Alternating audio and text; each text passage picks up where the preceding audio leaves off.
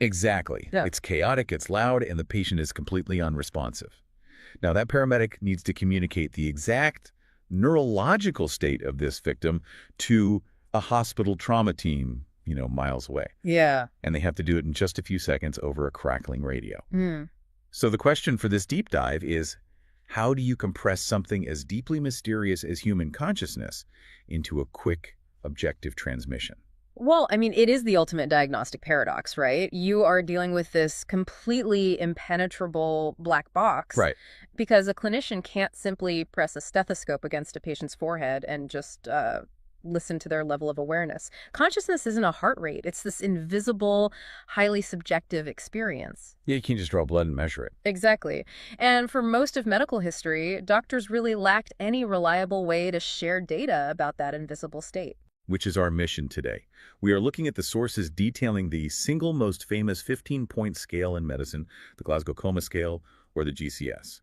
We're going to look at its history, its core components, and some of its pretty famous failure modes. And this isn't just medical trivia for you listening. Understanding the GCS is really a masterclass in how human beings try to take something profoundly subjective like human consciousness and force it into an objective, shareable number. Okay, let's unpack this. Because to really get the genius of the GCS, we have to look at the absolute mess that existed before it. We're going back to Britain in the 1960s and early 1970s. Yeah, this period is totally crucial. We were seeing a massive surge in road traffic accidents. Cars were getting faster, right?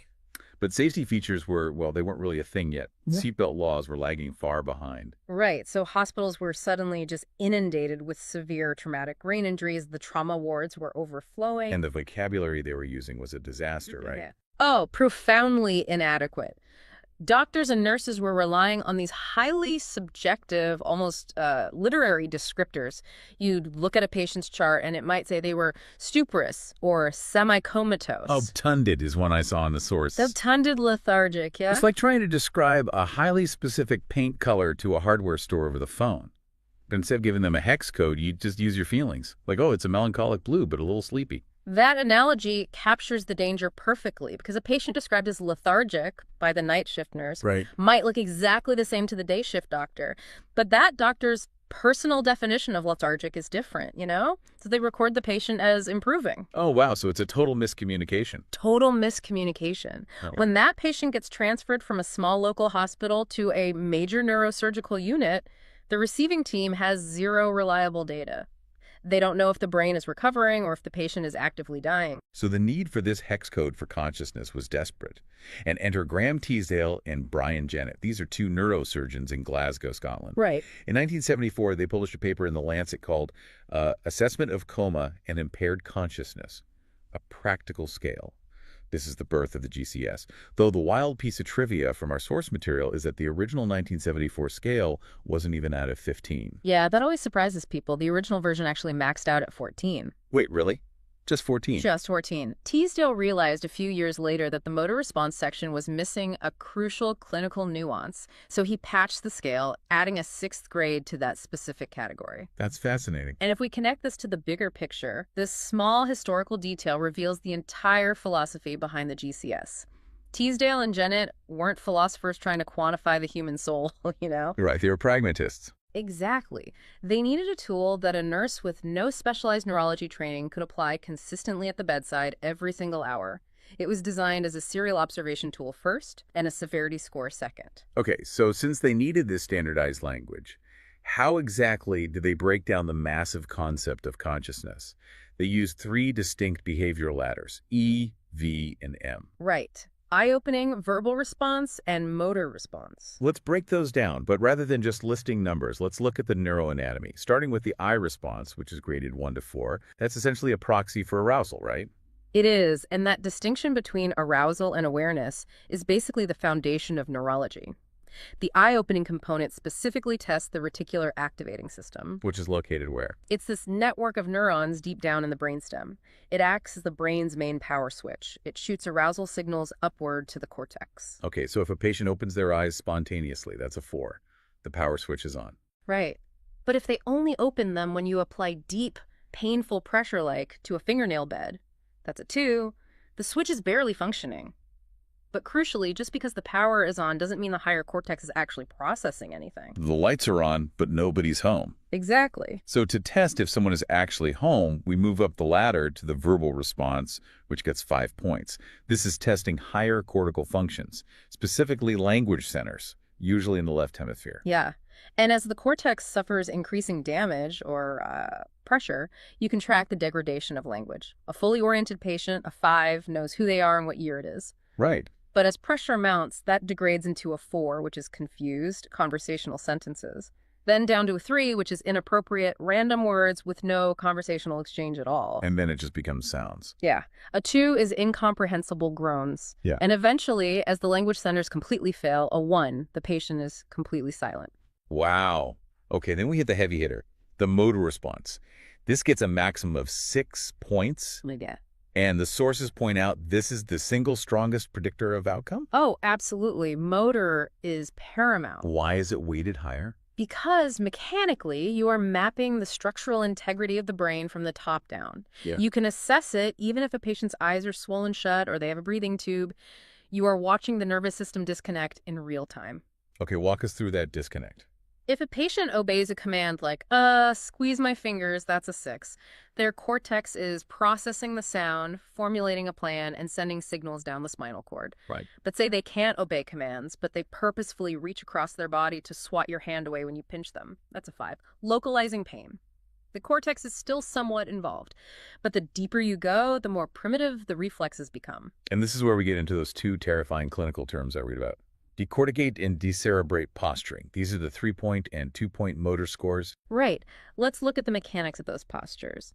A score of 3, abnormal flexion or decorticate posturing, happens when the arms bend rigidly inward, curling toward the chest. What does that mean anatomically? It indicates that the damage has severed the connection between the cortex and a structure in the midbrain called the red nucleus. The brainstem is basically operating on its own, trying to pull the body into a protective fetal position. That is wild. And a 2 is worse. Much worse. Abnormal extension or decerebrate posturing. The arms and legs straighten out rigidly and the wrists rotate outward. Oh, man. Yeah, the damage has now descended directly into the brainstem itself. It's disconnected the red nucleus entirely. The brain is relying on the most primitive vestibular tracts just to maintain muscle tone. It is a massive neurological emergency. Let's apply this to a concrete example from the text. A high-speed motorcycle crash. Okay. Patient comes into the trauma day. No eye opening to pain, so E is 1. No vocal sounds at all, V is 1. But when the doctor applies a sternal rub, that deep, painful friction on the chest, the patient's arms rigidly extend outward. Right, decerebrate posturing, M2. So E1, V1, M2. Total GCS is 4. This triggers a very famous medical mnemonic, right?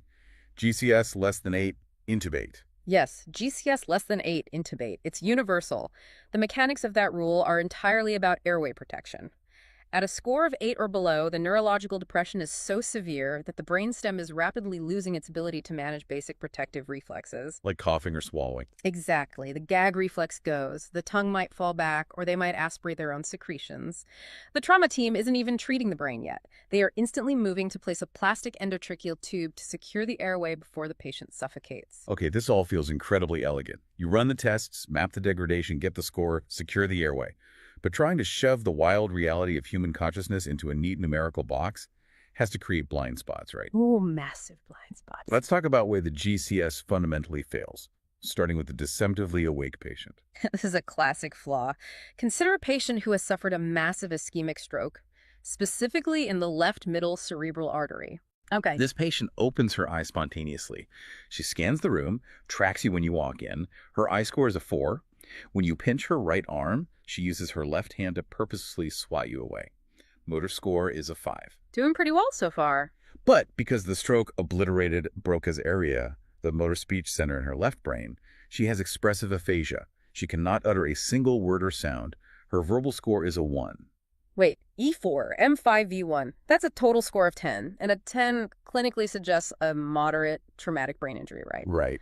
Doesn't this mean the GCS is measuring the ability to move or speak rather than actual consciousness? Because she's fully awake, she's sitting there trapped in silence, perfectly aware, and the scale calls her half comatose. Exactly. It exposes the deepest philosophical flaw of the tool. The GCS does not measure subjective awareness. It exclusively measures behavioral responsiveness. Wow. The most extreme example of this is locked-in syndrome. A patient with a specific brainstem stroke might be entirely awake, fully conscious, processing every conversation in the room, but they are paralyzed from the eyes down, so they can't move or speak at all. Nothing. Their GCS would be a 3. The lowest possible score, equivalent to a deep coma, even though their inner consciousness is perfectly intact. That is terrifying. It completely conflates the capacity to respond with the presence of a mind. And on top of that philosophical blind spot, the sources detail a glaring mathematical flaw that statisticians absolutely hate. Oh, the math problem. Summing the E, the V, and the M into a single number is, well, it's technically mathematically illegitimate. How so? The designers took 3 separate ordinal scales and disguised them as a single interval scale. In statistics, an ordinal scale just means the categories have a rank order. 4 is better than 3, 3 is better than 2. Right. But the distance between the numbers isn't equal. The neurological leap from a 1 to a 2 in motor response is vastly different from the leap from a 4 to a 5 in eye-opening. It's like a restaurant review, like, say, a 3-star rating on Yelp. A 3-star rating could mean incredible Michelin-level food, but the waiters literally throw the plates at your head. Or it could mean the food is terrible, but the service is incredible. The final number completely obscures the actual experience. And the clinical danger of that math is very real. Imagine patient A has no eye-opening, makes incomprehensible sounds, and withdraws from pain. E1, V2, M4.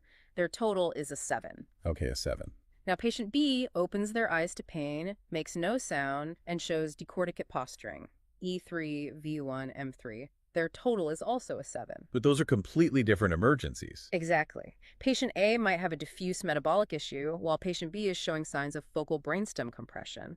Adding them up into a single digit destroys the most vital diagnostic information. Which is why the sources say experienced clinicians will rarely just say the GCS is 7. They report the breakdown. But even with the breakdown, we run into the most notorious failure point, the intubation controversy. This is the flaw that throws clinical trials into absolute chaos. When a patient is in the ICU with a severe brain injury, they almost always have a breathing tube in place. That piece of plastic passes directly through their vocal cords.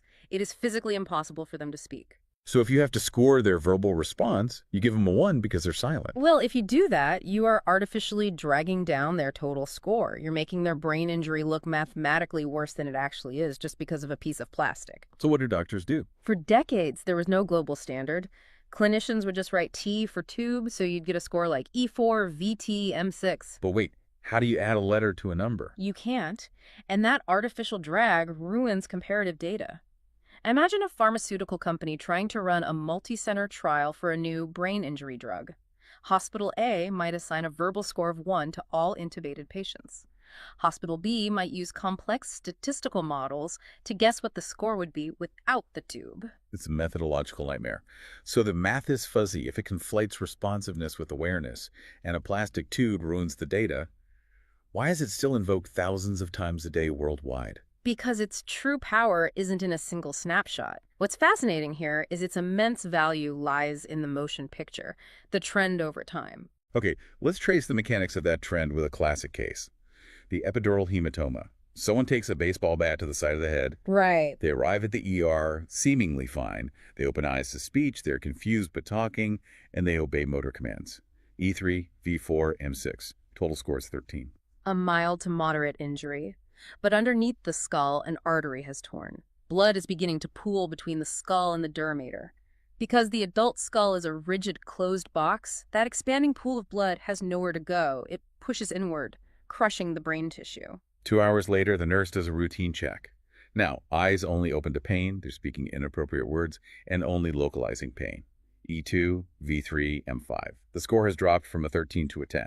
And an isolated score of 10 is still technically classified as a moderate injury, but that drop of 3 points is a massive blaring alarm. It signals expanding pressure before Cushing's triad sets in. Cushing's triad. Let's explain that. It's the late-stage physiological signature of a brain being crushed. The pressure squeezes the brainstem, starving it of oxygen.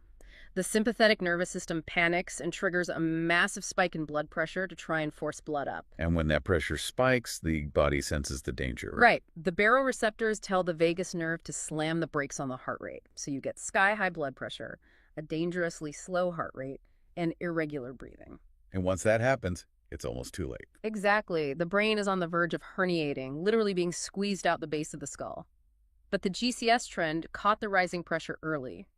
That 3-point behavioral drop gave the trauma team the lead time to rush the patient to the OR, drill a hole, evacuate the blood, and save their life.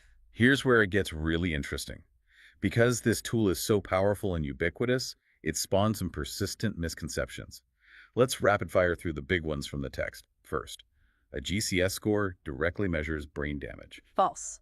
It measures current neurological output, not structural integrity. A patient's brain could be anatomically pristine on an MRI. But they could still have a low score. Oh yeah, if they're profoundly intoxicated with alcohol or severely hypothermic from falling in a freezing river, their neurons can't fire efficiently. The score plummets. The hardware is perfect, but the software is frozen. Myth 2. A GCS of 6 is twice as bad as a 12. We circle back to the ordinal scale problem. You can't divide or multiply these categories. A 6 means profound unresponsiveness, likely life support. A 12 might just be a confused patient with a mild concussion. It's not a ratio. And the final myth. A GCS of 3 means the patient is brain dead. Absolutely not. A GCS of 3 just means the patient has hit the floor of the behavioral scale. No eye opening, no sounds, no movement to pain. But brain death is a highly rigorous legal diagnosis. They need other tests for that. Yeah, neurologists have to check cranial nerves, corneal reflexes, and perform an apnea test disconnecting the ventilator to see if the brainstem's primitive urge to breathe is gone. You can have a GCS of 3 for weeks and still be alive. So because of all these weaknesses and myths, the medical field hasn't just sat still since 1974. They've tried to build better mousetraps. We have some rivals to the GCS. Yeah, a lot of push for refinement. In 2005, a neurologist named Ilko Wijeks introduced the FOU score. FOUR, full outline of unresponsiveness. Exactly. And it was designed specifically to fix the blind spots. It drops the problematic verbal score entirely, sidestepping the intubation controversy. And it adds brainstem reflexes like pupil reactions, which the GCS ignores. And then there's the AVPU scale used by EMS. Alert, voice, pain, unresponsive. Super crude, but a paramedic running toward a burning vehicle doesn't have time to calculate a 15-point index. They need a fast triage tool. But TZL himself wasn't blind to the criticisms, right? No, in 2014, for the 40th anniversary, he helped update the scale to GCS pupils, or GCFP. Clinicians can subtract points from the 15-point total if the pupils are fixed and non-reactive to light. Addressing that brainstem blind spot. Real quick, just to clarify some alphabet soup for you reading the literature. Yeah. There's also the GOS, the Glasgow Outcome Scale. Right, totally different application. Oh. Created by the same Glasgow team in the 70s, but it's not for the emergency room. It's for long-term recovery. Yes. While GCS measures initial severity, GOS measures the long-term reality. Does the patient end up in a vegetative state or make a good recovery 6 months down the line?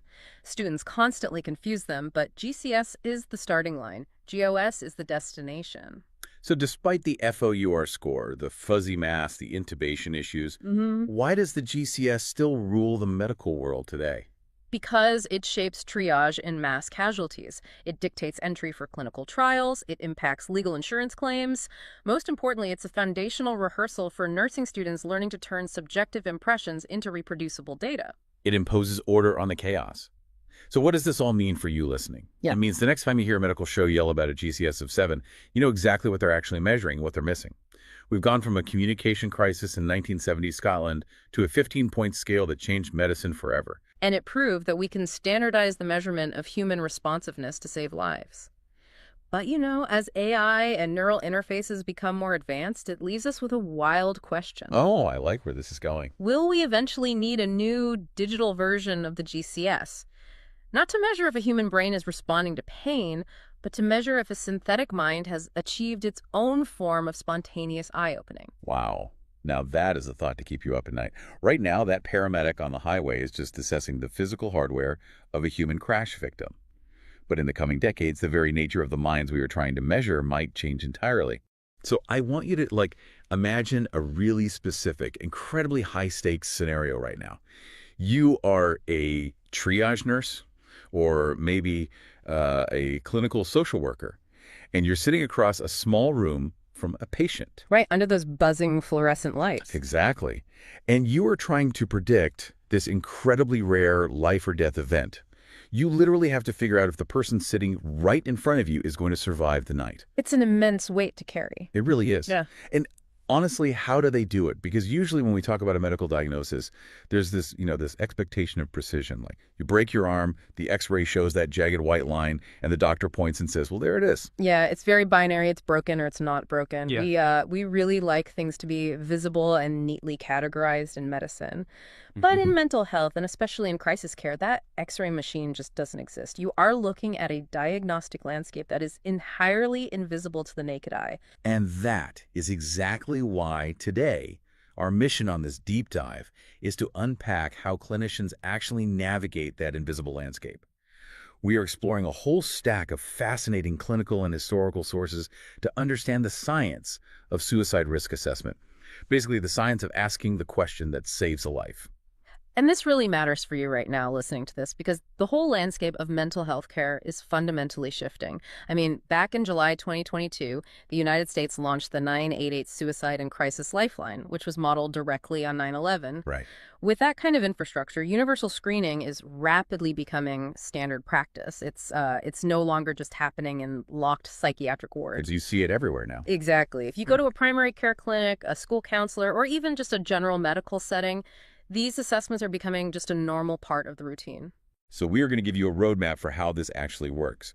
We'll cover the pretty shocking origin of the field, the major medical misunderstandings that persisted for literally decades, and why a specific UK utility change completely altered how we view mental health. It is really a history of trial, error, and some pretty massive paradigm-shifting discoveries. But, before we can even understand how clinicians actually assess risk, we really have to clear up the biggest misconception that stops everyday people, and sometimes even professionals, from doing it in the first place. Oh, absolutely. I mean, I like to think of this old fear as being a lot like Fight Club. Okay, Fight Club. Yeah. Because, the first rule of Fight Club is you do not talk about Fight Club. And for a really long time, the unwritten first rule of suicide was that you don't talk about it. Yeah. People were just terrified that bringing it up would somehow plant the idea in someone's head. Yes, that is the single most persistent myth in the entire field. It's this pervasive idea that asking someone directly if they are suicidal will, push a vulnerable person over the edge. Right, which sounds logical if you're scared, but... But the clinical sources are incredibly clear on this. It is empirically false. There was this landmark systematic review in 2014 by Doddsey and colleagues that looked at this exact question. And what did they find? They found absolutely zero evidence that asking about suicide increases suicidal ideation. Zero. In fact, they found the exact opposite. So it actually brings the temperature down. Precisely. It reduces distress. And if you think about the psychology of it, it makes total sense. I mean, a person in an acute crisis is often dealing with this immense shame and isolation. Yeah, they feel completely alone. Right. So direct, plain language questions, literally just asking, are you thinking about killing yourself, takes this terrifying, isolating monster in the room and turns it into a tangible thing you can actually discuss. Euphemisms just create more ambiguity. So breaking that taboo is really the fundamental first step in harm reduction. Wow. So where did this practice of direct questioning actually start? Because from the sources, it didn't come from some pristine ivory tower. It traces back to a psychologist named Edwin Schneidman in the late 1940s. Yes, Schneidman is a huge figure here. Right. So he was asked to review Veterans Administration hospital records in Los Angeles, and he just stumbled onto this cache of actual suicide notes. And those notes completely changed the trajectory of his work and really the whole field of psychology, because reading them made him realize that clinical theory at the time was just way too detached from the messy reality of an actual crisis. So fast forward a bit to 1958, and Schneidman co-founds the Los Angeles Suicide Prevention Center with Farborough and Lippman. And this is widely regarded as the first suicide prevention center in the world. But they weren't just writing academic papers, right? They were fielding real, live crisis calls. Yeah, and that is a crucial detail for understanding the DNA of suicide risk assessment. It was born on crisis phone lines. It was harm reduction in real time. Not just in abstract psychiatric wards. Yeah, exactly. These clinicians were on the phone with people right in the middle of a spiraling event, trying to figure out if they needed to send the police or just stay on the line, that they didn't have the luxury of time to, dance around the subject. Right, they had to be direct. They had to figure out what distinguishes someone who is deeply distressed from someone who is actually about to act. Schneidman even coined the term suicidology a bit later, in 1968, and the concept of postvention. It was pure real-time triage. Okay, let's unpack this. We know we must ask, and we know from the data that we shouldn't be afraid to ask. Yeah. But for a huge chunk of the 20th century, the medical field took the answers to those questions and used them for the completely wrong goal. Yeah, they really did. They treated it like a perdition game. That was the 20th century mindset, essentially. The historical framework in medicine was all about sorting patients into buckets, like low, medium, and high-risk tiers, and then you administer treatment based on that specific label. I mean, it sounds totally logical. That's what you do in an emergency room for physical trauma, right? Yeah. The gunshot wound gets seen before the sprained ankle. It makes sense intuitively, sure, but the data shows it was a massive failure for mental health. The real turning point in the literature is this massive 2017 meta-analysis by Joseph Franklin and his colleagues. Oh, this study blew my mind. It's incredible. They looked at roughly 50 years of research on suicide risk factors, half a century of data. And they found that predictive accuracy hadn't meaningfully improved in all that time. Categorizing individual patients into risk tiers performed only marginally better than chance. Only marginally better than a coin toss. That is just wild. And it gets worse. Researchers like Matthew Large pointed out a really dangerous side effect of this whole prediction mindset. He argued that formal risk categorization creates a dangerous illusion for the clinician. Well, think about what a low-risk label does to a busy triage nurse. It tells them they can step back, maybe under-monitor that patient, and focus on someone else. But the statistical reality is that the vast majority of suicides occur in people who were never flagged as high risk in the first place. Because suicide is statistically rare to begin with, so high-risk categories are just tiny, tiny slices of the population. Right. It's a low base rate event. A low-risk label is just a probabilistic statement about a massive group of people. It is not a safety guarantee for the specific, complex individual sitting right in front of you. But wait, I have to ask, if we can't accurately predict who will attempt suicide, why are we doing assessments at all? If the sorting buckets don't work, what is that nurse even doing with that questionnaire? What's fascinating here is how the field responded to that exact crisis of confidence. Leading organizations like the Zero Suicide Institute and the Joint Commission, they didn't just abandon the assessment. They fundamentally changed its purpose. They shifted the definition from prediction to risk formulation. Risk formulation. Break that down for me. How is that actually different from prediction? Well, prediction is about generating a label high, medium, low, and essentially handing down a verdict. Risk formulation is completely different. It's an ongoing collaborative narrative. It's the clinician sitting down with the patient and identifying the specific modifiable drivers of risk for them in the specific moment. So it's more of a partnership. Exactly. The clinician isn't a judge anymore. They are a partner trying to build a concrete safety plan based on what is driving the pain today and what resources the patient actually has right now. So if the goal is no longer slapping a label on someone, the actual tools used in the clinic had to evolve dramatically, right? Because some of the old practices were, looking back, just completely illogical. Take the no suicide contract. Oh, right. Also known as the no harm contract. This was widely used from the 1970s straight through the 1990s. Yeah, and this was a literal written or verbal promise where the patient agreed not to harm themselves before their next appointment. I mean, to me, this sounds like making someone sign a piece of paper promising their house won't catch fire. That's a great way to put it. Right. It makes the person holding the clipboard feel like they have legal comfort, but it does absolutely zero to stop the flames. And that is exactly how the research evaluated it. Studies consistently showed these contracts had zero demonstrated protective effect. None. And worse, they created that dangerous illusion of safety we just talked about. A patient could sign the contract, look totally compliant, and get discharged while still having an untreated plan and full access to lethal methods at home. So if a contract was just a hollow piece of paper promising no fire, what is the modern replacement? It's called the Safety Planning Intervention. It was developed by Barbara Stanley and Gregory Brown in 2012. But wait, isn't a safety plan just another piece of paper? How does writing down a strategy actually stop someone in an acute crisis? Because it's not a hollow promise to a doctor. It is a personalized, concrete, step-by-step cognitive map for the patient. You see, during an acute suicidal crisis, the prefrontal cortex, the part of the brain responsible for logical planning and impulse control, it essentially just goes offline. It just shuts down. Right. So a safety plan does the thinking for them when they can't. It maps out their specific personal warning signs, internal coping strategies they can do alone, social settings that provide distraction, specific professionals to call, and crucially, steps for removing lethal means from their environment. It's like actually buying the fire extinguishers and mapping out the emergency exits before the smoke even starts. That makes total sense. Exactly. And it wasn't just the contracts that failed. The old static risk checklists failed too. Like there was one in the sources called the SAD Person Scale from 1983. Yes, the SAD Person Scale. It was an acronym standing for demographic things like sex, age, depression, previous attempt. It was supposed to be this quick memory trick for emergency departments. But studies, like the one by Cooper and colleagues in 2016, totally debunked it. They proved that these static scales performed terribly.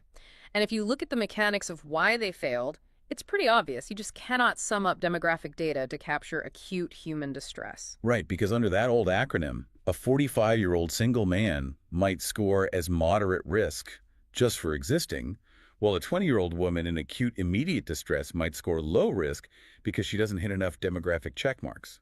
It's treating a static identity like it's a clinical state. Exactly. A checklist score is not a clinical decision, which is why the rise of modern tools looks entirely different. Today, clinicians use tools like the Columbia Protocol, also known as the CSSRS. And the origin of the Columbia Protocol is actually pretty fascinating on its own. In 2004, the FDA put a black box warning on antidepressants, linking them to increased suicidality in youth. Right, that was a huge moment. Suddenly, the FDA needed a highly standardized way to measure suicidal events across all their drug trials. So Kelly Posner at Columbia University developed this protocol, and it worked so well it migrated out of drug trials and into everyday emergency rooms and schools. But how does it actually work? What makes it better than the SAD Person's acronym? It uses branching logic. So instead of just adding up arbitrary points, it acts as a structured funnel. You start with a gateway question, something like, have you wished you were dead or wished you could go to sleep and not wake up? Okay. If the patient says no, you move on. But if they say yes, the logic branches down into the severity of that ideation, then into whether they have a specific intent, and finally, whether they have a concrete plan. I see. So it guides the conversation naturally from vague distress all the way to immediate danger. Yes. And for non-psychiatric settings, there is the ASQ, the Ask Suicide Screening Questions. That was developed by Lisa Horowitz at the National Institute of Mental Health, specifically for general medical nurses to use in under 2 minutes. Wow, under 2 minutes. Which is vital because a massive percentage of people who die by suicide saw a general healthcare provider in the weeks before, often for something totally unrelated like a stomach ache or a mild injury. You need a fast, reliable branching tool to catch that invisible risk. But, having a great screening tool and a written safety plan is only part of the equation. A safety plan is great on paper, but the most crucial step of that plan relies on modifying the physical environment. And this brings us to a massive accidental national experiment in the United Kingdom. Yes. The UK coal gas story. This was incredible to read about. It really is. So through the middle of the 20th century, the UK used coal gas to heat homes and power ovens. It contained high concentrations of carbon monoxide and was actually the country's single most common method of suicide. Right. But in the 1960s and 70s, the UK systematically converted its grid away from coal gas to natural gas, which is not lethal by inhalation in the same way. And an epidemiologist named Neil Kreitman tracked the data. As coal gas was phased out, the overall national suicide rate plummeted. I mean, it didn't just dip a little, it fell substantially and stayed down. And this is the defining proof of a concept called means restriction. Because the most critical finding wasn't just that deaths by gas dropped, it was that people did not simply switch to other, equally lethal methods. So what does this all mean? Does just removing a specific method really stop the underlying intent entirely? Like if someone is truly determined, wouldn't they just find another way? If we connect this to the bigger picture, it changes everything we thought we knew about suicidal intent. The coal gas story proves that suicidal crises are acute and time-limited. The intent is not a permanent, fixed state. Think of it as a wave that crests, peaks in intensity, and then breaks. A temporary wave. Exactly. If you can remove easy access to a highly lethal method during that specific, narrow window of crisis, you don't just delay a death, you often prevent it entirely. The wave crashes, the crisis passes, and the person survives. That is profound. And you can actually scale that philosophy up from household utilities to an entire healthcare system. Just look at what happened in Detroit in 1999. The Henry Ford Health System launched a program with this impossibly bold name, Perfect Depression Care. Yes. Their goal was literally 0 suicides among their patient population. And it wasn't just a catchy slogan either. They achieved it. But they didn't do it by just telling doctors to, try harder. They changed the systemic mechanics of how care was delivered. Right. They built systematic screening directly into the electronic medical record at every visit. A nurse couldn't just bypass the questions. It was integrated whether you were there for depression or just a twisted ankle. Yep, universal screening. And if a risk was flagged, the system immediately routed them into rapid access to care, safety planning, and means restriction counseling. By fundamentally changing the clinical workflow, they saw a dramatic decline in deaths. I mean, they had several years where absolutely zero patients in their health plan died by suicide. Which became the prototype for the National Zero Suicide Framework that health systems across the country use today. Systematic everyday risk assessment moves outcomes far better than waiting for a patient to show up in crisis triage. So we've spent a lot of time talking about the physical environment, removing the lethal gas, restricting access to means. But the psychological and cultural environment matters just as much, making risk a constantly moving target. And here's where it gets really interesting to me. We actually get the vocabulary for modern psychiatric contagion from 18th century literature and opera. You're referring to the media impact, the Werther effect, and the Papageno effect. Exactly. The Werther effect is named after Goethe's 1774 novel, The Sorrows of Young Werther. It featured a highly sympathetic, romanticized depiction of the main character's suicide. It was so influential it was literally blamed for a wave of copycat deaths across Europe. Yeah, David Phillips formally named this media contagion the Werther effect in 1974. How we talk about suicide publicly, especially detailing the methods it bypasses the brain's natural defenses and can literally be deadly. But the flip side of that is the Papageno effect. Named after a character in Mozart's opera The Magic Flute, who is actively talked out of suicide and shown a different path.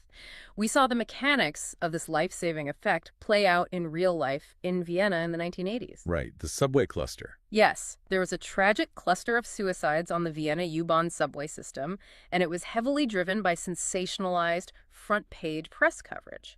So Gerd Sonneck and other Austrian researchers sat down with the media in 1987 and created strict reporting guidelines. No detailed method descriptions, no front-page placement, no romanticized language. And subway suicides dropped by roughly 80%. The cultural narrative acts as its own form of means restriction. But to really understand why this happens, we have to look at what is going on internally, inside the mind of the individual. This is where Thomas Joiner's 2005 interpersonal psychological theory of suicide is just so illuminating. Joiner's theory breaks down the progression of lethal intent into three distinct pillars, right? Right. First, there is thwarted belongingness, which is feeling profoundly alienated from others. Second, perceived burdensomeness, the absolute false belief that your existence is actively harming the people you love. How sad. It is. When those two combine, they create the desire for suicide. But, and this is critical, desire alone isn't enough to result in a lethal attempt. This is the core of the theory. The third pillar is acquired capability. Yes. Because humans have a powerful, deeply ingrained biological instinct for self-preservation. It is incredibly difficult to override the physical fear of pain and death. Joiner argues that the capability for lethal self-harm is not innate. It has to be acquired over time through habituation. Repeated exposure to pain, violence, or trauma slowly wears down that biological flinch response. And this explains the ideation to action framework. The data shows that most people who experience suicidal ideation never actually attempt it, simply because they haven't acquired the capability to bypass that self-preservation instinct. It also highlights a major misconception in medicine. The idea that suicide risk assessment is just a one-time intake event. You check the box on day one and you're done. Which is entirely false. Risk is highly dynamic precisely because things like burdensomeness and capability can fluctuate. Risk can escalate within hours. For example, the period immediately following discharge from a psychiatric hospital or during medication changes is one of the highest risk windows known to medicine. The transition itself is a huge stressor. Yes. This is why the Joint Commission in 2019 strictly required ongoing rescreening. You just cannot treat a moving target as a single static data point on a clipboard. So let's bring all of this together for you. We started by looking at a triage nurse sitting across from a patient, trying to predict the unpredictable. What we've learned from the sources is that suicide risk assessment is no longer about crystal ball prediction. It's not about checking demographic boxes to cover a hospital's legal liability. It's not at all. It is an active, collaborative safety net. It is rooted in asking direct, plain language questions without fear. It is about abandoning useless promises like the no suicide contract and instead building actionable, personalized safety plans for when a crisis hits. And it is about recognizing that crises are acute, temporary waves. Modifying the physical environment to remove lethal means during those brief windows, whether it's changing the gas in the ovens or putting distance between a person and a firearm, it saves lives, period. It's acknowledging that risk fluctuates constantly and the assessment must adapt with it. Before we wrap up, I want to leave you with a final provocative thought to ponder on your own, building directly on Thomas Joiner's theory of acquired capability. We talked about how the ability to overcome the fear of self-harm is built through habituation to pain and fear. Joiner explicitly notes in his work how this capability is acquired. He lists things like prior attempts or combat exposure, but he also explicitly lists medical training. That is a very profound and sobering reality. I really want you to consider the quiet burden of that fact. The very nurses, doctors, and medics who are trained to sit in that triage room and administer these life-saving risk assessments might, by the very nature of their daily relentless exposure to pain, trauma, and death, carry a uniquely elevated risk themselves. Wow, yeah. Their biological flinch response is worn down just by doing their jobs. It fundamentally changes how we look at the people asking the questions. When we picture that clinician sitting across the room asking the question that saves a life, they aren't just reading a script. They are human beings, carrying their own vulnerabilities, doing the incredibly hard work of keeping the rest of us safe. It's a really powerful reminder of the humanity on both sides of that clipboard. It really is. Well, thanks for joining us on this deep dive. We'll see you next time. Imagine your heart right now just beating in your chest. Usually it's this perfect, reliable metronome, tick, tock, squeeze, release. Yeah, completely in the background. Right. It's this masterpiece of biological engineering, and it quietly does its job without you ever having to think about it. And we take that predictable rhythm entirely for granted. I mean, the moment you start actually feeling every single heartbeat, something has fundamentally changed. Exactly. But imagine that metronome suddenly shatters. It just breaks and turns into this chaotic, quivering storm. It starts firing completely out of sync, totally unpredictable. That is atrial fibrillation. Or what you'll usually hear called a fib. Yes, a fib, which is what we're diving into today. It's the absolute definition of electrical chaos inside the human body. It really is. AFib completely rewrites the rules of how the heart is supposed to function, changing it from this organized pump into an erratic, trembling muscle. And so today, we are exploring the clinical and historical notes on a fib, specifically focusing on the nursing and medical angle. We're calling this deep dive the irregular rhythm that throws clots. I like that title. Very accurate. Thanks. We're going to unpack what it is, why it quintuples your risk of a stroke quintuples, and how the medical understanding of this condition has flipped like multiple times over the decades. And understanding this is so crucial for you listening because AFib is not some rare medical anomaly. It is one of the most common sustained arrhythmias on the planet. Yeah, it's everywhere now. It really is. Our global population is aging, which means prevalence is just skyrocketing. I mean, millions of people now have smartwatches buzzing on their wrist with these irregular rhythm alerts. Which is terrifying to wake up to, I'm sure. Oh, absolutely. So whether you're a nursing student cramming for the NCLEX or a medical professional or just, someone trying to track your own heart health, a fib is something you will inevitably encounter. And it's wild to think we're now getting wrist alerts for something doctors spent literally centuries trying to decipher just by touching a patient's wrist. Right. The history here is fascinating. The historical notes show physicians were noticing these highly irregular pulses long before they had any clue about the underlying mechanism. Yeah, you can actually trace it back to 1749. 1749, that's what, George Washington was a teenager? Basically, yeah. There was this French physician named Jean-Baptiste de Sénac. He was feeling the pulses of patients with severe mitral valve disease and documenting this highly irregular, rapid pattern. Just by touch. Just by touch. But the terminology really became evocative, I'd say, in 1876. That's when a clinician named Carl Wilhelm Hermann Nothnagel described the phenomenon simply by feeling it at the bedside. And he gave it a great name. He did. He coined the term delirium cordis. Delirium of the heart. Exactly. That is just an incredibly vivid way to describe a pulse, but purely descriptive, right? I mean, they had absolutely no mechanistic explanation for why the heart was delirious. Isn't it all? To move from feeling a delirious pulse to actually mapping an electrical storm, That required a massive technological leap. Enter the early 1900s. Yes. A Dutch physiologist named Willem Einthoven invented the string galvanometer. Which sounds like a steampunk instrument. It kind of was. This was the first real electrocardiogram, the ECG, and it actually won him the 1924 Nobel Prize. I always wonder how they actually pulled that off before modern computers. Like, how do you visualize human electricity in the early 1900s? Well, it was a brilliant piece of analog engineering. Einthoven suspended this microscopic silver-coated quartz string. Wait, an actual physical string? The physical microscopic string. He suspended it between two powerful electromagnets.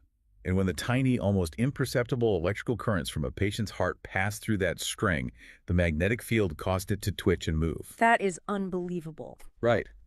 And he shined a bright light on it, so the moving string cast a shadow onto a scrolling roll of photographic paper. So the shadow of this twitching string physically drew the electrical waves of the heart. You got it. The very first ECG tracings. Einthoven captured these early recordings showing a chaotic, undulating baseline where the normal, organized electrical wave, what we now call the P wave, was just entirely missing. Just gone. But it was British cardiologist Sir Thomas Lewis who put the puzzle together around 1909. He connected Einthoven's visual tracings to that delirium cordis that clinicians had been feeling for, well, 150 years. And he coined the modern term, right? Close. He coined the term auricular fibrillation. Oh, because atria were called auricles back then. Exactly.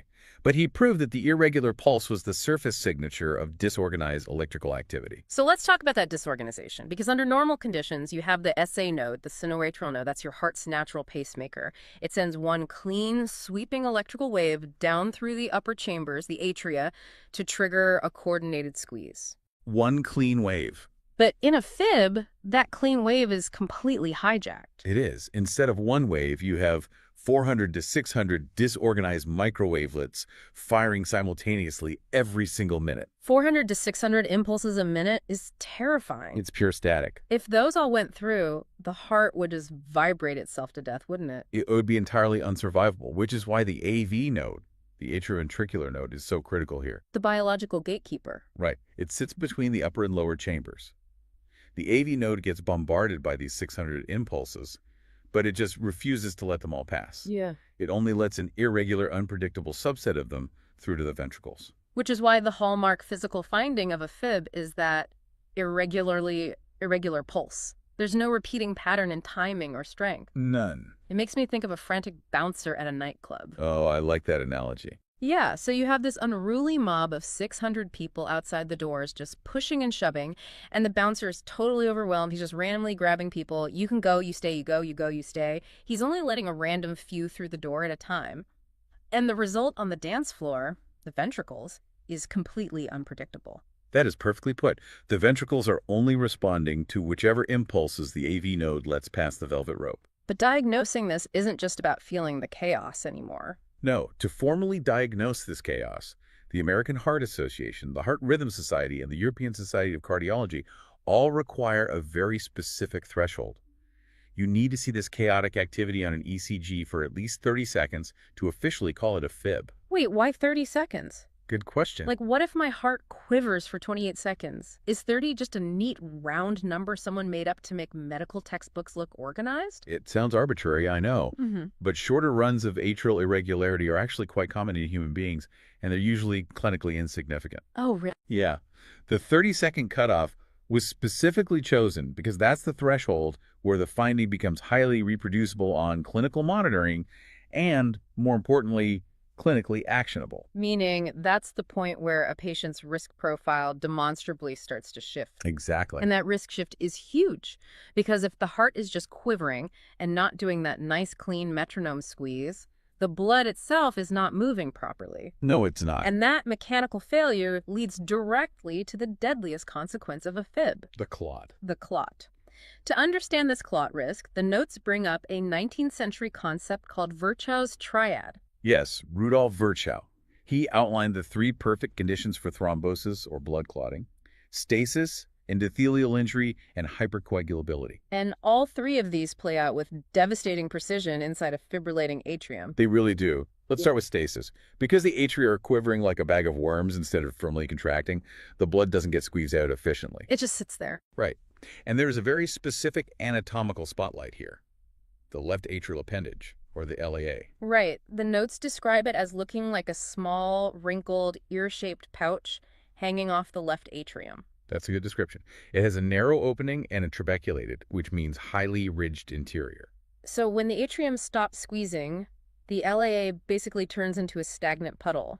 The blood just pools in those ridges. And because that blood is stagnant, it triggers the other two parts of Virch's triad. The stagnant blood physically irritates and inflames the lining of that patch.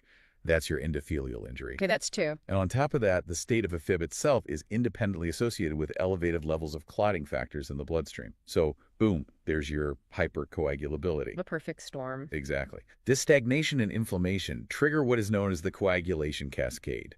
Specifically, the body starts producing fibrin proteins. These proteins weave together into this sticky net that traps passing red blood cells, creating massive fibrin-rich clots.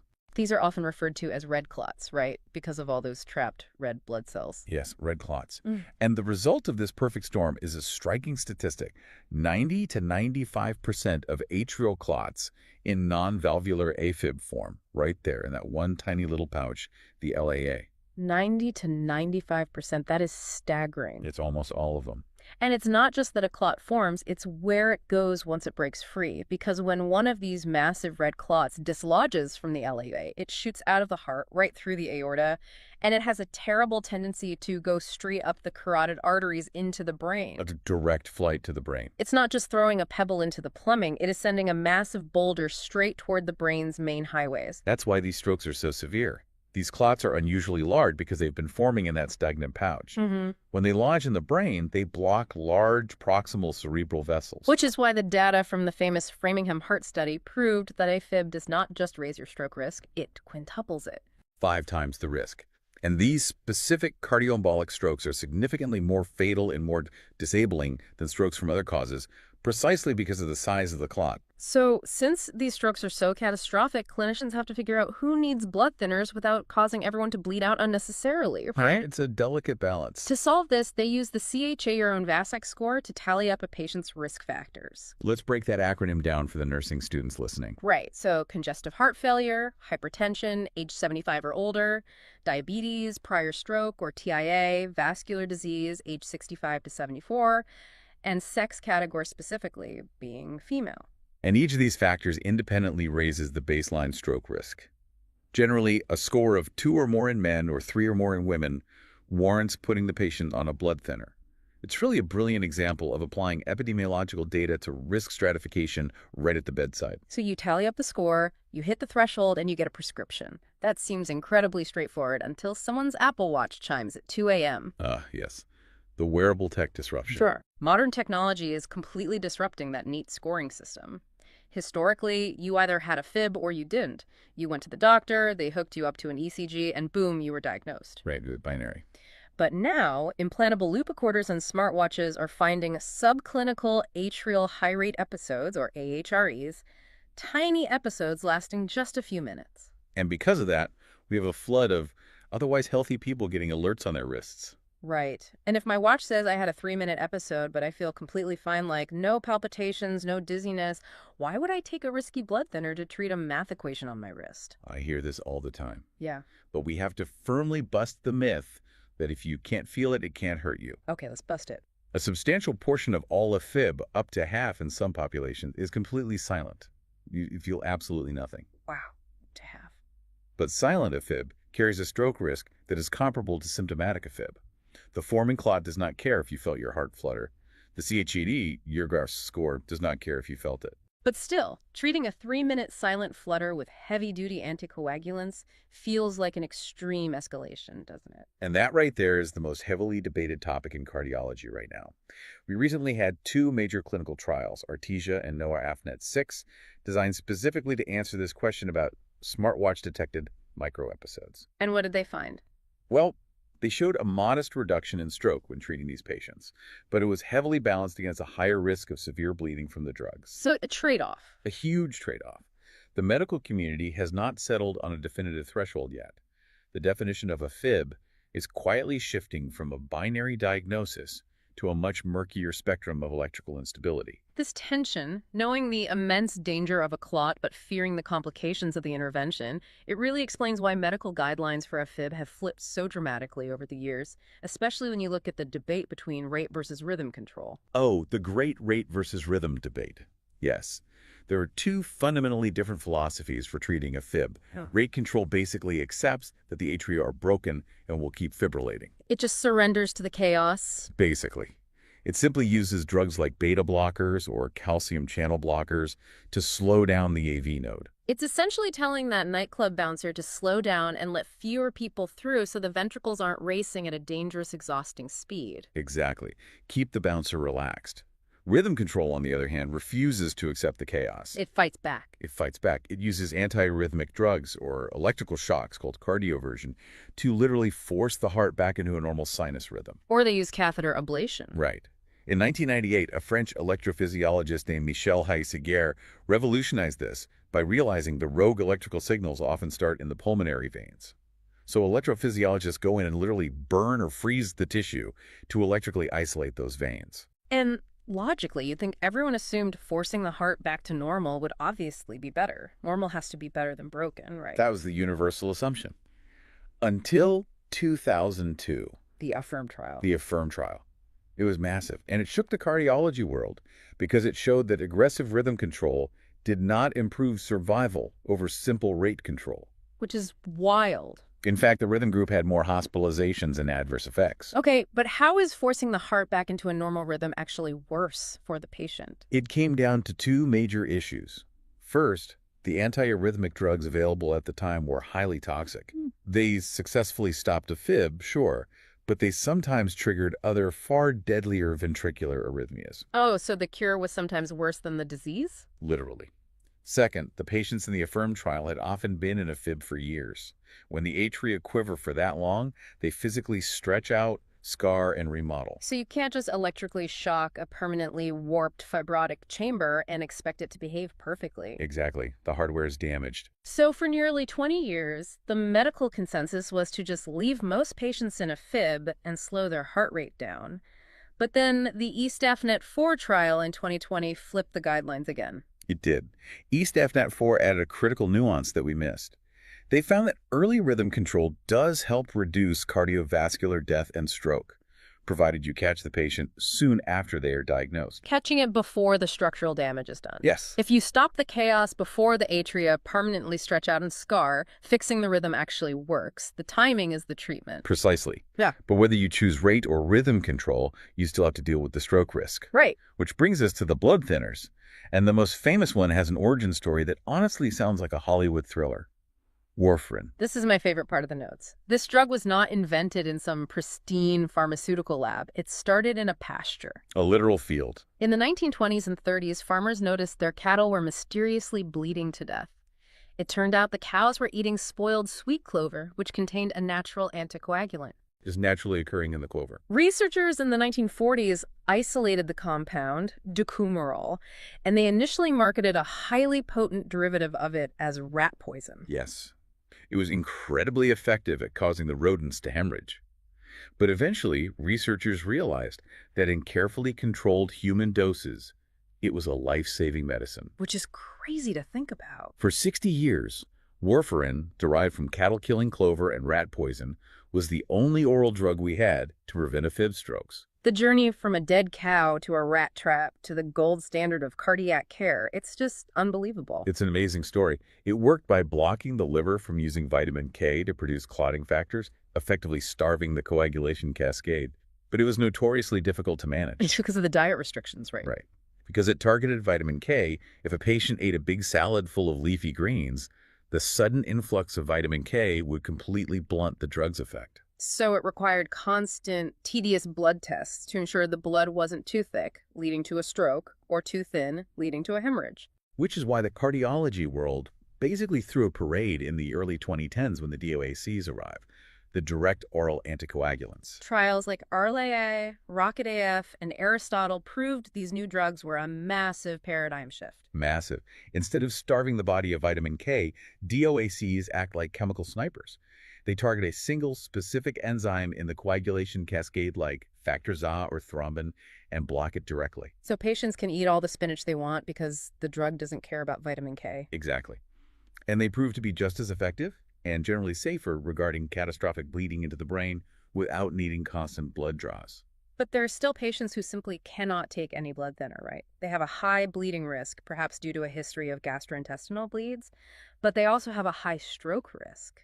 What happens to them? That is where the mechanical fix comes in. Remember that left atrial appendage, the LAA, where 95% of the clots form? The little ear-shaped pouch? Yes. Biomedical engineers asked a very simple question. Why thin the blood in the entire body when we can just plug the one pouch causing the problem? Which is brilliant. They developed LAA occlusion devices, like the Watchman. The Protect AF trial showed you can deploy this little parachute-like plug right into the LAA, mechanically sealing it off. So the blood can no longer pool in the ridges? Right. The stasis is eliminated, and the risk is structurally removed. So with treatments ranging from freezing the heart's veins to prescribing rat poison derivatives to implanting tiny parachutes, it is no wonder patients and even clinicians fall victim to dangerous misconceptions. Let's clear those up based on the clinical notes.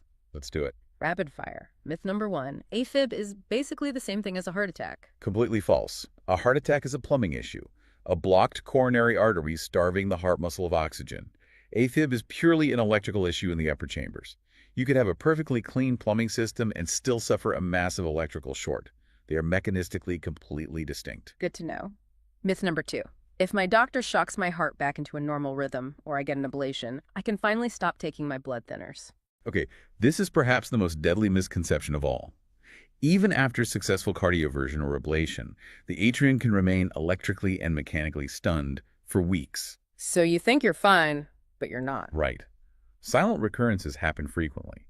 Your need for blood thinners is dictated strictly by your CHA risk score, not by whatever rhythm you happen to be in today.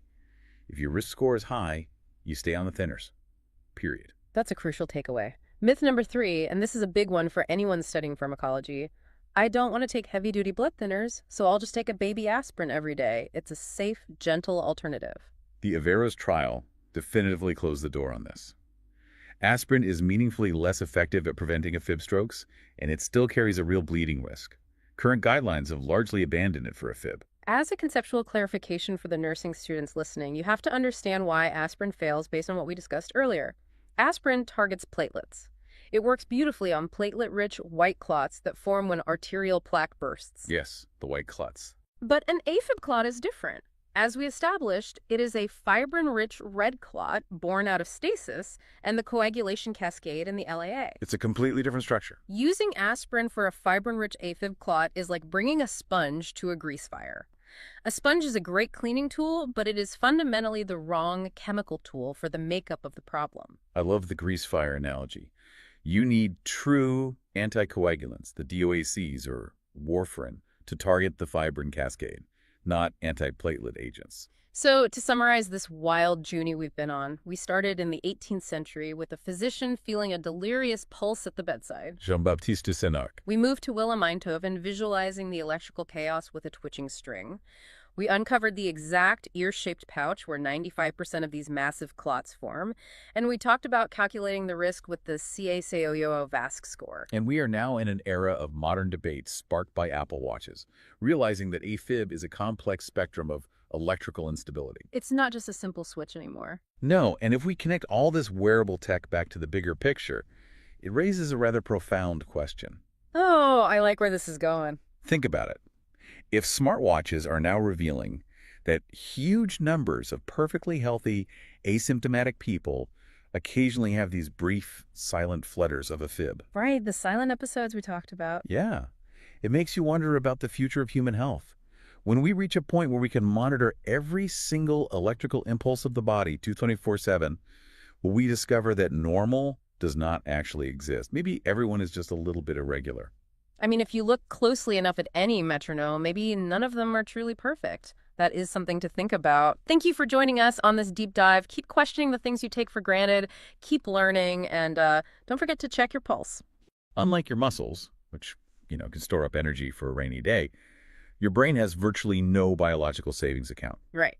There are no fat stores up there. Right, zero. Yeah, minimal glycogen. The human brain is just this hyper-demanding engine that is completely 100% dependent on a continuous second-by-second flow of blood. It needs that constant delivery of oxygen and glucose or else things go wrong fast. Exactly. If you cut off that blood supply to a region of brain tissue, the neurons in that territory begin failing in seconds, and, they begin dying in minutes. It's just a terrifyingly fragile system when you actually look at the raw anatomy.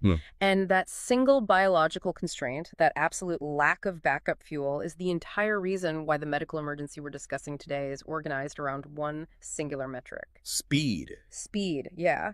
The brain is the most complex structure in the known universe, but it is incredibly unforgiving when it comes to its supply chain. Okay, let's unpack this. Welcome to today's deep dive, where we are exploring the clinical reality of a stroke. If you're listening to this, our mission today is to completely deconstruct the famous FAST acronym, the one you've probably seen on billboards or in hospital waiting rooms. Right, it's everywhere now. It is. And we're going to dig into the mechanics of why the two main types of stroke are absolute biological opposites. We'll also explore how modern medicine is fighting a literal race against the clock here. Yeah, and by the end of this deep dive, you're going to possess the kind of actionable structural knowledge that could literally dictate whether a stranger, a coworker, or, a loved one survives an emergency. Which is a heavy promise, but the stakes really are that high. They really are. But before we get into how to intervene in a stroke, we kind of have to grapple with what a stroke actually is. Which sounds simple, but it's not. No, not at all. The medical consensus of what constitutes a stroke has completely changed over the years. It's this moving target that basically tracks our technological ability to look inside the skull. Right, because historically, medicine didn't even recognize this as a vascular issue. If you look at the origin of the word stroke, it's this descriptive holdover from ancient times. Yeah, going way back. Like Hippocrates, around 400 BCE, he used the Greek term apoplexia. The idea was that a person was suddenly struck down, almost as if by a physical blow from the gods. And that concept persisted in Western medicine as apoplexy for centuries. You'd read these historical accounts of someone suffering a fit of apoplexy, and the treatment was basically to just, put a cold cloth on their head and hope for the best. Just wait it out. Exactly. For most of human history, a stroke wasn't something you actively treated. It was a fate you quietly managed. It wasn't until pathologists in the 1800s and 1900s started doing detailed autopsies that physicians realized they were looking at a plumbing problem. An issue with the blood vessels. Right. And by the 1990s, public health organizations like the American Stroke Association made a deliberate push to rebrand the condition as a brain attack. Oh, to borrow the urgency of a heart attack. Yes. They wanted to signal to the public that, hey, this is an active emergency requiring immediate hospital transport. But the clinical definition, like the actual rules doctors used in the emergency room to diagnose it, was still lagging way behind that whole public relations campaign. Oh, massively. Yeah, because for decades, the working definition was codified by the World Health Organization back in 1970. And it was entirely time-based. Right, the 24-hour rule. Right. The WHO defined a stroke as rapidly developing signs of a disturbance in cerebral function lasting more than 24 hours, meaning the entire diagnosis hung on a ticking clock. If your slurred speech and facial droop lasted 24 hours and 1 minute, boom, you were stamped with a stroke diagnosis. And the flip side of that rule was incredibly dangerous. Because if your symptoms lasted, say, 23 hours and 59 minutes and then vanished, the WHO said you technically had a TIA. A transient ischemic attack. Exactly. Or, in popular culture, we call this a mini-stroke.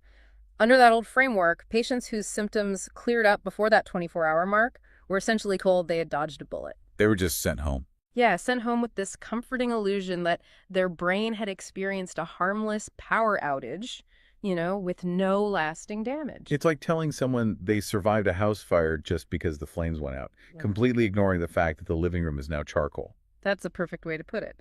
But that 24-hour rule didn't survive the invention of modern MRI machines. Because once clinicians could actually see inside the living brain in high resolution, the entire illusion of the harmless mini-stroke completely fell apart. Yeah, the game changer was a specific type of MRI scan called diffusion-weighted imaging. And without getting bogged down in the physics of it all, this scan measures the random motion of water molecules in tissue. Okay. So when brain cells are starved of blood, their internal pumps fail and they swell up. Water gets trapped inside these dying cells. The MRI detects that trapped water and lights up the screen with this bright white spot. Oh, wow. Right. So clinicians started putting these TIA patients, the ones whose symptoms fully resolved within an hour, into these MRI machines, and the scans lit up. They found visible dead tissue. Exactly. Their brain had infarcted, which is the medical term for tissue death, due to inadequate blood supply. So they just got lucky with symptom recovery. Yeah, maybe their adjacent blood vessels naturally reopened the territory just enough to restore function. Like you said, the fire had charred the wood, they just couldn't see the smoke anymore. So the damage was permanent. Yes. Which is why in 2013, the AHA and ASA formally overhauled the definition. It's now tissue-based. Regardless of how long symptoms last, I mean, even if it's just 20 minutes, if an MRI shows cell death attributable to a vascular cause, it is officially a stroke. So today, a TIA is absolutely no longer considered a reassuring near miss. No, not at all. It is a documented high-risk warning. In fact, roughly 1 in 5 TIA patients will have a full massive stroke within 90 days. Wait, really? 1 in 5? Yep, with the highest risk concentrated right in the first 48 hours. That's wild. Okay, so understanding that a stroke is fundamentally about dying brain tissue leads us to what is basically the most critical crossroads in all of emergency medicine. The ultimate fork in the road. Exactly. Yeah. Because there are two fundamentally different ways that blood supply can be disrupted, and they are mechanistic opposites. Right. So the vast majority, roughly 87% of all strokes, are ischemic strokes. Ischemia simply means restricted blood flow. Got it. This happens when a blood vessel supplying the brain is blocked. The vessel wall itself is perfectly intact, but, blood just cannot get through. And usually this is caused by a clot. Right. Yeah, exactly. It could form locally in the brain's arteries, or it could be an embolus, which is a clot that forms somewhere else in the body, breaks loose, and travels up the highway of your arteries until it wedges into a tiny vessel in the brain. And a classic driver of this is an irregular heartbeat called atrial fibrillation, or AFib. Right. In AFib, the upper chambers of your heart don't squeeze properly. They just sort of quiver. Yeah, and because the blood isn't being forcefully pumped, it pools in the crevices of the heart. Pooled blood gets sticky and coagulates into this jelly-like clot. Then the heart finally gives a good pump, and that clot shoots straight up the carotid artery into the brain. Which accounts for the 87% blockages. But the remaining 13% are hemorrhagic strokes. Right. And hemorrhage means bleeding. These occur when a blood vessel literally bursts and bleeds into or around the delicate brain tissue. And chronic high blood pressure is a massive culprit here. Over years and years, high blood pressure acts like a water hammer on the pipes of your brain, weakening the vessel walls until they finally rupture. Or it could be a ruptured aneurysm, right? Yeah. Like a pre-existing balloon-like bulge in an artery that suddenly pops. Exactly, filling the space around the brain with toxic pressurized blood. So here is the rule that dictates everything that happens in a hospital. You have a clot versus a bleed, ischemic versus hemorrhagic. The frontline drug for treating an ischemic stroke to the blockage is a powerful clot-dissolving agent. Drugs like TPA, or newer ones like tenecteplase. Right. But if you administer a systemic clot-dissolving drug to someone who is actively bleeding into their brain cavity... It will kill them. Yes. The drug will dissolve whatever natural clotting their body is trying to do to patch the ruptured artery, and the bleeding will accelerate catastrophically.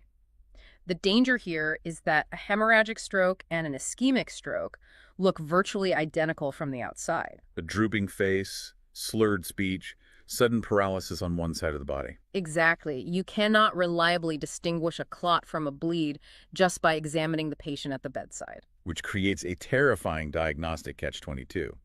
To save the ischemic patient, you need to give a clot-busting drug immediately. But to give that drug, you have to be absolutely certain they aren't bleeding. And this is why a non-contrast CT scan of the head is the absolute mandatory checkpoint for every single stroke patient. Okay, that makes sense. Yeah, the CT scan is extremely good at detecting fresh blood, which shows up bright white on the scan. You're scanning them specifically to rule out a bleed before you clear the use of the drug. Here's where it gets really interesting, though.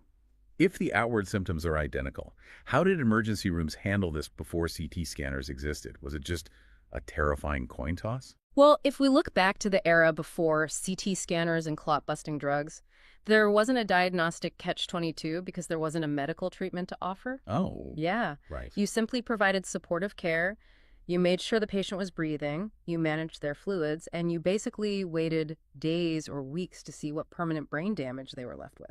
Wow, that's grim. It was. The modern stroke protocol, where a team races a patient from the ambulance bay straight to a scanner to safely administer a biological agent, is a pure marvel of the late 20th century. But because that CT scan is a mandatory hurdle, time becomes the ultimate enemy. The tissue is actively suffocating while the patient is being transported, while they're being scanned, and while the images are being read. Every single delayed minute has a quantifiable biological cost. Yeah, and the paradigm shift for treating this occurred in 1995 with a landmark trial published by the National Institute of Neurological Disorders and Stroke. In the New England Journal of Medicine, right? That's the one. This trial proved that if you gave intravenous TPA within 3 hours of the onset of an ischemic stroke, patients were significantly more likely to recover with minimal or no disability. Let's break down how TPA actually works, because it's fascinating. It stands for tissue plasminogen activator. Right. When a blood clot forms, it's held together by this tough, stringy protein mesh called fibrin. TPA activates an enzyme in your blood called plasmin, which essentially acts like biochemical scissors. Perfect analogy. It swims up to the clot and snips the fibrin mesh to pieces, dissolving the roadblock and restoring blood flow. But it only works if the brain tissue downstream is still salvageable. Right, and medical professionals refer to this salvageable tissue as the ischemic penumbra. The penumbra. Yeah. When a vessel blocks, there's a core area of brain tissue that dies almost immediately. But surrounding that dead core is the penumbra, a zone of tissue that is functionally impaired, starving for oxygen, but still barely clinging to life thanks to tiny adjacent blood vessels trying to share their supply.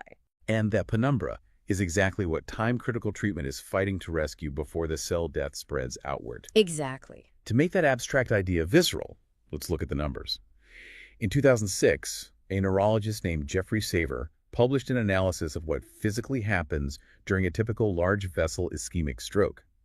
He calculated that the average patient loses about 1.9 million neurons every single minute that treatment is delayed. And he also calculated the loss of roughly 14 billion synapses, the connections between those neurons per minute. 1.9 million neurons a minute. I mean, it turns hurry up from a vague feeling into something visceral. It's like an hourglass.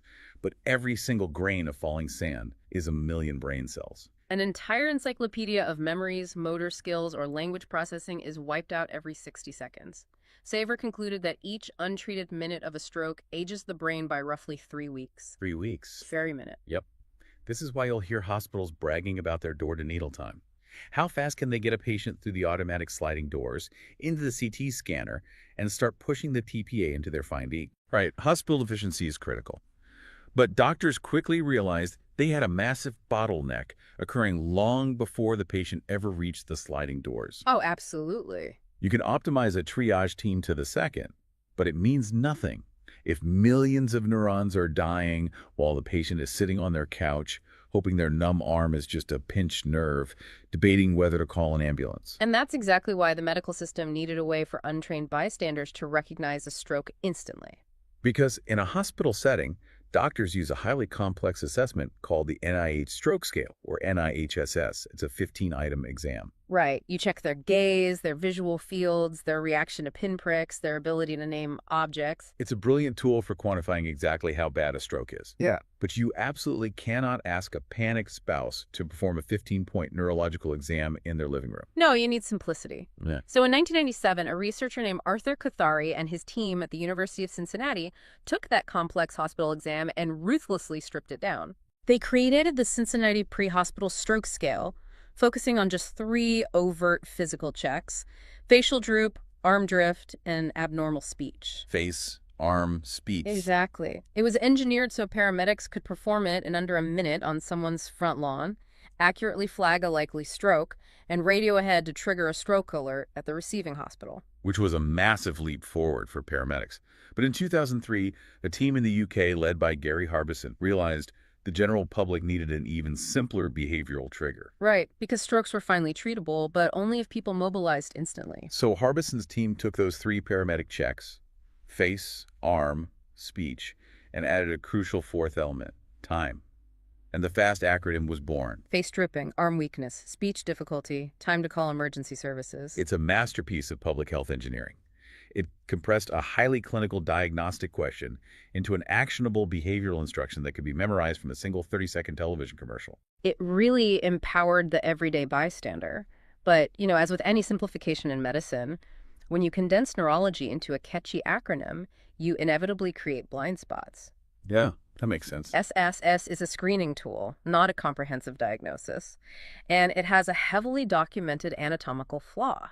It focuses almost exclusively on the territory served by the anterior or carotid circulation of the brain. The front part of the brain that controls motor function and speech. Right. It completely misses strokes happening in the back of the brain. The posterior circulation strokes. These affect the cerebellum, or the brainstem, which are supplied by the vertebrobasilar artery system in the back of your neck. And the cerebellum controls your balance and coordination, while the brainstem controls your vital functions and eye movements. So a famous high-profile example of a posterior stroke occurred in 2001 with the actress Sharon Stone.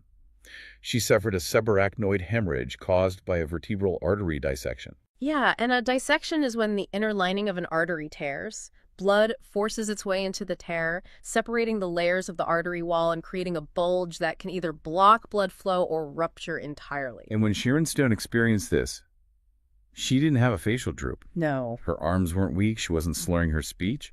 Posterior circulation events present with sudden severe headache, extreme vertigo, loss of balance, double vision, or nausea. None of which are in the FAST acronym. Right. A well-meaning bystander relying entirely on a FAST billboard would likely assume the person just had severe food poisoning or a migraine. Exactly. And because younger patients with these posterior strokes are often tragically misdiagnosed at triage with inner ear issues or complex migraines, many modern healthcare systems have adapted the acronym. To be FAST. Yes. They added B for balance sudden loss of coordination and E for eyes sudden blurred or double vision. Expanding the net to be FAST is a vital correction. It catches those cerebellar strokes. The trade-off, of course, is that casting a wider net catches a lot of dolphins alongside the tuna. It does, yeah. Emergency departments see a high rate of stroke mimics. Anywhere from 1/5 to 1/3 of code stroke alarms triggered in ERs turn out to be something else entirely. Like what?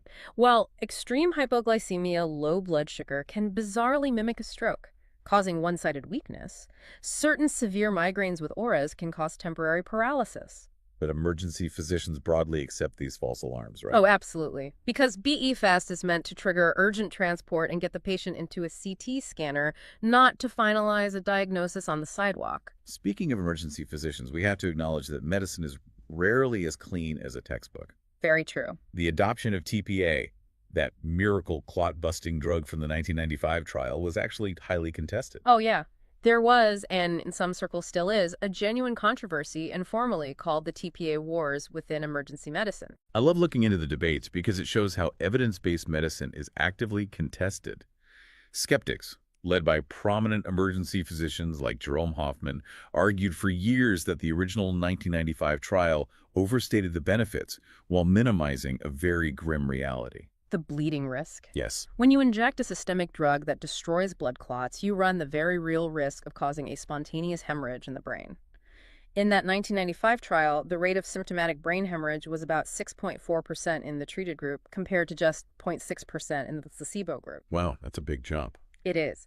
For emergency doctors, looking at a patient who came in with a blocked vessel and accidentally giving them a fatal brain bleed is the ultimate nightmare. Yeah, critics looked at the number needed to treat versus the number needed to harm, and felt the statistical foundations were a little shaky.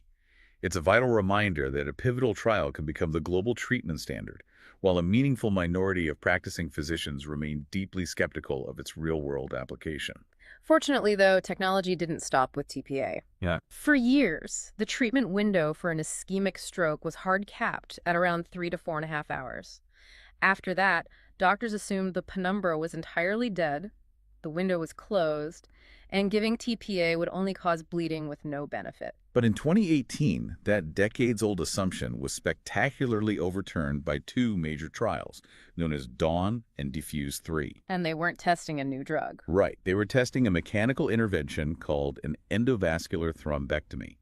Thrombus means clot, and cractomy means removal. Exactly. Instead of flooding the whole body with a clot-dissolving chemical, a neurointerventionalist threads a long, thin catheter into an artery in the patient's groin or wrist, navigating it all the way up through the chest, into the neck, and directly into the blocked vessel in the brain. Which is incredible. It really is. They deploy a tiny wire cage called a stent retriever that physically meshes with the clot, captures it, and pulls it entirely out of the body. It is breathtaking to watch on imaging. What Dawn and Defuse 3 found was that for select patients with a large vessel blockage, this mechanical removal could save brain tissue up to 24 hours after symptoms started. Up to 24 hours. Wait, but we just established that the average patient loses 1.9 million neurons a minute. How on earth can brain tissue survive for an entire day without its primary blood supply? It comes down to this brilliant piece of evolutionary anatomy called the circle of Willis. Okay. It's a literal ring of connected arteries at the base of your brain. Think of it like a traffic roundabout. Blood comes up through your neck arteries and enters the roundabout before branching off to different hemispheres of the brain. Oh, I see. Yeah, if one of the major exits is completely blocked by a clot, the blood can actually take the long way around the circle, reversing flow through smaller collateral vessels to reach the starving tissue from the back end. It's the brain's natural backup plumbing system. Precisely. And every individual's collateral blood supply is genetically and structurally a little different. Some people tolerate a blocked vessel far better than others because their circle of Willis efficiently reroutes the pressure, keeping that ischemic penumbra alive for hours. So the old mantra, time is brain, is absolutely true. But the speed of the timer varies wildly person by person. Exactly why advanced imaging is so critical now. We no longer just look at the clock, We look at the tissue to see if the patient's collateral vessels have bought us enough time to go in and pull the clot out. So if you're listening to this, what is the ultimate takeaway? First, we have to dispel the dangerous myth that a stroke is purely an elderly disease. Absolutely. While risk undoubtedly rises with age, stroke incidence in adults aged 18 to 44 is actually rising. This can happen to young people. Second, understand that the danger doesn't vanish the moment the clot is removed or the bleeding stops. Brain swelling from a large ischemic stroke often peaks 2 to 5 days after the initial event, which can be fatal. And hemorrhagic strokes carry severe ongoing risks of rebleeding and artery spasms for days or weeks. Right. The acute danger period in the ICU is much longer than the initial attack. But the absolute most important takeaway is why you should care about the BE FAST acronym. Knowing to check for balance, eyes, face, arm, and speech, and noting the exact time the person was last seen normal is one of the very few pieces of layperson medical knowledge that can literally dictate whether a human being walks out of a hospital or spends the rest of their life permanently disabled. You, the bystander, are the first vital link in the chain of survival.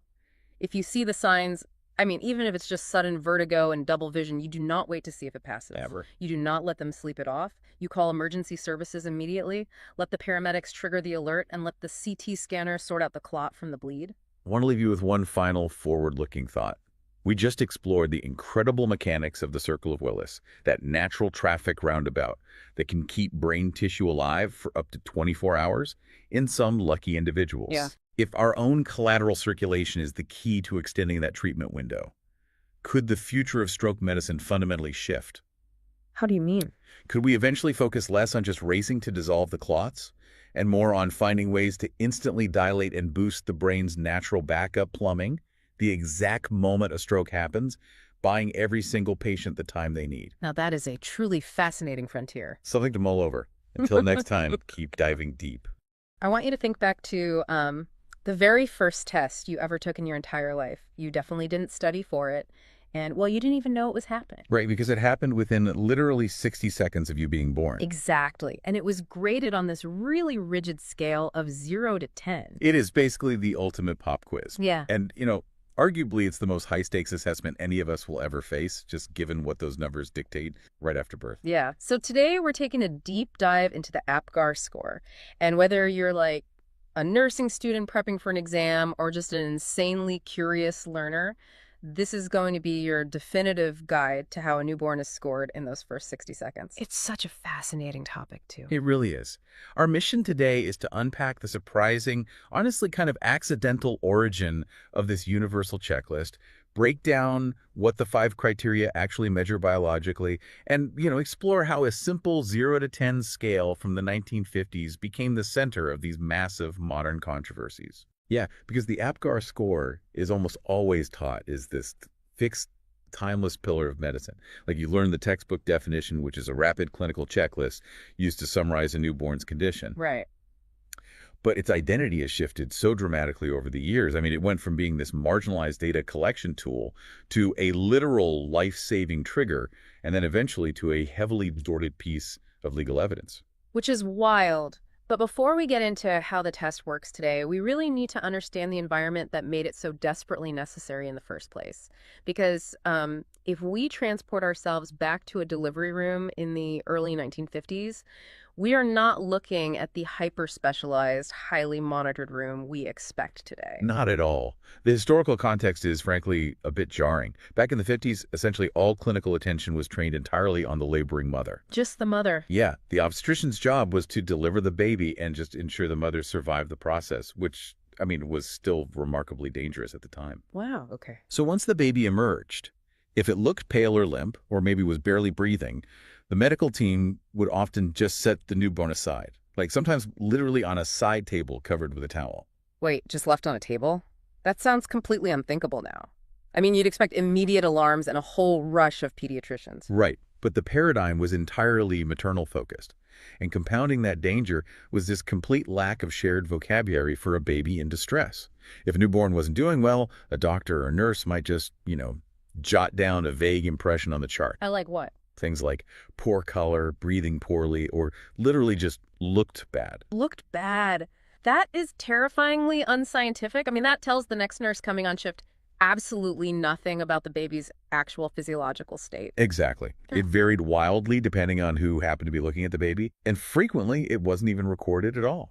There was no standardized scale, no objective way to communicate urgency. And that chaotic, super subjective environment is where we meet our innovator, Dr. Virginia Apgar. She is an absolute legend in medical history. Oh, absolutely. She was an anesthesiologist at Columbia University's College of Physicians and Surgeons. And in 1949, she became the first woman appointed as a full professor there. Which, in the mid-20th century medical establishment, is just a monumental hurdle to clear. Yeah, and her background adds this really fascinating layer to it.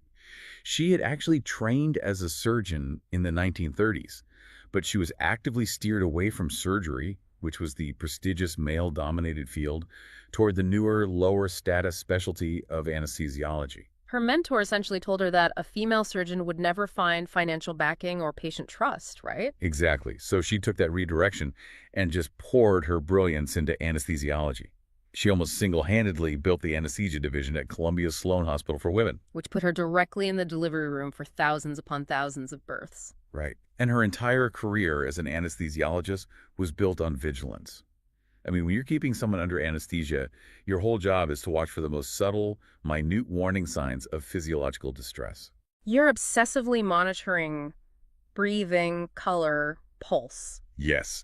So when she saw these pale, limp babies being ignored on side tables, her instinct was to apply that exact same rigorous observational discipline to the very first seconds of life outside the womb. But according to our sources, she didn't actually set out to invent a global triage tool, right? Like, the most famous newborn assessment in the world started out as a basic data collection spreadsheet for a research paper. Yeah, she was just trying to answer a really specific scientific question. She wanted to know, did the anesthesia given to a laboring mother affect how well her baby handled the transition to life? Okay, so to study that, she needed to standardize her observations. Exactly. She needed a consistent way to grade the babies so she could compare the data across hundreds of deliveries. Wait, so you're telling me the most famous newborn triage tool in the world wasn't even meant to be a triage tool? It was just a spreadsheet. That's like a scientist accidentally inventing the modern fire alarm while they were just trying to measure room temperature for like a thermodynamics paper.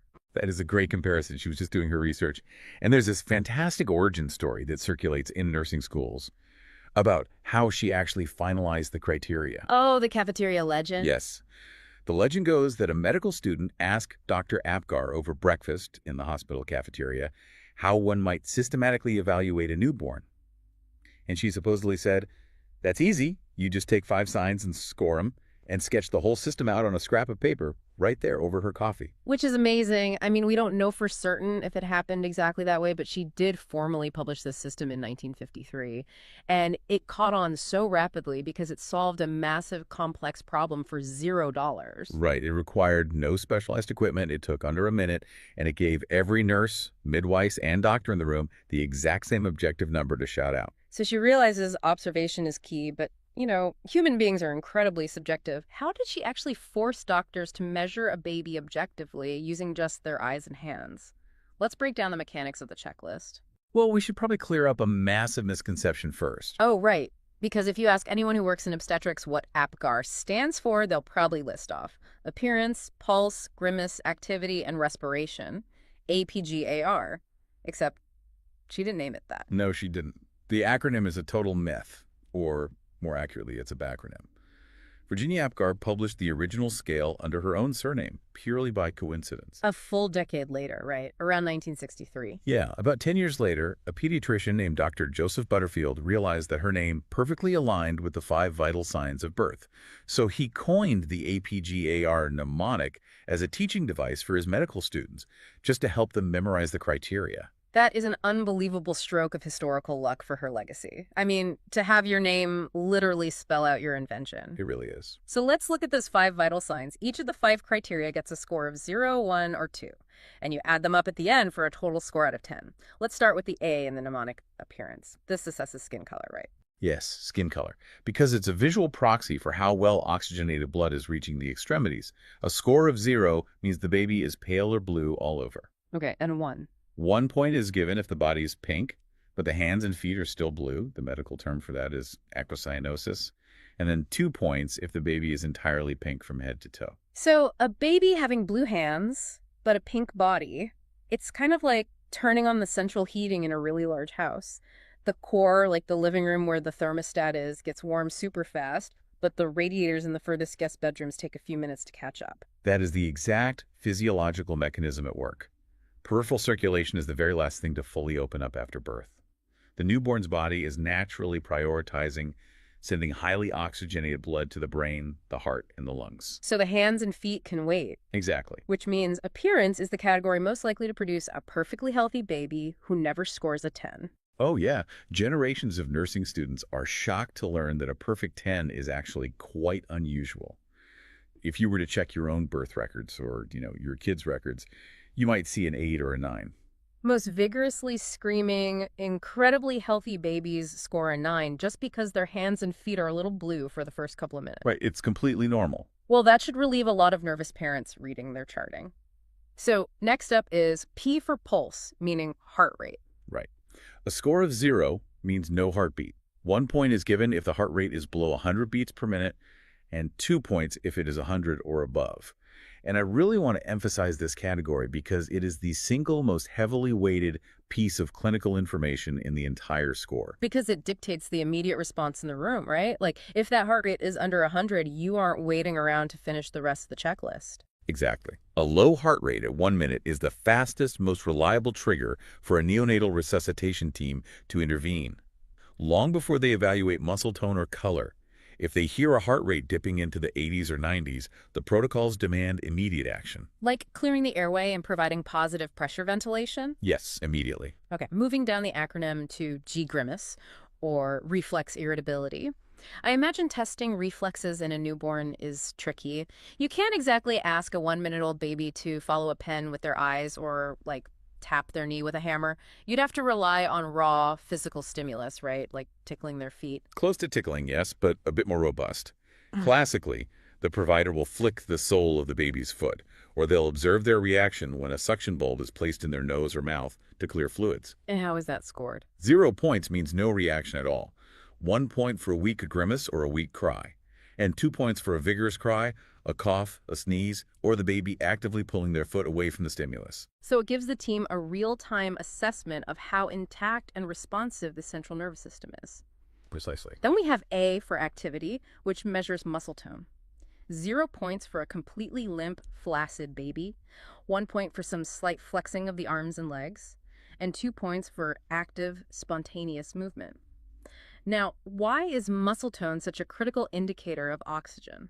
Because muscle tone is one of the earliest physiological functions to drop when a baby is short on oxygen. Mm. The newborn brain is incredibly efficient and honestly ruthless about survival. What do you mean? If it senses hypoxia, a lack of oxygen, it will sacrifice skeletal muscle tone just to preserve the remaining oxygen for the vital organs. Oh, wow. It just shuts off the power to their arms and legs to keep the main generator running. That's a perfect way to put it. That's why a floppy baby is a universally recognized red flag in obstetric nursing. It tells you the oxygen reserves are critically depleted. And finally, the R respiration or breathing effort. 0 for no breathing, 1 point for slow, irregular, or gasping breaths, and 2 points for a strong, regular cry.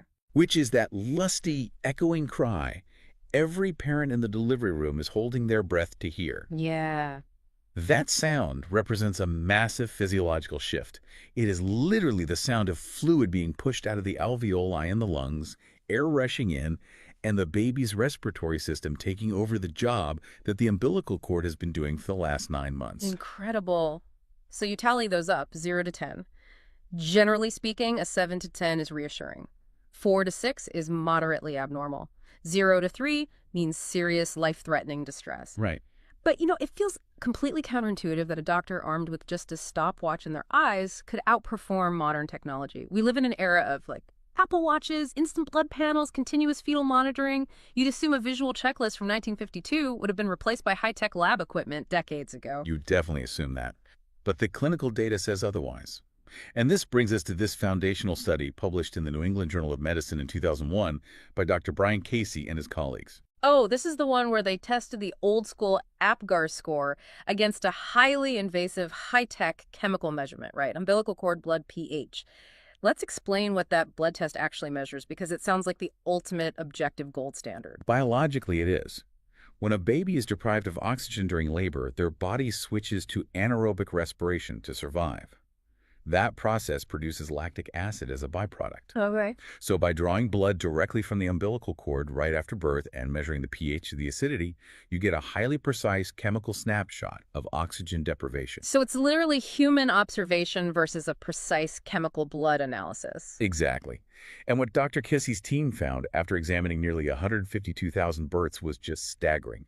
A 5-minute APGAR score of 3 or less predicted neonatal death in the first 28 days of life, better than the high-tech umbilical cord blood pH test. Wait, really? How does that even make sense? How does a person just looking at a baby beat a definitive chemical analysis of their blood? It reveals something really profound about the difference between a static data point and dynamic biology.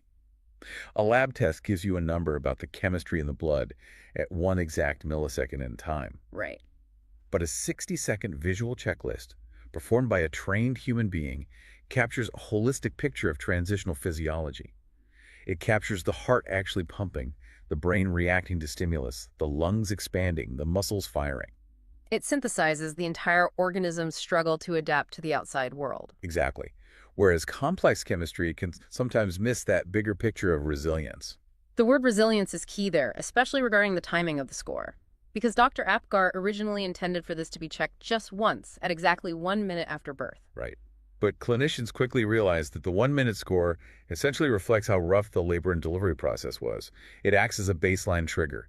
If the score is low at 1 minute, you start clearing the airway, giving oxygen, or beginning compressions. But the 5-minute score reflects something entirely different. It reflects how well the baby is responding to the help they are being given. Yes. And today, the medical guidelines reflect that ongoing assessment.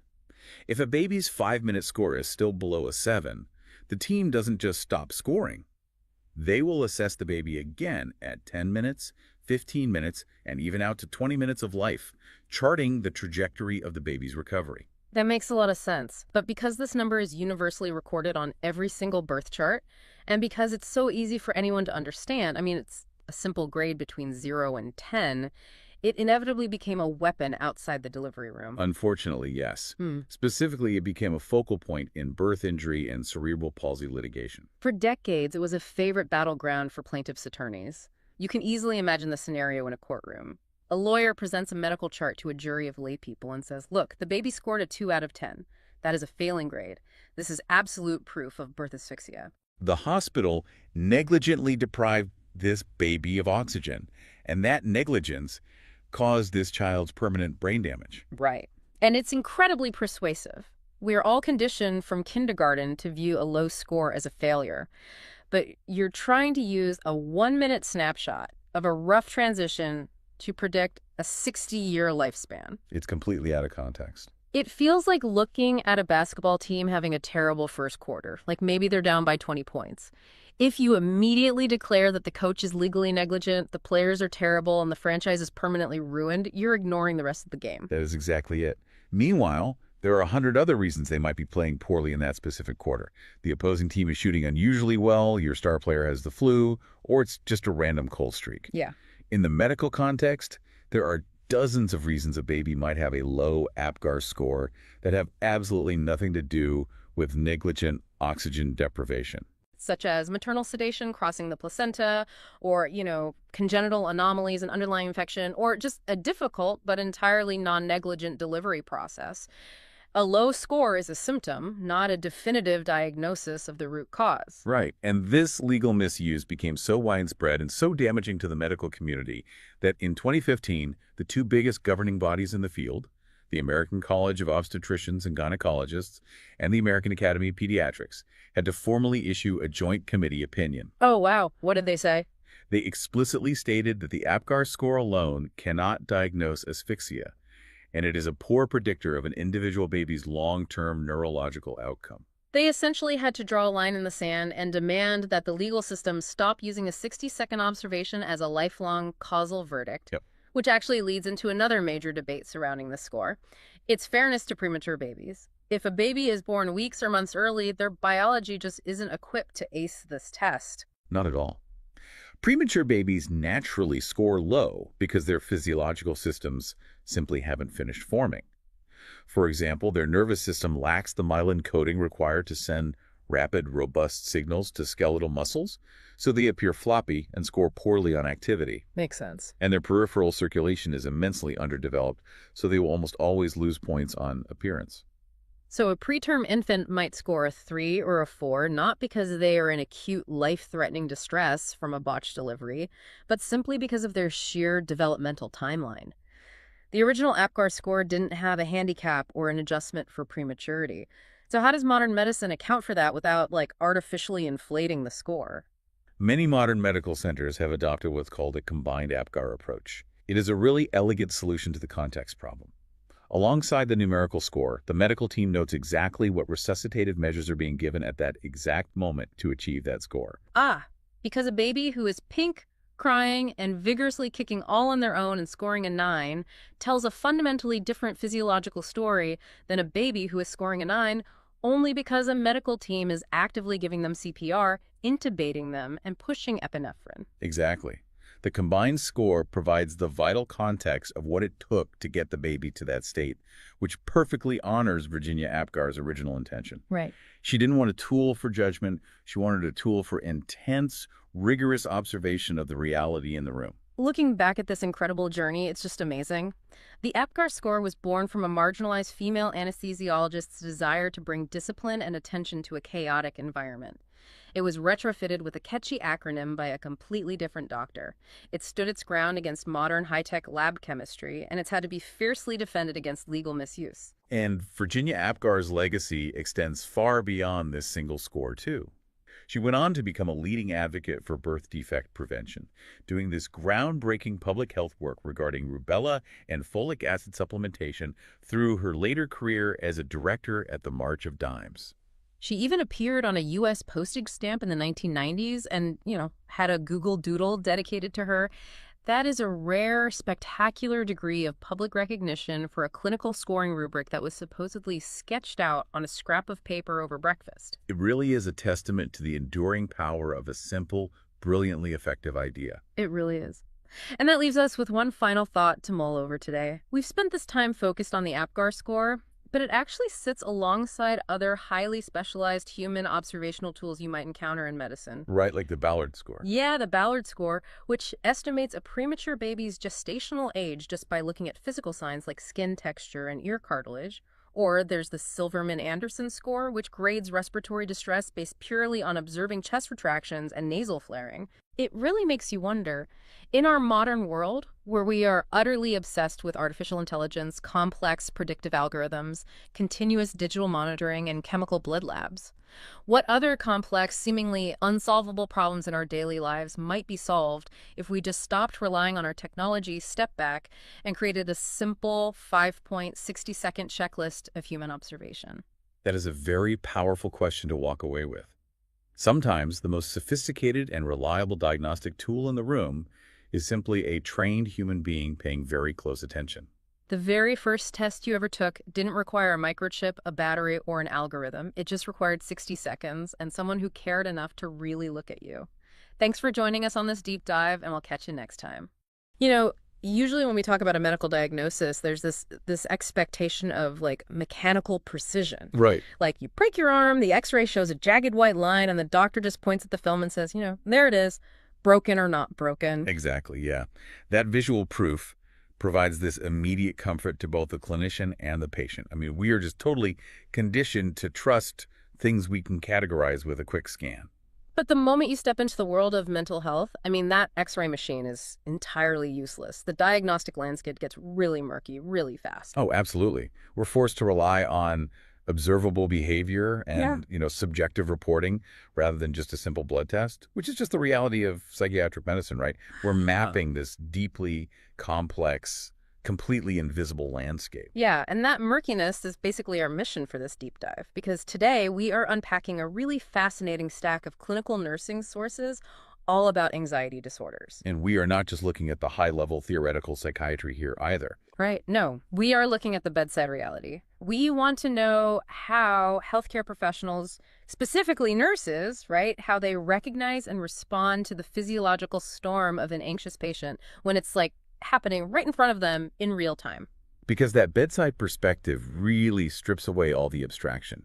We are looking at the surprisingly contentious history of how the medical field even defined this condition, the very real biology it creates in the body, and exactly how nurses use concepts like cognitive bandwidth to de-escalate a patient who's in severe distress.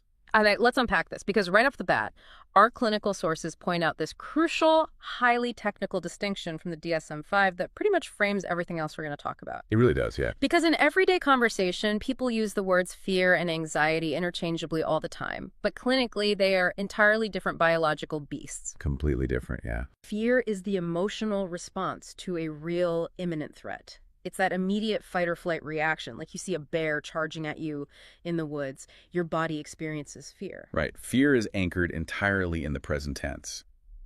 But anxiety is the anticipation of a future threat. So it operates in the future tense. Oh, that's a good way to put it. Yeah. So instead of the sudden urge to sprint away from a predator right now, anxiety manifests as like sustained muscle tension, hypervigilance, long-term avoidance behaviors. The body is essentially preparing for a danger that just hasn't arrived yet and, frankly, might never arrive. And if you're listening and wondering why this distinction matters to you, just consider the sheer scale of the issue. Whether you are catching up on clinical literature or prepping for a stressful quarterly review at work, or honestly just trying to navigate the modern world, you are going to encounter this physiological cascade at some point. Definitely. This is not some rare phenomenon locked away in a specialized psychiatric ward. No, not at all. The prevalence data underscores that perfectly, actually. According to Ronald Kessler's National Comorbidity Survey replication out of Harvard, anxiety disorders, when you group them together, are literally the single most common category of mental illness in America. Wow. Yeah, roughly 1 in 5 adults will meet the diagnostic criteria for an anxiety disorder in any given year. 1 in 5 adults? That is a staggering statistic. It's massive. Exactly, a quarter to a third of all adults will meet the criteria at some point in their lives. And conditions like generalized anxiety disorder and specific phobias present about twice as often in women as in men. So for a nurse, this dictates that anxiety is this secondary or even primary condition that they'll be managing constantly on every single unit, regardless of why the patient was originally admitted to the hospital. Exactly. But to understand how a nurse treats that patient today, we really have to trace the history back, because it took an incredibly long time for the medical field to even agree on what they were looking at. Oh, centuries. Yeah. Before 1980, American psychiatry didn't even use anxiety disorders as a plural categorical term. Right. The timeline reveals this really deep struggle for clarity. So, starting in 1769, you have a Scottish physician named William Cullen, and he coined the term neurosis. Okay. But he basically used it as a catch-all classification for disorders of the nervous system, where physicians just couldn't find a clear structural lesion in the body. So it was just a medical placeholder, like a really fancy way of saying we observe the symptoms, but we don't know the biology yet. Pretty much, yeah. And then Sigmund Freud attempted to impose some order on that chaos in 1895. Ah, Freud. Right. He published this pivotal paper arguing that a very specific cluster of symptoms, chronic apprehension, physical palpitations, sweating, and sudden panic attacks, needed to be officially separated from general neurasthenia, which was the era's term for general nervous exhaustion. Gotcha. And Freud called this new unified syndrome anxiety neurosis. Though we definitely have to acknowledge that Freud's theory about the underlying cause of these symptoms is totally debunked today. Oh, completely. Because he hypothesized that anxiety neurosis was the result of dammed up libido, essentially undischarged sexual tension converting itself into physical panic, which, I mean, he was entirely wrong about the mechanism. Entirely. But separating that specific cluster of symptoms into a distinct diagnostic category was still a massive structural leap forward for the field. It was. But what's fascinating here is that the biological validation for that separation didn't actually arrive until the 1960s. And that was thanks to a Columbia psychiatrist named Donald Klein. Right? Klein was treating patients with severe panic attacks using a specific tricyclic antidepressant called imipramine. And he observed that the medication completely blocked the sudden, intense panic attacks in his patients. Which seems like a massive breakthrough just on its own. It was, but the real breakthrough was actually in the limitation of the drug. Wait, really? How so? Well, while imipramine stopped the acute panic attacks dead in their tracks, it did absolutely nothing for the patient's chronic anticipatory worry between those attacks. Oh, wow. Yeah, so they were still experiencing this constant low-level dread. Okay, I love this part of the history because it acts like this perfect diagnostic key. It's like imagine a mechanic trying to fix a malfunctioning car, right? Okay. If the mechanic cuts one specific wire and the car's blaring security alarm instantly turns off, but the engine continues to overheat, that proves, beyond a shadow of a doubt, that the alarm system and the engine cooling system run on two completely separate electrical circuits. Exactly. Klein proved a pharmacological dissociation. If a single chemical molecule turns off one symptom cluster, the panic, but leaves the other symptom cluster, the anticipatory worry, completely untouched, well, they just cannot be the same underlying disease. Right. Panic and generalized worry were biologically distinct circuits in the brain. And that single pharmacological discovery is what dismantled Freud's unified anxiety neurosis, right? It directly led to Robert Spitzer's checklist revolution in the 1980 release of the DSM-3. Yep. The psychiatric community finally officially split the diagnosis into the distinct categories we use today, recognizing panic disorder as fundamentally different from generalized anxiety disorder. And because Klein proved these are distinct biological pathways, modern neurobiology has mapped exactly how this physiological storm plays out in the body, which is just fascinating. It really is. At its core, an anxiety disorder involves a threat detection system running in severe overdrive. So the amygdala, which functions basically as the brain's alarm center, becomes hyperreactive. Which kicks off this massive systemic chain reaction. Right. So the amygdala triggers the HPA axis. That's the hypothalamic pituitary adrenal axis. Okay. And this is the chemical relay system that communicates with your adrenal glands, flooding your bloodstream with cortisol, the primary stress hormone. Right. And simultaneously, a structure in the brainstem called the locus coeruleus, which is essentially the body's norepinephrine factory, dumps excess norepinephrine into your circulation. And that surge of norepinephrine is what drives the sympathetic cascade. Like, the physical symptoms are unmistakable. You get tachycardia, meaning a dangerously racing heart, diaphoresis, which is just sudden, intense sweating, tremors, dilated pupils, hyperventilation. Yeah, and all of this acceleration happens while the brain's primary braking system is basically failing. Oh, right, GABA. Exactly. Gamma-aminobutyric acid, or GABA, is the neurotransmitter responsible for inhibiting these signals and calming the nervous system down. But during this storm, GABA is functionally underactive. So the accelerator is pinned to the floor and the brakes have literally been cut. Exactly. Which brings us to the everyday reality of this in a hospital setting. because our sources detail this fascinating presentation of panic disorder in the emergency room. Patients will rush through the doors exhibiting chest pain, a racing heart, severe shortness of breath, and a profound verbalized fear that they are actually dying. Yes. And the DSM checklist for a panic attack literally includes fear of dying as an official diagnostic symptom. It does. And triage nurses and ER physicians operate under a very strict, non-negotiable rule in these scenarios. You never assume the patient is just experiencing anxiety. Because it's too risky. Way too risky. A severe panic attack mimics a myocardial infarction, a heart attack symptom for symptom. The objective presentation of a hyperreactive amygdala is basically indistinguishable from the objective presentation of cardiac ischemia. Okay, but let me push back on that for a second. If the symptoms of a panic attack and a literal heart attack look identical, like the diaphoresis, the chest pain, the elevated heart rate, how can triage staff possibly tell the difference just by visually assessing the patient in the waiting room? Well, you've hit the nail on the head. They can't. They just can't. Visual assessment is entirely insufficient, which is exactly why objective cardiac workups are mandatory. The clinical team must run an EKG and draw blood to check for cardiac enzymes like troponin. A panic attack will peak and naturally resolve within about 10 to 20 minutes without causing actual necrosis or tissue damage to the heart muscle. But the clinical team cannot verify that without the lab results. You always have to rule out the body before you settle on the mind. And that strict protocol shatters another major misconception that nurses are trained to avoid.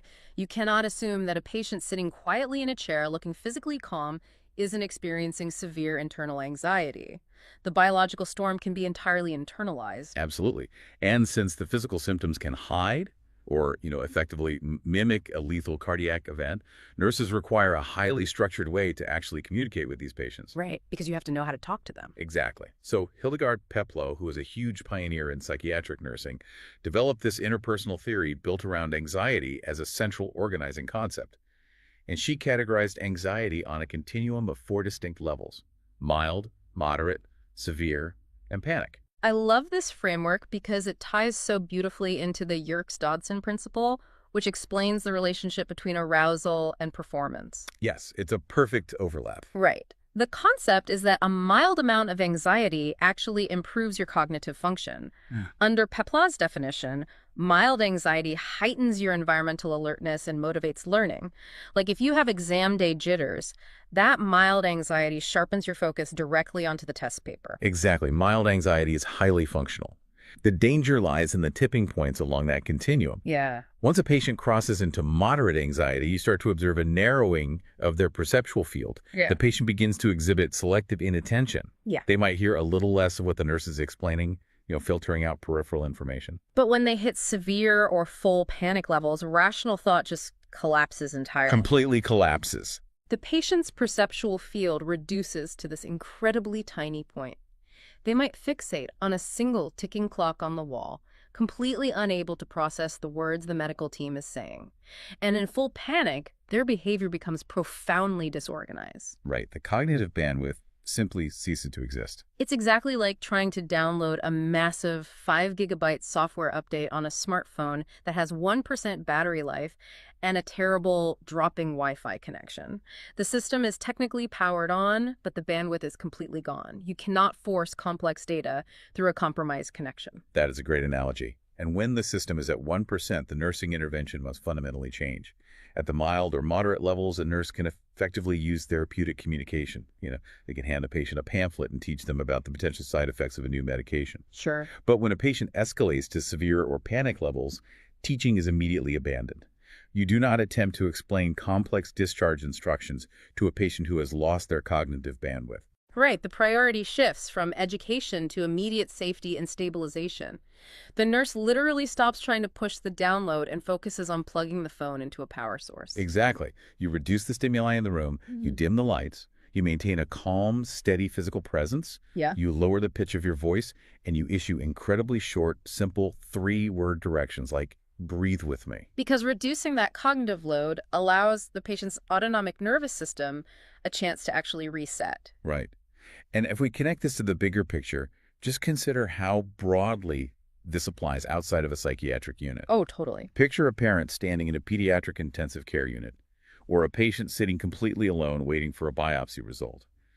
They are very likely experiencing that severe physiological cascade, recognizing that their cognitive bandwidth has shifted, that they literally lack the physiological capacity to process complex medical language in that moment.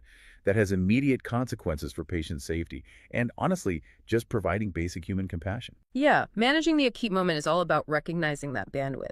But treating the underlying disorder long-term and debating how these fears are acquired in the first place is where the medical literature gets fiercely complicated. It really does. Yeah. Because the origin of specific phobias and anxieties fundamentally shapes how we actually attempt to treat them. Right. Back in 1920, John Watson and Rosalind Rayner conducted the famous Little Albert experiment. Oh, the baby and the rat. Yes. They introduced a 9-month-old infant to a neutral stimulus, a white rat. But every time the infant reached for the rat, the researchers struck a steel bar with a hammer right behind him, creating this sudden, terrifying noise. Right, so the infant became conditioned to associate the neutral rat with the terrifying noise. But the most revealing part of that experiment was the generalization, wasn't it? Exactly. The infant didn't just fear the specific white rat anymore. The learned fear generalized to other furry objects, like rabbits, dogs, and even a fur coat. Yeah, and that experiment proved a monumental concept in behavioral psychology. Phobias can be acquired through simple classical conditioning. They don't necessarily stem from deeply buried, unconscious Freudian conflicts. There's a huge shift. A massive shift, because if a fear can be systematically learned through environmental conditioning, well, it stands to reason that it can be systematically unlearned. Which directly laid the groundwork for Joseph Wolp's introduction of systematic desensitization in 1958, right? Which is basically the ancestor of modern exposure therapy. Exactly. You gradually expose the patient to the triggering stimulus in a safe, highly controlled environment, slowly breaking that conditioned neurological response. Now, exposure therapy is highly effective, but it requires months of sustained, really uncomfortable psychological work. And when a patient is suffering from acute, debilitating panic in the present moment, they understandably seek a much faster intervention. Of course they do. And here's where it gets really interesting. Biologically, the medical field attempted to solve that urgency through the widespread introduction of benzodiazepines. Ah, yes. Drugs like Valium became culturally ubiquitous from the 1970s through the 1990s, and they were prescribed constantly because, mechanistically, they work incredibly fast. They do work fast. Benzodiazepines bind to those GABA receptors we discussed earlier. They artificially enhance the brain's braking system, shutting down the excessive neuronal firing and halting the anxiety rapidly. But the clinical field learned a severe, painful lesson regarding the difference between acute symptom suppression and actual sustainable treatment. Right, because that fast relief comes with a really aggressive biological cost. Benzodiazepines carry a massive risk of physical dependence, tolerance building, and just brutal physiological withdrawal if stopped abruptly. The resulting public health crisis from that dependence forced a massive shift in prescribing guidelines. Which is why SSRIs are basically first line now. It's exactly. Today, SSRIs and SNRIs, selective serotonin and norepinephrine reuptake inhibitors, are the first-line pharmacological treatment for sustained anxiety management. These medications take several weeks to build up efficacy in the system, but they focus on long-term neuroplasticity rather than just an immediate chemical shutdown. So to use an analogy, a benzo is basically a fire extinguisher. It is highly effective at putting out a sudden, dangerous flare-up in the kitchen, but you cannot use a fire extinguisher to prevent fires permanently. Right.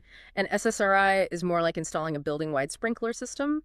It takes much longer to install and calibrate, but it provides a safer, continuous baseline of protection. That's a great way to think about it. The transition from rapid suppression to long-term management really highlights how treatment evolves. But beyond just the pharmacology, psychiatry is currently grappling with something even bigger. Which is how culture fundamentally rewires the brain to manifest anxiety in completely different ways. You know, the DSM is a Western diagnostic manual, and it does not represent a universal template for the human condition. That is so true, and our sources emphasize this cultural variance heavily. The DSM-5 actually had to incorporate a cultural concepts of distress section just to account for presentations that fall outside Western biological assumptions. Right. Like, for example, among certain Latino populations, there is a recognized presentation known as ataque de nervios. Yes. Ataque de nervios often presents with intense screaming, trembling, and a profound sense of losing control. And it's typically triggered directly by acute family conflict or grief. So the anxiety manifests through this really intense externalized somatic and emotional expression. Okay, wow. And then you contrast that with something like Taijin Kyofusho in Japan, which reveals how societal structure dictates the specific target of the fear. Right. Because in Western individualistic cultures, social anxiety disorder is generally characterized by an intense fear of embarrassing yourself. The anxiety is directed inward at your own potential humiliation. But Japan operates heavily on an interdependent self-control where social harmony is deeply prioritized. Right. Consequently, Taijin Kyofusho centers on an intense fear of offending or embarrassing other people through your own perceived physical or social flaws.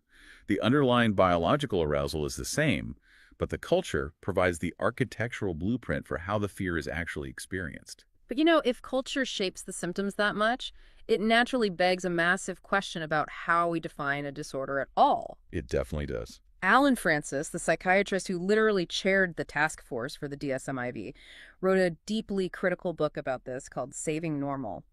He basically argued that the current diagnostic thresholds are far too loose. Yes, his critiques are very well known. Like, if you look at generalized anxiety disorder, the baseline criteria require excessive worry about multiple domains for 6 months, accompanied by mild physical symptoms like fatigue or muscle tension. But aren't we just describing modern life? Like, with economic inflation, continuous global news cycles, and the pressure of modern employment, how does psychiatry avoid over-medicalizing just being a normal, stressed-out human being? It's a really valid pushback. The clinical defense against over-medicalization relies heavily on two very specific criteria written into the DSM: proportion and impairment. Okay, proportion and impairment. Right. To qualify as a pathological disorder, the biological anxiety response must be genuinely out of proportion to the actual objective threat. And even more importantly, it must cause clinically significant distress or functional impairment. So impairment is the absolute dividing line. Exactly. Feeling nervous about paying your mortgage is a standard human trait.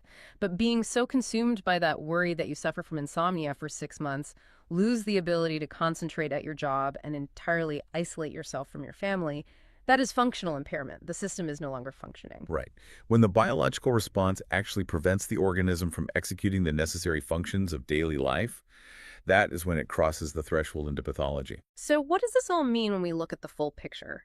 We trace the evolution from William Cullen's vague label of neurosis in 1769 through Freud's early categorization directly to Donald Klein, proving within impairment that sudden panic and chronic worry actually run on entirely distinct biological circuits. And we established the critical baseline difference, right? Fear is the biological reaction to an imminent threat in the present moment, while anxiety is the anticipatory dread regarding a potential threat in the future. Yeah, and we mapped out that physiological storm, the hyperreactive amygdala triggering the HPA axis, the locus coeruleus flooding the body with norepinephrine, and the failure of GABA to just apply the brakes. We demonstrated that this measurable physical reality is exactly why triage nurses are required to run objective cardiac tests to rule out a myocardial infarction before ever assuming a patient is just having a panic attack. We also explored the practical bedside application through Peplaw's 4 levels of anxiety, understanding that when an individual escalates from mild anxiety into severe anxiety, their cognitive bandwidth just collapses. It's just gone. Exactly. The clinical response must shift away from education and problem solving, prioritizing environmental safety and simplified communication just to let the nervous system reset. And honestly, you don't need to be wearing scrubs in an emergency room to apply that framework. No. Assessing someone's capacity before demanding comprehension is a profound tool for basic human connection. It really is. If you are navigating a conflict with a colleague or trying to comfort a partner and you recognize the physical markers that they have crossed into severe anxiety, you know their bandwidth is gone. Trying to force complex logic or problem solving onto them in that moment is like trying to push a massive data download through a broken connection. You just need to be present, lower the temperature of the room, and provide a safe baseline. The biology dictates the intervention. It really does. But before we wrap up this deep dive, I want to leave you with a final thought to ponder that builds on everything we've just unpacked about diagnosis and culture. We discussed how the modern psychiatric definition of an anxiety disorder fundamentally relies on the concept of proportion, the idea that the fear must be excessive relative to the actual danger. Right, and the concept of functional impairment relies on a relatively stable understanding of what actually constitutes normal environmental stress. But If the baseline actual danger of the world we inhabit continues to rise, driven by ecological instability, relentless economic pressures, and the constant digital influx of global crises, how will those diagnostic checklists have to evolve? That's a huge question. Right. If the environment itself becomes objectively more volatile and objectively more terrifying, does the definition of a disorder fundamentally change? Perhaps that diagnostic landscape is destined to become even murkier. Something to think about the next time you feel your pulse quicken while checking the morning news. Thank you so much for joining us for this deep dive. We'll catch you on the next one. Imagine stepping into a hospital room back in September of 1948.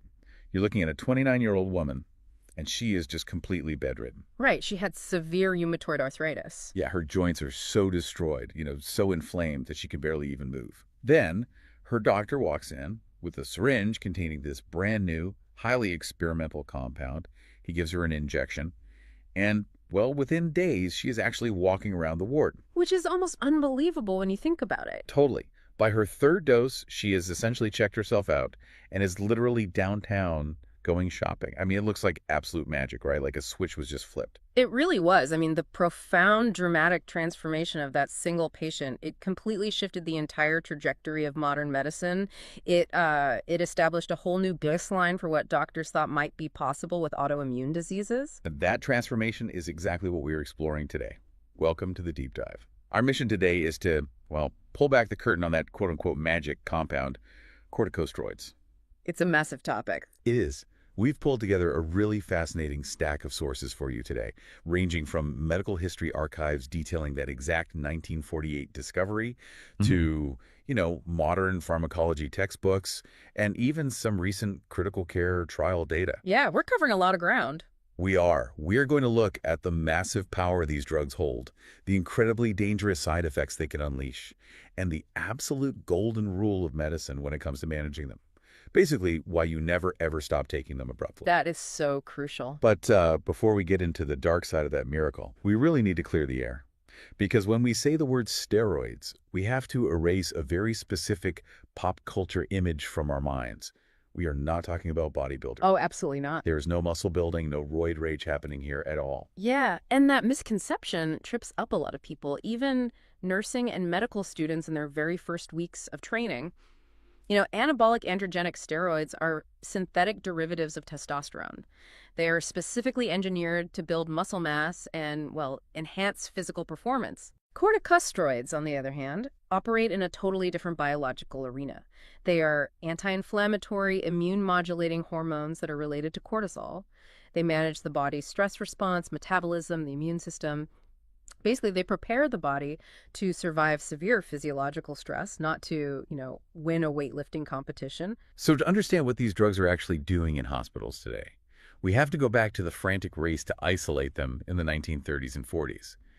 Because scientists knew the adrenal gland, those two little triangular organs sitting on top of your kidneys, they knew it was doing something vital to keep us alive. Yeah, if they removed the adrenal glands from an animal in the lab, it died. They just didn't know what the chemical was. Right. It was one of the great medical mysteries of the early 20th century.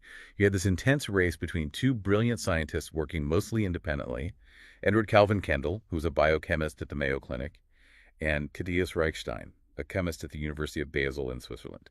And they were painstakingly trying to isolate active compounds from the adrenal glands of oxen and sheep. Which sounds exhausting. Oh, it was grueling bench chemistry, just pulling out these distinct microscopic steroid molecules and labeling them alphabetically, compound A, compound B, compound C, and so on.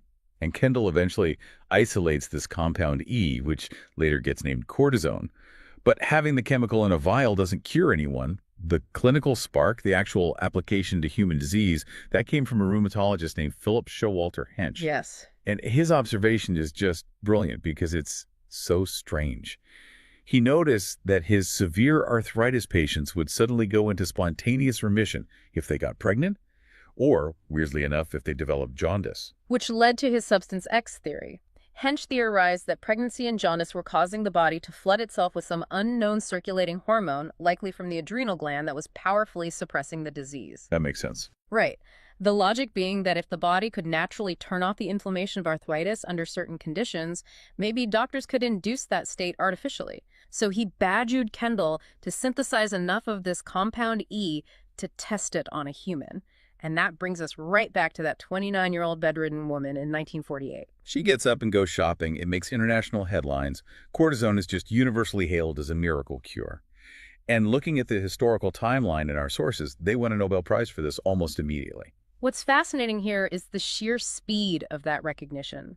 In 1950, Hench, Kendall, and Reichstein jointly won the Nobel Prize in Physiology or Medicine. Why 1950? Yeah, less than 15 years from the early, messy isolation work in the lab to the most prestigious science prize in the world. I mean, a bench-to-bedside timeline that fast is practically unheard of today. But the euphoria crashed hard. Within just a couple of years, doctors started seeing the horrifying backlash of this supposed miracle. Patients who stayed on high doses of cortisone long-term, they started developing physical deformations. Yeah, the side effects were severe. Their faces rounded out into a moon face shape. Their skin thinned like paper, bruising at the slightest touch. Their bones became brittle. They developed severe diabetes, psychiatric disturbances ranging from mania to depression. And most terrifyingly, if they suddenly stopped taking the drug, they would collapse into shock. Some of them died.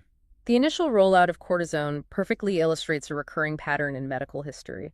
A transformative discovery is completely oversold as a cure-all, and then harsh clinical reality sets in, forcing a recalibration.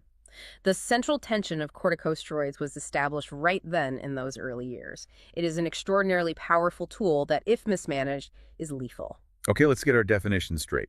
Because diving into the pharmacology textbooks, defining what a corticosteroid actually is depends entirely on who you ask in the hospital. If you ask a bedside nurse versus a pharmacologist, you get two different answers. You really do. The textbooks use corticosteroid as an umbrella term. It includes two distinct families of hormones produced in the adrenal cortex. First, you have glucocorticoids, which handle glucose regulation, metabolism, and suppressing inflammation. Okay, that's group one. Right. And second, you have mineralocorticoids, like the hormone aldosterone. Mineralocorticoids govern sodium and water retention. They are the master regulators of your salt and fluid balance. Because both are manufactured in the adrenal cortex via the same biological pathway, technically they are both corticosteroids. But when a nurse tells a colleague, like, hey, my patient in bed 4 is on steroids, they're almost never talking about the salt balancing ones. Exactly. At the bedside, the everyday clinical definition of steroids almost exclusively points to the glucocorticoid family. We're talking about synthetic drugs like prednisone, dexamethasone, and hydrocortisone. These are the heavy hitters prescribed for asthma flares, autoimmune diseases, or severe allergic reactions. And what about the others? Mineralocorticoids, like fludrocortisone, are prescribed far less frequently, usually just for specific conditions where the body literally can't retain sodium, like Addison's disease. Okay, let's unpack this. To really grasp why that one injection in 1948 acted like magic but then turned so dangerous, we have to understand how these drugs fundamentally hijack the body's natural systems.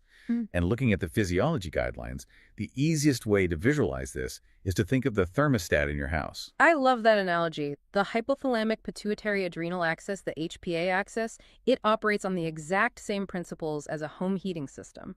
So the HPA axis is your body's built-in corticosteroid factory. The thermostat on the wall is your hypothalamus in the brain. It senses the temperature, or in the body's case, the stress level. And when things get tough, it sends a chemical signal. Right. That signal is a hormone called corticotropin-releasing hormone, or CRH. The CRH travels to the furnace controller, which is your pituitary gland. The pituitary receives that signal and sends its own chemical messenger down to the basement. And that messenger is adrenocorticotropic hormone, or ACTH. Right, ACTH. And the furnace in the basement is your adrenal glands. The ACTH tells the adrenal glands to turn on and pump out the heat, which is the hormone cortisol. Once the house is warm enough and the stress is managed, the thermostat on the wall senses the heat, stops sending CRH, and shuts the whole system down. It's a classic negative feedback loop. And your body runs this furnace continuously. Under normal non-stress conditions, a healthy adult's adrenal glands produce roughly the equivalent of 5 to 10 milligrams of synthetic prednisone a day. Oh, wow. So we always have a baseline. We do, and this production follows a strict daily rhythm, peaking in the early morning hours to essentially wake your body up and prepare it for the day. Then it drops to its lowest point late at night so you can sleep. So when we give a patient a synthetic corticosteroid pill, we are basically pumping massive amounts of artificial heat into the house. And the clinical versatility of this artificial heat is staggering. Let's look at how this plays out in modern medicine, starting with the disease that started it all, Rheumatoid arthritis. Here, the drug is used as a bridge therapy. Right. Rheumatoid arthritis is an autoimmune disease where the body's own immune system aggressively attacks the joint linings.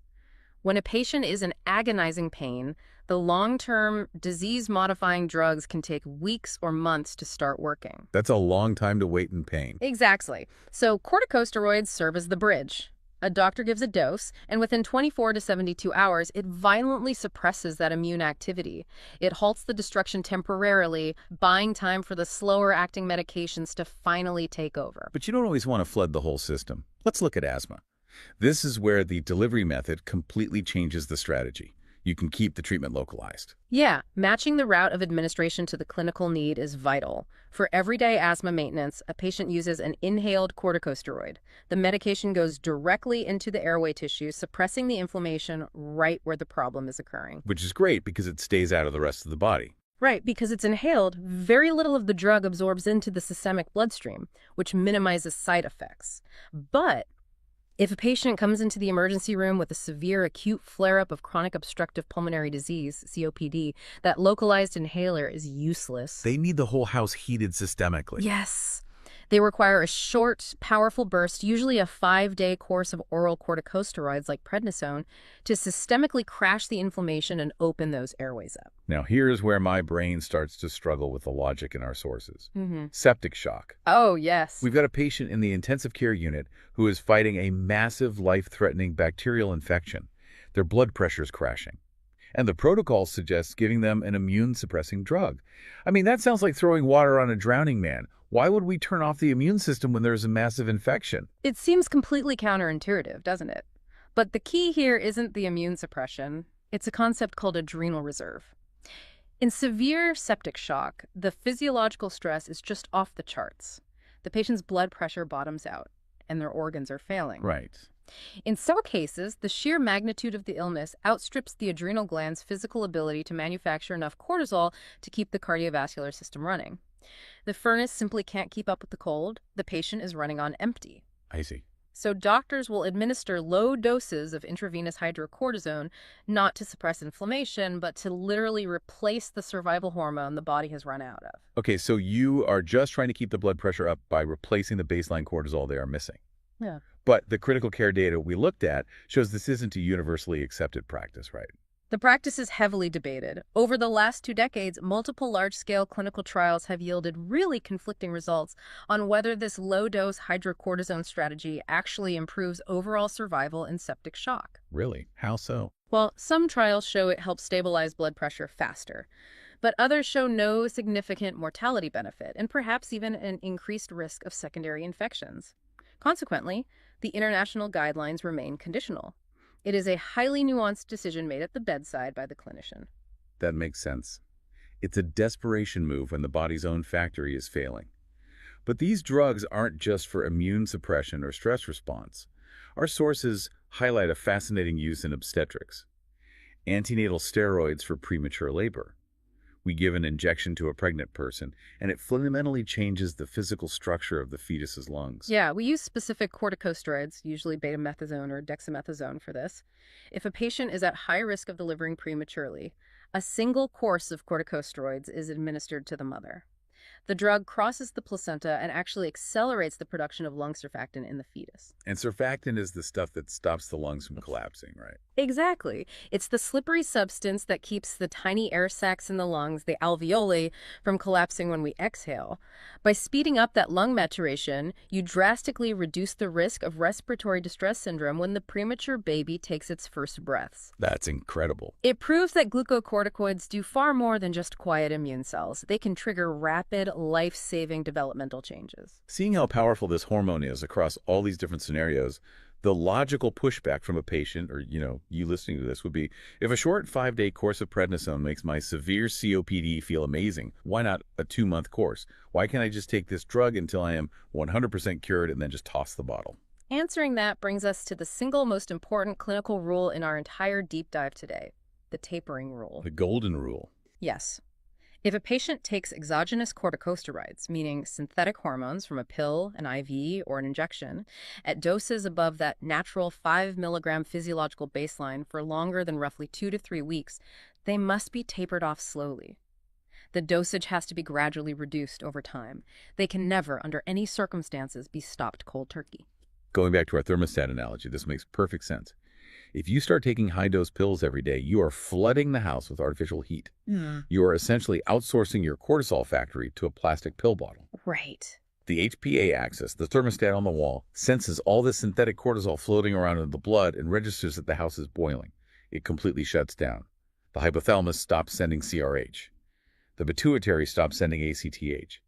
And without that chemical signal telling them to work, the adrenal glands down in the basement don't just pause, they physically shrink. They atrophy from disuse. Yeah, the architecture of the adrenal cortex literally wastes away.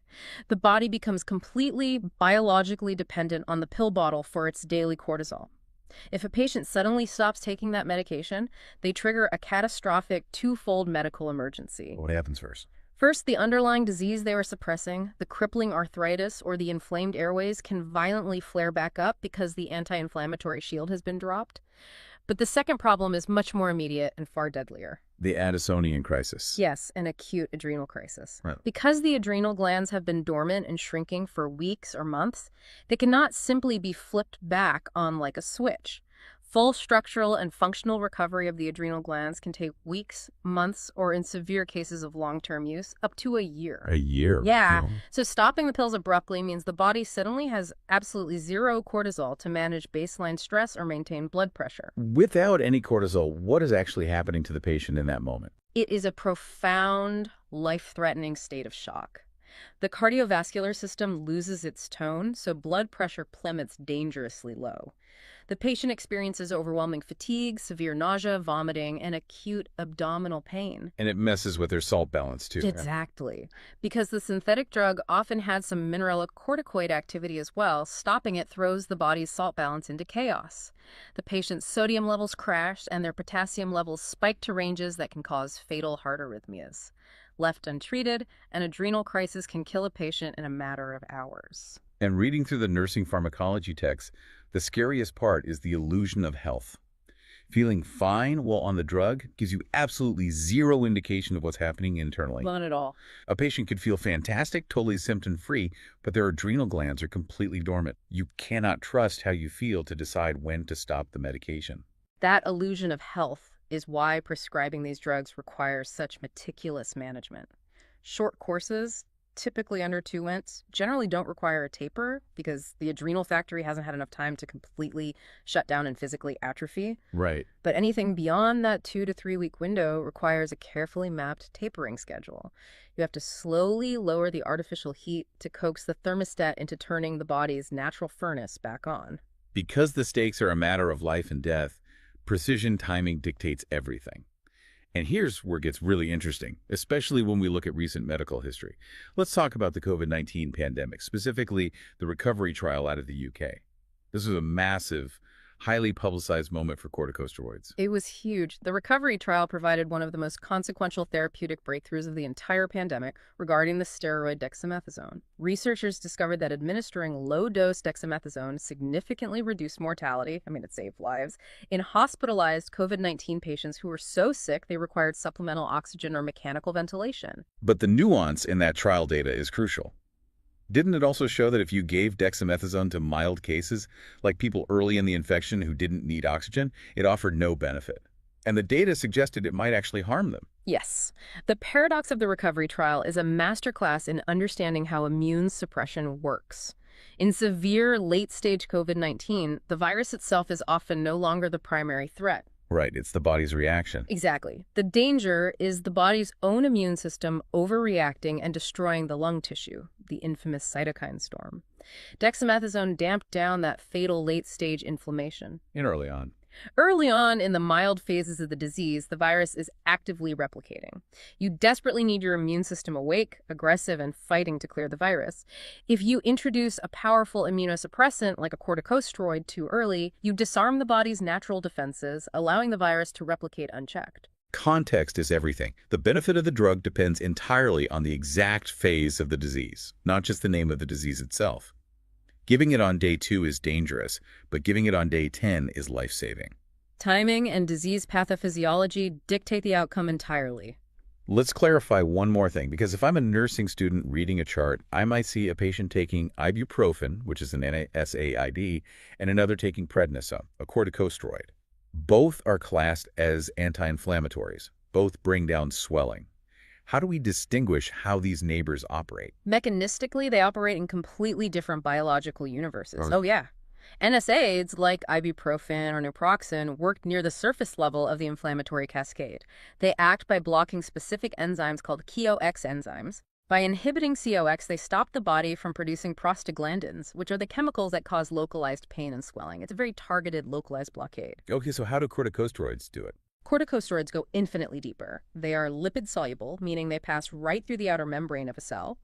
Once inside, they bind to specific glucocorticoid receptors in the cytoplasm, and then that entire complex travels straight into the nucleus of the cell to physically alter gene transcription. I love visualizing it this way. NSAIDs are like putting up a physical roadblock on a street to stop traffic.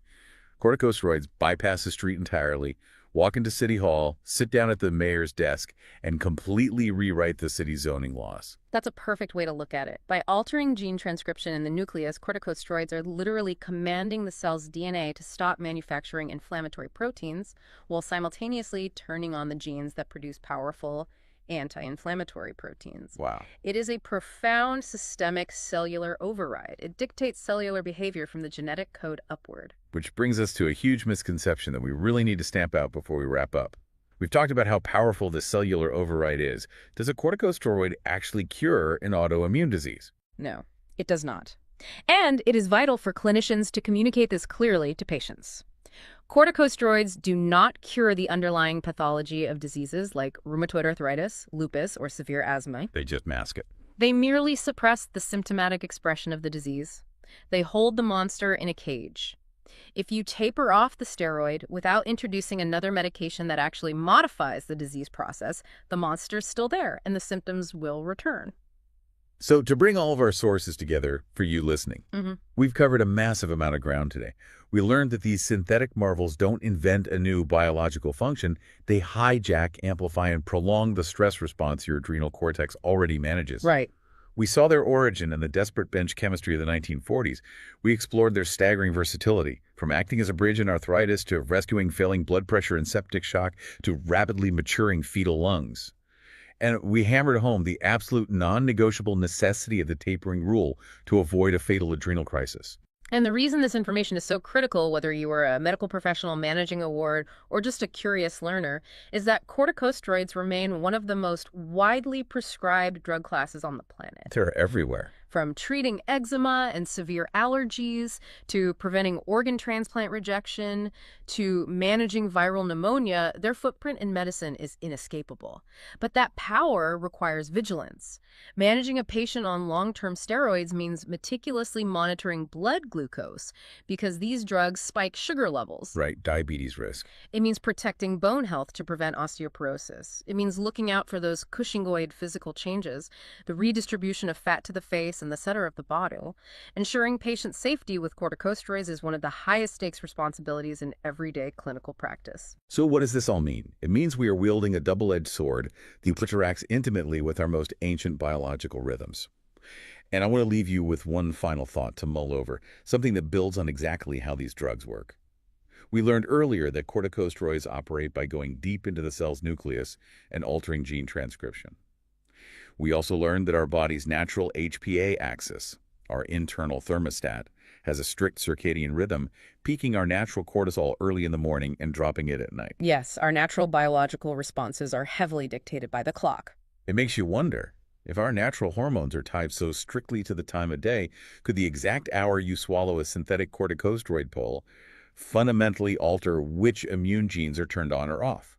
That is a great question. By choosing to fight against or align with that natural morning peak, can a drug's effectiveness, or even its side effects, be manipulated simply by looking at a watch before taking the dose? The intersection of circadian rhythms and drug timing is called chronopharmacology, and it is honestly one of the most fascinating frontiers in medicine today. It is a perfect question to keep exploring. Think back to that 29-year-old woman in 1948, walking out of the hospital to go shopping. It looked like magic. Yeah. But as we now know, in medicine, there is no magic, only incredibly powerful mechanisms that demand our deepest respect, careful timing, and relentless understanding. Thank you for joining us on this deep dive into corticosteroids. Keep questioning the mechanisms, and goodbye until next time. When we talk about medical diagnoses, I think there's this expectation of precision, Oh, absolutely. Like a clear-cut answer. Right. Like if a patient breaks their arm, an X-ray shows a jagged white line, the doctor points to it, and the path forward is just obvious. Yeah, it's visible, it's binary, it's comforting, really. It is deeply comforting. Yeah. But stepping into the world of severe endocrine emergencies, which is exactly what we're unpacking in today's deep dive, it completely shatters that illusion of precision. So, welcome. Today we are diving into thyroid crises. And the absolute most critical realization, like right out of the gate, is that you cannot diagnose these life-threatening extremes with a lab test. Which is wild, right? It forces clinicians completely out of their comfort zones. I mean, a patient who is actively dying from a thyroid crisis might have the exact same thyroid-stimulating hormone or free T4 levels printed on their chart as a patient who's just sitting comfortably in an outpatient clinic. Wait, really?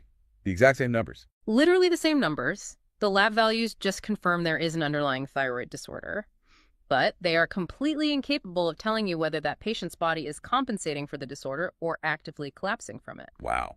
Which means the clinician standing at the bedside basically has to rely on the actual physical presentation of systemic organ failure. Exactly. You have to look at the patient, not just the paper. So our mission today for you, the listener, is to map out the two lethal extremes of this spectrum. So we've got thyroid storm and myxedema coma. Right. And to do that, I think we need to bypass the basic intro biology and look at how thyroid hormone operates on a cellular level, specifically regarding the sympathetic nervous system. Right. Yeah, that's the core first principle here. So the foundational mechanism is that thyroid hormone essentially sets the basal metabolic rate for the entire body, but it does so in this highly synergistic way with your catecholamines. Meaning like epinephrine and norepinephrine? Exactly. Adrenaline. Thyroid hormone actually upregulates the expression of beta-adrenergic receptors on the surface of your cells, particularly in the heart and the nervous system. Okay, so it builds more receptors. Right. When thyroid hormone levels are normal, this keeps your cardiovascular and nervous systems appropriately responsive. Got it. So if we think about the overarching analogy for this deep dive, if the human body is a car, thyroid hormone is basically the accelerator pedal.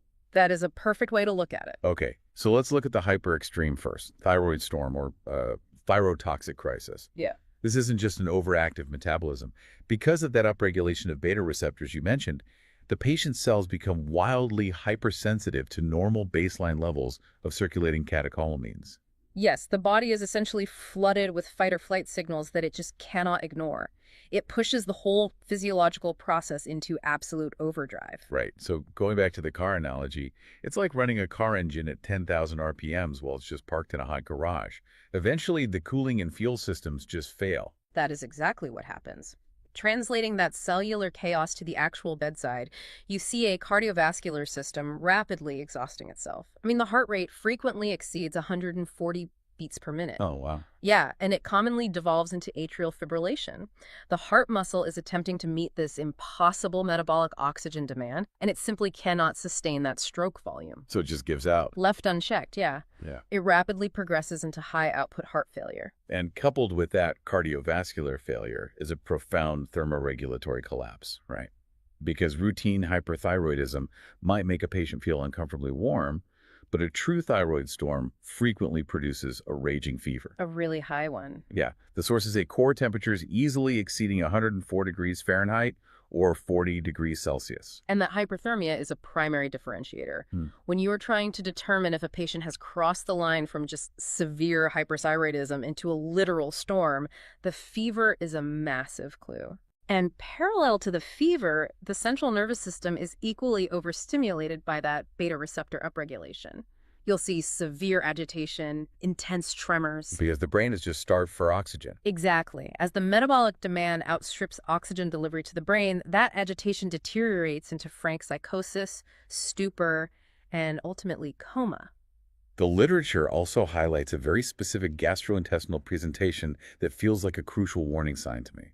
Beyond the severe nausea, vomiting, and diarrhea, the appearance of jaundice, The yellowing of the skin and sclera, that is a massive red flag, Oh, it's ominous. Jaundice in this setting is an indicator of hepatic hypoperfusion. meaning the liver isn't getting enough blood. Right. The liver requires a massive amount of blood flow to function properly. In a thyroid storm, the liver's metabolic demand skyrockets, but that failing tachycardic heart we just talked about cannot deliver adequate oxygenated blood to meet that new baseline. So the liver tissue begins to essentially suffocate. Exactly. It leads to acute hepatic injury. When you see jaundice, you know the patient is spiraling toward multi-organ failure. God, understanding this physiology makes the historical context of this disease incredibly grim. Like, I was looking at the notes, and before the modern era of pharmacology, surgeons were attempting to operate on patients with highly volatile, overactive thyroid glands like those with Graves' disease. Ooh, it was a nightmare. Yeah, the surgical mortality rates prior to the 1920s were just catastrophic. A patient would undergo a thyroidectomy, wake up, and immediately crash into a hyperthermic delirious storm, and they'd often die within 48 hours. Surgeons of that era were essentially operating on a hormonal powder keg. I mean, just the physical manipulation of the gland during surgery would squeeze massive stores of preformed hormone directly into the bloodstream of a patient who was already deeply thyrotoxic. So just touching the thyroid was killing them. Literally. But the breakthrough came from the Mayo Clinic in the 1920s. A doctor named Henry Stanley Plummer hypothesized that pre-treating these surgical patients with a high dose of iodine, specifically Lugol solution, would temporarily calm the gland. Which seems highly counterintuitive, right? Since iodine is the primary building block of thyroid hormone. But Plummer found that delivering it in a massive acute pharmacological dose actually halted the gland's activity long enough to safely perform the surgery. Yeah, it's a brilliant hack of the body's own regulatory system. We'll explore the specific mechanism behind that shortly because it remains a foundational pillar of how we actually treat these patients today. Right. But knowing that this is a well-documented, highly lethal emergency, it is deeply unsettling to look at modern diagnostic protocols. Like, if you are an ICU physician looking at a decompensating patient, you are forced to navigate two distinct and sometimes totally conflicting medical scoring systems. Yeah, it's a huge debate. Clinicians have spent decades trying to quantify this crisis to avoid relying purely on gut instinct. So wait, if I'm reading this right, if this is a life or death emergency, how can two different medical scoring systems disagree on whether someone actually has it? Well, because it's a clinical diagnosis, not a binary lab test. The Birch-Wartofsky Point Scale, or BWPS, introduced in 1993, is the most recognized framework. It assigns numerical values to the severity of organ dysfunction. Like points or symptoms. Exactly. A fever of 104 degrees earns more points than a fever of 101. Atrial fibrillation earns points, as does the presence of jaundice or severe central nervous system agitation. Okay, and a cumulative score above 45 strongly suggests a thyroid storm, while a score below 25 suggests an uncomplicated thyrotoxicosis. And this is the crazy part that leaves a massive ambiguous gray zone between 25 and 44. Right. And to complicate the landscape for the clinician even more, the Japan Thyroid Association, or JTA, published a competing set of diagnostic criteria in 2012. So you have two rule books. Yeah, and the clinical reality is that in borderline cases, the BWPS and the JTA criteria do not always align. A patient might meet the threshold for a stone on one scale, but not the other. Which places the physician in a highly precarious position. Extremely. Because the pharmacological intervention for a thyroid storm is aggressive, it uses multiple high-risk medications. Administering that cocktail to a patient who doesn't truly need it can cause significant harm. But withholding it from a patient in a true storm guarantees their death. Exactly. It requires immense clinical judgment to operate in that diagnostic gray zone. Wow. Okay, so when you consider how catastrophic that hypermetabolic state is, you might assume the opposite extreme would be less volatile, just a general powering down. But withdrawing that metabolic drive entirely is just as lethal. Oh, absolutely. Which brings us to the exact opposite end of the physiological axis, myxedema coma, the decompensated extreme of hypothyroidism. And this is most frequently rooted in neglected Hashimoto's thyroiditis, right? Correct. If a storm is an engine tearing itself apart at maximum RPMs, myxedema coma is the systemic failure that occurs when the engine is completely starved of fuel. The presentation is virtually a mirror image of the storm. So everything slows down. Drastically. Those beta-adrenergic receptors we discussed earlier, they are now profoundly downregulated. The heart becomes highly unresponsive to catecholamines, resulting in severe bradycardia. So a dangerously slow heart rate. And the respiratory drive is similarly blunted. I was reading that the patient literally loses the neurological impulse to breathe deeply or frequently. Yeah, they just forget to breathe, essentially. This hypoventilation leads directly to hypercapnia, which is a dangerous retention of carbon dioxide in the blood, and that further depresses their central nervous system. But the loss of thermoregulation is arguably the most striking clinical feature, I think. Without thyroid hormone driving cellular metabolism, the body just ceases to generate adequate heat. You will frequently see core body temperatures drop below 90 degrees Fahrenheit or 32 degrees Celsius. It's basically severe spontaneous hypothermia.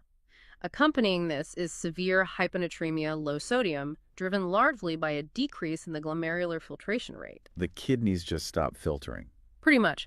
The kidneys simply lack the metabolic pressure required to excrete free water, so they just dilute the sodium concentration in the blood. Okay, looking at the terminology here, myxedema coma is deeply entrenched in the literature, but it feels like somewhat of a linguistic trap. I mean, the term myxedema literally means mucus swelling, right? Coined back in 1877. Yes, by a committee chaired by William Miller Ord following observations by William Withy Gull in 1873. They were describing this mucin-infiltrated, non-pitting edema that gives these patients a characteristically puffy appearance. But I want to clarify a massive misconception here. Does the patient actually have to be in a literal coma? Because the word coma feels highly misleading for modern diagnostic purposes. It is a dangerous misnomer, a huge historical holdover. By the time late 19th century physicians identified this syndrome, the patients were inevitably in end-stage profound unresponsiveness. Right, they caught it too late. Exactly. Waiting for a patient to slip into a literal coma today before initiating aggressive treatment is a near guaranteed way to ensure a fatal outcome. So what does it actually look like? The condition represents a spectrum of altered mental status. It starts with lethargy, confusion, or profound psychomotor retardation, well before eventually deteriorating into true unconsciousness. And the neurological exam for these patients yields a highly specific finding known as hung-up reflexes, which I found fascinating because it provides a brilliant window into the cellular physiology. Oh, it's a classic sign. Yeah, so when you strike the patellar tendon, the leg kicks out normally, but the relaxation phase is bizarrely delayed. It's just slow to release. And the mechanism there directly illustrates the cellular energy deficit. To relax a contracted muscle, the muscle fibers actually have to pump calcium ions back into the sarcoplasmic reticulum, which takes energy. Right. That process requires a constant supply of ATP. Because a myxedema patient lacks the thyroid hormone required to drive ATP production, the muscle simply does not have the cellular energy required to execute that relaxation phase efficiently. The reflex visibly hangs up. That makes so much sense. To make this memorable for the listener, the classic demographic profile you encounter in the case literature is incredibly consistent. If you're looking out for this presentation, you are generally looking for a textbook example of an elderly female patient with a history of neglected hypothyroidism. Right. She's typically found profoundly hypothermic in her home during the winter months. And very often, the precipitating incident was the introduction of a new medication, like a sedative or an opioid, which suppressed her already fragile respiratory drive just enough to tip her into respiratory failure. And that concept of a precipitating event is vital. I mean, neither of these crises typically occur spontaneously in a vacuum. A patient might walk around for years with poorly controlled thyroid disease, just hovering right on the edge of the cliff. But it requires a distinct physiological stressor to push them over the edge, which brings us to the sneaky triggers of crisis. Yeah, the mundane medical events that act as catalysts. In the case of a thyroid storm, that precipitating stressor is usually a massive systemic insult. Severe infection, physical trauma, childbirth, diabetic ketoacidosis, or, as we mentioned earlier, undergoing surgery without appropriate endocrine blockade. And for myxedema coma, the stressors include prolonged cold exposure, acute myocardial infarction, a stroke, or frequently just an interruption in their thyroid replacement therapy. Yeah, missed pills are a big one. Like a patient might be admitted to the hospital for an entirely unrelated orthopedic issue, their levothyroxine gets missed in the shuffle of inpatient orders for a week, and their hormone levels slowly drain away until they decompensate. It happens more often than you'd think. But okay, the most fascinating and terrifying trigger detailed in the sources is the Jod-Basedow phenomenon. Are you telling me that a routine CT scan with IV contrast, like for suspected appendicitis, can accidentally trigger a deadly thyroid storm days later? I mean, yes, absolutely. It perfectly illustrates the danger of treating the body as a collection of isolated systems. Does that even happen? To understand why, you have to look at the pharmacology of IV contrast dye. It carries a massive iodine load. Okay. If a patient's thyroid is healthy, they process and clear that iodine without issue. However, if a patient unknowingly harbors an autonomously functioning thyroid nodule, like a toxic multinodular goiter or a solitary hot nodule, that tissue is essentially a rogue factory operating entirely outside the control of the pituitary gland. So it's just making hormone whenever it wants. Right, but it's usually limited by the natural availability of dietary iodine in the body. Oh, I see. So when you inject that IV contrast, you're basically dumping a massive shipment of raw material directly onto the factory floor. Exactly. The autonomous nodule immediately utilizes that iodine load. It rapidly organifies it to synthesize and release a massive surge of thyroid hormone. So days after the patient is discharged with a clear appendix, they are rushed back to the hospital in atrial fibrillation with a 104-degree fever. That is terrifying. It just underscores why understanding a patient's baseline endocrine history fundamentally alters the risk profile of even seemingly routine radiological procedures. It's critical. Okay, moving into the clinical management of these crises, this is where instinct will get you into trouble. Because the intuitive treatments are almost all wrong. The pharmacological protocols are essentially a minefield of physiological paradoxes. Yes. These scenarios demand a deep comprehension of pharmacokinetics because standard symptomatic treatments often backfire catastrophically. Let's look at the bedside traps. Let's start with the fever trap. Say you're managing hyperthermia in a thyroid storm. If a patient is burning up with a 104-degree fever, the immediate instinct is to administer a salicylate, like aspirin. Right, but doing so in a thyrotoxic crisis can be fatal. Why? Aspirin reduces fever. It does, but you have to consider how thyroid hormone travels through the vasculature. The vast majority of circulating T4 and T3 is bound to transport proteins, primarily thyroxine-binding globulin, or TBG. And while it's bound, it's inactive. Right. Exactly. Only the tiny fraction of unbound, or free hormone, interacts with cellular receptors to drive the hypermetabolic state. Aspirin fundamentally alters this dynamic because it has a high affinity for those same transport proteins. Oh no, so it aggressively competes for the binding sites. Yes. It physically displaces the thyroid hormone. If you administer aspirin, you suddenly flood the patient's bloodstream with active free hormone, dramatically worsening the storm. So it pours fuel on the fire. Exactly. Acetaminophen must be used instead. It achieves antipyresis without displacing the hormone. Wow. Okay, and the instinctual trap is equally dangerous on the hypothyroid side. The rewarming trap. If a myxedema coma patient is brought in with a core temperature of 90 degrees Fahrenheit, the intuitive response is to utilize active rewarming techniques, forced air warming blankets, heated 5E fluids, just to raise their temperature as quickly as possible. Which will reliably trigger cardiovascular collapse. Wait, why? They're freezing. They are, but you have to picture the state of their peripheral vasculature. Due to the profound hypothermia, their blood vessels are maximally constricted to shunt blood to the core organs. Their bradycardic, failing heart is barely generating enough cardiac output to maintain blood pressure, even with that intense peripheral resistance. So if you actively and rapidly heat the skin, you force widespread peripheral vasodilation, the vascular space suddenly expands massively, vascular resistance plummets, and the weakened heart cannot increase its output to compensate. the bottom falls out. The patient will suffer immediate profound hypertension and likely arrest. The standard of care demands passive rewarming, literally just using standard blankets in a warm room, allowing the core temperature to rise slowly as the thyroid replacement therapy begins to take effect. That is such a crucial trap to avoid. All right, what about the order of operations trap? Earlier, we established that administering a massive dose of iodine like Lugol solution is highly effective at shutting down the overactive gland in a storm. This relies on the Wolff-Chaikoff effect, right? Yes. The Wolff-Chaikoff effect is a brilliant auto-regulatory defense mechanism.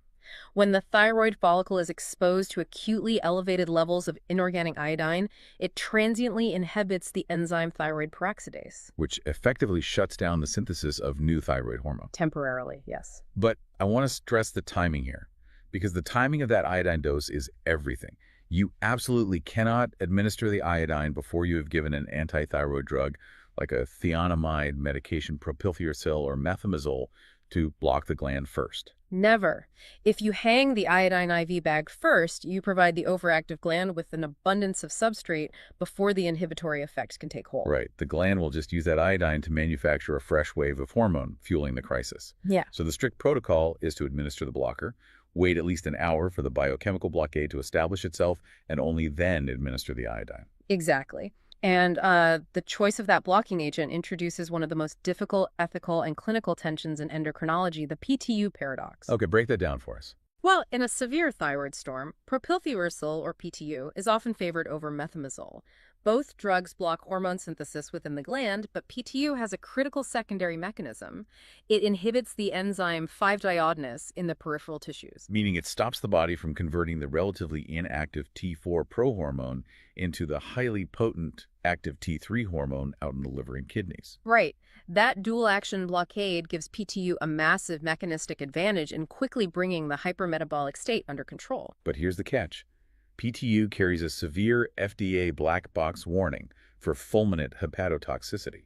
It can cause catastrophic liver failure, sometimes requiring an emergency liver transplant. It's a huge risk. Wait, didn't we just establish that a severe thyroid storm causes hepatic hypoperfusion, leading to jaundice and acute liver injury? So we are giving a liver-toxic drug to treat a condition that is already actively destroying the liver. I know. It's an agonizing paradox at the bedside.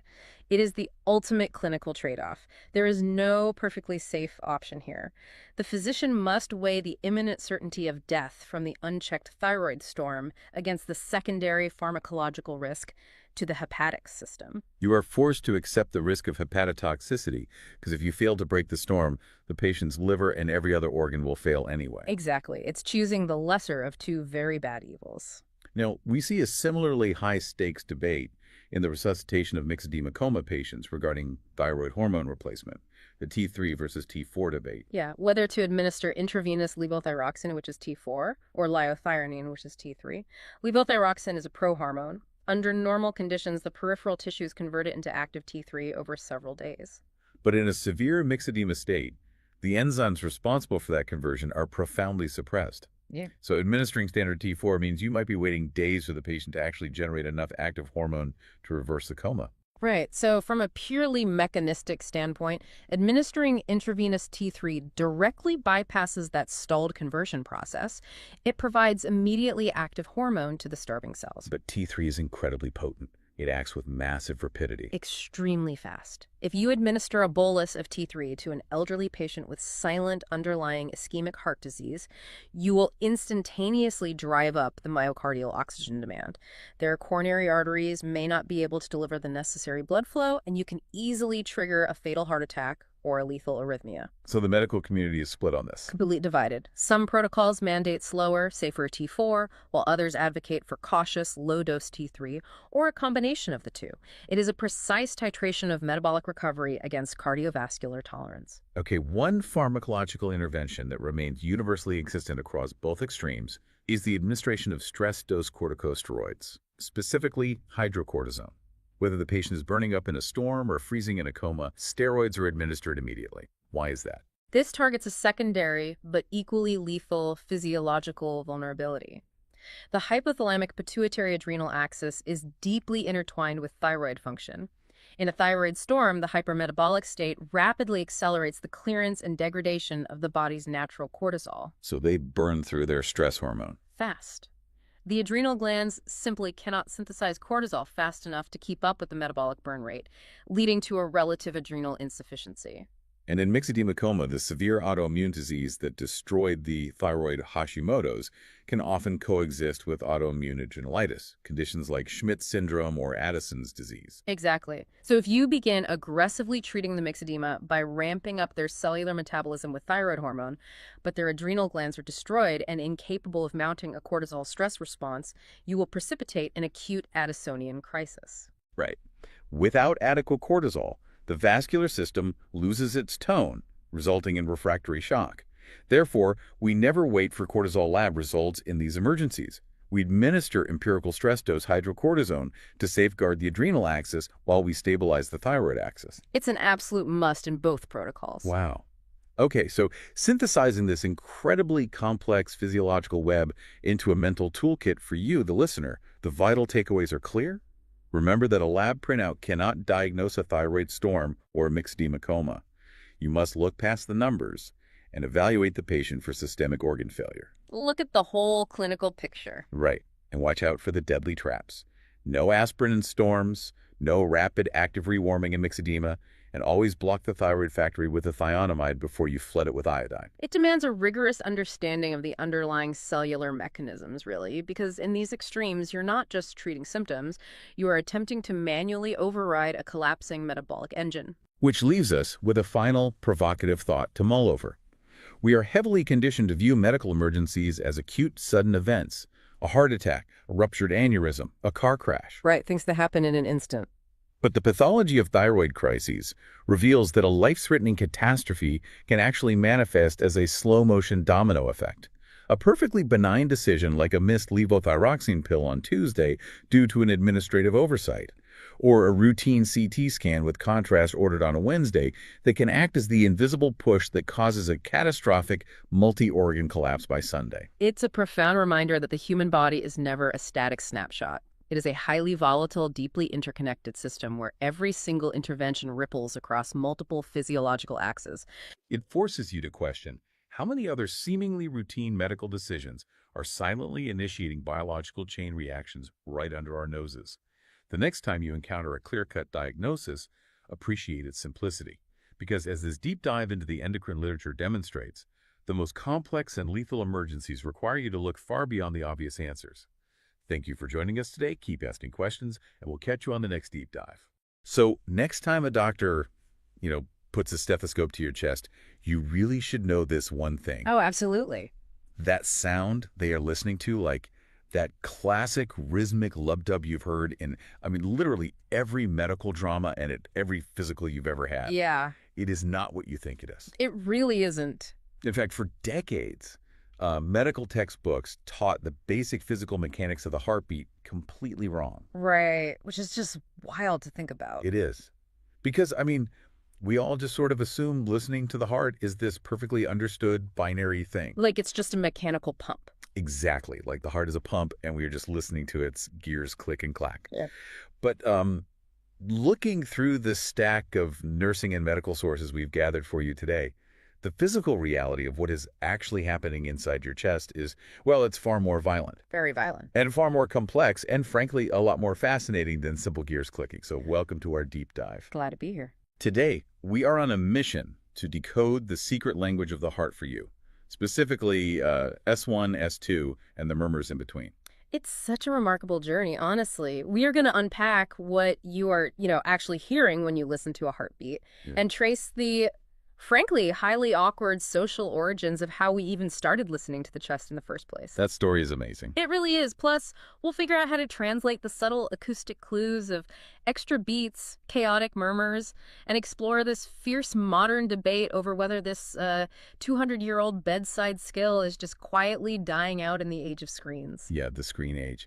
So I want to start right at the absolute foundation. Okay, let's do it. Because if we're going to decode the secret language of this pump, for the listener, we need to know the alphabet. Right, the basics. We hear two main sounds, S1 and S2. What exactly are they marking in the timeline of a single heartbeat? So if we break it down to first principles, the heart works as a one-way pump, primarily because it has two main sets of valves. And for the blood to move forward, only one set can be open at a time. They have to alternate. Right. Otherwise, it's just chaos. Exactly. No. So S1, the first heart sound, marks the very onset of systole. Systole being the active squeezing phase. Right, the squeezing phase. The ventricles contract, and the pressure inside them just spikes. And this sudden, massive high pressure forces the atrioventricular valves. Those are the ones between the upper and lower chambers, Yeah, right? yes, it forces them to close, preventing the blood from shooting backward into the top of the heart. Okay, so that's the lub, the very start of the squeeze. Correct. And then we have S2, which marks the onset of diastole. Diastole is the relaxing phase. Exactly. This is when the ventricles finish squeezing and they start to relax so they can fill with new blood. Got it. So as they relax, the pressure inside them plummets way below the pressure of the great arteries they just pumped blood into. So the blood wants to fall backward. Right. So the semilunar valves, the aortic and pulmonic valves, They close to keep the blood from falling back down into the heart. And that's your dub. Lub-dub. Squeeze, relax. You got it. I saw this brilliant detail in the notes about the timing of this cycle. At a normal resting heart rate, let's say around 70 beats per minute, diastole, Relaxing phase. right, the relaxing phase, actually takes up roughly 2/3 of the entire cycle. Yes, it does. I mean, the heart spends twice as much time resting and filling as it does actually working and pumping. It is a fundamentally asymmetric cycle, yeah. And that long filling time is absolutely critical. It's exactly why managing a patient's heart rate is such a priority in conditions like atrial fibrillation. Because if the heart is beating too fast. Exactly. If a patient's heart is racing at 150 beats a minute, you're primarily robbing them of that diastolic filling time. Yeah. The pump is squeezing incredibly fast, but it hasn't actually had time to fill up with anything. So it's just firing blanks at that point. That is a perfect way to put it, yeah.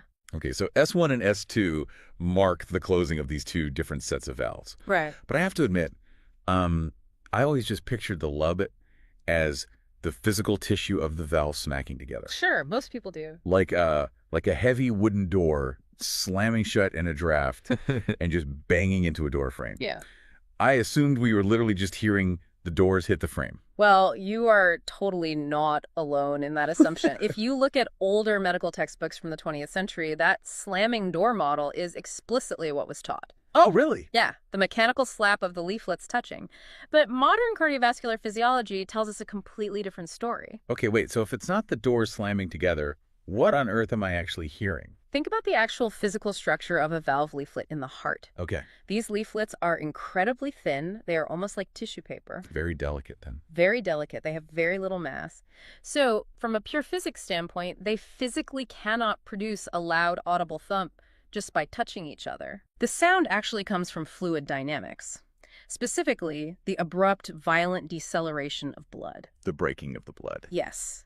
Back in the 1960s and 70s, researchers started putting these tiny pressure transducers and microscopic microphones directly inside the heart. Wow. And they discovered that the sound happens when a fast-moving, massive column of blood suddenly hits that closed, tensed valve. So it's not the door itself making the sound, it's the sudden stopping of the rushing water against the door. Exactly. Like when you turn a faucet off too fast in an old house and you hear the pipes bang inside the wall. That is a perfect analogy. The sudden deceleration of the blood against the tensed valve causes this massive acoustic shock wave. It causes the entire cardiohemic system to vibrate. I saw that term in the text cardiohemic system. What exactly is vibrating there? Is it just the blood? No, it's everything. The blood itself, the valve leaflets, the adjacent cardiac walls, the great vessels. Whole plumbing setup. Right, and even the chordae tendineae. The chordae tendineae being those little fibrous strings like parachute cords that hold the valves in place. Yes. So those strings pull tight, the valve balloons out slightly under the pressure, the blood crashes into it, and that entire structural apparatus vibrates at a really low frequency. That is wild. And that vibration radiates outward through the chest wall, and that specific acoustic event is what we call a heart sound. The whole closing valve idea is just a convenient shorthand then. We're actually listening to blood violently breaking and vibrating the entire structural scaffolding of the heart. Essentially, yes. Which just makes me wonder. I mean, it's crazy to think we capture this massive violent fluid collision with just a simple rubber tube and a piece of metal. It is pretty amazing. How did medicine even figure out we could hear this from the outside? Like, who decided to put an ear to a chest to decode all this in the first place? Well, to answer that, we have to travel back to 1816. Okay, time travel. To a hospital in Paris. There was this French physician named René Laennec, and he was examining a young woman with symptoms of heart disease. Right. At the time, the standard diagnostic method was called immediate auscultation. Which means literally immediately putting your ear directly on the patient's bare chest. Yes. And given the social mores of early 19th century Paris... I can see where this is going. Yeah, Laennec found it highly inappropriate to place his ear directly on the chest of a young female patient. Makes sense. Furthermore, he noted the method was essentially useless on patients carrying extra weight because the fat just muffled the sound anyway. It was kind of stuck. He was. But he recalled this simple acoustic trick from childhood. Oh. Yeah, if you scratch one end of a solid wood beam, you can hear it perfectly if you press your ear to the other end. Oh, like two tin cans on a string, but with solid wood carrying the sound waves. Exactly. So he took a quire of paper, just a stack of standard paper, and rolled it up tightly into a cylinder. Just paper. Just paper. He placed one end on the patient's chest and his ear to the other, and he was astonished. He wrote that he could hear the heartbeat more clearly and distinctly than he ever had with his naked ear. That is incredible. A rolled-up notebook basically bypassed 19th century awkwardness and ended up revolutionizing medicine forever. It really did. He eventually refined this paper tube into a hollow wooden cylinder. He combined the Greek words stethos, meaning chest, and skopein, meaning to examine or look into. The stethoscope. The stethoscope was born, and in 1819 he published a massive text where he cataloged and named many of the exact sounds we still listen for today. Okay, so we have this evolution from a rolled-up piece of paper to the modern stethoscope. But looking at the sources on how a modern stethoscope is actually used, is far from foolproof. Oh, definitely not foolproof. I was reading the notes on the chest piece, the part you actually place on the patient. It has two sides, right? The wider flat diaphragm and a smaller cup-like bell. Yeah. I always just assumed you use whichever one fit best on the person's chest. But they're actually acoustic filters, aren't they? They are entirely different tools, yes. Oh. The diaphragm is designed to capture high-frequency sounds. To use it correctly, you must press it firmly against the skin. Firm pressure. Okay. Right, because that firm pressure physically filters out the low rumbling noises, making it perfect for highlighting the crisp, high-pitched sounds of S1 and S2, or, the high-pitched hiss of an aortic regurgitation murmur. And the bell. The bell, however, is designed to capture low-frequency sounds, and the technique is the exact opposite. Light pressure. It must be applied with the lightest possible touch, just barely sealing it against the skin. I was looking at this and thinking about how precarious that is. I mean, if you have a busy, stressed nurse or doctor and they just press the bell a little too hard against the chest. They stretch the patient's skin taut underneath it. Right. And that stretched skin essentially becomes a makeshift diaphragm. You've hit on the exact reason auscultation is considered an art form. By pressing too hard, you instantly delete all the low-frequency acoustic data. It just vanishes. Completely. A clinician could be listening to a patient with a critical low-pitched red flag, like a failing ventricle or a narrowed mitral valve, and hear absolutely nothing. Just because they pressed too hard? Simply because they had a heavy hand, yeah. You could literally send a patient home with a failing heart just because of a slight change in pressure from your thumb. It requires incredible intention. Absolutely. So let's say the clinician has the technique down perfectly. What exactly are they listening for when they want to go beyond just a normal lub-dub? I want to bring the listener into this. If you, the listener, have ever sat on an exam table and the doctor asks you to take a deep breath and hold it while they move the stethoscope around, what are they actually doing? They are likely listening for the splitting of S2. Okay, S2 splitting. It's one of the most brilliant, low-tech diagnostic tricks in all of physical exam medicine. It's essentially a 10-second test of your cardiac physiology. Walk us through what is happening inside the chest during that deep breath. Sure. So when you take a deep breath in, your expanding lungs create negative pressure in your chest cavity. Like a vacuum. Exactly like a vacuum. It literally sucks more venous blood back into the right side of your heart. Okay, so the right side suddenly gets flooded. Now, because the right ventricle suddenly has this extra surge of blood to pump out, it takes a tiny fraction of a second longer to empty its chamber. So the right side of the heart falls a tiny bit behind the left side. Yes, and because it falls behind, the pulmonic valve on the right side closes slightly after the aortic valve on the left side. Oh, so they don't close at the exact same time anymore. Right, so instead of a single dub for S2, you hear two distinct snaps. It sounds like lub-TA. UPA. And then, when you exhale, the chest pressure normalizes, the blood volume equalizes, and the valves sink back up to a single lub-DUB. Lub-TA. Lub-DUB. That is incredible. So just by listening during a slow breath, you can literally hear the right and left sides of the heart physically separating their workloads and coming back together. It's a real-time check of the plumbing. And I assume this is normal. It is audible in almost every healthy young person. Okay.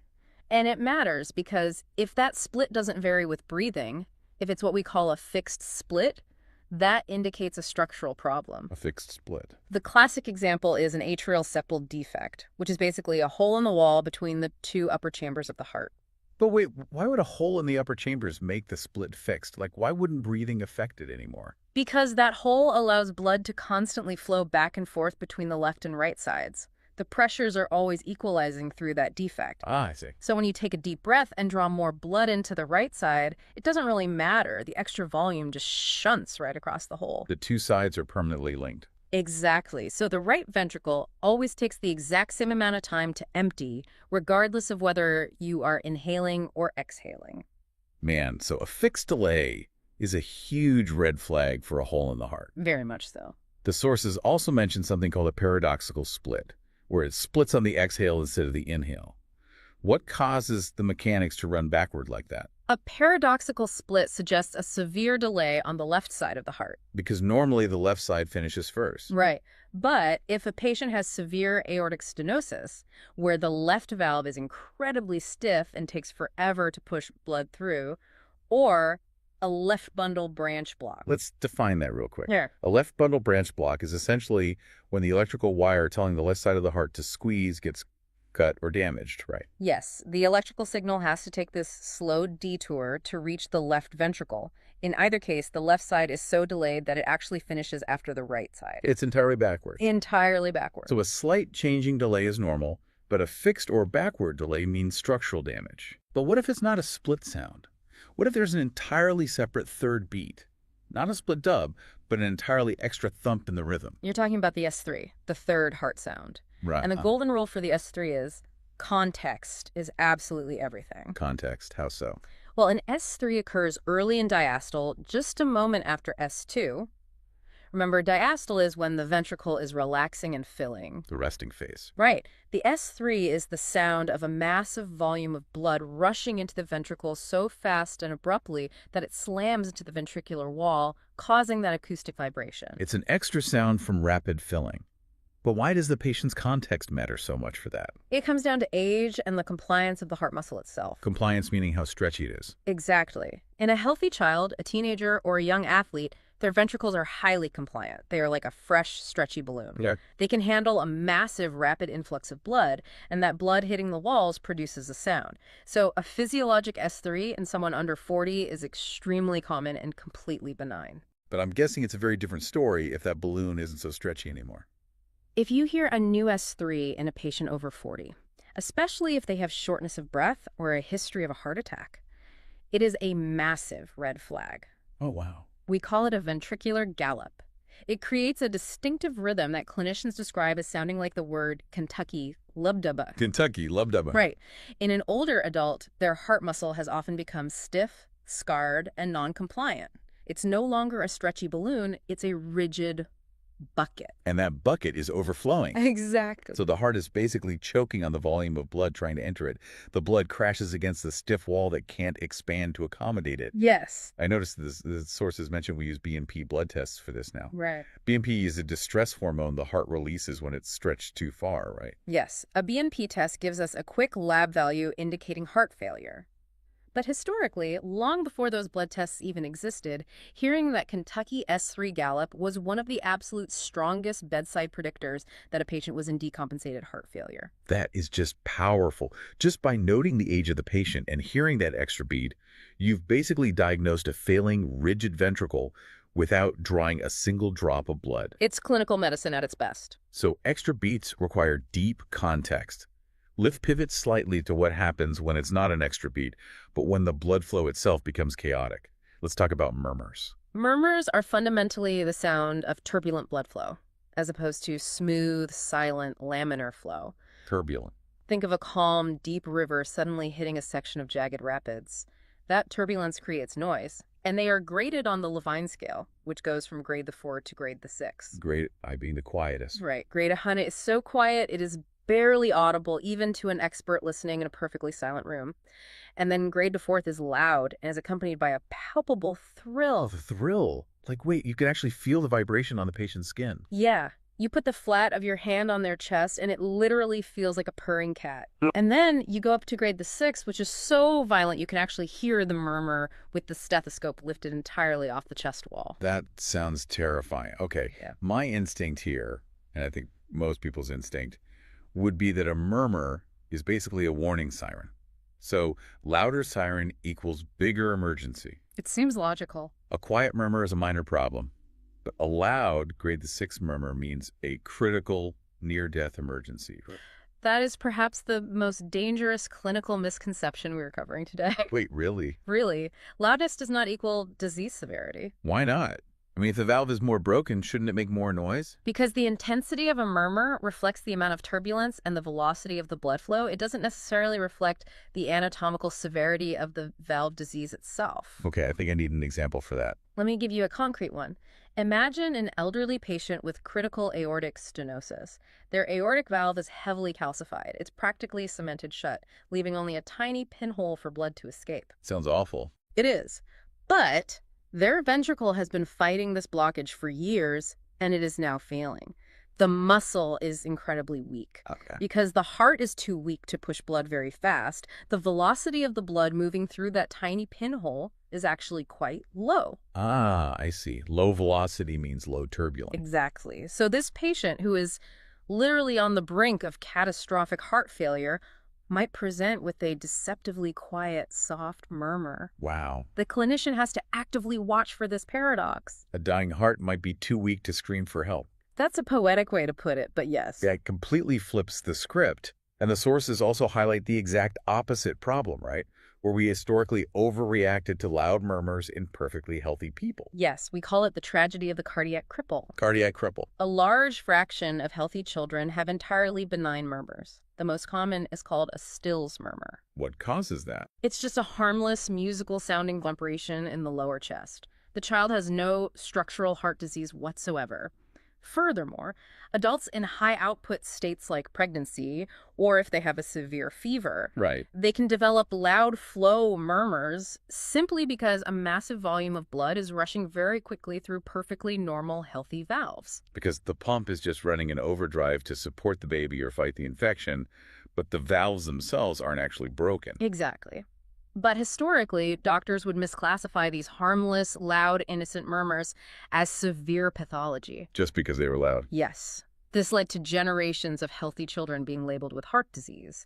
They were banned from playing sports, restricted from physical activity, and subjected to years of unnecessary medical anxiety. That is heartbreaking. They were psychologically and socially disabled by a completely harmless acoustic finding. All because someone assumed loud equaled sick. Hmm.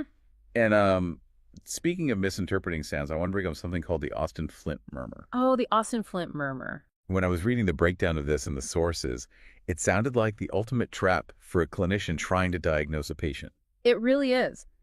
The Austin Flint murmur is a textbook warning against treating the stethoscope like a magic 8-ball.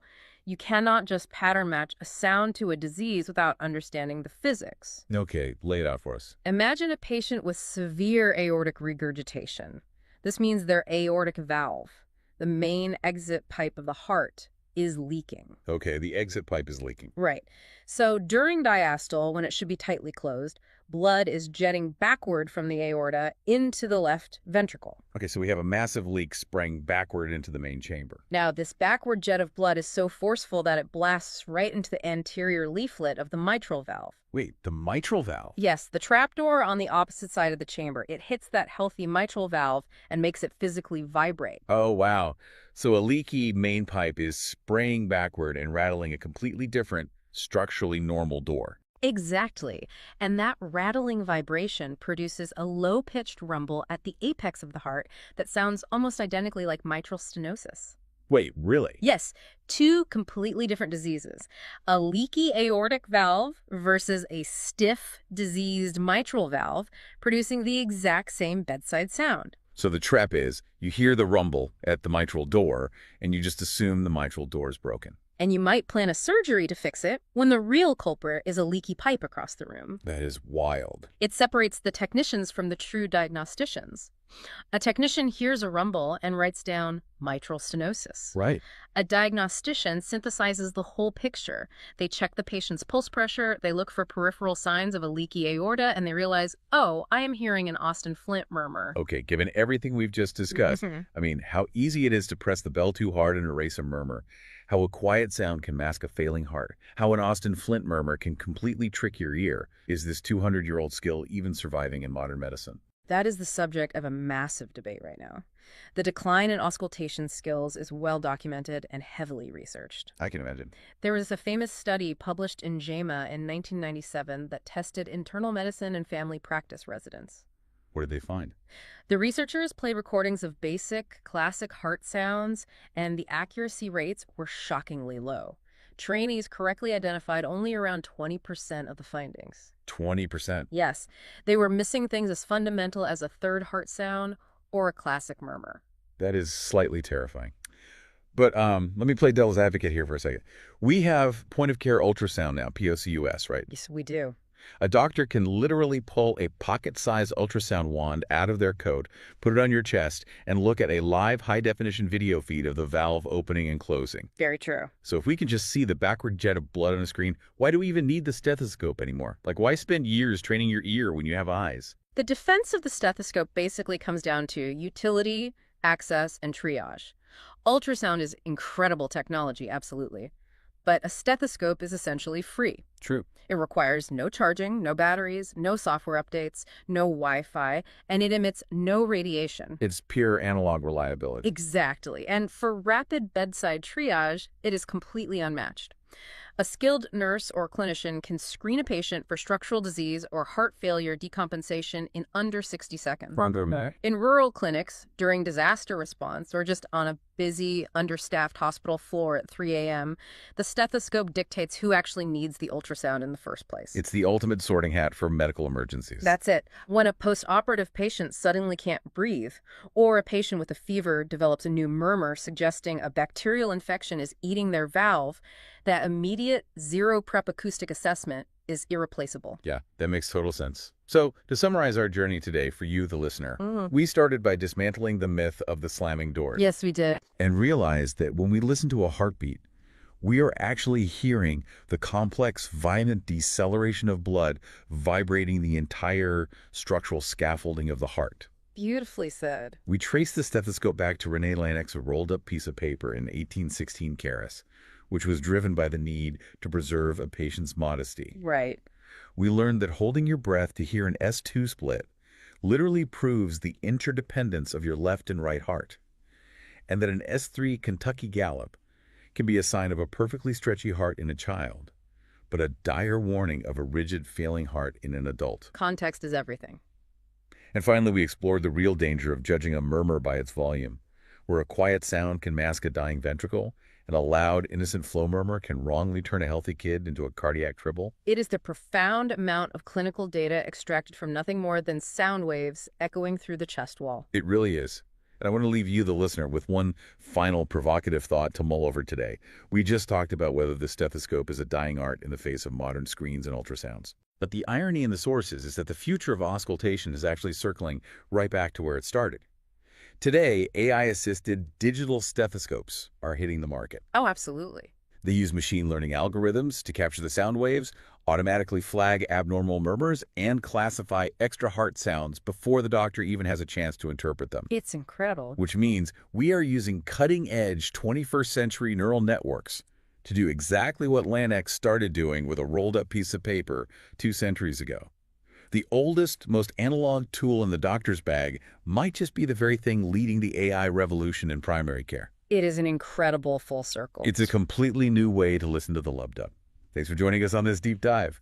I want you to think back just for a second to a time when you were in a really vulnerable situation. Right. Like maybe you were sitting in a hospital ER, Yeah. or you were on the phone with a crisis hotline. Yeah, those really high-stress moments. Exactly. And do you remember that specific moment when a complete stranger, like a nurse or a counselor, just walked into the room, and within minutes, you felt this like profound sense of ease? Like you could just finally exhale. Yes. You probably walked away assuming that person was simply, a naturally gifted, empathetic soul. Like they just had the magic touch. Oh, absolutely. We tend to romanticize that kind of human connection, right? We assume it's just instinct. Right. But the reality is actually far more clinical. That feeling of instant trust isn't magic. It's usually the result of highly engineered, testable mechanics. It's a very specific skill set. Yeah, known as therapeutic communication. And that is our mission for this deep dive. We're unpacking the deliberate architecture that healthcare providers use to get patients to open up. And, the underlying psychology of these techniques is something you can actually apply to your own everyday conversations. Which is the best part. We got some fascinating sources on the table today, ranging from modern nursing textbooks to historical psychiatric literature from the 50s, all the way to current bioethics journals. It's a really rich area of study. It is. So to understand how this architecture works, we have to establish a baseline. Like, therapeutic communication is fundamentally different from just a normal social chat. Oh, completely. Because in everyday life, a conversation is reciprocal, right? Yeah. Both people are seeking connection or validation, or they're just, passing the time. Right. But the clinical literature defines therapeutic communication as strictly goal-directed. Goal-directed. Yes. I mean, every pause, every shift in posture, every single question is deployed to serve the patient's needs, not the provider's comfort. So it's not about making friends. Not at all. It is literally treated as a clinical intervention. You're using communication as a form of medicine to establish rapport, get accurate diagnostic info, and help the patient problem solve. Okay, so the first major hurdle a clinician faces in doing that is just getting past the patient's internal filter. Yes, the filter's huge. Because when someone walks into a clinic, they almost never offer the raw, unedited truth right away. No, they're terrified. Or embarrassed. Right. They edit their answers based on fear or just the really intimidating power dynamics of, sitting half naked in a paper gown while someone stands over you with a laptop. Yeah, it's not a natural environment. No. So bypassing that filter requires actually manipulating the boundaries of the conversation. And this is where we look at textbooks on interpersonal relationships in nursing. Like, the widely cited work by Arnold and Boggs focuses heavily on the actual literal framing of questions. Like the mechanics of the sentences.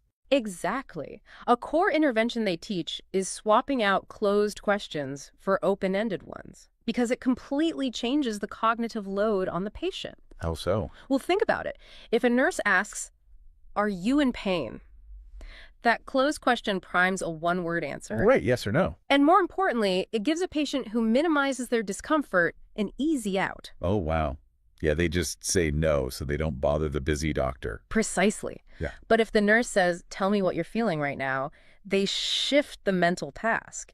The patient isn't just answering a binary prompt anymore. They have to narrate an experience. They had to tell a story. Right. And in that narrative, the patient might casually bring up, debilitating nausea or severe anxiety about paying for their meds' vital clinical data that a yes or no question would have just permanently buried. It really reminds me of dealing with poorly designed automated tech support. Oh, gosh, yes. Like when your internet goes down and the robot voice is like, "Are you calling because your router is blinking red? Say yes or no." But it's not blinking red. Exactly. It's completely dead. But the prompt forces you into this binary box that doesn't actually capture your problem. This is a perfect analogy. A closed clinical question traps a patient in a diagnostic box of the clinician's own making. It prevents them from revealing what's actually wrong. You're predetermining the boundaries of their experience before they even get to speak. That's wild. Yeah, and another mechanical shift that changes the patient's response is just replacing the word why with what or how. Wait, really? Just dropping the word why? Just that one word. Asking a patient, "Why didn't you take your medication?" almost guarantees they get defensive. Well, yeah, it sounds judgy. It does. From a psychological standpoint, the word why often triggers the amygdala, the part of the brain associated with threat detection. It literally sounds like an accusation demanding a justification. So the patient feels like they're being interrogated for a crime. Exactly. And they just shut down. Or they make up an excuse. Right, but if the provider simply asks, "What got in the way of taking your medication?" they change the neurological response entirely. Oh, wow. What got in the way? Yeah. By framing the obstacle as an external what, you bypass the defensive reaction. You engage the prefrontal cortex, which handles objective problem solving. So the blame is totally removed from the patient. and placed on the external factor. The patient transitions from being like a suspect defending their character to a partner solving a logistical puzzle. That structural shift makes total sense. But, okay, there is another tool in the literature that seems completely counterintuitive to me. Oh, I know where you're going with this. Yeah, the use of deliberate silence. Yes, silence. Like, silence is formally classified as an active clinical technique, not just a gap between sentences. It's an active, powerful tool, but the education literature shows that novice clinicians are absolutely terrified of it. I mean, I would be too. Research on new nurses shows they consistently panic when a patient discloses something really heavy. If a patient says, I'm terrified of dying, the novice will typically tolerate only 1 or 2 seconds of silence before they just jump in and start speaking. Because the natural human instinct is to fill that dead air. Right. When someone tells you they're terrified, you want to instantly fix it. You want to say, don't worry, the doctors are great, you're going to be okay. And that instinct to fill the space is exactly what clinical education tries to train out of providers. Really? Yeah, because that urge usually results in what they call false reassurance. False reassurance, okay. Saying everything will be fine when you don't actually know the prognosis, that only serves to relieve the clinician's own discomfort with the awkward silence. It does nothing for the patient's anxiety. Oh, I see. False reassurance is basically a conversational dead end. It sends the message that the patient's fear is an inconvenience. It totally invalidates what they just told you. It dismisses their reality completely. Patients actually need processing time. The literature suggests a minimum of 5 to 6 seconds of uninterrupted silence after a difficult disclosure. 6 seconds. That is an agonizingly long time to just sit there in silence. It feels like an eternity. But they need that neurological lag time to process their own emotions, to formulate their next thought, or honestly just to cry. Wow. By deliberately maintaining silence, the provider is actively holding space. They're signaling that it is safe for the patient to keep exploring that really difficult feeling. It's just so striking to me that holding space and trying to get the patient's unedited truth is the gold standard today. Because if you look at the history of the medical establishment... Oh, it's a totally different world. Yeah, there was a long period where the prevailing consensus was that truthful communication was actively detrimental to a patient's health. It's hard to believe now, but the history of therapeutic communication is rooted in this deeply paternalistic era. There's this landmark study published in the Journal of the American Medical Association back in 1961 by a physician named Donald Oken. The Oken study, yeah. He surveyed practicing doctors about their communication habits, and he found that roughly 90% of them routinely withheld cancer diagnoses from their patients. 90%. They would literally tell the patient's family, but intentionally lied to the patient sitting right there in the bed. Yeah, and this wasn't driven by malice. It was just rooted in the bioethical framework of the time. They thought they were helping. Exactly. The prevailing wisdom was that patients lacked the psychological resilience to handle terminal news.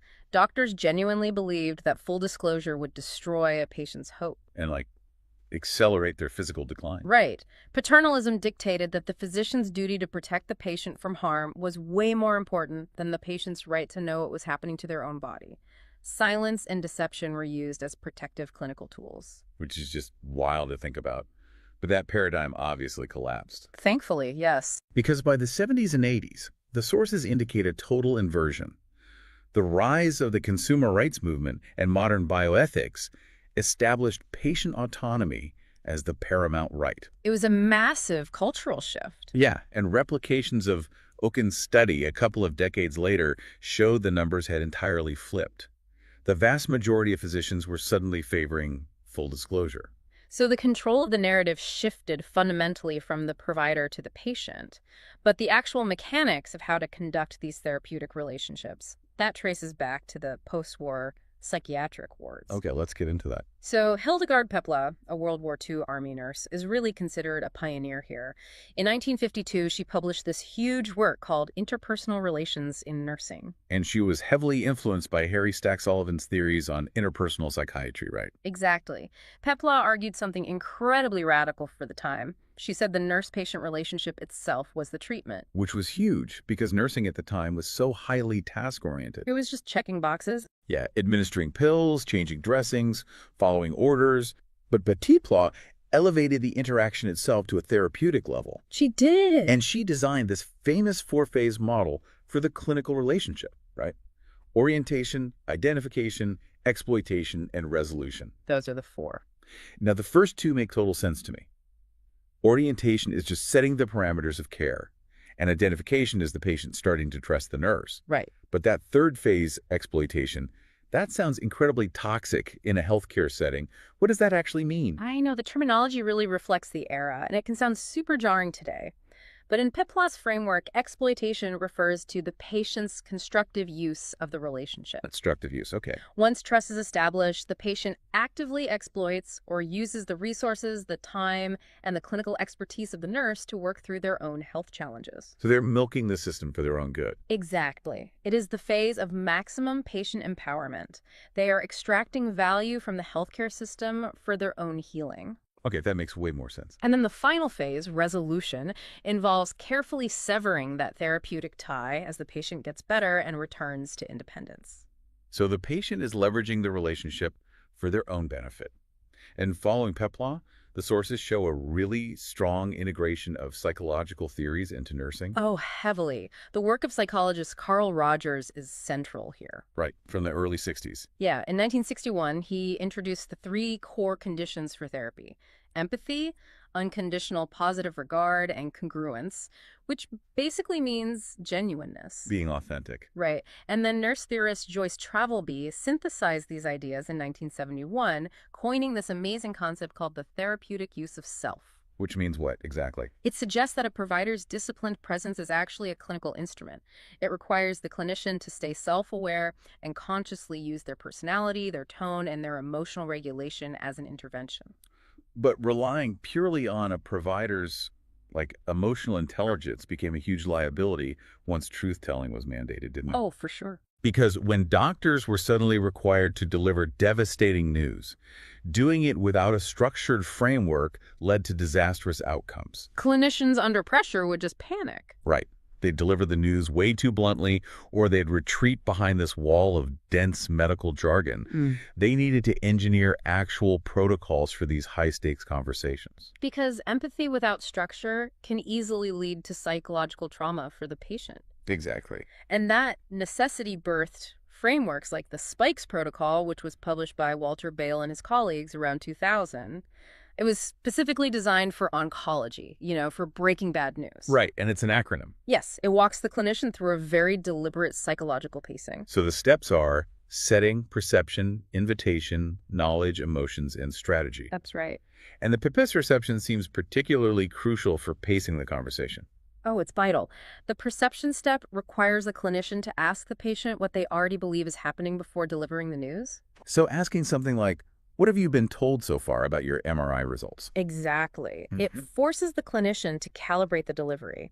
Because if the patient firmly believes they are just there for a routine scan, the clinician instantly knows they have to bridge a massive psychological gap. You have to find out where the patient is on the map before you can safely guide them to this terrible new destination. That's a great way to put it. And then the I invitation takes it a step further by actually asking for permission to share the data. Yes. The clinician asks, are you someone who wants all the medical details, or would you prefer I just focus on the big picture and the treatment plan?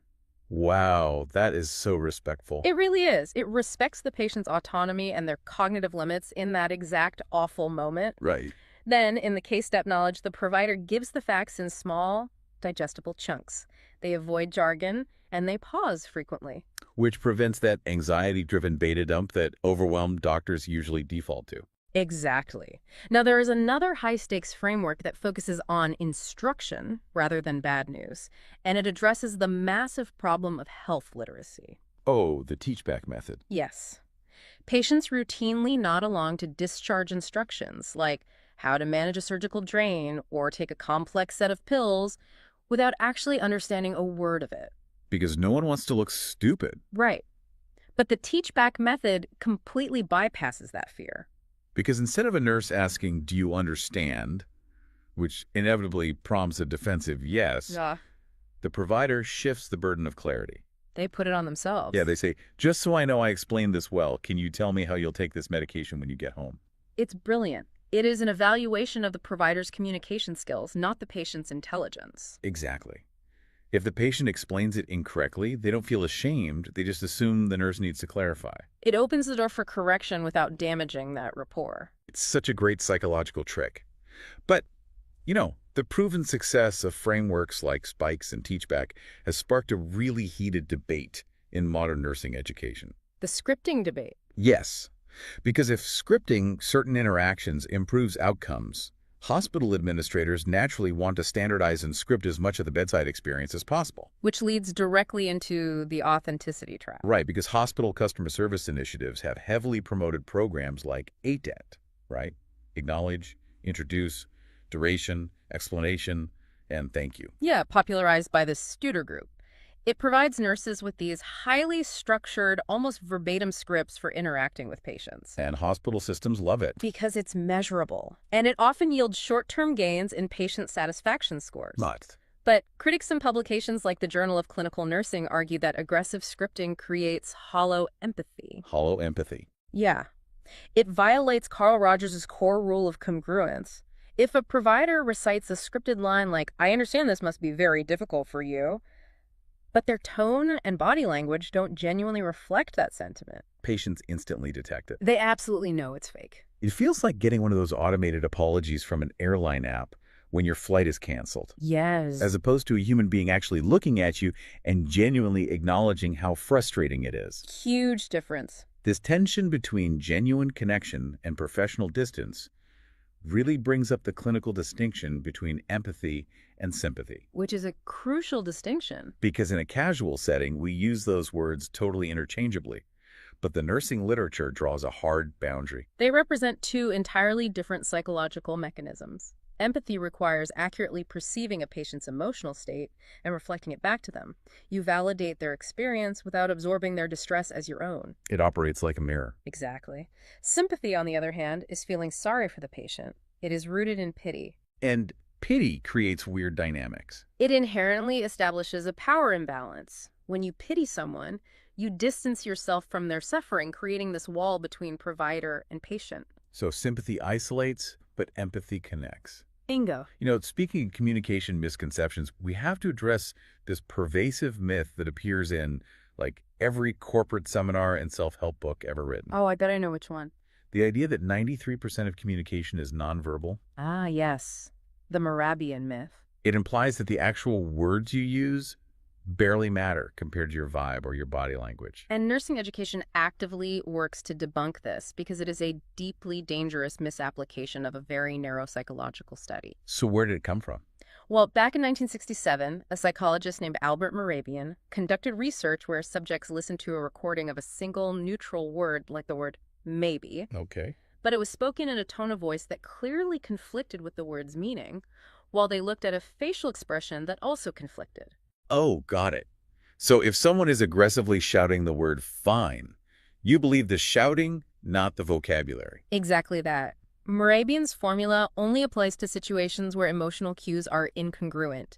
It absolutely does not mean that 93% of all human communication is nonverbal. That's a massive distortion. It is. The words carry the critical diagnostic data. Think about it. If a patient quietly says, "My chest feels like it's tearing," but their body language appears calm. If the nurse ignores the words because the nonverbal vibe seems chill, they're making a fatal error. A severe clinical error. Words matter immensely. Recognizing that words matter and that communication breakdowns are literally the leading cause of adverse events and malpractice claims in hospitals, the medical field has developed tools to ensure critical data isn't lost. Which is why we have things like SBR. SBR, yeah. Situation, background, assessment, recommendation. Right. SBR is a standardized structural tool used during handoffs, like when one nurse finishes a shift and passes a patient to the next nurse. It forces the communication out of a messy, chaotic narrative and into a rigid sequence. You state the immediate problem, the relevant history, your clinical assessment, and what you think needs to happen next. It eliminates the guesswork. So cognitive overload doesn't cause a provider to just drop a vital piece of context. Precisely. Another really fascinating application of these mechanics is motivational interviewing. Oh, I love motivational interviewing. It's used heavily in primary care for behavior change, right? Yeah. Like getting a patient to quit smoking or change their diet. Yes. Instead of lecturing the patient on the dangers of smoking, which, as we know, triggers that defensive amygdala response. Oh, why trigger? Right. Instead, The provider uses open-ended questions to evoke the patient's own reasons for wanting to change. It is explicitly designed to resolve ambivalence. By carefully guiding the conversation, the provider helps the patient articulate their own intrinsic motivations. Because when the patient hears themselves argue for the change, It is infinitely more effective than a doctor just wagging a finger and telling them what to do. it's brilliant. And, the mechanics of therapeutic communication, motivational interviewing, the teach-back method, using what instead of why, and just holding space with silence, these aren't just for clinicians. No, they apply directly to our everyday lives. Totally. Like, if you are supporting a grieving friend, your first instinct might be to offer false reassurance. You might want to say, at least you had so many good years together, or everything happens for a reason. And in a clinical context, we know those phrases function as total conversation killers. They shut the person down. They invalidate the person's current distress. Applying therapeutic communication in real life means learning to just sit in the awkward silence. Let it be awkward. Use open-ended questions to let them narrate their grief and mirror their emotions through true empathy rather than distancing yourself with pity and sympathy. It really forces you to reevaluate how you handle every difficult conversation. It does. To close out this deep dive, the bioethics journals present a final, really provocative thought regarding how we handle information today. This is a fascinating debate right now. Yeah, because we discussed how paternalism and lying to patients in the 60s was highly unethical. But some modern bioethicists argue that the pendulum of informed consent may have swung way too far into blunt transparency. Right. The current ethical discussion really centers on this concept of asking before telling. Asking before telling. Yes. Rather than assuming that full, unvarnished transparency is always the most therapeutic approach, clinicians are exploring whether a patient's appetite for devastating information should actually be elicited first. It challenges the assumption that radical honesty is always the highest moral good. It really complicates things. It does. Because sometimes the most trust-building thing you can do isn't just dropping the blunt truth on someone because you feel legally or morally obligated to. It's carefully asking them how much of the truth they actually want to carry in that exact moment. And when they give you their answer. You give them the 6 seconds of silence they need to process it. Because the ability to instantly put someone at ease isn't magic. It is an architecture of empathy, and now you understand the blueprints. Imagine you are an ER nurse. Okay. And 2 patients just roll through the double doors from this massive car crash. Oh, wow. Right into the deep end. Right. So one of them is screaming at the top of his lungs, and there is just a geyser of blood shooting from a mangled leg. I mean, it looked like a scene straight out of a horror movie. Naturally. But the other patient is sitting perfectly still. They look, mostly fine, actually. But when they try to talk, there is this incredibly subtle, like high-pitched squeak every time they take a breath. Oh, yeah. That's bad. Right. Because if you run to the screaming patient first, your quiet patient will be dead in 3 minutes. Yeah, it is the absolute ultimate trap for a novice responder. I mean, your eyes are just completely hijacked by the dramatic bleeding. Of course they are. It's human nature. Exactly. But your training has to override your instincts. And welcome to today's deep dive, everyone. We are looking at a really fascinating stack of sources today. We've got clinical protocols, medical history, triage frameworks, and the actual philosophy driving modern nursing exams. It's a lot of ground to cover. It really is. Our mission today is to unpack the intensely high-stakes world of prioritization. So, if you are studying for your medical boards right now, obviously you know how critical this is. Oh, yeah. It's everything. But even if you are just someone who's fascinated by how human beings make rapid-fire, literal life-or-death decisions under extreme pressure, this deep dive is absolutely going to change how you look at problem solving. I completely agree. Because we are exploring how nurses fuse clinical knowledge, meaning the physiology of what could kill someone, with workflow management, meaning what to physically do first. And they do this in a single split-second judgment. Right. They basically have to instantly merge the what's wrong with the what now. Exactly. Okay, let's unpack this, because where do we even begin with a concept this massive? Like, was there a specific moment in history where someone finally sat down and wrote out the rules for who gets saved first? Well, to find the origin of that, we actually have to step far away from, modern sterile hospital rooms. Okay, where are we going? We have to go back to the battlefields of the 1800s. Wow, really? Yeah. So the foundational word we use today is triage, right? Which comes from the French verb tria, which simply translates to to sort. To sort. Okay. Right. And the person credited with weaponizing this concept, and I use that word intentionally, was a man named Dominique Jean Larrey. Larry, wait, he was Napoleon Bonaparte's chief surgeon, correct? He was, yeah. So during the Napoleonic campaigns, particularly during that brutally freezing retreat from Russia in 1812. Right, the famous retreat. Exactly. Larry observed this incredibly chaotic and highly ineffective medical response because before him, wounded soldiers were treated based on their military rank. You're kidding? No, seriously, like a general with a twisted ankle would absolutely get a doctor's attention before a private with a musket ball in his chest. That is insane. Or, alternatively, surgeons just treated whoever was physically dragged off the field first. Just totally random. Total chaos. So he essentially walked into that chaos and instituted a pure threat level system. Right, so he stripped away rank entirely. Entirely. Larry began sorting the wounded strictly by the severity of their physical injuries, and he also realized that speed itself was a medical intervention. Because you can't just wait around. Right, so he pioneered these horse-drawn flying ambulances to actually retrieve the wounded while the battle was still raging, rather than waiting for the shooting to stop. Wow.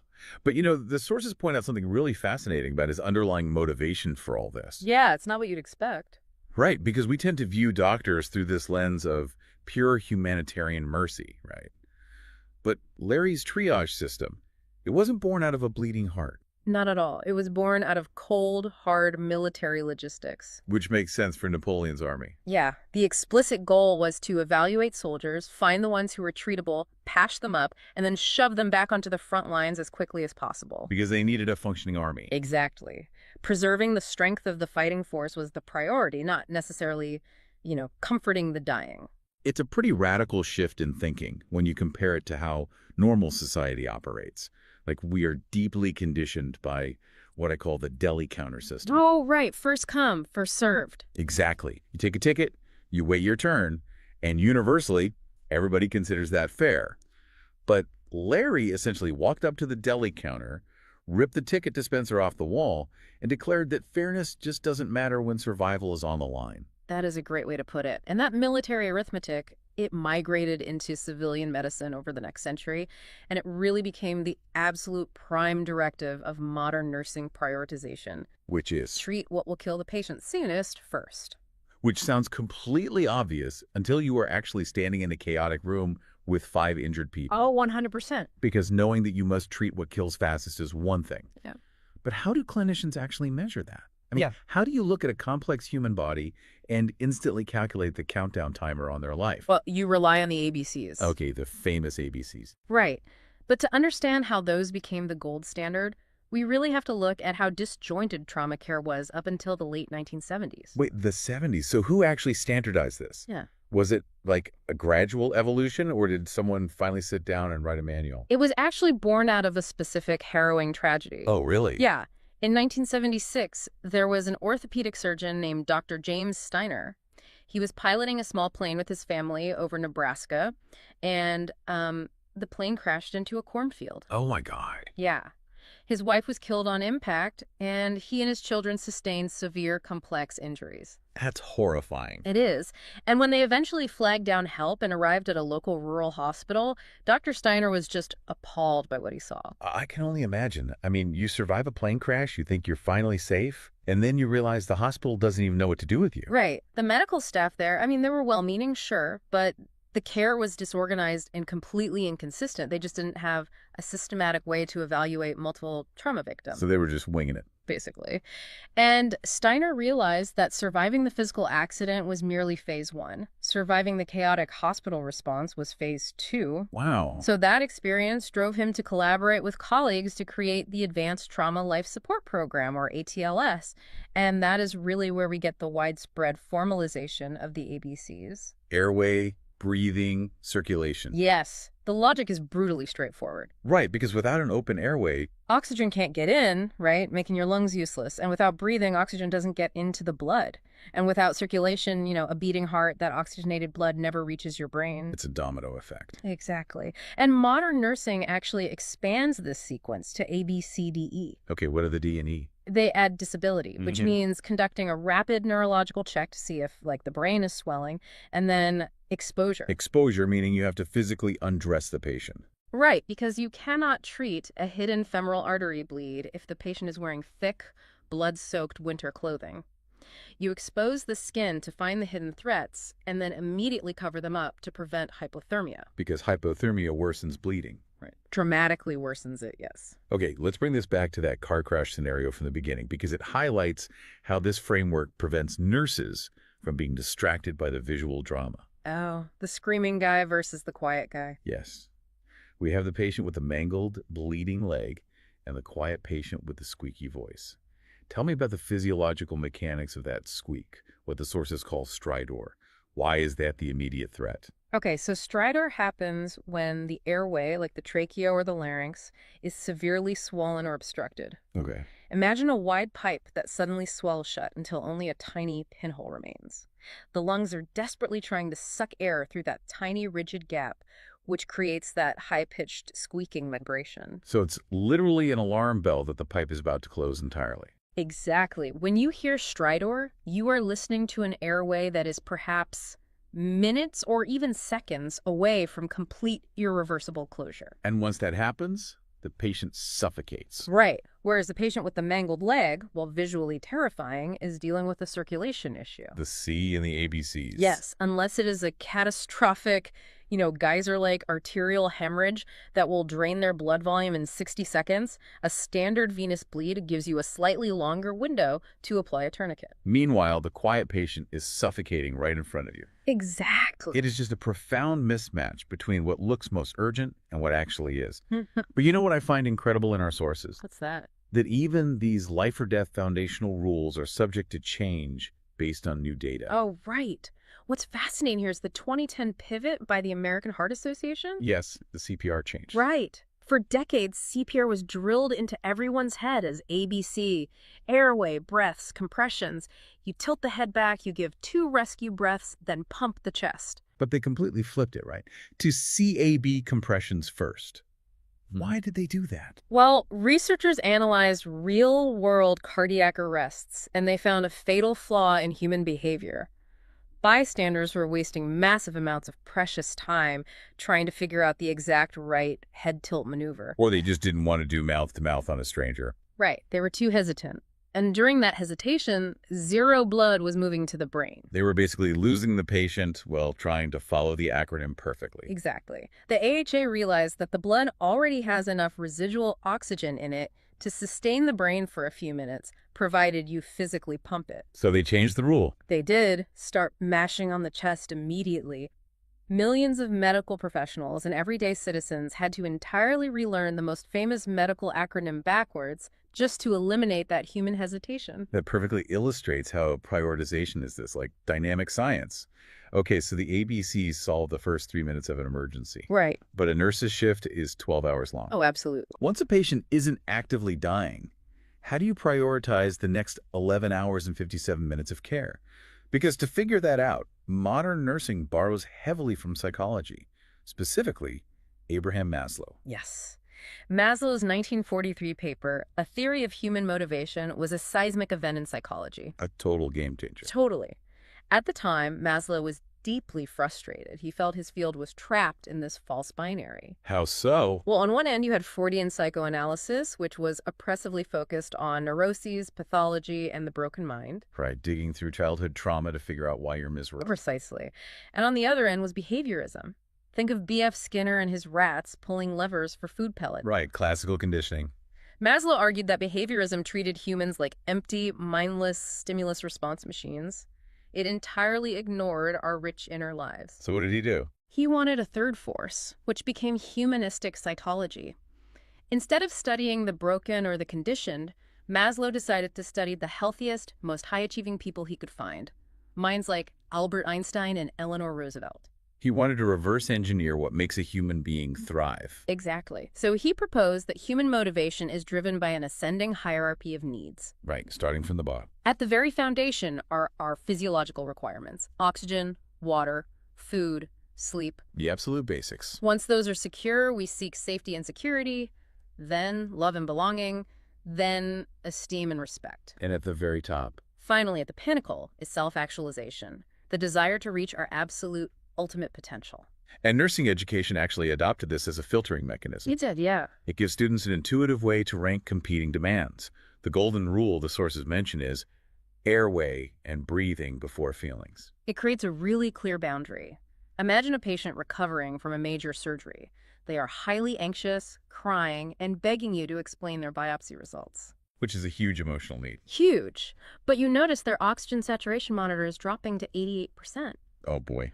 Right. Maslow's logic dictates you must aggressively fix the physiological oxygen problem before you even attempt to address the psychosocial anxiety problem. Because a patient who is actively suffocating cannot cognitively process your emotional reassurance anyway. Exactly. It just doesn't work. And within that framework, there is another incredibly useful tool, the actual versus potential rule. Yes.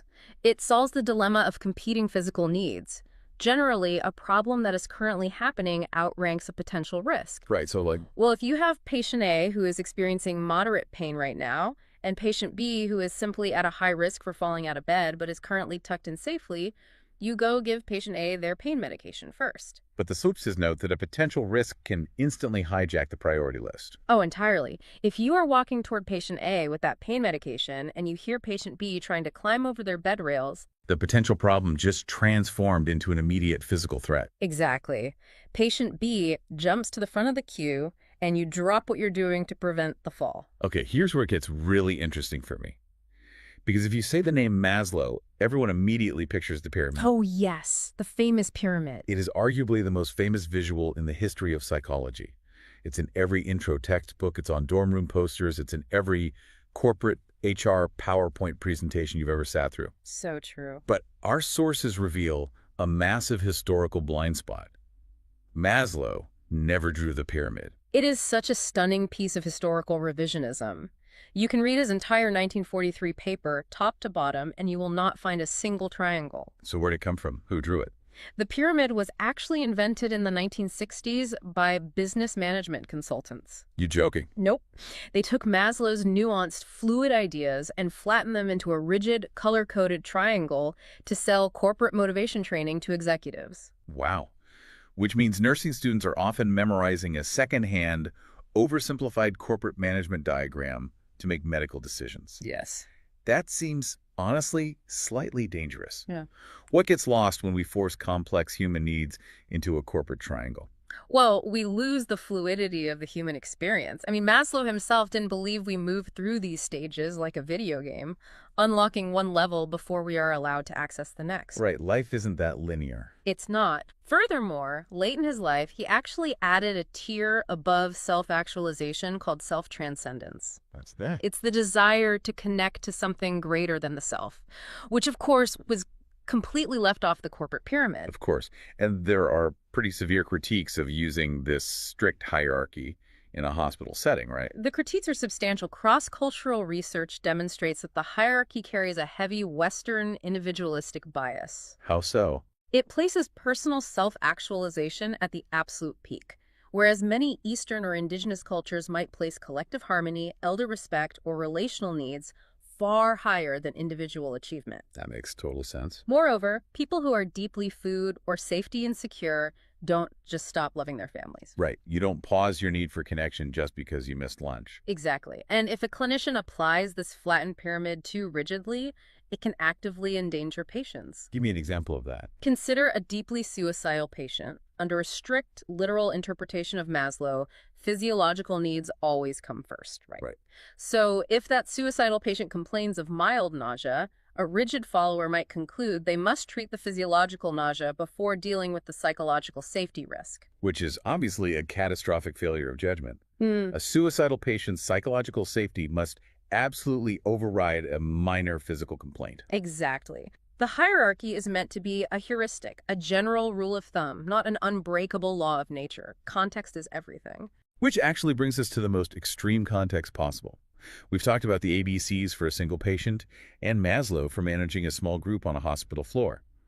But what happens when the entire medical system breaks down? Oh, right. When you are dealing with a mass disaster like a train derailment or a structural collapse, And you have 40 patients, but only 2 medics. Yeah, that's when you enter the realm of disaster triage.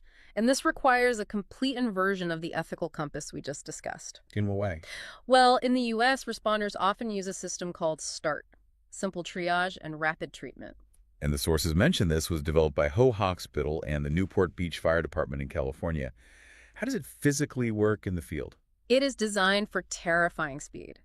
A responder must evaluate a victim in under 60 seconds. 60 seconds, that's nothing. It's incredibly fast. They use the RPM check, respiration, perfusion, and mental status. Break down perfusion for a moment. How do they check that in under a minute? They check capillary refill. So they press down hard on the patient's fingernail until the nail bed turns white. Then let go and count how many seconds it takes for the pink color to return. Oh, okay. If it takes longer than 2 seconds, it means blood isn't circulating properly to the extremities, indicating severe internal bleeding or shock. Wow. Just from a fingernail. Yeah. And based on that quick RPM check, the patient receives a colored tag. Right, the tags. Red means immediate. They have life-threatening injuries but can survive with rapid intervention. Yellow is delayed, meaning serious but stable. Green is for the walking wounded. Okay. And then there is the black tag. Yeah. This is the part of the sources that genuinely stopped me in my tracks. The black tag is for the expectant, meaning their injuries are so catastrophic that they are incompatible with survival given the limited resources. That's right. Wait, so the absolute sickest patients, the ones who normally would get an entire team of surgeons and every machine in the hospital, are deliberately treated last or entirely abandoned. They are provided palliative comfort if possible, but no life-saving resources are expended on them. That is a total ethical flip. I mean, we expect the most desperate person to get the most help. In a functioning hospital, yes, but in a disaster, normal hospital ethics will lead to a systemic massacre. A systemic massacre, wow. It is a grim mathematical reality. If you have 10 salvageable patients who need immediate tourniquets and chest seals, and one profoundly crushed patient who is unlikely to survive even with maximum surgical intervention. Pouring all your time and bandages into that one unsalvageable patient guarantees the other 10 will bleed to death waiting for you. Exactly. So the explicit stated goal of disaster triage is unequal care. The goal is to maximize total survival. You are forced to deliberately withhold resources from the most desperate cases to save the most salvageable lives. It is literally the trolley problem brought out of the philosophy classroom and dropped into the real world. But this isn't just something that happens in earthquake rubble, right? Because this kind of algorithmic sorting happens inside modern, well-led hospitals too. It does, yes. Modern emergency departments rely on standardized scoring algorithms to remove human hesitation. They use frameworks like the Emergency Severity Index or ESI, which is a 5-level system. How does that work? Level 1 requires immediate, all-hands-on-deck resuscitation. Level 5 is, a minor rash or a prescription refill. But relying on math and algorithms to prioritize human life has a really dark side. Yes, it certainly can. The sources highlight a highly controversial example from the COVID-19 pandemic in 2020. Right. During the early surges, hospitals were terrified they would run out of mechanical ventilators, so several U.S. states began drafting crisis standards of care protocols. Which are basically algorithms to decide who gets a vent. Exactly. Algorithms designed to automatically calculate who would get a ventilator and who wouldn't if the system reached total capacity. Now, we are looking at this purely through the objective historical record provided in the sources. What exactly went wrong with these algorithms? Because the sources single out drafts from Alabama that actually sparked a massive federal response. Right. So the early drafts of these scoring algorithms effectively deprioritize people with intellectual and developmental disabilities or individuals with certain chronic conditions. Wait, how do they do that? Well, the math was set up in such a way that these patients would be placed at the very bottom of the ventilator waitlist, effectively denying them life-saving equipment based on their pre-existing baseline. It's like setting up a VIP lane at a nightclub. But the algorithm secretly decided beforehand that anyone wearing glasses isn't allowed in the VIP lane. Like the bouncer at the door isn't biased, he's just blindly following the math. But the math was rigged by the club owner. That is a perfect metaphor, and it triggered immediate federal civil rights complaints to the U.S. Department of Health and Human Services. I can imagine. Several states were forced to drastically revise their protocols under federal scrutiny. It was a stark reminder that pure algorithms don't eliminate human bias, they simply hide it. That's a chilling thought. It is. An algorithm can quietly encode discriminatory value judgments about whose life is deemed worth saving, washing the bias in this, veneer of objective mathematics. So what does this all mean? We have traced an incredible evolution today. I mean, we started with early 19th century battlefields where prioritization just meant stopping the bleeding fast enough to hand someone a musket. Right. Then we moved to the ABCs and Maslow's borrowed pyramid to balance physical and psychological needs. Yep. Then we looked at the brutal utilitarian math of disaster triage and algorithms. And it all culminates in where the profession is going right now. The sources note that the 2023 Next Generation NCLEX, which is the major exam all nurses must pass, has shifted its entire philosophy toward a dynamic clinical judgment model. Yes. The exam has evolved beyond asking students to just memorize a checklist. It now tests whether a nurse can recognize subtle cues, analyze them, prioritize hypotheses, take action, and then immediately evaluate the outcome in a constant dynamic loop. Because the patient's status is always changing. Exactly. Prioritization is no longer viewed as a one-time decision you make at the door. It is a continuous act of reasoning. And this matters so far beyond the hospital walls. I mean, the frameworks we discussed today, deciding who or what gets resources when there simply isn't enough to go around, they govern our entire society. Oh, definitely. They dictate how 911 dispatchers decide which caller gets the closest police car. They govern how the national organ transplant waiting list is managed. Even tech companies use these exact scarcity frameworks to decide which software bugs to fix first. Prioritization is just the universal discipline of making defensible decisions under pressure. Which leads to a really profound takeaway when we reflect on this material. Yeah. What's that? Well, we look at extreme frameworks like start triage, where medics are forced to brutally abandon the most desperate, complex cases, the black tags, for the greater good. But if you turn that lens inward, it makes you wonder how often we unknowingly make that exact same black tag calculation in our own everyday lives. Wow. How so? Think about your workplace, your community, or even your own personal emotional energy. How often do we look at the hardest, most complex, most deeply entrenched problems around us and quietly decide to just walk past them? We just put them in the black tag pile. We do. We sacrifice the hardest challenges simply because we feel we don't have the time or the emotional bandwidth to fix them, choosing instead to focus on the quick, easy wins. We might be applying disaster triage to our daily lives, abandoning the things that need us most without even realizing it. That is a really lingering thought. We walk into life expecting the clarity of an X-ray. Yeah. We want the world to be clean, binary, broken, or not broken. But the reality is that we are constantly navigating these diagnostic muddy waters. And when the machine is broken and chaos is the only constant, the most important skill you can possibly develop is deciding exactly where to look first.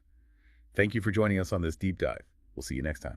Imagine for a second that you are, well, in absolute peak physical condition. Right, like you're a professional athlete at the top of your game. Yeah, exactly.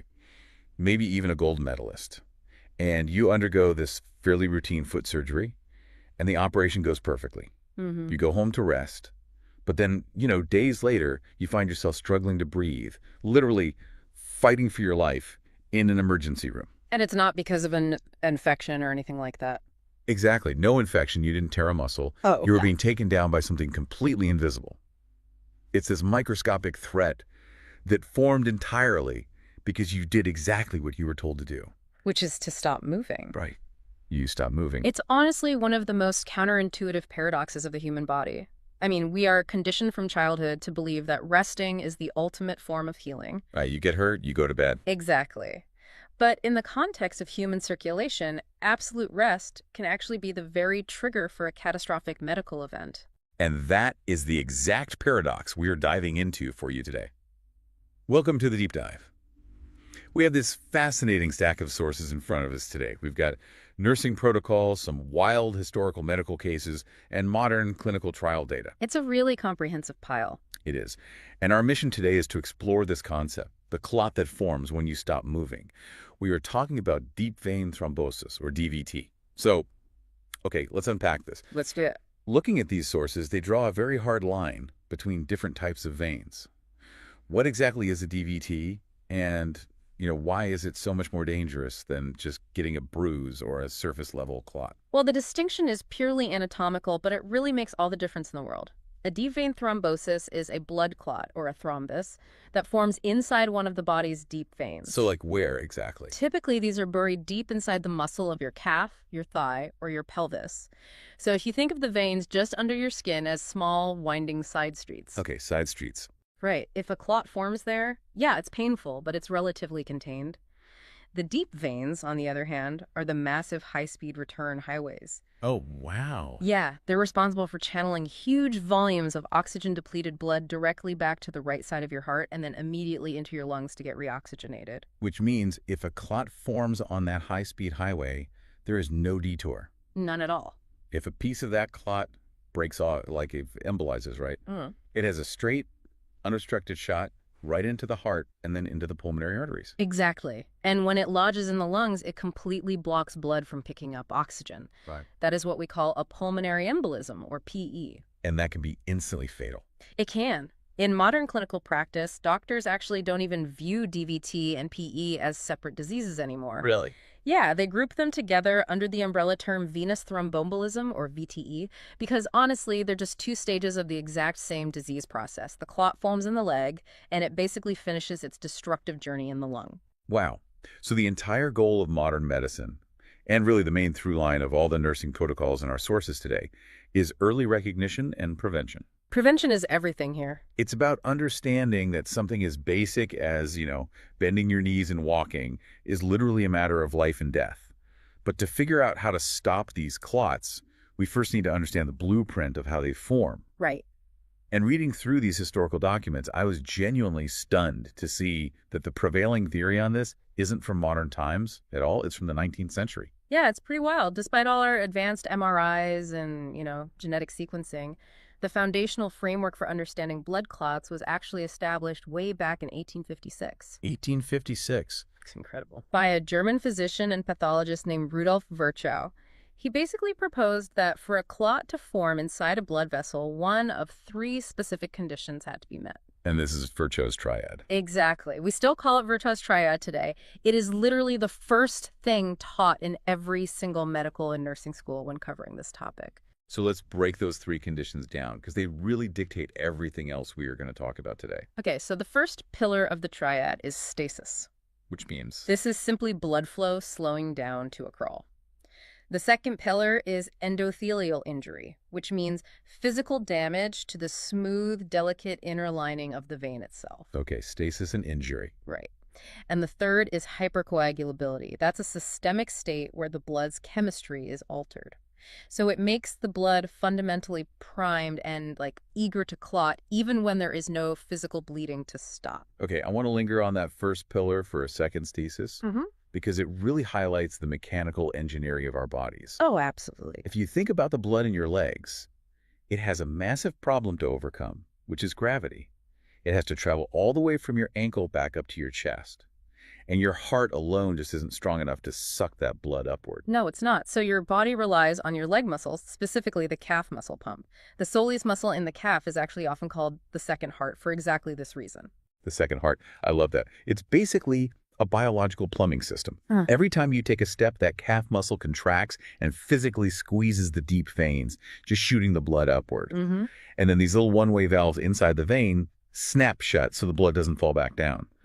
But when that pump is turned off, like when you are immobilized in a hospital bed or sitting at a desk for 12 hours, the blood just pools. It just sits there. Right. If a plumbing pipe has a fast-flowing river of water, it stays clean. But if the water stops waiting, all the heavy sediment, the debris, the clotting factors, they all start to settle against the walls of the pipe. And that sediment settling triggers a microscopic chain reaction. Yeah. And that cascade is dramatically accelerated if you introduce the second pillar, which was endothelial injury. So physical damage to the pipe itself. Exactly. If you undergo surgery like a knee replacement, or if you suffer trauma in a car accident, the lining of your vein is damaged. When that lining breaks, it exposes a protein underneath called tissue factor. Tissue factor. Yeah, and tissue factor is basically a biochemical alarm siren. It screams to the rest of the body, hey, we're bleeding, send the clotting crew right now. Wow. So even if the bleeding is purely internal, a clot will rapidly build at that exact site of injury. So, if your pipes are flowing and the pipes aren't physically damaged, you should be completely safe from a clot. right? Well, you'd think so. Right, but that brings up the third part of the triad, hypercoagulability. Because what if the fluid running through the pipes is genetically primed to basically turn into sludge? Exactly. Sometimes the blood itself is the core problem. Our sources highlight a condition called factor V Leiden. It was identified in the mid-90s, and it's a genetic mutation that essentially breaks the off switch for blood clotting. The off switch. Yeah, so people with this mutation create clots much faster than their bodies can dissolve them. But the thing is, hypercoagulability doesn't have to be genetic. You can acquire it. How does that happen? Things like active cancer, systemic inflammation, or severe obesity can all basically dump chemicals into your bloodstream that lower the threshold for clotting. And looking at this 165-year-old triad, it completely destroys the modern stereotype we have about who actually gets a DVT. Oh, completely. I think the average person assumes this is a disease strictly for the elderly or maybe someone confined to a nursing home. But Virchow's triad proves that age is entirely irrelevant if those conditions are met. The triad does not care how young you are. It doesn't care how fast you can run a marathon. If the scales tip, a clot forms, period. The story of David Bloom in our sources is just a heartbreaking example of this. He was this incredibly prominent, dynamic NBC News correspondent. And in 2003, during the invasion of Iraq, he was embedded with U.S. forces. Right. He was only 39 years old. But he spent days folded up with his knees to his chest inside this cramped Bradley fighting vehicle just bouncing across the desert. He had almost no ability to extend his legs or activate that calf muscle pump we talked about. The stasis was absolute. The pump was turned off, the sediment settled, and a massive DVT formed. And it eventually embolized into a fatal pulmonary embolism. I mean, he wasn't elderly, he wasn't sick. It was pure stasis-driven thrombosis caused entirely by his environment. And we see this phenomenon regularly at the extreme opposite end of the health spectrum, too, like in elite professional athletes. Right, going back to the surgery example. Yeah, the tennis legend Serena Williams developed a life-threatening pulmonary embolism following foot surgery in 2011. And she was arguably in the top fraction of a percent of human physical fitness. Truly peak condition. But the physical trauma of the surgery created endothelial injury, and the prescribed recovery period created stasis. So 2 pillars of the triad were met, and her incredible fitness just couldn't stop the clot.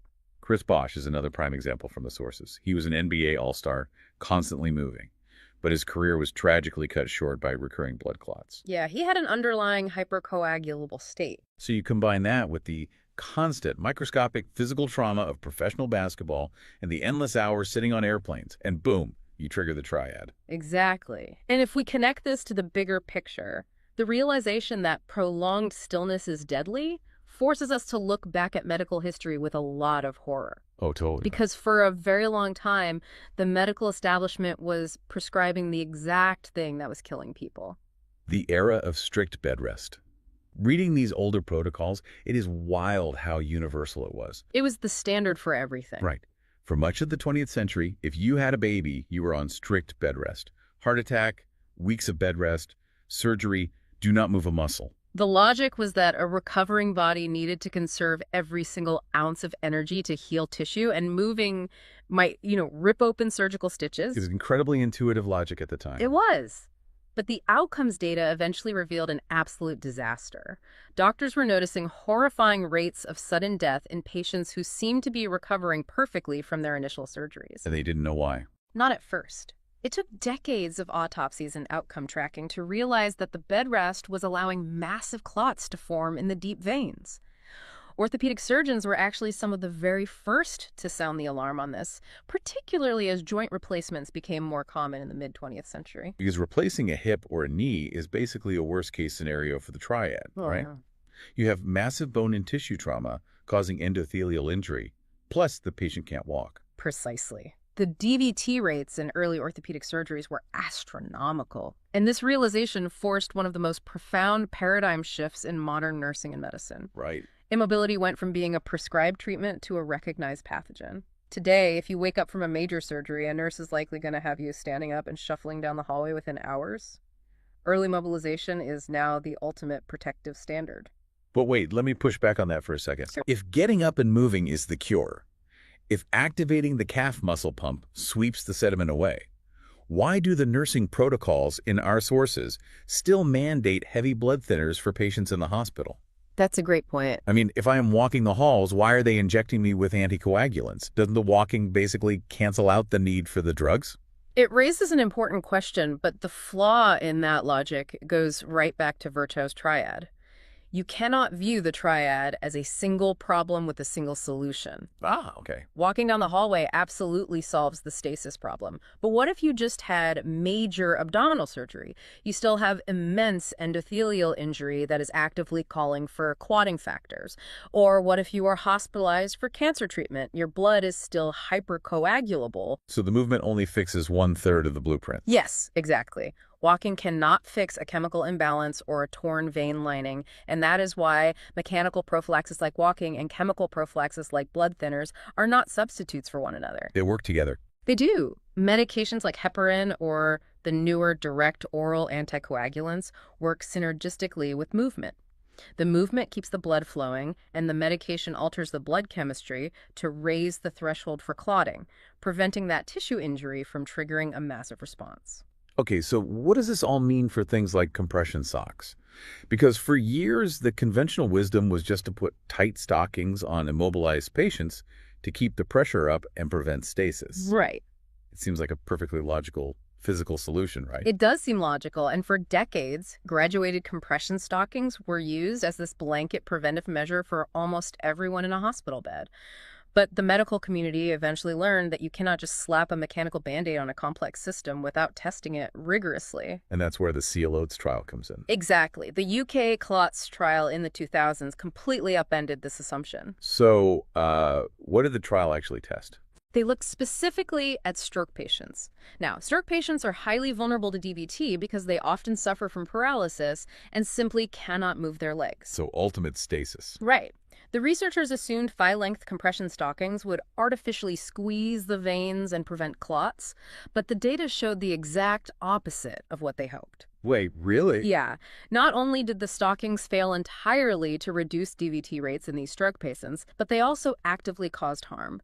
The constant tight pressure on fragile skin led to terrible ulcers, skin breakdown, and even restricted arterial blood flow. Oh man, that is a massive backfire. Trying to passively squeeze the leg ended up causing a whole new set of injuries. It forced a total reevaluation. It taught clinicians that you just cannot apply a universal passive fix to every single patient. Prevention requires an active, tailored approach based on individual risk factors, not just handing out tight socks. And the urgency of getting that prevention right is magnified by how sneaky these clots actually are.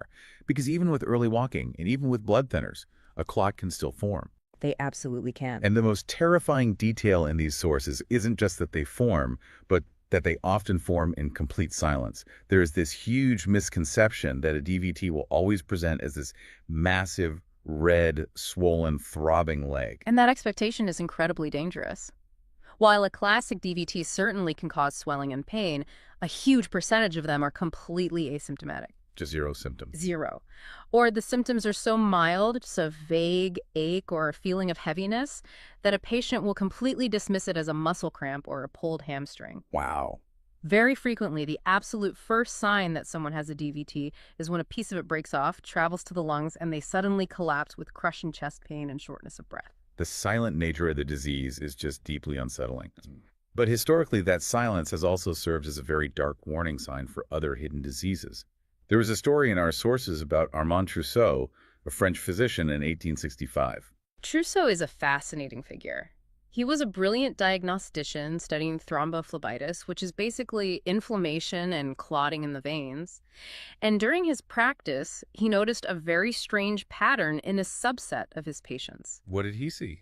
They would develop unexplained blood clots that would appear in one leg, resolve, and then spontaneously appear in an arm or the other leg. Okay, so just popping up everywhere. Right. These migrating, recurring clots were happening without any obvious stasis or injury. So he realized he was looking at severe hypercoagulability. Yes, and he made a groundbreaking connection. He discovered that this specific pattern of migrating clots was often the very first visible symptom of an occult or hidden visceral cancer, most notably stomach or pancreatic cancer. Because the tumor is changing the blood. Exactly. The tumor itself was secreting chemicals that threw the clotting cascade into absolute overdrive. Today, this phenomenon is still taught in medical schools as Trousseau's sign of malignancy. But the truly chilling part of the story is how his research ended. It is incredibly tragic, honestly. Just 2 years after publishing his findings in 1867, Trousseau felt a strange ache in his own body. He observed his own veins and saw the very pattern of migrating blood clots he had just documented. Oh my God. Yeah, because he wrote the paper on it, he knew instantly what it meant. He used his own physical symptom to diagnose himself with advanced pancreatic cancer, and he succumbed to the disease just months later. The clots were the smoke, and the hidden cancer was the fire. It is an amazing testament to the power of clinical observation.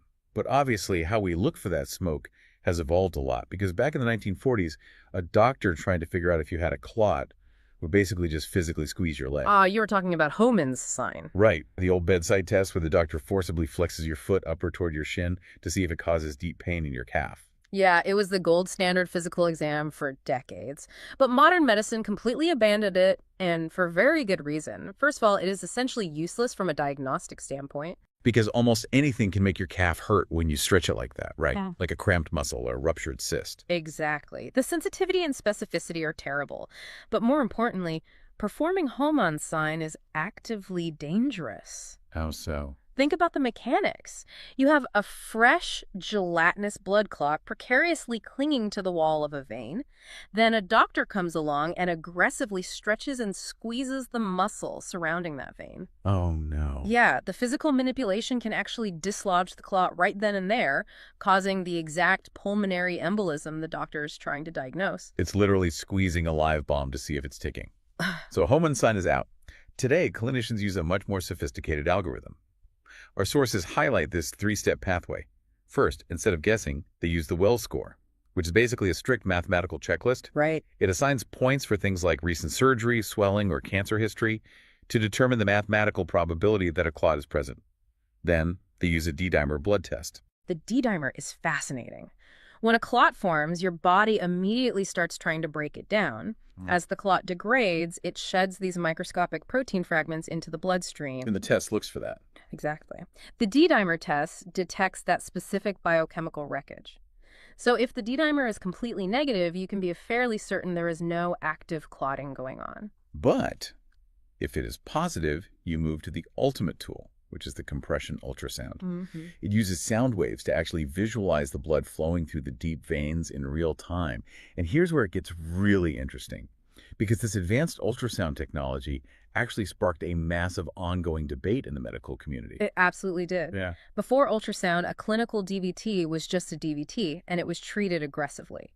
But ultrasounds became so sensitive that doctors could suddenly pinpoint exactly where the clot was located. Right. This created a new anatomical distinction. They asked, was the clot proximal, meaning high up in the large veins of the thigh or pelvis?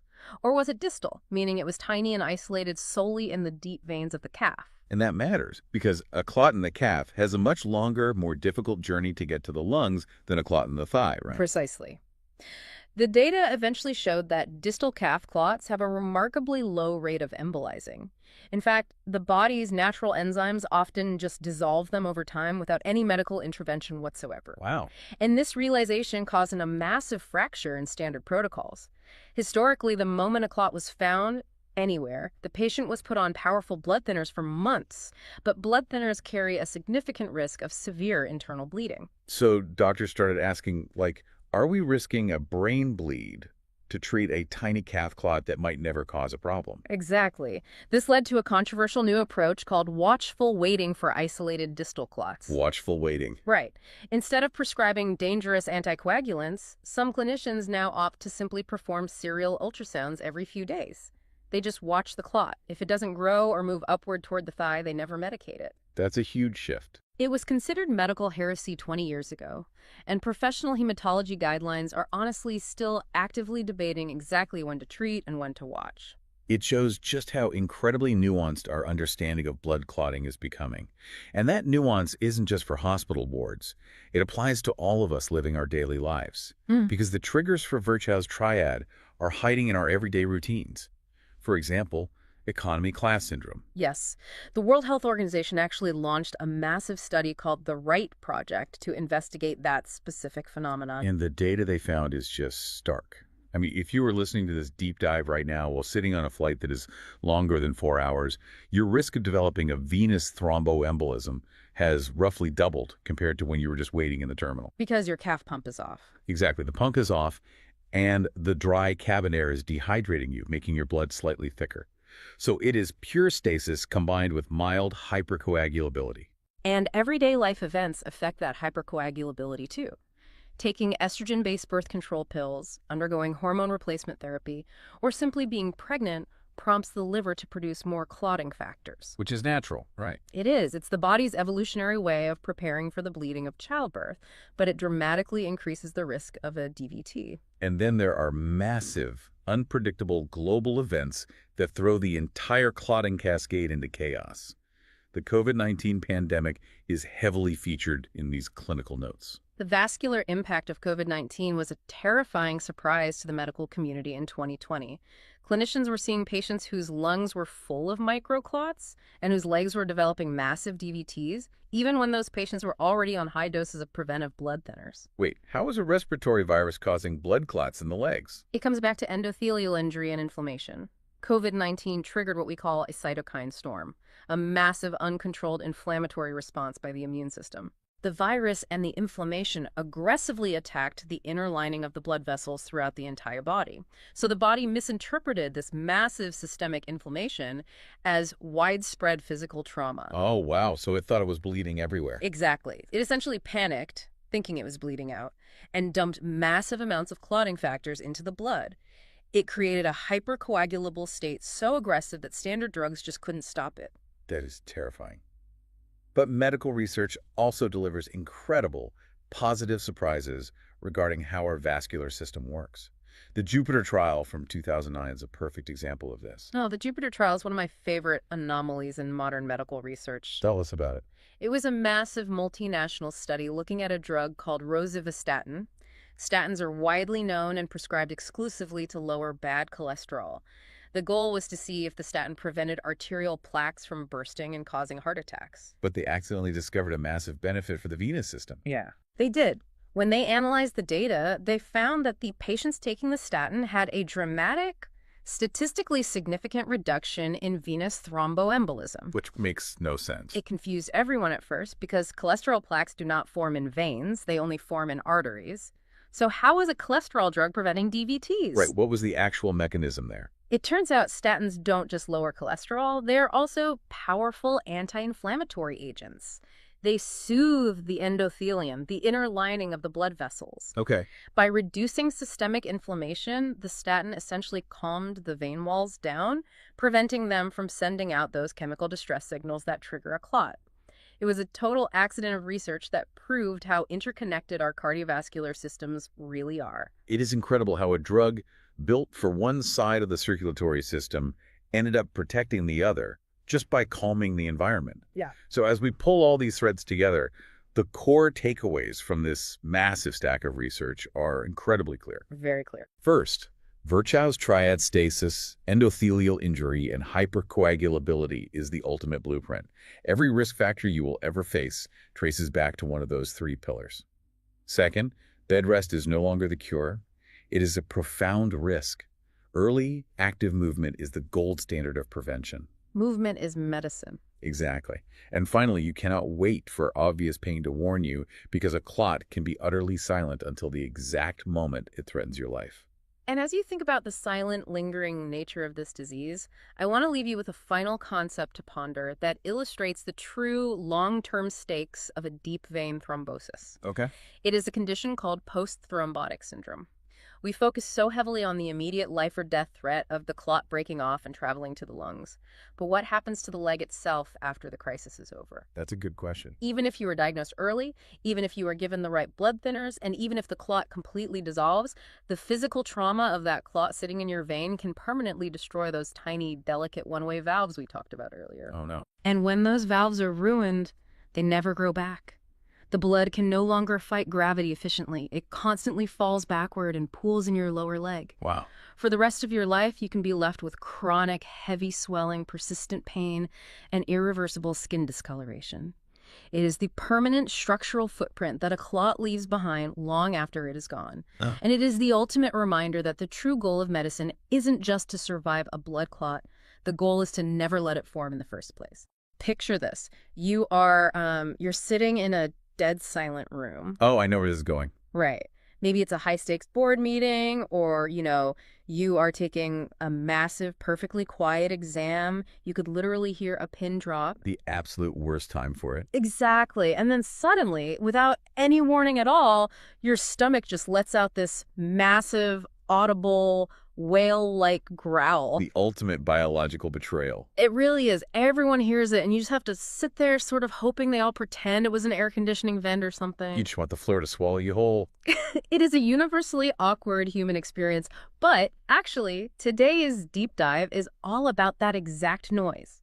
We are exploring the sources you shared with us on bowel sounds. Yes, specifically looking at how nurses and doctors assess your gastrointestinal function by ear. Right. We are exploring the good, the bad, and the ominously silent. Which is such a fascinating area to look into, because listening to the abdomen has been this untouchable cornerstone of the physical exam for generations. Right. But as your sources highlight, the science behind what clinicians are actually hearing and how much they should even trust those sounds is going through a pretty dramatic paradigm shift right now. Okay, let's unpack this. Because before we get into why modern medicine is suddenly questioning this practice, we really have to establish what this noise actually is. And who first thought to systematically listen to it? Yes. And the sources point out this fantastic ancient Greek word that I just can't stop thinking about. It's borborygmus. Borborygmus, it's such a great word. Or borborygmi if you have multiple rumbles going on. It actually dates back about 2,400 years to the Hippocratic corpus. Wow. And it's literal onomatopoeia, borborygmos. It just sounds like a rumbling, gurgling gut. It really is a brilliant word. But to understand why the gut makes that borborygmi sound, we kind of have to look at the underlying machinery. Okay, lay it on us. Well, we have this tendency to think of the gastrointestinal tract as a passive pipe. Like the plumbing under a sink. Right, exactly, where food just falls down via gravity. But it's not. It is a continuous, highly active muscular tube. I mean, it has to be to move everything along. Yeah, it's lined with both circular and longitudinal layers of smooth muscle. And those muscle layers contract in these highly coordinated, rhythmic waves. To push the contents. Yes, the food, fluid, and gas, all the way from your stomach down to your colon. That coordinated wave action is called peristalsis. And as that fluid and gas gets pushed through the tube, I mean, it doesn't just flow silently, right? Not at all. The sources describe how this material eventually hits areas where the diameter of the tube suddenly changes. Like a bottleneck. Exactly. A prime example is the ileocecal valve. That's where the small intestine empties into the large intestine. Right. When you force a mix of liquid and gas through a narrower space like that, you create mechanical turbulence. And that turbulence is the key. The physical sloshing and bubbling of contents being forced through a dynamic, tightening tube. That's the actual acoustic wave you are hearing. So the bowel sound is just the auditory byproduct of peristalsis. You hit the nail on the head. But for most of human history, physicians just heard the really loud rumbles, right? The borborygmi. Yeah, the ones you can hear across the room. Right. They didn't have a way to systematically listen to the quieter, everyday baseline operations of the gut. Not until the stethoscope. Exactly. René Laennec invented the stethoscope in 1816. Originally for the chest, but physicians eventually started placing it on the abdomen. Naturally. But what really caught my eye in the sources was how this became a validated scientific practice. It all traces back to this guy, Walter Bradford Cannon, in the early 1900s. Oh, yeah. Cannon is a legendary figure in physiology. He was at Harvard, right? He was. And he wanted to prove that the sounds clinicians were hearing through the stethoscope weren't just random abdominal noise. Right, he wanted to prove they meant something. Exactly, that they were directly tied to the mechanical contractions of the gut. I read the notes on his methodology, and it's honestly brilliant. He took cats and fed them meals mixed with bismuth. Bismuth, right. Which is a radiopaque contrast agent, meaning it blocks X-rays and shows up as this bright white shadow on an imaging screen. So clever for the time. Super clever. So he used early fluoroscopic X-ray imaging to watch the bismuth move through the cat's intestines while simultaneously listening to their abdomens with a stethoscope. He was effectively linking the visual evidence of a peristaltic contraction with the auditory evidence of a bowel sound. It's like the invention of synchronized sound in movies. I think it's a great way to think about it. Because before Cannon's 1905 work, doctors were just listening to the audio track of the gut and guessing what the machinery was doing. Right, they were just guessing. But Cannon finally matched the audio from the stethoscope to the actual video of the gut contracting. He proved you aren't just hearing noise, you are hearing motility. And because he provided that physiological anchor, auscultation, the act of listening with a stethoscope, became this mandatory, standardized part of the abdominal exam for nurses and doctors throughout the 20th century. Which is a huge deal. It is. And it introduced a very specific sequence to how a clinician examines you. Oh, the look, listen, feel rule. Yes, exactly. The sources mention this. If a doctor or nurse is examining an abdomen, they are taught to inspect it visually, then auscultate with the stethoscope, and only after that are they allowed to palpate. To press their hands into your stomach. Right, to feel for masses or pain, they have to listen before they poke. And if you think about the reactivity of the gut, that sequence is vital. Why is that? Well, if a clinician were to press deeply into the abdominal tissue first, they're mechanically stimulating that smooth muscle. Oh, I see. Or, say the patient has an inflamed organ.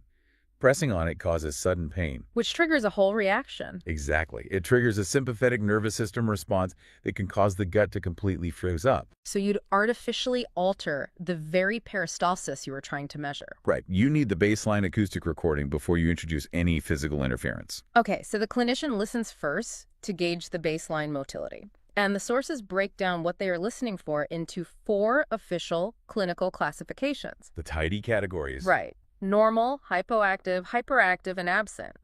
And on paper, it seems like a perfectly organized diagnostic system. It does.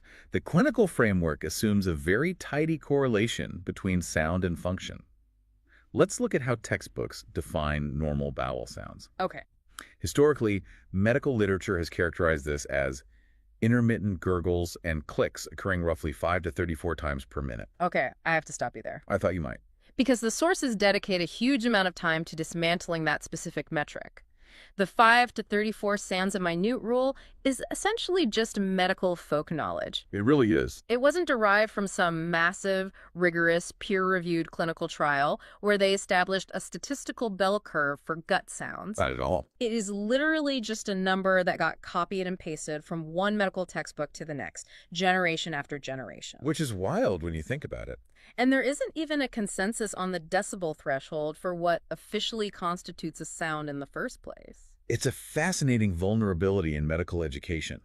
The clinical mind craves measurable parameters. Right, they want a solid number. Exactly. So when a specific number range appears in print, especially in a foundational textbook, it gets absorbed as an absolute biological truth rather than an arbitrary historical guideline. That makes total sense. But despite that shaky empirical foundation, these 4 categories are still used daily to paint a clinical picture. They are. Take the classification of hyperactive sounds. Okay, how does that work in practice? The classic real-world application here is gastroenteritis. So like your standard viral or bacterial stomach bug. Right. When the mucosal lining of the gut is under attack by an irritant or a pathogen, the local inflammatory response often triggers fluid to shift into the lumen of the intestine. Because the gut is trying to defend itself. Exactly. The gut's primary defense mechanism is to flush that offending agent out as rapidly as possible. So the enteric nervous system kicks the smooth muscle into overdrive. You get hyperperistalsis. Yes. The resulting sounds are incredibly loud, frequent, and turbulent. These are your hyperactive bowel sounds. Which directly correlates with the physical symptoms, right? The gut is contracting so fast that the colon doesn't have the normal amount of transit time to reabsorb water from the waste. Precisely. Which is why hyperperistalsis almost universally presents with diarrhea. The body is basically hitting the eject button. And the stethoscope is just picking up the alarm bells. But then you have the complete opposite end of the spectrum, which is postoperative ileus. Right, which falls under hypoactive or absent. So what exactly is an ileus? An ileus is a temporary paralysis of the gastrointestinal tract. It is incredibly common after abdominal surgery. Because of the trauma of the surgery itself. Exactly. When a surgeon handles, cuts, or manipulates the intestines, It triggers a massive local inflammatory cascade. The body knows it's been invaded. Right. Macrophages release cytokines, the sympathetic nervous system ramps up, and all of these factors combine to essentially tell the gut's motor function to go to sleep. Just to facilitate healing. Yes. The peristaltic waves just stop. So if a clinician auscultates that patient's abdomen, they will hear very faint, infrequent hypoactive sounds or just total silence. Okay, so that's gastroenteritis and ileus. But here's where it gets really interesting. The mechanical bowel obstruction. Yes. This is where the diagnostic reliability of the stethoscope gets really murky. Because an obstruction is not a static acoustic event, it's a dynamic progression. It changes over time. Exactly. Imagine a physical blockage in the small intestine, maybe a tumor or a twisting of the bowel or severe scar tissue from a previous surgery. Right, something physically blocking the tube. Early in the obstruction, the intestine proximal to the blockage, like the part upstream, realizes nothing is moving forward. So it tries to overcome the physical barrier by contracting harder. Right. The smooth muscle thickens and strains against the blockage, trying to force the accumulated fluid and gas past it. And this immense physical pressure squeezing fluid through whatever tiny gaps remain creates extremely loud, hyperactive sounds. The sources describe them as high-pitched tinkling or rushing sounds. In clinical terms, yes. But this is where I want to push back on the idea that the stethoscope is a reliable tool for this. Go for it. The sources emphasize that if the obstruction isn't resolved, those hyperactive rushes eventually disappear. They do. The bowel distends, the smooth muscle becomes exhausted, and the sounds fade into complete silence. That's right. So a clinician could listen at, say, 10:00 a.m. and confidently document hyperactive obstructive sounds. But a different clinician could listen to the exact same patient at 10:00 p.m. and document ominously absent sounds. And the underlying physical emergency hasn't changed at all. Exactly. The auditory data has completely flipped, even though the blockage is still there. That dynamic progression is the fatal flaw of relying solely on auscultation. You are capturing a single acoustic snapshot, not the whole continuous movie of the patient's pathophysiology. A snapshot, not a movie. That makes so much sense. And your point about muscle exhaustion is mechanically vital. Visceral smooth muscle doesn't fatigue in the exact same rapid way that your skeletal muscles do if you are, say, lifting weights. Right, it's a different kind of muscle. But it does have a breaking point. When the bowel becomes massively distended upstream of a blockage, the stretching of the intestinal wall compresses the microscopic blood vessels supplying that muscle. Cutting off the blood supply. Exactly. That localized ischemia, the lack of oxygen combined with the prolonged mechanical strain, eventually causes the muscle fibers to fail and lose their tone. Wow. The contractions stop, and the loud tinkling sounds transition into silence. Which brings us to the great rebellion currently happening in nursing and medicine regarding this exact practice. It's a huge debate right now. Because these four categories, normal, hyperactive, hypoactive, absent, they sound incredibly authoritative. But at the actual hospital bedside, the reliability of human ears interpreting these sounds completely falls apart. It really does. The sources cite a fascinating 2014 study by Felder and colleagues published in the Journal of Surgical Education. They essentially put the stethoscope on trial. The methodology of the Felder study is what makes it so devastating to the status quo. They didn't just ask doctors for their opinions, right? No, they took high-quality digital audio recordings of actual patients' bowel sounds. Okay.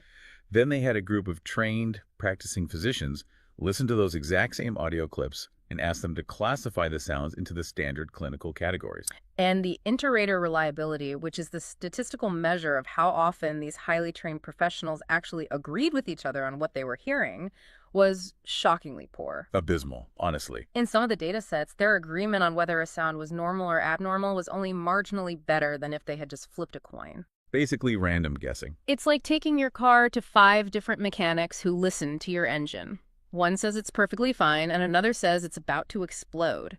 How can this be a trusted medical standard? Well, calling it completely useless might be a bit harsh, as it still offers some contextual clues, but the study absolutely proves that subjective auditory interpretation is wildly inconsistent. Because there's no objective measurement. Exactly. There is no digital readout for a bowel sound. It relies entirely on the acoustic limitations of the human ear, human memory of what quote-unquote normal sounds like, and highly subjective interpretation. And because of that inherent unreliability, a major theme in the sources is the dismantling of clinical myths that have built up around auscultation. There are quite a few of those. Let's talk about the 30-second rule. There's this deeply entrenched idea where people assume a doctor can place a stethoscope on your stomach, listen for 30 seconds, hear nothing, and just declare you have absent bowel sound. Which is a physiological impossibility based on how the gut operates. Why is that? Peristalsis is not a constant ticking metronome. It is intermittent. A 30-second window of silence could simply be a normal refractory period between contractions. So they just caught it on a break. Right. The strictly defined textbook standard to legitimately and legally document absent bowel sounds in a medical chart requires a clinician to listen continuously for a full 5 minutes per abdominal quadrant. Wait, a full 5 minutes per quadrant? That's the rule. But the abdomen is divided into 4 quadrants. That means a nurse or doctor would have to stand at the bedside in absolute silence, listening to a patient's stomach for 20 continuous minutes just to verify the absence of sound. Precisely. And in the reality of a chaotic, understaffed modern hospital ward, nobody has time for that. Absolutely no one is doing a 20-minute abdominal auscultation. So when absent bowel sounds gets written in a patient's electronic health record, it almost never represents a rigorously confirmed absence. Usually, it just represents an unconfirmed temporary silence during a rushed exam. That completely undermines the data in the medical chart. And speaking of the 4 quadrants, the sources dismantle that practice too. The 4-quadrant myth. Yeah, I've always seen clinicians move the stethoscope to 4 different corners of the stomach, but the physics of sound transmission actually render that unnecessary. We have to remember the physical environment of the abdomen.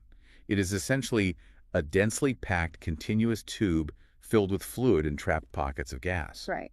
Acoustic physics dictates that sound waves transmit incredibly efficiently through fluid media, much better than they do through open air. Okay. So a rumbling contraction that originates deep in the lower right quadrant, say near the appendix, will easily propagate through the fluid-filled spaces and be perfectly audible in the upper left quadrant. So listening in just one central location is enough. Studies and modern clinical guidelines show that auscultating in a single central spot, usually just below the umbilicus or belly button, is completely sufficient to determine the presence or absence of bowel activity. That's wild. So moving it around is just habit. The ritual of moving the stethoscope to all 4 quadrants is driven far more by historical habit and the performative desire to appear thorough than by any actual physiological or acoustic necessity. And then there's the final major myth the sources tackle, which is the concept of the surgical abdomen. Ah, yeah. For a long time, there was this dogmatic belief that if a patient genuinely had absent bowel sounds, it was an immediate red flag for a catastrophic, life-threatening emergency, like peritonitis. To understand why that was taught, you have to understand the peritoneum. Which is what, exactly? It's the thin, continuous serous membrane that lines the inner wall of your entire abdominal cavity and folds inward to wrap around all your internal organs. Like a protective sac. Right. If an organ ruptures, like a burst appendix or a perforated ulcer, highly irritating digestive acids or bacteria spill into that cavity, severely inflaming the peritoneum. Yeah, that's peritonitis. Yes. And the body's reflexive response to that severe peritoneal inflammation is to instantly paralyze the intestinal tract. Just shut it all down. It's an evolutionary defense mechanism to stop peristalsis so the gut doesn't churn and spread the dangerous infection further around the cavity. So in that specific scenario, the absent bowel sounds are an indicator of a major emergency. They are. But the sources point out that assuming the reverse is a classic logical fallacy. Exactly. All patients with severe peritonitis might have absent bowel sounds, but not all patients with absent bowel sounds have peritonitis. Just a highly non-specific finding. Right. A completely silent abdomen might indicate a surgical emergency, but it might also just indicate a patient who is heavily sedated, receiving certain pain medications, or simply experiencing a normal lull in baseline motility. So you absolutely cannot rule a life-threatening emergency in or out based on acoustics alone. No. Clinicians have to look for tangible physical signs of peritoneal irritation, like an involuntarily rigid abdominal wall, or severe rebound tenderness where the pain spikes when the clinician suddenly releases pressure. So if the stethoscope is this subjective, this prone to physical artifact, and statistically unreliable, how is actual bedside medicine adapting? Well, the sources highlight a major critique published in the British Journal of Nursing by Helen Bade in 2009 that really challenged the status quo. And the primary battleground where this paradigm shift is playing out is in post-operative surgical care. Yes, we discussed the post-operative ileus earlier.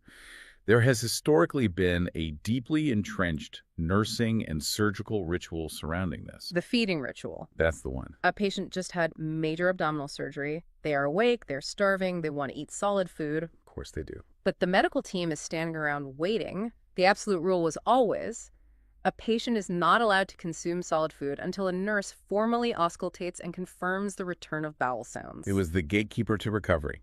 Wait for bowel sounds was treated as untouchable medical gospel. But from a physiological and anatomical perspective, that logic is fundamentally flawed. Because of the regional pacemakers of the gut? Right, because different parts of the gastrointestinal tract wake up at different speeds after the trauma of surgery. Exactly. The stomach and the upper small intestine generally recover their motor function and begin peristalsis within roughly 24 hours after surgery. That's pretty fast. It is. But the large intestine, the colon, which is way downstream, can remain paralyzed in a state of ileus for 3 to 5 days. So a nurse could place a stethoscope over the stomach, hear plenty of loud, reassuring gurgles, and declare that the gut is fully awake. They hear the noise and think, okay, good to go. They give the patient a tray of food. The stomach processes it, pushes it into the small intestine, but then that food hits an absolute roadblock when it reaches the paralyzed colon. Because the whole system isn't actually online yet. Which leads to terrible outcomes for the patient. The food backs up, the intestine distends, and the patient experiences severe nausea, vomiting, and delayed recovery. And on the flip side, some clinicians would hear nothing and unnecessarily starve a patient for days. Even when their gut was actually ready for clear liquids. Right. Depriving them of the nutrition needed for wound healing. Relying on the acoustic sign was causing patients to be fed either dangerously early or detrimentally late. This realization has driven modern surgical departments to move away from the stethoscope. Towards protocols called ERS. Enhanced recovery after surgery. Right. Rather than waiting for a subjective, isolated noise, ERS protocols demand undeniable functional proof that the plumbing is working collectively from top to bottom. So what does this all mean? They look for clinical endpoints that cannot be misinterpreted. And the ultimate functional proof that the entire continuous tube is open and operating is flatus. Passing gas. Passing gas. If a patient passes gas or has an actual bowel movement, it doesn't matter what the stethoscope hears. Not at all. You have physical evidence that material is successfully navigating the entire length of the gastrointestinal tract and exiting the body. ERS protocols aggressively de-emphasize auscultation. They focus on minimizing surgical trauma, getting patients out of bed, and walking as soon as possible to mechanically stimulate motility. Yeah. Getting them moving. Exactly. And doing early, cautious feeding trials based on whether the patient actually feels hungry and isn't nauseous, rather than waiting for an arbitrary rumble. We are essentially watching a 2,400-year-old medical sign get actively downgraded in real time. We really are.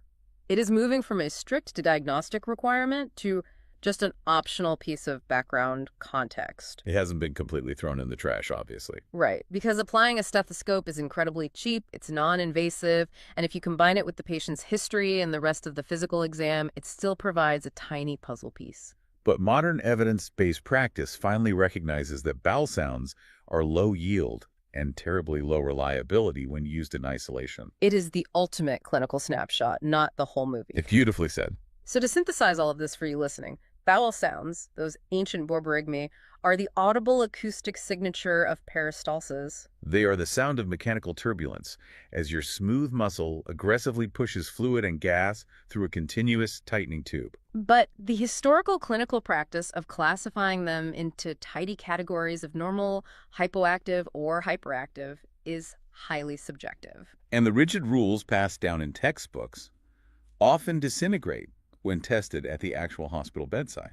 Which means the very next time you find yourself sitting in that dead, silent meeting room and your stomach lets out a massive room-shaking growl. You shouldn't just feel awkward. Exactly. You should actually appreciate the immense, complex mechanical turbulence of your continuous smooth muscle tube hard at work. It's just your enteric nervous system doing exactly what Walter Bradford Cannon and his bismuth-fed cats proved it does over a century ago. Such a great perspective. And looking at the history of this practice raises an incredibly important question, something really worth thinking about long after this deep dive ends. What's that? Well, we just explored how the 5 to 34 sounds a minute rule, the necessity of listening to all 4 quadrants, and the strict ritual of waiting for sounds before feeding a patient were largely just medical folk knowledge. Passed down as absolute truth. Right. They were practices passed down blindly through textbooks for generations until modern researchers finally stopped to test their actual clinical validity. Yeah. It makes you wonder, what other established everyday rituals in modern clinical medicine are highly trained professionals blindly trusting right now, just waiting for the evidence to prove them wrong? So picture this. You're standing at the bedside of a patient. They're sitting up, they're talking to you, and their skin color looks pretty much normal. Right. And the monitor above their head is flashing this perfectly textbook blood pressure, like 120/80. By every visible metric, every standard alarm bell we rely on, this person is completely stable. But they're actually not. Exactly. Beneath the surface, their cardiovascular system is quietly, desperately pulling, like every emergency lever it has. They are maybe 15 minutes away from a complete hemodynamic collapse. And their own body is actively masking the crisis. It really is the ultimate invisible emergency. It's terrifying. It is, because when the human body starts losing significant fluid, it doesn't just instantly wave a white flag. Yeah. It compensates. It hides the deficit so well that if a clinician doesn't know exactly what subtle physiological tells to look for, they'll walk right past a patient who is actively falling off a cliff. And that terrifying clinical blind spot is our mission for this deep dive. Today, we are reading Fluid Loss Before the Crash. We're taking this stack of nursing textbooks, historical medical case studies, and modern clinical guidelines to really understand the hidden mechanics of fluid balance. We want to figure out how the body loses fluid, right? Mm-hmm. And the elaborate biological smoke and mirrors it uses to hide that loss. Yeah, and most importantly, how you can spot the crisis before the vital signs finally crater. So, okay, let's unpack this. We have to start with the vocabulary, because right out of the gate, the terms we use casually every day are actually fiercely debated in the clinical world. Oh, heavily debated. Specifically, the line between dehydration and volume depletion. Yeah, the terminology is kind of a mess, but the physiology behind it is incredibly distinct. So, strictly speaking, true dehydration refers to a loss of pure, free water. Like sweating in a desert. Exactly. Imagine you're sweating intensely out in the sun without drinking anything. You're losing water, but your body is leaving the sodium behind. And because the water leaves and the salt stays, the concentration of sodium in your blood spikes. Which triggers hypernatremia. Right, high sodium. Now, volume depletion, on the other hand, is an entirely different beast. Also known as hypovolemia, this is what we call an isotonic loss. Meaning the patient is losing both water and sodium at the same time, right? In proportional amounts. That's the crucial difference. If someone suffers a severe hemorrhage or they have, prolonged vomiting or diarrhea, they're losing the entire fluid package. Water, sodium, the works. So if we draw blood from that patient in the ER, their serum osmolality, which is the clinical measurement of how concentrated particles like sodium are in the blood, it might look totally normal. Totally normal. They aren't technically dehydrated by the strict medical definition. Even if they're down like 3 liters of total fluid, they are volume depleted. Yet, if you look at the charting on almost any med-surg floor right now, nurses and doctors alike are writing dehydration as this catch-all umbrella term for both scenarios. Yeah, they use it interchangeably all the time. And it's not for a lack of trying by major institutions to fix it. I saw in the sources that the U.S. National Institute on Aging held a major consensus workshop in 2004 specifically to force the medical community to separate these two terms. Because they were terrified. Using dehydration for everything was leading clinicians to give pure free water to patients who desperately needed sodium-rich IV fluids. Wow, yeah. And then the European Society for Clinical Nutrition and Metabolism tried again in 2015. Mm-hmm. They tried to rebrand the concepts as water loss dehydration versus salt and water loss dehydration. Which is quite a mouthful. Yeah. And those institutional efforts largely failed to change bedside habits. Because in a high-stakes hospital environment, nurses just need an operational shorthand. So for anyone listening to this deep dive, what's the working definition that actually matters today? The one that dictates patient care is basically this: dehydration, in the colloquial clinical sense, Happens whenever fluid output exceeds intake for long enough to cause measurable physiological compromise. Okay, and to understand what that compromise actually looks like inside us, we have to look at the math of the human body. The math is fascinating here. We've all heard the statistic that an adult is roughly 60% water, but that water isn't just a giant unorganized reservoir sloshing around in there. No, not at all. It is rigidly locked into specific physiological compartments. And this compartmentalization is where the unseen crisis actually happens. Right, because 2/3 of that water is intracellular. It's trapped inside your actual cells. And only 1/3 is extracellular, living in your blood plasma and the spaces between your tissues. So the type of fluid you lose determines which compartment gets drained first. Going back to our definitions. Exactly. If you suffer an isotonic loss, like bleeding, you drain that extracellular space directly. That immediately threatens your circulating blood volume. But if you lose free water like true dehydration, the physics completely change. They really do, because of the laws of osmosis. When you lose pure water, your blood becomes highly concentrated with sodium. And nature hates an imbalance. It wants to equalize everything. Right. So to dilute that increasingly salty blood, the body forcefully pulls water across the cell membranes. It drags fluid out of the intercellular compartment and into the blood. You are physically draining the fluid from inside your own cells. Yes. This is the underlying mechanism of why severe hypernatremic dehydration causes profound confusion, delirium, and eventually seizures. The osmotic gradient is actively shrinking the patient's brain cells. Oh, wow. Visualizing the brain cells physically shrinking makes the stakes incredibly clear. It actually brings up an analogy I was piecing together from the source material. Oh, what's the analogy? Well, the body's biological response to sudden fluid loss operates remarkably like a massive corporation facing an unexpected bankruptcy. Oh, I like that. When the revenue stops flowing, the company doesn't just instantly shutter its doors, right? It goes into an aggressive, calculated survival mode. Right. It cuts all the peripheral, frivolous spending to protect the core assets. Exactly. And in human anatomy, the core assets, like the CEOs of the company, are the brain and the heart. The body will sacrifice almost anything else to maintain the blood pressure necessary to keep oxygen flowing to those two organs. And it achieves this through a pretty brilliant two-tiered compensation sequence. Yep. The first step is instantaneous. The sympathetic nervous system fires. The classic fight-or-flight response. The body floods with adrenaline, driving the heart rate up. Tachycardia, yeah. And it slams the peripheral blood vessels shut to keep the pressure centralized. Which is exactly why a patient in the early stages of volume depletion will often have skin that looks pale or mottled, and their hands and feet will feel cold to the touch. Because the body has cut the budget to the skin. Precisely. But because of this intense peripheral clamping, if you put a standard blood pressure cuff on their arm, the monitor reads normal. The sympathetic nervous system is literally creating a mechanical illusion of stability. And then the second tier of the survival mechanism kicks in to reinforce that illusion, the RAAS cascade. The renin-angiotensin-aldosterone system. That's the one. Within minutes to hours of sensing a drop in fluid volume, the kidneys release the enzyme renin, triggering this complex hormonal cascade. The ultimate goal of RAAS is to act like a biological dam. It floods the system with aldosterone, right? Yes. Instructing the kidneys to absolutely halt the excretion of sodium and water, it hoards every available drop of fluid to desperately maintain that central circulating volume. And this is the crux of why checking blood pressure can be so dangerous if it's your only metric. The body fights so aggressively with vasoconstriction and the RAAS cascade that a sudden drop in blood pressure is actually a late-stage failure. By the time that biological dam breaks and the patient becomes hypotensive, they've often already lost 15 to 30% of their total blood volume. Which is a massive amount of blood. It is. Relying on hypotension to diagnose volume depletion guarantees that you're already behind the curve.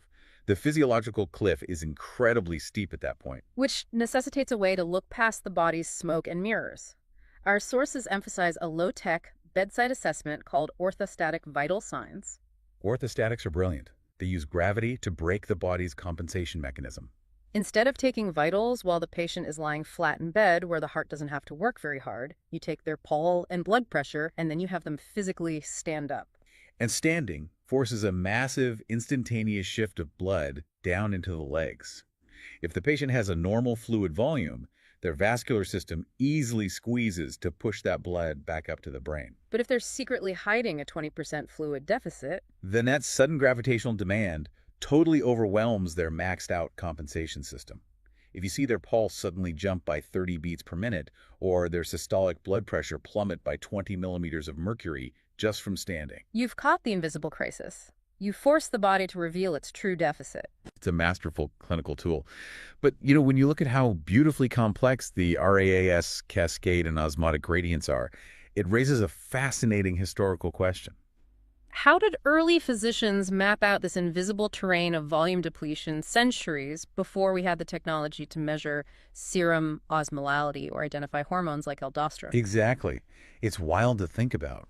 Well, to answer that, the sources take us back to one of the most terrifying medical crises of the 19th century, the 1832 London cholera epidemic. Cholera is a brutal disease.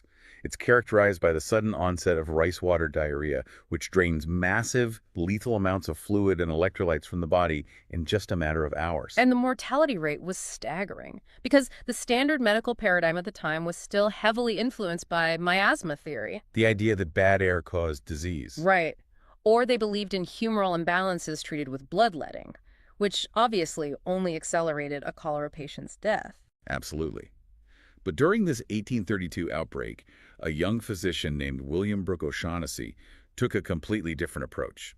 He started performing primitive chemical analyses on the blood of cholera victims. O'Shaughnessy discovered that the patients weren't just succumbing to a mysterious airborne poison. His chemistry showed that their blood was physically drained of a large proportion of its water and very specific neutral saline principles. He fundamentally redefined cholera, taking it from a mystical affliction to a quantifiable mechanical loss of fluid and salt. And that chemical revelation caught the attention of another physician, Thomas Letta. Letta realized that if the disease was mechanically removing salt and water from the blood, the cure must be mechanically putting it back. Directly into the veins. He found a 44-year-old woman who was in the absolute terminal stages of cholera. She was pulseless, her extremities were blue, and she was entirely unresponsive. And Letta injected a primitive heated saline solution directly into her basilic vein. It is hard to overstate how radical this was.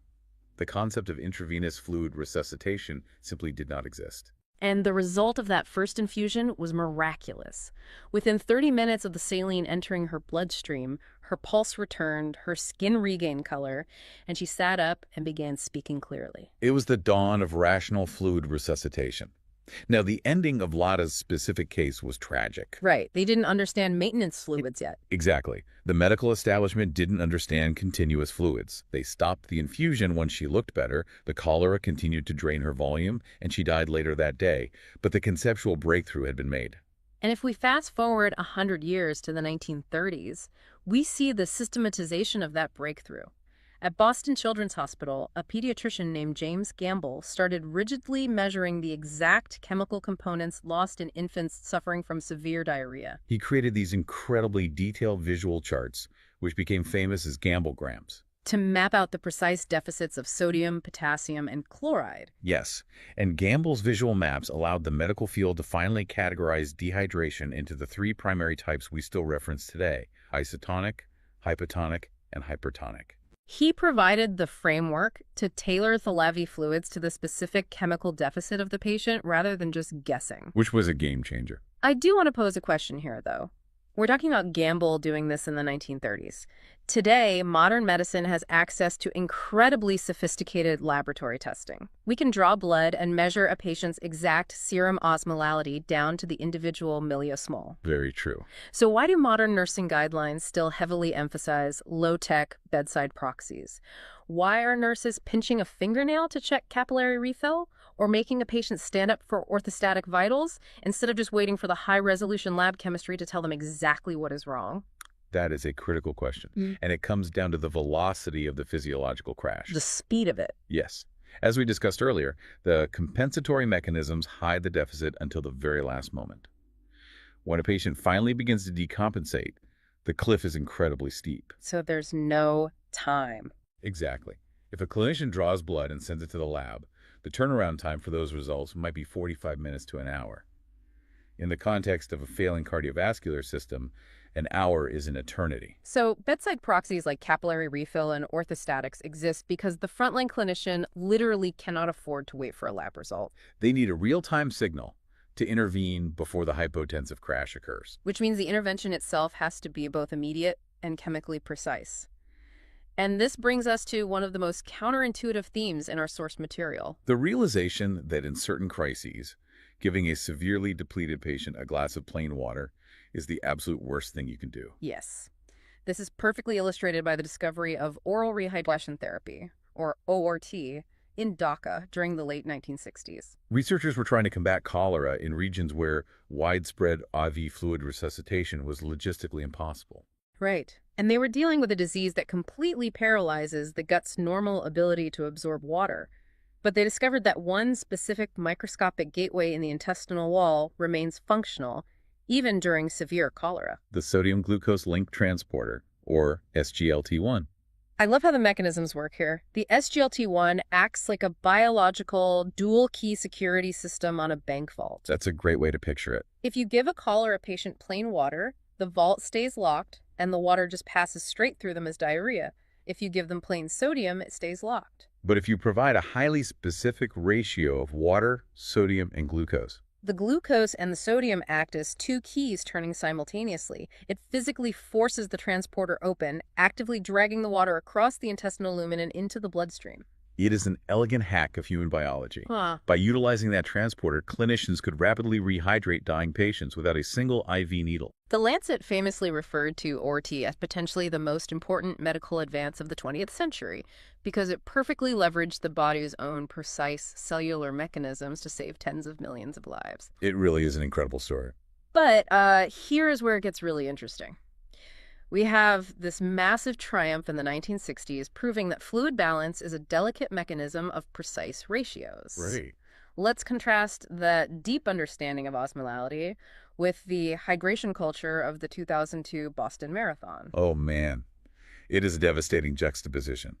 For decades, the endurance sports community aggressively pushed a blanket hydration narrative. Drink before you're thirsty, right? Yeah, drink before you're thirsty and drink as much as possible to avoid collapsing. They basically treated the human body like a simple reservoir that just needed topping off. Which, if you are a runner listening to this, you're probably mentally auditing every hydration station you've ever stopped at right now. I know I am. Because in 2005, a landmark study in the New England Journal of Medicine by Christopher Ullman analyzed the runners from that 2002 marathon.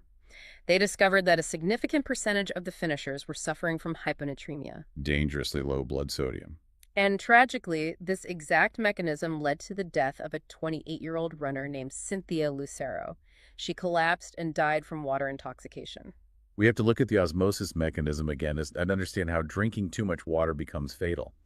These runners were sweating out both water and massive amounts of sodium for hours. But at every mile marker, they were replacing those losses with pure, free water. Exactly. As they pumped liters of free water into their system, they drastically diluted the sodium concentration in their blood.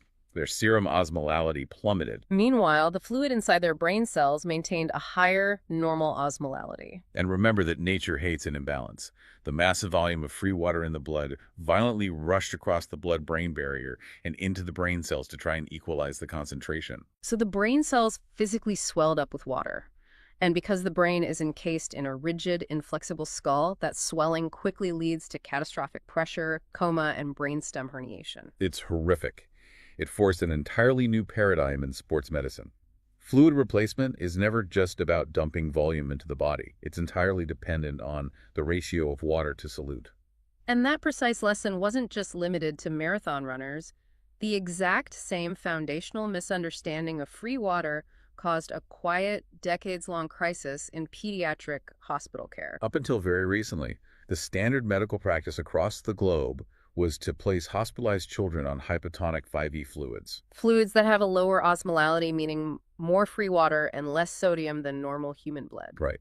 The rationale was simple. Children are sick, they're insensible fluid losers, they need hydration. Yeah. But in 2018, the American Academy of Pediatrics issued a massive guideline change, completely reversing decades of standard practice. What drove that reversal? What was the physiological mechanism they were missing? They realized they were fundamentally ignoring how the stress of illness alters a child's hormones. When a child is sick, whether from pneumonia, surgery, or an infection, Their body naturally ramps up the secretion of antidiuretic hormone, or ADH. And ADH is basically a chemical mandate sent directly to the kidneys telling them, do not, under any circumstances, pee out free water. Hoard it. Exactly. So the children's bodies were biologically primed to retain water. When doctors then aggressively pumped their veins full of hypotonic 5e fluids, the ADH trapped all that excess free water inside their systems. It created the exact same mechanism as the marathon runners. Yes. The free water diluted their blood, and the osmotic gradient forced the water into their brain cells, leading to fatal hospital-acquired hyponatremia. Once the mechanism was understood, the clinical guidelines had to instantly pivot to mandate isotonic fluids as the new default, matching the AVI chemistry to the body's stressed physiological state. It's a really sobering reminder that applying overly simplistic rules to a complex physiological system can be actively dangerous. Which serves as the perfect transition into dismantling the pervasive, everyday hydration myths that the general public still largely believes. Okay, let's start with the most entrenched myth of all, the 8-ounce glasses of water a day rule. We hear it everywhere, from fitness influencers to health blogs. Oh, the 8x8 rule is a fascinating case study in how scientific data gets cherry-picked and distorted over time.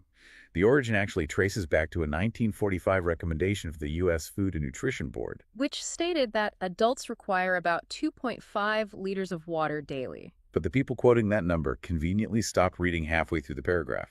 The very next sentence of that 1945 report explicitly stated that the vast majority of that 2.5 liters is already contained in the prepared foods we eat every single day. You extract significant water from apples, pasta, soups, vegetables. Exactly. In 2002, physiologist Heinz Walton published a comprehensive review that completely dismantled the 8x8 rule as a biological requirement for healthy adults. Because applying a rigid mathematical water quota ignores the massive variables of human physiology. Right. A 200-pound construction worker in a humid climate has vastly different osmolality demands than a 120-pound office worker in a climate-controlled building. So if 8 glasses is a myth, what do the clinical thresholds for actual danger look like? To give it scale, let's look at an average 70-kilogram adult. A fluid loss of roughly 2 to 3.5 liters triggers the body's moderate warning systems. Dry mucous membranes, thirst. Yes, and their kidneys will concentrate their urine to conserve volume. The brain's osmoreceptors will trigger a strong sensation of thirst. But if that same adult drops 7 liters, which represents roughly 10% of their total body fluid, the compensatory mechanisms begin to fail. This is a profound medical emergency characterized by lethargy, sunken eyes, virtually zero urine output, and in severe pediatric cases, the physical sinking of the fontanelles on an infant's skull. It's severe. Reaching that 10% threshold is catastrophic, and our sources highlight that one specific demographic is horrifyingly vulnerable to silently crossing that line: the elderly. Dehydration is one of the leading causes of preventable hospitalization in older adults. But I always assumed this was largely a behavioral issue. You figure older folks simply forget to drink, or they deliberately restrict their fluids to avoid having to navigate a difficult trip to the bathroom in the middle of the night. Well, the behavioral and mobility barriers are absolutely real. Fear of incontinence drives a lot of voluntary fluid restriction, but the true danger is rooted in the degradation of their biological alarm systems. What do you mean? If you look at a standard first aid manual, it tells you to look for a patient complaining of thirst. But thirst is governed by osmoreceptors in the brain sensors that detect when the blood is getting too concentrated. As we age, those osmoreceptors physically lose their sensitivity. Wow, so an elderly patient's blood can reach dangerously hypernatremic levels, and their brain physically will not generate the conscious sensation of thirst. The alarm wire has literally been cut. That makes the standard assessment tools incredibly unreliable. What about the classic pinch test? You know, the skin trigger test where you pinch the skin on the back of someone's hand to see if it snaps back instantly? Skin turgor is another physiological trap when assessing the elderly. The snapback of healthy skin relies entirely on a matrix of collagen and elastin in the subcutaneous tissue. And as humans age, that elastic matrix naturally breaks down. Entirely independent of how much water is in the body. If you perform a turgor test on a healthy, perfectly hydrated 85-year-old, their skin might remain tinted for several seconds. So if a clinician relies on PERBR or thirst to assess an elderly patient, they'll miss the volume depletion entirely until the patient ends up in the ER with confused mental state and a failing heart. which fundamentally changes how caregivers and clinicians have to approach this population. You can't just set an alarm to remind an elderly patient to drink if their kidneys can't concentrate urine effectively and their brain isn't sending thirst signals. You have to rely on objective mechanical metrics. Yes. You track daily weights on a scale to catch sudden, invisible fluid drops, and you meticulously check those orthostatic vital signs to see if the cardiovascular system is secretly straining against gravity. So, what does this all mean for you as the listener? Let's synthesize the journey we've taken through the source material today. We started by dismantling our basic vocabulary, learning that a loss of free water shrinks the cells and spikes sodium, while an isotonic volume depletion secretly drains the cardiovascular system, while the blood chemistry looks perfectly normal. We uncovered the physiological deception of the body's survival mechanisms. We saw how the sympathetic nervous system and the RAAS cascade act as a biological dam, clamping down blood vessels and hiding a massive fluid deficit behind the illusion of a normal blood pressure reading. We looked at the tragic consequences of misunderstanding osmolality. From the marathon runners drowning their own brain cells with pure free water, to the realization that sick children require precisely calibrated isotonic fluids to counteract their own stress hormones. And this understanding isn't just an academic exercise. With global temperatures rising and heat waves driving unprecedented spikes in emergency room admissions, the ability to read fluid loss before the crash is a critical survival skill. Whether it's a nurse on a chaotic med-surg floor catching an orthostatic pulse jump, or a caregiver recognizing the blunted physiological alarms of an elderly parent, spotting the unseen deficit is what prevents a silent slide into cardiovascular collapse. It is a high-stakes game played entirely beneath the surface of the skin. Which brings me to one final, truly mind-bending concept from the clinical guidelines to leave you with. It's a physiological paradox known as third spacing. Oh, third spacing is wild. I want you to imagine a patient lying in an ICU bed. If you look at them, they appear massively overloaded with fluid. Their legs are swollen, their arms are puffy, their tissues are stretched tight with severe edema. To the naked eye, this person is drowning in excess water. But if you look at the unseen mechanics, something completely different is happening. Normally, proteins in your blood, specifically albumin, exert what is called oncotic pressure. These proteins act like microscopic molecular sponges, physically holding the water inside your blood vessels so the heart can pump it. But in states of severe illness, sepsis, or malnutrition, that sponge fails. The capillaries become dangerously leaky. The fluid physically seeps out of the vascular system. It leaves the blood vessels entirely and becomes trapped in the interstitial tissues, the third space, where it is completely useless to the brain and the heart. So you have a patient whose body is visibly swollen like a water balloon. But inside their actual circulatory system, their vessels are bone dry. They are actively crashing from severe volume depletion, starting for circulating fluid while literally drowning in their own tissue edema. Can you trust your own eyes? You really can't. It leaves you with a profound realization about the human body. When the stakes are life and death, you can rarely trust the surface alarms. You have to understand the mechanisms hidden beneath. Because as we've learned today, in the delicate mathematics of human physiology, what you see on the outside is almost never the whole story. So you finish a workout, grab a smoothie, and throw a banana in the blender. So it sounds like a pretty standard morning. Right. You drink it, toss the peel, and you probably don't give it a second thought. It's just, basic, mundane nutrition. Yeah, totally harmless. But if you step out of your kitchen and into an emergency room, that exact same mineral is suddenly the primary ingredient used to instantly, irreversibly stop the human heart. Which is a pretty terrifying pivot when you think about it. It really is. Yeah. So, we are talking about potassium today. Welcome to the Deep Dive. Glad to be here. Our mission today, for you listening, is to unpack potassium imbalance from like a clinical and nursing perspective. We're looking at this comprehensive medical text that covers the physiological first principles, the diagnostic cascades, the history, and really just how this one everyday electrolyte turns deadly. Yeah, and, while potassium imbalance might sound like standard dry textbook material, the underlying mechanisms here reveal a biological balancing act that is incredibly fragile. It's highly contested, it's easily misunderstood, and it really requires us to completely rethink what it means when a lab test tells you that your blood is perfectly normal. Yeah, and that paradox you just mentioned is exactly where I want to start. Because to understand how potassium can stop a heart, we have to understand why doctors and nurses struggle to even measure it accurately in the first place. It's surprisingly difficult. Right. So the standard normal range for potassium in your blood, your serum potassium, is usually listed as 3.5 to 5.0 milliequivalents per liter. Exactly. And if you drop below 3.5, you have hypokalemia. Go above 5.0, you have hyperkalemia. So on paper, it sounds pretty binary, like you're either in the safe zone or you aren't. Yeah, but the problem with treating it as a binary is that the normal range is really just a population statistic. Okay. It's not this strict physiological cutoff that applies to every single human body in the exact same way. So it varies from person to person. Massively. A chronically ill patient, for instance, someone with long-standing kidney disease, they might walk around with a potassium level of like 5.8 for years. Why? And they might have zero symptoms, perfectly fine. I guess because their body has had time to sort of adapt to that higher baseline over months or years. Precisely. The adaptation is key there.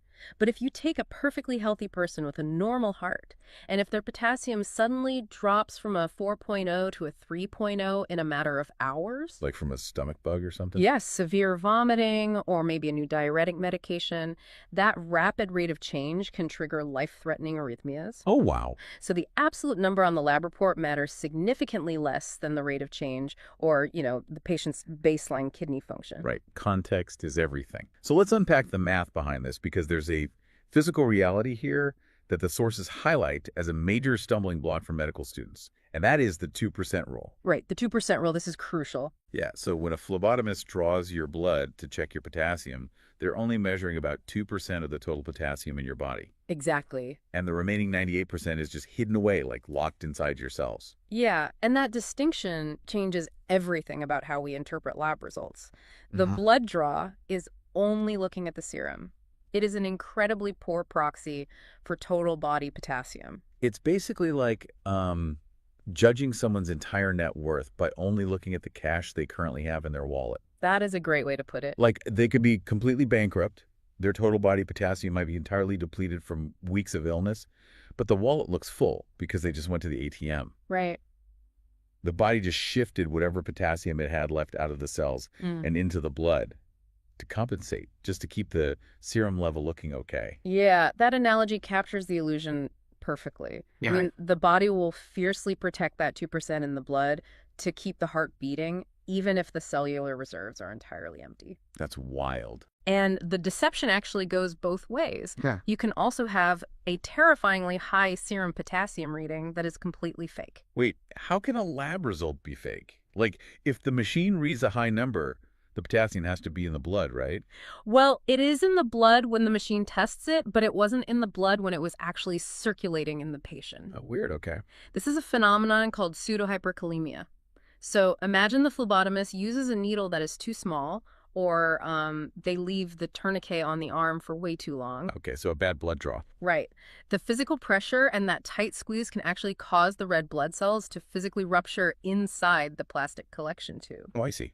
And because 98% of potassium lives inside the cells, when those red blood cells burst open in the tube, they spill all of their hidden intracellular potassium directly into the serum sample. wow. So the lab machine analyzes the fluid and spits out a critically high panic value, but the patient sitting in the waiting room actually has completely normal circulating potassium. Which means if a doctor or nurse just treats the number on the screen and aggressively lowers that patient's potassium, they could accidentally cause a fatal heart arrhythmia. Exactly. It really highlights why you have to treat the whole patient, not just the lab value. Man. But it also makes me wonder, if measuring this stuff is so incredibly deceptive and tricky, how did we ever figure out its life and death importance in the first place? It's a great question. And to understand that, we actually have to step out of the modern hospital entirely. Okay, where are we going? The origins of this discovery take us back to London in 1883. A British physician named Sidney Ringer was working at University College, and he was studying isolated frog hearts.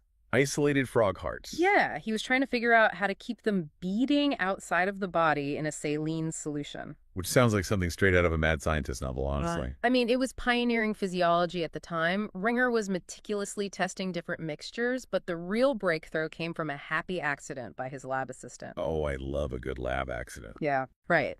So the assistant was supposed to use distilled water to make the saline solutions, but instead they just used London tap water. Wait, London tap water, which is notoriously hard water, meaning it's just full of minerals. Exactly, full of calcium and potassium. Ah. And Ringer noticed that the frog hearts bathed in the tap water solution kept beating for hours, while the ones in the pure distilled water solutions died almost immediately. That is incredible. Yeah, so through trial and error, he realized that the heart would only maintain its rhythm if it was bathed in a very specific, delicate ratio of sodium, potassium, and calcium. Okay.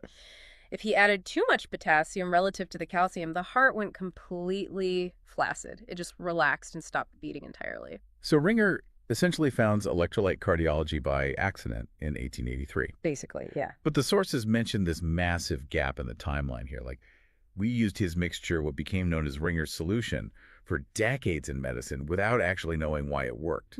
Yeah, the 70-year gap is one of the most fascinating delays in medical history, honestly. I mean, Ringer proved that the ratio governed the heart's electrical behavior through pure empirical observation. Right, he saw it happening. Right, but the scientific tools of the late 19th century were just not advanced enough to see the molecular machinery at play. They didn't have the microscopes for it. Exactly. The mechanistic explanation required the invention of better technology, and eventually a Danish scientist named Jens Christian Skou in 1957. Okay, so what was Scow looking at that Ringer couldn't see? Well, Skou was researching crab nerve membranes, of all things. Perhaps. Yeah, he was looking for the physical engine that controls cellular electricity, and he ultimately discovered the sodium-potassium ATPase pump. Okay, the pump. Yes. This is an actual molecular machine that sits embedded in the membrane of almost every cell in your body. It uses one molecule of ATP, which is cellular energy, to actively trade 3 sodium ions out of the cell for 2 potassium ions brought into the cell. Oh, so he found the actual mechanism that maintains that 98-2 ratio we talked about earlier. He did, yeah. And it actually earned him a Nobel Prize in 1997. Wow. But the clinical bridge here is even more profound, because around the exact same time Skou was mapping the pump in Denmark, Willem Kolff was refining the artificial kidney. The dialysis machine. Right. So for the first time, doctors treating kidney failure patients who were dying because their bodies couldn't excrete potassium could hook a patient up to a machine, systematically scrub the excess potassium from their blood, and literally watch the patient's electrocardiogram, the ECG, stabilize in real time. That must have been like magic to see. It was. They were finally mapping Skou's invisible cellular pumps to the visual electrical tracings of the human heart. And that connection brings us to the core of the clinical text, right? The cardiac cascade. Because once you know this molecular pump exists, you can understand exactly what happens to a human heart when that potassium gradient just collapses. Exactly. And the foundation of that collapse is the resting membrane potential. Okay, break that down for us. So every single heart muscle cell, every cardiomyocyte, maintains a negative internal charge of roughly negative 90 millivolts at rest. So the inside of the cell is deeply negative compared to the outside. Yes.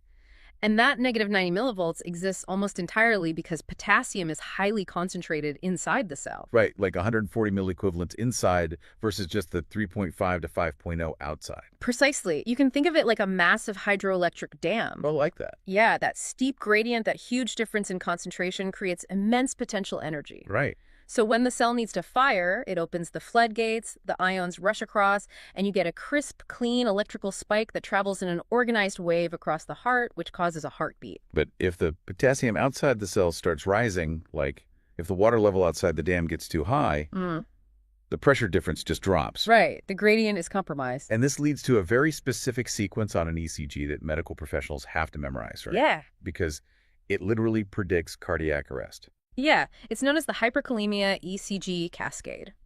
As serum potassium rises to about 5.5 to 6.5, the first thing you see are the T waves on the monitor becoming incredibly tall and sharply pointed.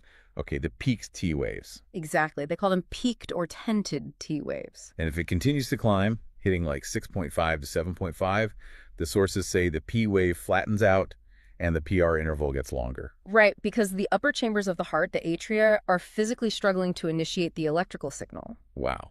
And then at 7.0 to 8.0, the QRS complex widens. Yeah. And the QRS represents the main pumping chambers, the ventricles, right? That's right. Because the electrical gradient is so severely compromised at that point, the electrical signal physically struggles to travel through the heart tissue. So it's literally just moving sluggishly. Exactly. It moves sluggishly. And because it takes longer to finish its path, it literally draws a wider, fatter line on the EKG paper over time. That makes perfect sense. Like the widening isn't just some random shape. It's a direct visual representation of the electricity slowing down. Exactly. And then if you go above 8.0 or 9.0, you get the absolute nightmare scenario.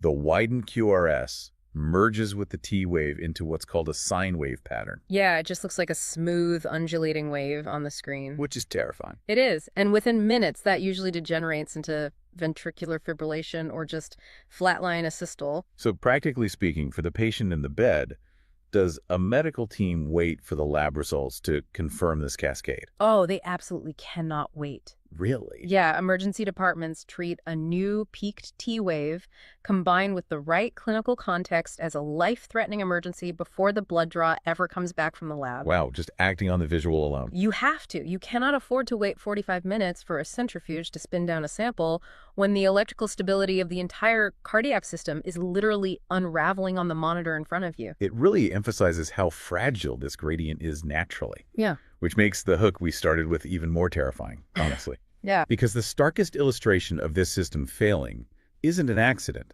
It's the standard U.S. 3-drug lethal injection protocol developed in the late 1970s. It is, yeah.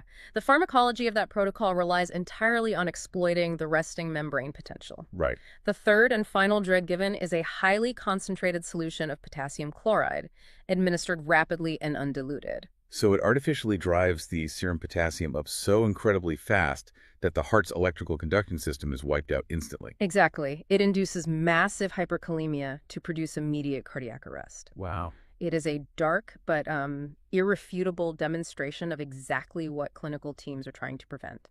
And it is the precise reason why in any hospital setting, IV potassium is classified as a high alert medication. Right, because of the danger. A nurse will never, ever push undiluted potassium rapidly into a patient's vein. It is always heavily diluted and given slowly over hours. That makes total sense. But intentional extremes aside, the sources also dive into how medications interact with this system in deeply paradoxical ways. Yes. Like the classic example in the text is the digoxin paradox. Oh, digoxin is a venerable drug. I mean, it's been used for decades to treat heart failure and rhythm problems. And nursing students are taught very early on that if a patient is taking a daily dose of digoxin, having low potassium makes the drug more toxic and dangerous. But then the text brings up research from 1973, Charles Bismuth's criteria, showing that in a massive acute overdose of digoxin, the strongest predictor of whether the patient will live or die is actually high potassium, Right. which feels completely backwards. It does feel backwards, but the clinical data backs that up entirely. You just have to look at the mechanism to understand why the context flips. Okay, so how does that work? Well, digoxin works by actively binding to and inhibiting that very same sodium-potassium AT-PACE pump we talked about earlier. Oh, so a normal dose of digoxin is almost like a minor traffic jam. Right. It slows down the cellular pumps just enough to help a failing heart contract a little harder and pump more efficiently. Exactly. But if a patient takes a massive overdose, they've essentially thrown a spike strip across a 10-lane highway. Right. Like every single cellular pump shuts down. The pumps are completely paralyzed, so Yep. the potassium trying to get back into the cells just piles up in the bloodstream. Oh, man. The serum potassium rises sharply above 5.5, and the context totally flips from a low potassium problem to a high potassium emergency. Wow. And without administering the specific antidote, which is called DigiFab, to unbind the digoxin from the pumps, the mortality rate is incredibly high. That is fascinating. And it's not just external drugs causing these extremes, right? Our own internal hormones play this game too, specifically the renin-angiotensin-aldosterone system. Yeah, aldosterone is a hormone that tells your kidneys to hold on to sodium and get rid of potassium. Okay. So if your body develops a tumor that makes too much of it, a condition called Conn syndrome, you end up urinating away your stores and developing severe hypokalemia. But if you have Addison's disease, where your adrenal glands are damaged and don't make enough aldosterone, your kidneys hold on to potassium, leading to hyperkalemia. It all just comes back to that delicate balance. Always. Which brings us to perhaps the most unsettling part of the source material, honestly. The medical mirages. Because this balance is so precarious, Our attempts to fix it in emergencies haven't always been perfect.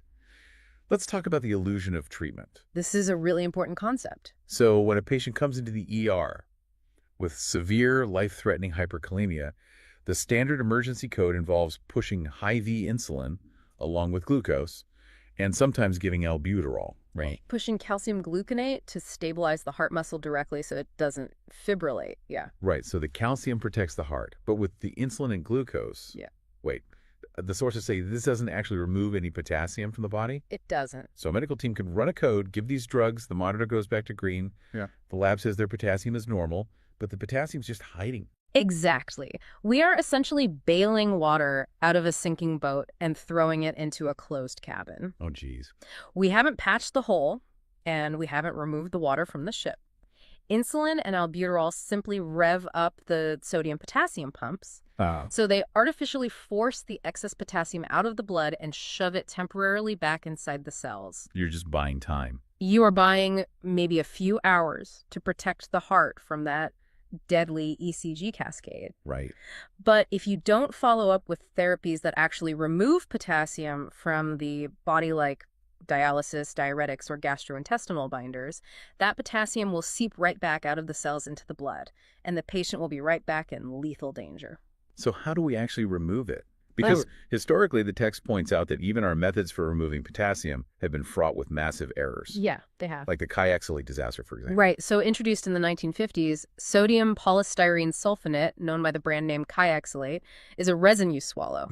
It binds to potassium in your gut so you can excrete it in your stool. And for over half a century, it was the absolute standard of care for chronic hyperkalemia, often mixed with a sugar called sorbitol to induce diarrhea and prevent constipation. But from the 1980s onward, case reports started trickling in, linking this Kyaxylate-sorbitol combo to intestinal necrosis. Yes. It was literally causing the tissue of the bowel to die, especially in vulnerable patients who had just received kidney transplants. And despite those early warnings, it took until 2013 for the FDA to issue a formal, rigorous warning about the risk of bowel necrosis. 2013. Yeah. Clinical practice finally had to shift to newer, safer gastrointestinal binders like Pataromer. But it's a sobering proof that just because a treatment is considered the undisputed standard of care for 50 years doesn't mean it is perfectly safe. Or free from devastating side effects. Exactly. It really forces you to question your assumptions. And speaking of questioning assumptions, before we wrap up, the sources highlight some major misconceptions that still float around even among healthcare workers. Oh, there are plenty. Let's do a quick myth-busting. Misconception 1. Bananas are the ultimate high-potassium food. Culturally famous, yes. But nutritionally, they are entirely mid-tier. Really? Yeah. A medium banana only has about 400 to 450 milligrams of potassium. If you are actually trying to replenish dietary potassium, you should be eating potatoes with the skin on, white beans, spinach, or avocados. All of them significantly beat the banana. Wow, good to know. Okay, misconception 2. High potassium always causes obvious symptoms like muscle cramps before it gets dangerous. Dangerously false. Yeah. Many patients with severe hyperkalemia levels well above 6.5 or 7.0 feel absolutely nothing. Nothing at all. Or maybe just a vague, non-specific sense of fatigue right up until the exact moment their heart goes into a sudden, lethal arrhythmia. It is a silent killer. Which is why routine lab monitoring is so critical. You simply cannot wait for symptoms. Exactly. For anyone listening who isn't running a code in an ER, this might feel a bit abstract, but the reality is that potassium imbalance sits at the intersection of almost every common chronic condition in modern healthcare. Absolutely. Millions of people are taking medications every single day that alter this invisible gradient. Right. If you take an ACE inhibitor for your blood pressure, or an ARB, or a potassium-sparing diuretic like spironolactone, those drugs actively raise your serum potassium. And if you take a loop diuretic, like furosemide, it actively flushes it out of your system. Right. So every time a doctor adjusts your meds, they're doing a complex potassium risk assessment in their head. It's the very reason they obsess over your routine blood panels. It really is. But beyond the medications and the ECG changes, I want to leave you with one final provocative thought from the source material to mull over on your own. Oh, the interconnectedness of the human body goes far beyond just the kidneys and the heart. Exactly. We didn't even have time to dive deeply into acid-base balance, but here is the core idea. Potassium and hydrogen, the tiny ion that makes your blood acidic, compete for the exact same doors into your cells. Right. It's a constant microscopic trade-off. When one goes in, the other has to come out to maintain the electrical charge. Think about the implications of that. A change in your breathing rate, say hyperventilating during a panic attack, alters the acidity of your blood. Yeah. And just by shifting the acid in your blood, you can literally alter the electrical charge of your heart, because your body will evict potassium from your cells just to make room to hide the excess hydrogen. It's wild. We tend to treat the body like a series of separate, neat compartments. You know, the lungs over here, the kidneys down there, the heart in the middle. But at the molecular level, they're all playing the exact same high-stakes game of musical chairs. It's a beautiful, terrifying system. I mean, the flutter of a lung can dictate the rhythm of a heart. It really is. So the next time you peel a banana or look at a routine lab report, take a second to appreciate that you aren't just looking at a mundane checkbox. You are looking at the raw electrical voltage that keeps you alive. Thanks for joining us on this deep dive. I want you to imagine, just for a second, walking into a really busy emergency room. Oh, yeah. Always a stressful place to be. Totally. Yeah. And let's say you've got a visibly broken arm, like the bone is fractured. Yeah. It's completely obvious. You're just holding it against your chest. Right. There is no hiding that. Exactly. Yeah. So they take an x-ray, and, a few minutes later, there's that jagged white line glowing right there on the screen. Yep. The proof. Yeah, the doctor points to it, you look at it, and there's this immediate, unspoken mutual agreement. The problem is real. It's right there in black and white, and now the medical team is just going to fix it. It's an incredibly comforting dynamic when you really think about it. Right. Because, I mean, you don't have to convince anyone that your arm is broken. You don't have to, plead your case. The machine just did all the convincing for you. Right. But now, I want you to imagine walking into that exact same emergency room, maybe even on the exact same day, but this time you have a mysterious, agonizing internal ache. Ooh, okay. That's a very different scenario. Completely different.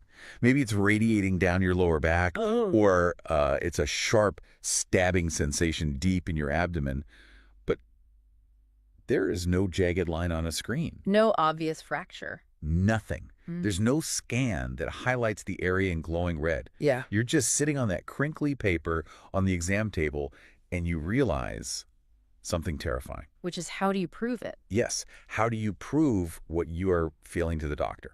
Like, how do you actually convince them of your reality? And that scenario right there, I mean, the burden of proof resting entirely on the patient is one of the most profound, historically complicated challenges in modern healthcare. Which is exactly our mission for this deep dive. Yeah. Today, we are looking at a massive and, fascinating stack of clinical sources, all centered around pain assessment in nursing. It's a huge topic. It really is. We're going to explore why pain is universally referred to in medicine as the fifth vital sign, and why, paradoxically, it is the absolute only vital sign that completely and totally defies objective measurement. Yeah, and it represents a fundamental shift in how we even think about clinical data. I mean, think about the other four vital signs for a second. Okay. If a nurse needs to check your blood pressure, they just wrap a cuff around your arm and read the dial. Super easy. Right. And for your heart rate, or, your respiratory rate, they can literally just count the beats or the breaths. Just looking at the clock. Exactly. For your body temperature, there is a thermometer. But for pain, there is no external instrument. None at all. There is no cuff, no thermometer, no magical probe that you can just stick on a patient's forehead to get a neat, objective number. Okay, let's unpack this, because on paper, if you've ever been to a clinic, a pain assessment sounds like the most straightforward task in the world. Right, you just say a number. Yeah. The nurse asks you a question, you give them a number, they write it down on a chart, and you move on to treatment. But what you're saying, and what these clinical sources are absolutely screaming at us, is that this seemingly simple act is actually a massive subjective challenge. Precisely. It is incredibly messy. So let's start with the baseline clinical definition that's provided in the texts. All right, lay it on us. Pain assessment is defined as a systematic process by which a clinician identifies, characterizes, and quantifies a patient's pain. Sounds very professional. It does. And the goal there is basically twofold. First, to guide the immediate medical treatment, and second, to track whether that treatment is actually working over time. Okay, but it sounds so clinical and tidy. Without a thermometer to do the actual quantifying, how does the system not just immediately break down? Well, it doesn't break down, but the data has to pass through this incredibly complex filter. What do you mean by filter? Because there is no objective tool, pain assessment depends 100% on what the patient reports. The human element. Exactly. And that verbal report is filtered through so many messy human variables. It's filtered through language and vocabulary. Well, that's true. You don't have the words to describe it. Right. And it's filtered through culture, like how different cultures are taught to either express or, stoically suppress discomfort. Oh, wow. Yeah, like some people are taught to never complain. Exactly. It's filtered through memory, through fear, and frankly, through the patient's level of trust in the person wearing the scrubs who's asking the question. I was actually trying to think of how to describe this, and it's basically like trying to explain the exact taste of salt to someone using only words. Oh, that is a great analogy. Right. You know exactly what salt tastes like. Mm. It is a vivid, undeniable reality to you. But conveying that specific sensory experience to someone else is almost impossible. It really is. Except in this clinical scenario, your medical treatment, your literal relief from suffering, depends on how well you can describe the saltiness. That's a lot of pressure on a patient. But I have to push back a little here. Isn't modern medicine supposed to be driven by hard, objective, empirical science? In theory, yes. So how does a purely subjective symptom, something that relies entirely on a patient's vocabulary, or like their mood on a Tuesday, even fit into a rigorous scientific framework? That is the million-dollar question. And to try and make sense of it, the sources frame the subjective challenge within a really robust landscape of clinical theory. Okay. To keep medicine scientific, the texts draw a very strict, definitive line between two concepts, nociception and pain.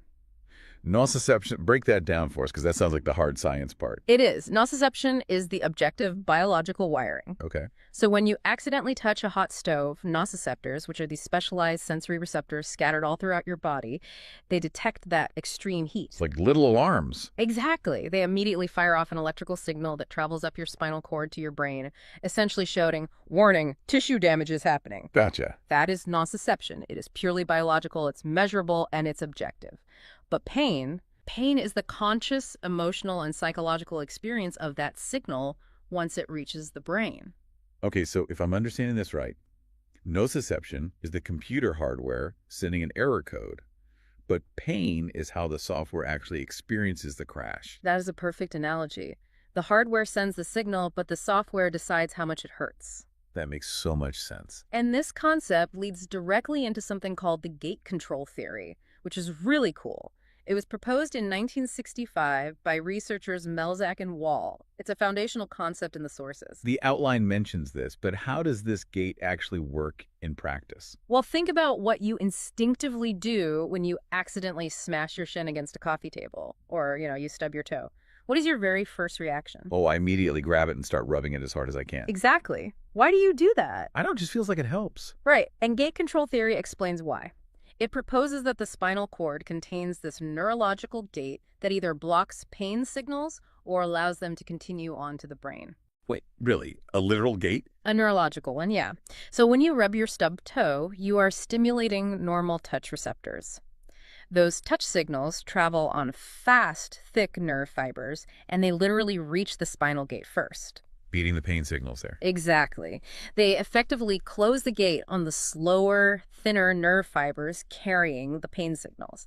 You are physically blocking the pain by flooding the system with non-pain sensations. That is incredible. So the pain isn't just a simple one-way street from the toe to the brain. It's like an active intersection where the body can actually modulate the traffic. That's exactly it. And the gate can also be opened or closed by emotional factors. Wait, emotions affect the physical gate? Absolutely. If you are highly anxious, the gate opens wider, which amplifies the pain. If you are relaxed or distracted, the gate can actually close. Wow. This proves that pain is not just a biological event, it is inherently psychological as well. And because of this complexity, the sources categorize pain into distinct types. Like acute and chronic? Yes. There is acute pain, which is sudden and protective, like the twisted ankle that tells you to stop running. Right, a useful warning system. Then there is chronic pain, which persists for months or years long after the initial tissue healing is complete. This is the warning system is broken. Exactly. Chronic pain effectively loses its protective function. The alarm system is just stuck on. And finally, neuropathic pain, where the nerve fibers themselves are damaged and misfiring. So that's the one that creates those burning or electric shock sensations. Yes, even without an external injury. So the medical field has created this incredibly dense, highly structured vocabulary. Nociception, gait control, acute, chronic, neuropathic, all to try and put a rigid scientific fence around something they can't actually see. That's a great way to put it. Which brings us to a historical pivot point that completely blew my mind while reading through these sources. We have to talk about Margot McCaffrey. We absolutely do. If you want to understand modern pain assessment, you have to travel back to 1968. Okay, set the scene. Margot McCaffrey was an American nurse and an absolute pioneer in the field of pain management. And she published a definition of pain that changed the entire trajectory of modern healthcare. The quote from the text is just brilliant. She wrote, in 1968, pain is whatever the experiencing person says it is, existing whenever they say it does. It sounds almost too simple, doesn't it? Yeah, a bit like a philosophical bumper sticker. Exactly. But you have to understand how radically disruptive that was at the time. Historically, the clinician was the ultimate unquestionable authority in the room. What the doctor says goes. Right. If a doctor or a nurse looked at a patient who claimed to be in agony and the clinician thought, well, that surgical wound doesn't look that bad, or, they were just laughing at a joke on the television, they must not be in real pain. Right, they just dismiss it. Yes. The clinician's visual judgment overruled the patient's verbal report. McCaffrey's definition stripped that authority away from the clinician and handed it entirely to the patient. She basically drew a line in the sand and said, your medical degree and your eyes do not get to overrule their lived reality. Exactly. It made the patient the sole, undisputed authority on their own suffering. That is powerful. It really is. It forced the entire medical establishment to actively override their own human instinct to visually judge whether pain looks real. And the impact of that is staggering. As it's still used today, right? Yes. The sources note that McCaffrey's definition still appears, almost word for word, in nursing textbooks today more than 50 years later. Okay, here's where it gets really interesting. Because McCaffrey's philosophy is beautiful, right? It's deeply empathetic. It is. But if the patient is the absolute, undisputed authority, what happens when the clinician's eyes and their years of medical training tell them something completely contradictory? Right. Let's say a patient tells a nurse their pain is a 10 out of 10, the worst pain imaginable, but they're sitting comfortably in bed, scrolling on their phone, eating a turkey sandwich. Doesn't this create a massive, unspoken tension right there at the bedside? If we connect this to the bigger picture, that bedside tension you just described is exactly what sparked decades of systemic clinical evolution and, quite frankly, massive systemic consequences. Well, the sources highlight that this patient-first philosophy was the primary engine behind a massive policy rollout between 1995 and 2001. That was the era when medical institutions and accreditation boards officially branded pain as the fifth vital sign. Meaning that hospitals were suddenly, federally and institutionally mandated to check and treat pain as routinely as they checked a patient's pulse. Yes, the intent was incredibly noble, to ensure that patient suffering was never again ignored, dismissed, or undertreated. Which is a good thing. Of course. But the sources are very clear that this well-intentioned policy, when combined with a complete lack of objective measurement tools, created a highly volatile landscape. We see this tension feeding directly into the history of the opioid crisis. Oh, wow. Let's follow that mechanical logic because it makes terrifying sense. Right. If the institutional mandate is that you must treat whatever the patient says they feel, treating the pain until it reaches zero. Yes. And the primary, most effective tool you have in your medical arsenal is an opioid, then prescription rates are going to absolutely skyrocket. Exactly. You had an objective, powerful medication being mass prescribed to treat a completely subjective symptom, driven by a mandate that said the provider could not question the patient. That's a perfect storm. It really was. The texts present this as a critical historical reality, that the absence of an objective thermometer for pain actively contributed to how pain was managed, for better and for worse. We're talking massive societal impact here. Yes. And the sources are careful to just impartially report this. And similarly, they highlight that this inherent subjectivity is exactly where interpretation disparities and racial biases in pain treatment take root. Right, because if you don't have a blood test to prove the pain and you are relying entirely on a human filter to report it, you are also relying heavily on the human filter of the provider to interpret it. Correct. When data isn't objective, subconscious assumptions fill the gaps. The sources document that because pain cannot be objectively verified, A provider's implicit biases regarding race, gender, and socioeconomic status can heavily influence their decisions. Like whether they actually believe the patient? Exactly.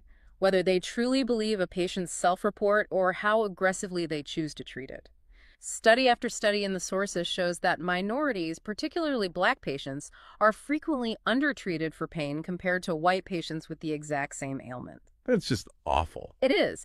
The documents impartially report that these massive systemic issues, both the skyrocketing prescriptions of the opioid crisis and the tragic disparities in care, are inextricably linked to the structural reality that pain assessment requires trusting a subjective report.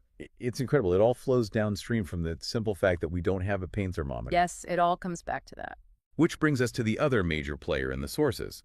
McCaffrey gave us the nursing philosophy, but the International Association for the Study of Pain, or the IASP, gave us the institutional definition. Right, the official global standard. So in 1979, the IASP defined pain as an unpleasant sensory and emotional experience associated with actual or potential tissue damage, or described in terms of such damage. And that definition, word for word, stood unchallenged as the global medical standard for over 40 years. But wait, I have to point out a huge logical flaw here. McCaffrey says pain is whatever the person says it is. The 1979 IASP definition relies on the experience being described in terms of tissue damage. Right. Both of these cornerstone definitions completely rely on the patient being able to communicate. What happens when the person literally cannot speak? And you've just zeroed in on the exact ethical and clinical dilemma that forced the IASP to finally act. Oh, real? Yeah. In 2020, they took the highly unusual step of formally revising their global definition. It was only the second time in the organization's entire history that they did so. That is a huge deal for a global medical institution. They don't just rewrite the dictionary on a whim. No, they don't. They kept that core 1979 sentence intact, but they added 6 crucial, game-changing, clarifying notes. Okay, what were they? Well, 2 of those additions directly answer your question about the voiceless.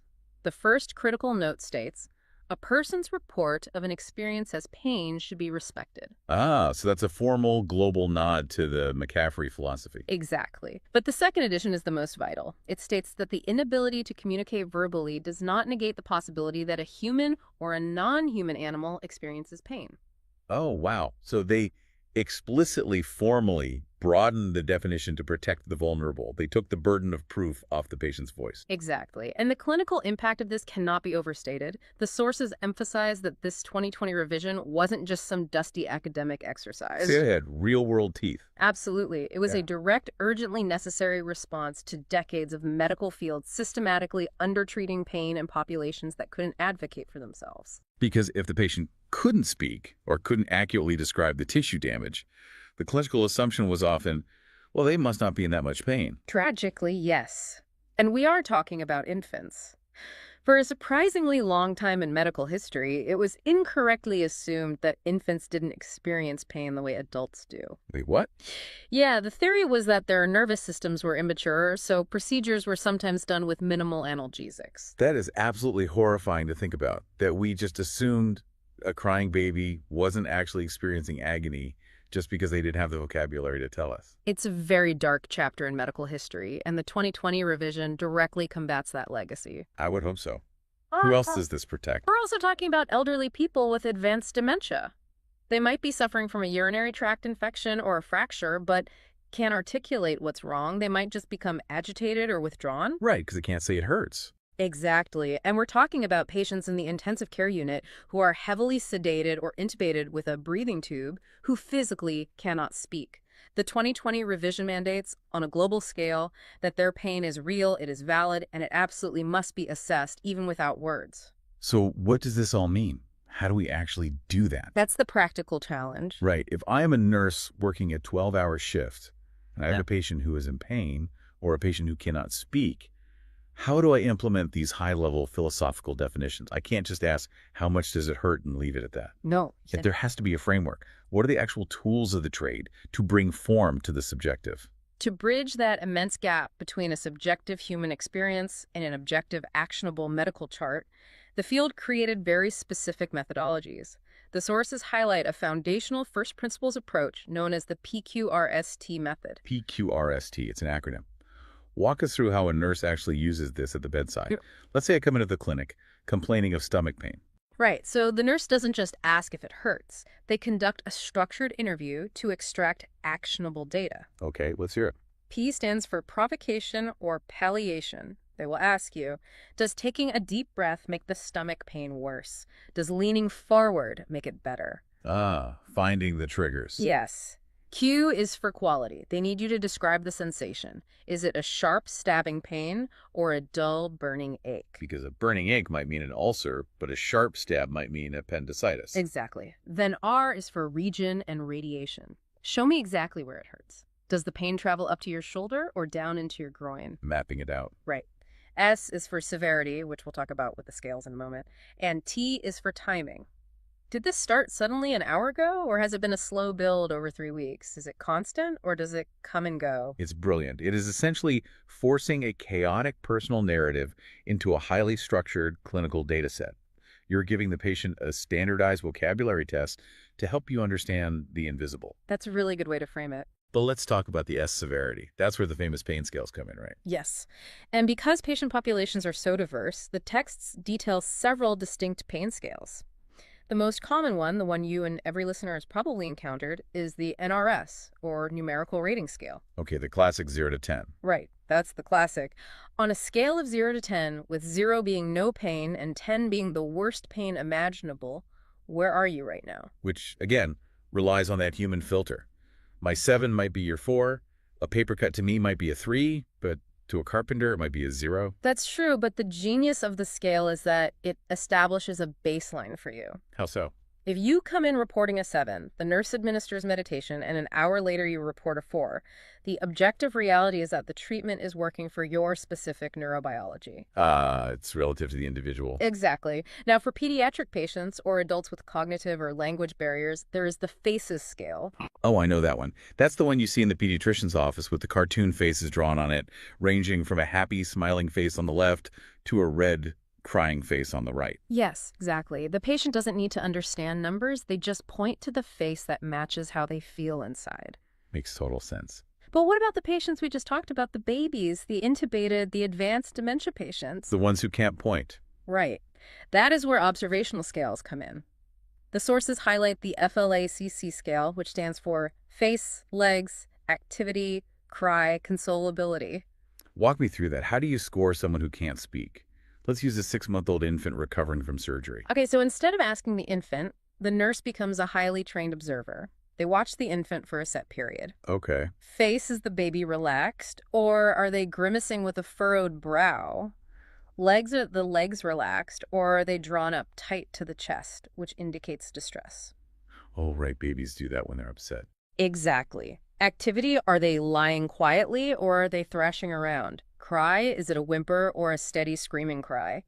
And consolability, if the parent holds and rocks the baby, they calm down, or are they completely inconsolable? Wow. So the nurse assigns a point value to each of those physical behaviors, tallies them up, and that generates the pain number for the chart. Correct. There is also the pain add scale, specifically designed for pain assessment in advanced dementia. The nurse observes breathing patterns. Are they hyperventilating? They listen to vocalizations. Are they moaning or calling out? Looking for physical cues. Yes. They look at body language. Are their fists clenched? Even though there is no single thermometer for pain, these tools represent a rigorous, deeply scientific, and profoundly empathetic attempt to measure it anyway.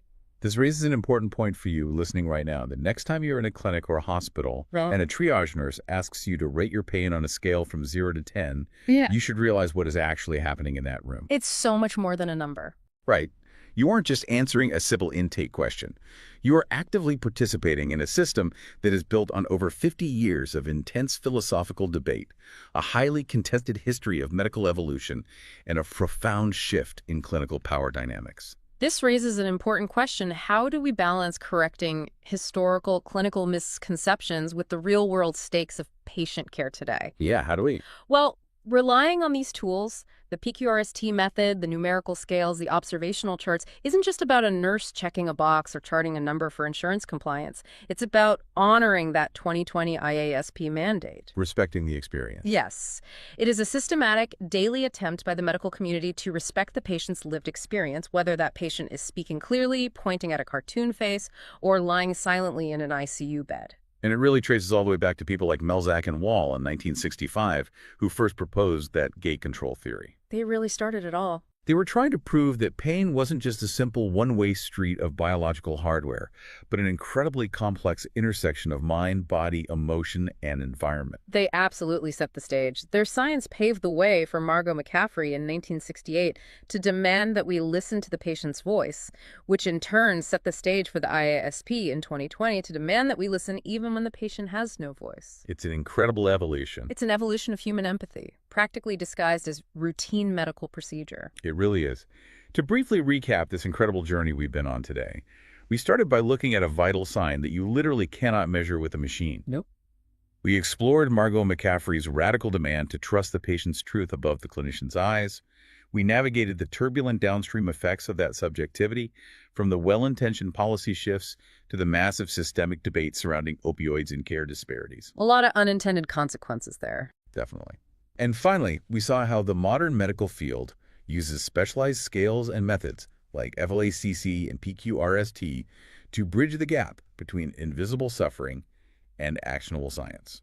What's fascinating here is that nursing, at its very core, fundamentally requires operating in this ambiguous gray area. Yeah. It requires taking rigorous, structured, systemic assessment tools and applying them to a totally invisible, entirely human experience. At the end of the day, pain assessment is science boldly attempting to quantify suffering. And doing so knowing full well that the tools are inherently imperfect, but absolutely necessary for compassionate care. Which leaves me with a final slightly sci-fi thought for you to chew on before we go. All right. Our entire current understanding of pain assessment, everything we've talked about today, relies on trusting the human report.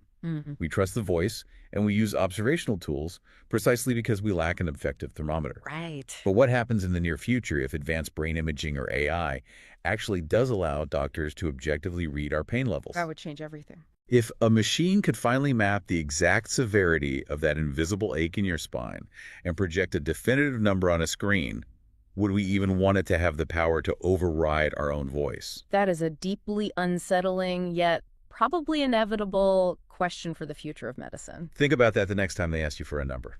Thanks for diving deep with us today. Right now, as you are listening to this, your body is walking a microscopic, high-wire tightrope. Yeah, a really, really precarious one. Exactly. I mean, if the pH of your blood drops from its perfect physiological midpoint, which is about 7.4, down to just 6.8, the fundamental building blocks of your body physically break. They just fall apart. Cellular enzymes start to misfold and crumple. Right. They lose their shape, they abandon their functions, and then the electrical conduction system in your heart destabilizes.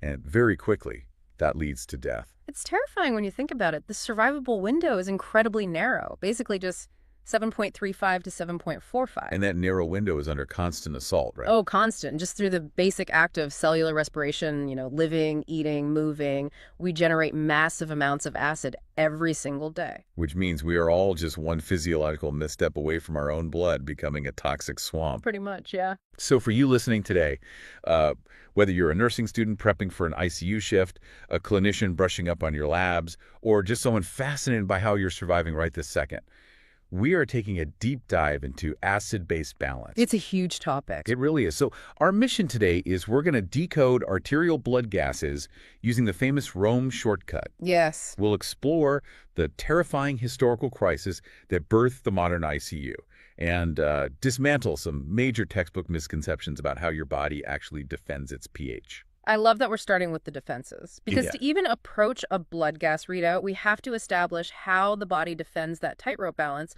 before medical intervention even enters the picture. Right, and the body utilizes 3 distinct layers of defense. Yeah, and the critical variable separating them isn't location, it's actually speed. Speed. Okay, let's look at the timeline. The first layer is essentially instantaneous, right, operating in seconds. Exactly. These are the chemical buffers circulating in the blood. So if we think of hydrogen ions as like the microscopic sparks of acidity, buffers act like fire blankets. That's a great analogy. They chemically bind to excess hydrogen or conversely to basic hydroxide ions. Right, instantly neutralizing them so the overall pH doesn't wildly swing. Then the second line of defense steps in over a matter of minutes. and this one is driven by the respiratory system. Okay, the lungs. Yeah.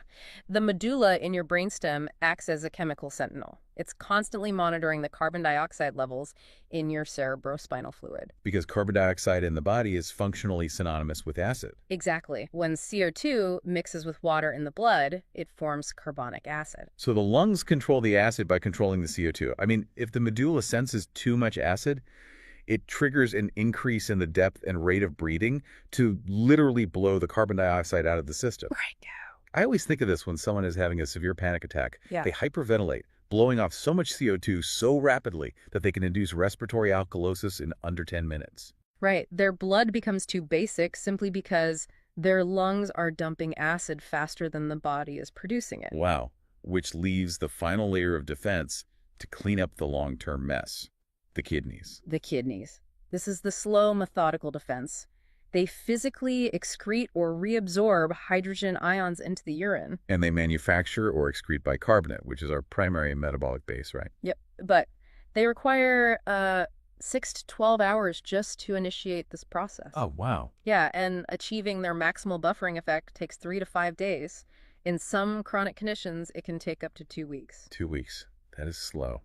But hey, I do want to pause on those chemical buffers you mentioned in the first letter. Okay, sure. Because anyone who has opened a nursing or physiology textbook will recognize bicarbonate as the absolute star of the show. Oh, 100%. It's paired with carbonic acid in literally every diagram. Right, so the natural assumption is that bicarbonate is doing the heavy lifting in our circulating blood. And that assumption is actually one of the most pervasive blind spots in early clinical education. Wait, really? Yeah, I mean, while bicarbonate is crucial, the primary buffer in whole blood is surprisingly hemoglobin. Hemoglobin, the oxygen transport molecule. The very same. Gram for gram, hemoglobin performs more acid-base buffering work in your whole blood than bicarbonate, plasma proteins, and phosphate combined. That is wild. It manages roughly 60% of your daily acid load. Okay, that fundamentally changes how you look at a complete blood count. Yeah. I mean, anemia isn't just an oxygen delivery problem, it's a buffering vulnerability. Exactly. How does an oxygen carrier manage that much acid, though?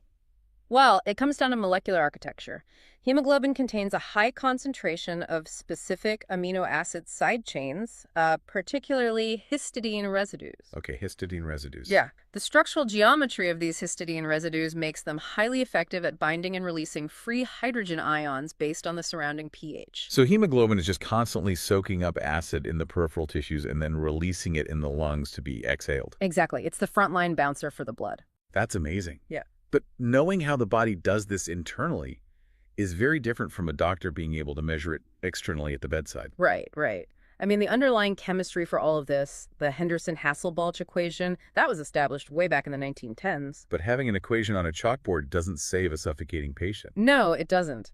The translation from abstract chemistry to bedside clinical application required a catalyst. And that catalyst was a devastating public health crisis. Which was what exactly? Well, in the summer of 1952, the Blegdam Hospitalet in Copenhagen faced just an overwhelming polio epidemic. Oh, right. Polio attacks the motor neurons. Yeah. And in the most severe bulbar cases, it paralyzed the patient's diaphragms and intercostal muscles. So they were completely unable to pull air into their lungs. None at all. The virus wasn't destroying their lung tissue, it was destroying the mechanical pump. Wow. Because they couldn't exhale, carbon dioxide accumulated in their blood far faster than hemoglobin could buffer it. So they were experiencing catastrophic respiratory acidosis. Exactly, with mortality rates for the sickest patients hovering between 80 and 90%. And the negative pressure ventilators, the iron lungs, they couldn't handle the sheer volume of patients. No, they were totally overwhelmed. And iron lungs were useless for managing airway secretions in patients whose throats were also paralyzed. Right. So the traditional technology failed. Completely. But an anesthesiologist named Bjorn Ibsen realized the only way to save them was to completely bypass the upper airway. Okay, what did he do? He proposed a really radical intervention, performing tracheostomies and manually forcing air into the lungs using a rubber bag. Basically, positive pressure ventilation. The logistics of that are staggering, though. I mean, you have a ward full of paralyzed patients who need to breathe 15 to 20 times a minute, around the clock. Yeah. You can't just hook them up to a modern mechanical ventilator because those didn't exist yet. Yeah. Who is physically squeezing those rubber bags for weeks on end? So the hospital organized a massive conscription of roughly 1,500 medical and dental students. 1,500 students. Yes. They worked in relentless 8-hour shifts, just sitting at the bedside, squeezing the bags by hand, 24 hours a day. That human mobilization essentially created the very first intensive care unit. It really did. Mortality dropped to like 20 or 25%.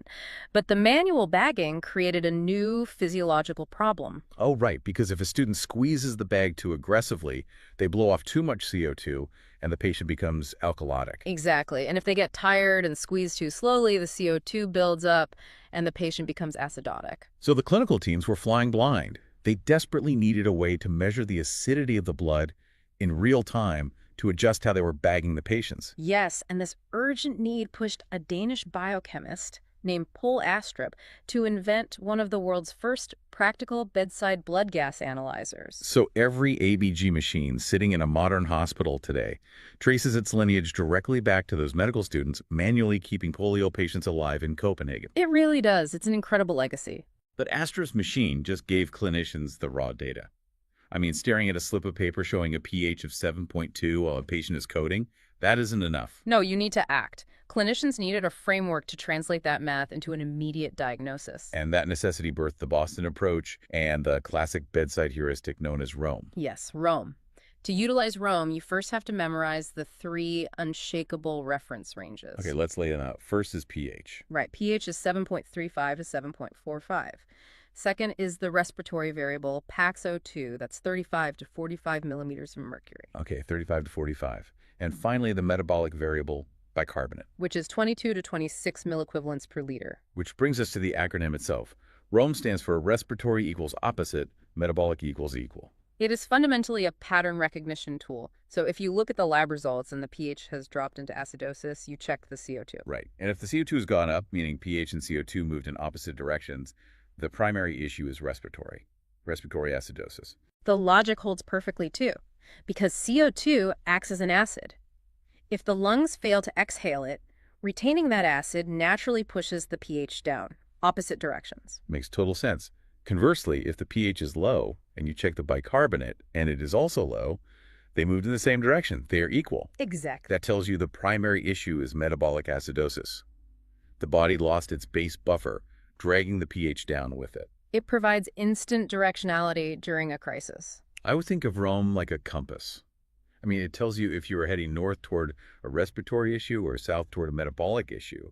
But a compass doesn't tell you what city you're standing in. Right. A respiratory acidosis pattern tells you the patient isn't moving enough air, but it doesn't distinguish between, say, a severe COPD exacerbation and an opioid overdose that suppressed the brainstem. So ROAM spots the pattern, but the clinician still has to diagnose the underlying cause.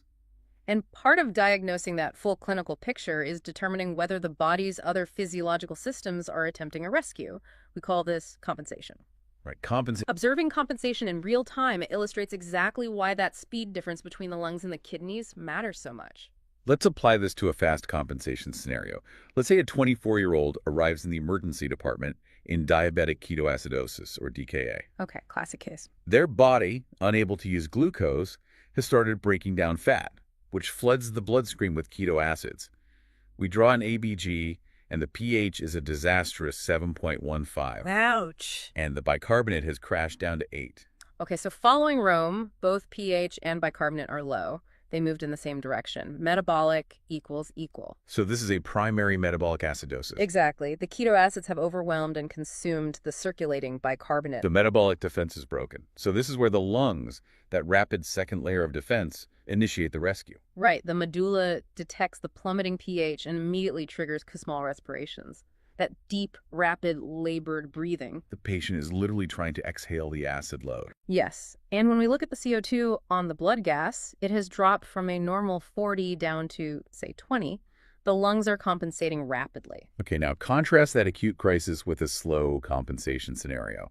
A 68-year-old patient with severe, long-standing COPD. Right. Their lungs have been mechanically compromised for years. Let's say their ABG reveals a pH of 7.33, a mass of CO2 of 68, and a bicarbonate of 34. So running the ROAM compass on that, pH is slightly low, CO2 is wildly high. Opposite directions, we're looking at a primary respiratory acidosis. But their fast defense, the lungs, is the very thing that's broken. They can't just breathe faster to fix it. Right. Therefore, the metabolic system has to shoulder the burden. Over months and years, the kidneys have steadily retained bicarbonate to buffer that chronically retained CO2. Ah, so that is why their bicarbonate level is elevated to 34. Exactly, which beautifully explains why their pH is 7.33.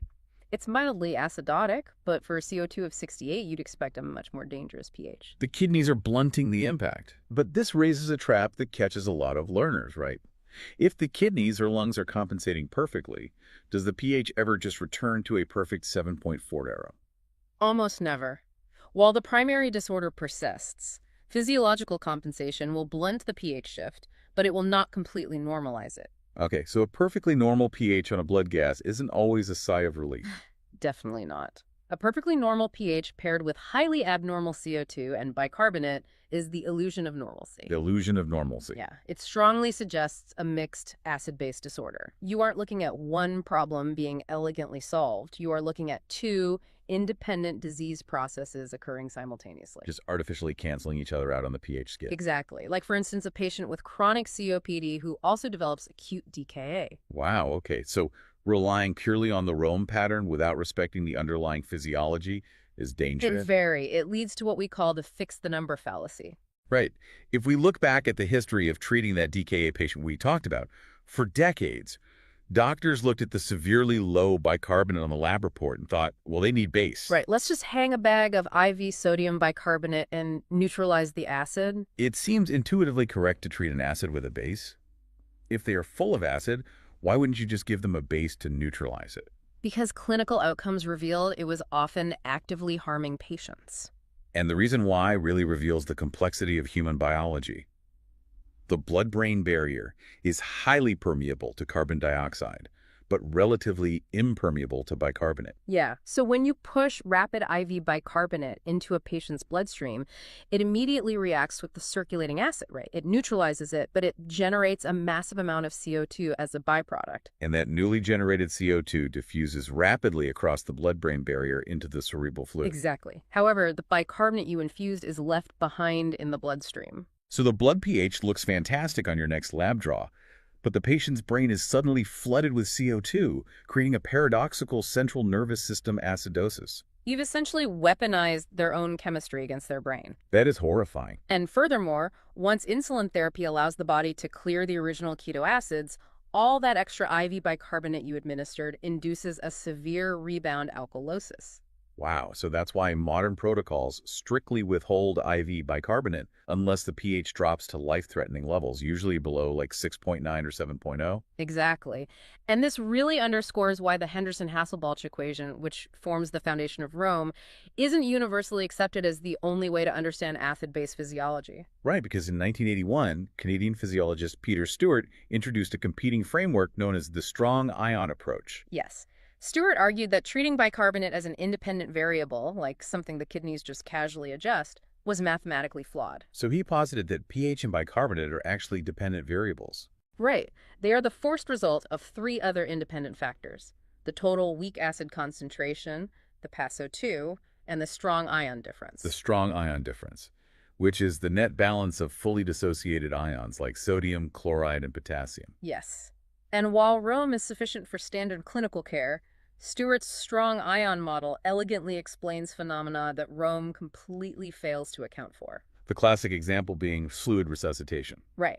If you infuse a patient with massive volumes of normal saline, which is just more 0.9% sodium chloride, they predictably develop hyperchloremic acidosis. But normal saline doesn't contain any hydrogen ions. It's essentially just sterile salt water. Under the traditional Rome model, adding salt water shouldn't cause an acid shift. Exactly, but Stewart's model explains the mechanism perfectly. How so? Well, think of the blood plasma like a crowded dance floor with a strict capacity. Normal saline has a chloride concentration significantly higher than normal human plasma. Right, it's disproportionately high in chloride. So when you flood the plasma with all that extra negatively charged chloride, you alter the overall electrical environment, the strong ion difference. Ah, and to maintain electrical neutrality in that crowded room, the body forces water molecules to dissociate, leaving more free hydrogen ions wandering around. Yes. The chloride influx chemically forces the pH into acidosis without a single drop of actual acid being added to the bag. That is mind-blowing. So to catch these blind spots in complex ICU cases, clinicians must layer mathematical tools on top of Rome, like calculating the anion gap. Right, which relies on the law of electroneutrality. The positive electrical charges in your blood, primarily sodium, must balance the negative charges, which are mostly chloride and bicarbonate. But when you subtract the negative from the positive, there is always a small gap of about 8 to 12 mil equivalents, right? Exactly. Those are the unmeasured anions, proteins and phosphates just hanging out. So if that gap suddenly widens to like 25 or 30, it tells you a rogue unmeasured acid has invaded the bloodstream and is taking up negative charge space. Yes, and clinicians use the mnemonic muddy piles to hunt down those hidden culprits. Things like methanol ingestion, uremia from kidney failure, DKA, or lactic acid from severe sepsis. And once they find the cause, they use Winter's formula to predict the exact CO2 level the patient should have for a given metabolic acidosis. It's a mathematical check to ensure the lungs are compensating appropriately. Because if the patient's actual CO2 is higher than Winter's formula predicts, it means their lungs are failing and they might need to be intubated. It is a profound shift from simple pattern matching to rigorously confirming the physiological math. It really is. And this intense, multi-layered regulation makes the current pop culture obsession with alkaline diets and alkaline water so scientifically frustrating. Oh, don't even get me started. The marketing promises that drinking high pH water will alkalize your blood, theoretically preventing disease. Right, but the premise reveals a total misunderstanding of the physiological defenses we just outlined. Completely. Your body fiercely guards that 7.40 set point. Between hemoglobin acting as an instantaneous chemical sponge, the lungs adjusting ventilation minute by minute, and the kidneys fine-tuning excretion, dietary intake is just irrelevant to systemic blood pH. I mean, chugging alkaline water will absolutely change the pH of your urine. Sure, but urine is the body's chemical trash can. It's a completely different compartment where the kidneys dump excess ions to ensure the blood remains pristine. So altering your urine pH is not alkalizing your blood? No, it's not. If your lungs and kidneys are healthy, you couldn't fundamentally change your blood pH with diet if you tried. So the clinical reality always comes back to respecting the speed of those organ systems, trusting hemoglobin as the frontline buffer, and understanding that compensation blunts a crisis, but it doesn't cure it. Perfectly summarized. We spend so much time in medicine viewing acidosis as the ultimate villain, right? Like an imbalance that must be aggressively corrected. We do, yeah. But there is a physiological phenomenon that flips that entirely on its head, proving that sometimes the imbalance is exactly what saves you. Ah, you're talking about the Bohr effect. Yes. Yes. Bohr effect.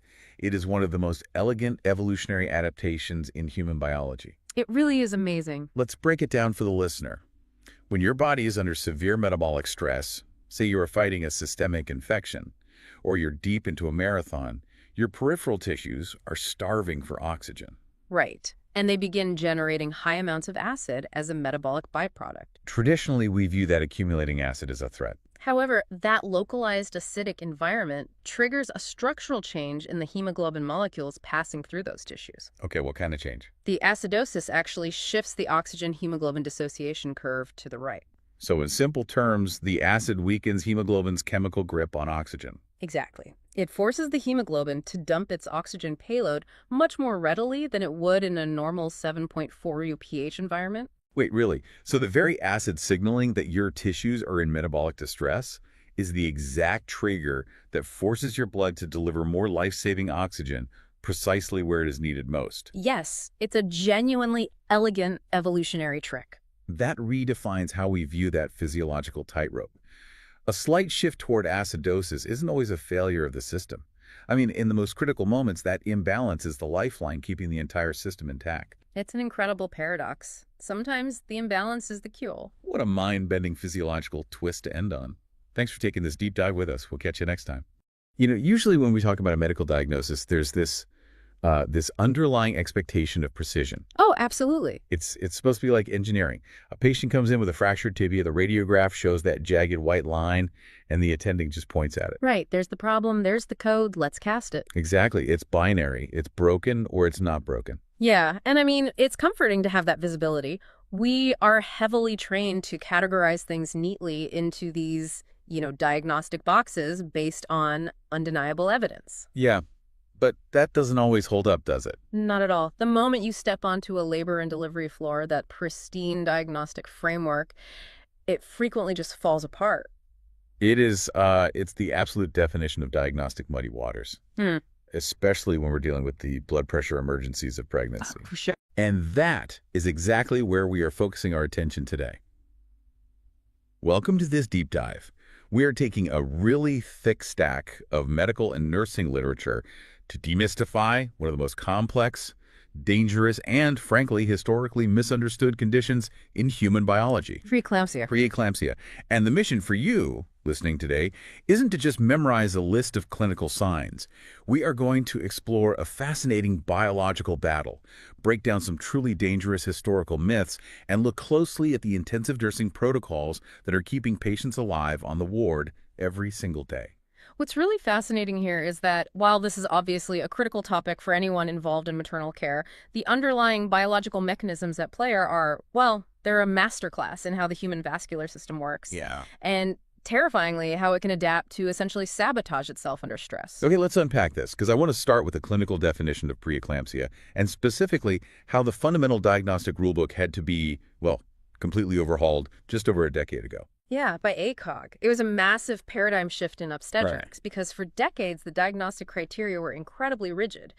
Preeclampsia is, by definition, a multi-system disorder unique to human pregnancy. Right, unique to humans, which is wild in itself. It is, and the classic baseline was the new onset of hypertension, specifically a systolic of 140 or a diastolic of 90 or higher recorded on 2 separate occasions. And that's presenting after 20 weeks of gestation in a previously normotensive patient, right? Exactly. But the hypertension alone wasn't enough to trigger the diagnosis. There was this mandatory physiological gatekeeper. Right, the proteinuria. Yes. Yeah. For a very long time, that hypertension absolutely had to be accompanied by proteinuria. Protein in the urine. It was the non-negotiable gold standard. Wow. If a patient wasn't spilling significant protein into their urine, the clinical consensus was that they did not officially have preeclampsia. I mean, no matter how high the blood pressure spiked. Which, looking at the modern sources, feels like a catastrophic oversight. It's essentially like relying entirely on a check engine light on a car's dashboard to tell you if the vehicle is safe to drive. Right, completely ignoring the smoke pouring out from under the hood. Yes, if the light is off, you just assume everything is fine. I'm struggling to understand why it took the medical community so long to realize that this specific check engine light wasn't a universal signature of the disease. Well, if we connect this to the bigger picture, it really comes down to a fundamental misunderstanding of the pathophysiology. Researchers and clinicians were treating proteinuria as the disease itself, when in reality it was just a specific marker of renal involvement. Endothelial damage in the kidneys causes the glomeruli to leak protein. Okay, so just the kidneys. Right. But some patients were developing the full, dangerous physiology of preeclampsia, so widespread organ damage, neurological irritability, severe placental insufficiency without their kidneys taking the primary hit early on. So they weren't spilling protein, and they were just falling through the diagnostic cracks. Exactly. Meanwhile, you had other patients with mild, isolated proteinuria who remain completely stable. The rigid rule was actively blinding clinicians to severe atypical presentations. That's terrifying. It is, which is why the 2013 ACOG guidelines removed the mandatory proteinuria requirement entirely. Today, if a patient presents with that new onset hypertension after 20 weeks, the diagnosis is confirmed by proteinuria or R, any number of severe features indicating end organ damage. And those severe features, they don't leave much room for ambiguity. We're looking at things like severe thrombocytopenia, impaired liver function, new renal insufficiency. Pulmonary edema, too. Right, sudden pulmonary edema, or new onset visual disturbances and headaches that simply don't respond to standard meds. And that shift in definition dictates clinical management every single day now. Let's look at a clinical scenario from our stack. A patient arrives in obstetric triage. BP is 148/94. The urine dip is perfectly clean, but she's complaining of a severe, unrelenting headache and blurred vision. Okay. Under the modern definition, she is unambiguously preeclamptic, 20 years ago.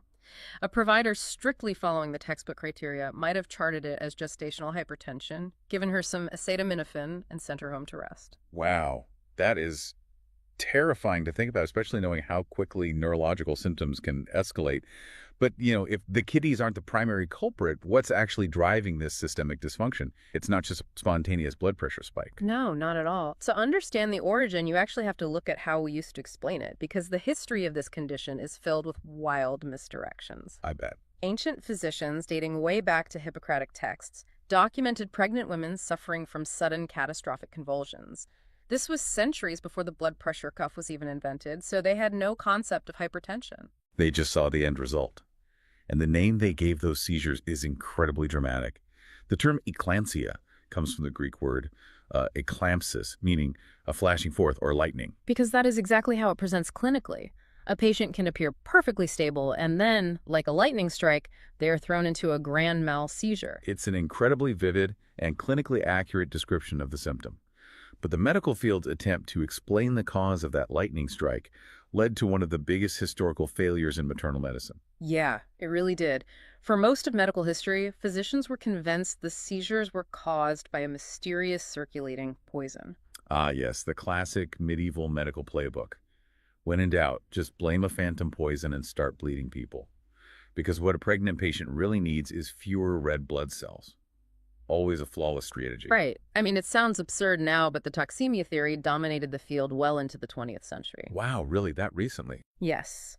The working hypothesis was that the maternal body was being overwhelmed by the pregnancy itself and was failing to clear a theoretical toxin from the blood.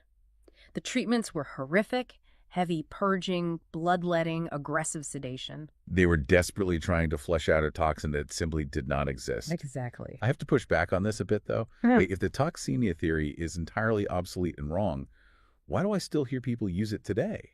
I've even heard older clinicians and patients use it interchangeably with preeclampsia. Yeah, you do still hear it. It's a linguistic fossil. It survived in the cultural lexicon even after the science completely debunked it. Okay. But our nursing sources actually include explicit warnings against using the term today.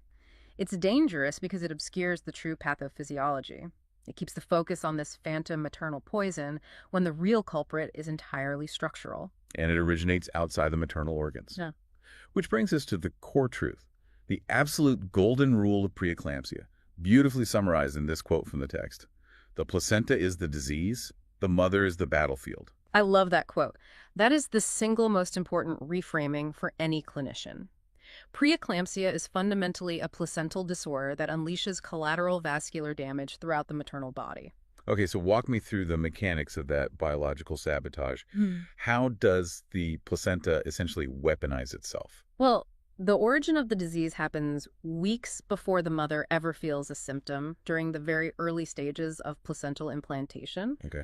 In a normal pregnancy, specialized placental cells called trophoblasts invade the maternal uterine wall and actively remodel the spiral arteries. Right. They essentially strip away the muscular lining of these narrow vessels, transforming them into wide, low-resistance pipelines capable of delivering massive volumes of blood to the growing placenta. So they're basically upgrading the plumbing to handle the demands of the third trimester. Precisely. But in preeclampsia, that trophoblast invasion is shallow and incomplete.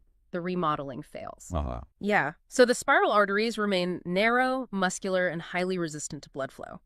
As the pregnancy progresses and the fetus demands more resources, the plumbing simply cannot deliver. The placenta becomes chronically ischemic, it's starved for oxygen and incredibly stressed. And hypoxic placenta doesn't just quietly fail, it goes on the offensive. It does. It initiates a massive biochemical panic response. This was the brilliant breakthrough in the 2000s, spearheaded by researchers like physician-scientist S. Ananth Karumanchi. Right. They discovered that the stressed, underperfused placenta begins shedding anti-angiogenic proteins directly into the maternal bloodstream. The primary culprits are SLT1 and soluble endoglin. And the literature describes these anti-angiogenic proteins like microscopic sponges, which makes so much sense. You have these sponge-like proteins flooding the maternal circulation. What exactly are they soaking up? They are hunting for and neutralizing two critical molecules, VEGF and PLGF. The maternal endothelium, so the lining of the blood vessels, desperately requires continuous signaling from VEGF and PLGF to remain healthy, relaxed, and intact. Got it. When the placental sponges soak up all the available VEGF and PLGF, the mother experiences widespread catastrophic endothelial dysfunction. So the blood vessels effectively lose their structural integrity. They become leaky, they constrict, and they start malfunctioning systemically. Exactly. That widespread vascular breakdown is what finally explains the multi-system nature of the disease. It's not a targeted poison. Right. The plumbing is deteriorating everywhere at once. Everywhere. In the renal glomeruli, the hepatic sinusoids, the cerebral vasculature, understanding that SFLT1-PLGF pathway is what finally transformed preeclampsia from a mythical toxemia into a precise molecular mechanism. Which is incredible. But since these sponge-like proteins are flooding the entire vascular system, the collateral damage isn't just going to look like a textbook headache and hypertension. It can wear a disguise. Oh, absolutely. Because I was looking at the clinical case studies in our stack, and one of them really threw me off. A patient in her late third trimester presents to the ER with intense right upper quadrant abdominal pain and severe vomiting. Right. No headache, no visual changes. Why would a blood pressure disorder masquerade as a bad gallbladder? Because the vascular chaos has localized heavily in her liver. You are describing HELLP syndrome, which is a severe variant or complication of preeclampsia. Okay. First detailed by Dr. Louis Weinstein in 1982. Yes, and it is the ultimate diagnostic chameleon. HELLP is an acronym. H for hemolysis, EL for elevated liver enzymes, and LP for low platelets. It's a perfect storm of red blood cell destruction, hepatic ischemia, and consumption of platelets as the body tries to patch up all those leaky blood vessels. And if a triage nurse or physician develops tunnel vision, it is terrifyingly easy to misdiagnose. They see abdominal pain, nausea, and vomiting, and their brain jumps to acute cholecystitis, viral hepatitis, or even severe gastroenteritis. And if they don't immediately check her blood pressure, pull a complete blood count for the platelets, and run a comprehensive metabolic panel for the liver enzymes, they will miss the HELLP syndrome entirely until she ruptures her liver or seizes. That is so dangerous. It is. That's why modern nursing education hammers home the concept of systemic pattern recognition. You cannot rely on a single vital sign. Right. You have to look at the hematologic system, the hepatic system, the neurological system. A patient can have a relatively borderline blood pressure of 135/85 and still be in a life-threatening HELP crisis. Here's where it gets really interesting, though. We've established that the ischemic placenta is the root cause pumping out these anti-angiogenic proteins. Yes. Right? So logic dictates that the definitive cure is to get the placenta out of the body. Deliver the infant, deliver the placenta, disease over. But the literature is extremely clear that this is a dangerous assumption. It is perhaps the most dangerous assumption in obstetrics. Yeah. Removing the placenta is the only way to halt the primary disease process. Right. But the danger to the maternal brain and organs does not instantly evaporate the second the placenta drops into the basin. The structural vascular damage is already done. Wow. Yeah, and it takes days for the maternal body to clear those circulating SFLT1 proteins and repair the endothelium. Which sets the stage for postpartum preeclampsia. A patient could have an entirely uncomplicated pregnancy, a smooth vaginal delivery, get discharged home with her newborn, and then be readmitted to the ICU 5 days later, actively seizing. The physiological lag is deeply counterintuitive, which is why it catches so many families completely off guard. I can imagine. Preeclampsia can develop de novo or suddenly exacerbate up to 6 weeks postpartum, though the highest risk window is the first 7 to 14 days. That puts an immense amount of pressure on discharge education. The nursing staff isn't just handing over a swaddle and some formula. No, definitely not. They have to aggressively drill these warning signs into the parents' heads. Severe unremitting headaches, scotomato or visual changes, right upper quadrant pain, sudden pitting edema. It's a vital safety net. It truly is. Because the triage protocols rely entirely on the patient recognizing that their headache isn't just sleep deprivation, but a neurological emergency. So we are dealing with a chameleon disease that can strike even after the baby is out. Yeah. Driven by this cascade of endothelial dysfunction. How on earth do you manage that on a labor ward without risking both the mother and a premature fetus? The primary cure is a brutal trade-off. It's the classic obstetric dilemma. Let's say you have a patient presenting with severe preeclamptic features at 32 weeks of gestation. Okay. If you induce labor or perform a cesarean right now, you eliminate the source of the maternal disease, but you are forcing an incredibly premature infant into the NICU with all the associated respiratory and developmental risks. Right. If you attempt expectant management to buy the fetus more time to mature, you are rolling the dice that the mother might suffer a hemorrhagic stroke, hepatic rupture, or an eclamptic seizure at any given moment. You need a medical intervention that buys you time, something that stabilizes the maternal central nervous system and prevents that lightning strike seizure while you figure out the delivery timeline. And that brings us to the MAGPIE trial. Yes. Published in The Lancet in 2002, the MAGPIE trial is one of the most consequential pieces of research in maternal health. It's massive. It really was. A massive international randomized controlled trial involving over 10,000 women across 33 countries. The objective was straightforward. If we administer intravenous magnesium sulfate to women with preeclampsia, does it effectively prevent the progression to eclampsia? And the results were staggering. It cut the risk of eclamptic seizures by more than half, significantly reduced maternal mortality, and did so without demonstrating major short-term harm to the fetus. Exactly. It solidified magnesium sulfate as the undisputed global gold standard. But reading through the pharmacology notes, there is a massive clinical misconception about how magnesium works that we absolutely need to clarify. Oh, yes. It is the most common pitfall for medical and nursing students. Magnesium sulfate is administered for one specific indication: seizure prophylaxis. It is not an antihypertensive medication. It's so easy to make that mistake. You Yeah. have blood pressure emergency, you see the nurse hanging a high alert IV drip, and you naturally assume that drug is going to bring the pressure down. But the mechanism of action is completely different. Magnesium acts directly on the central nervous system. Okay. It competes with calcium at the presynaptic terminals of the neuromuscular junction, effectively blocking the release of acetylcholine.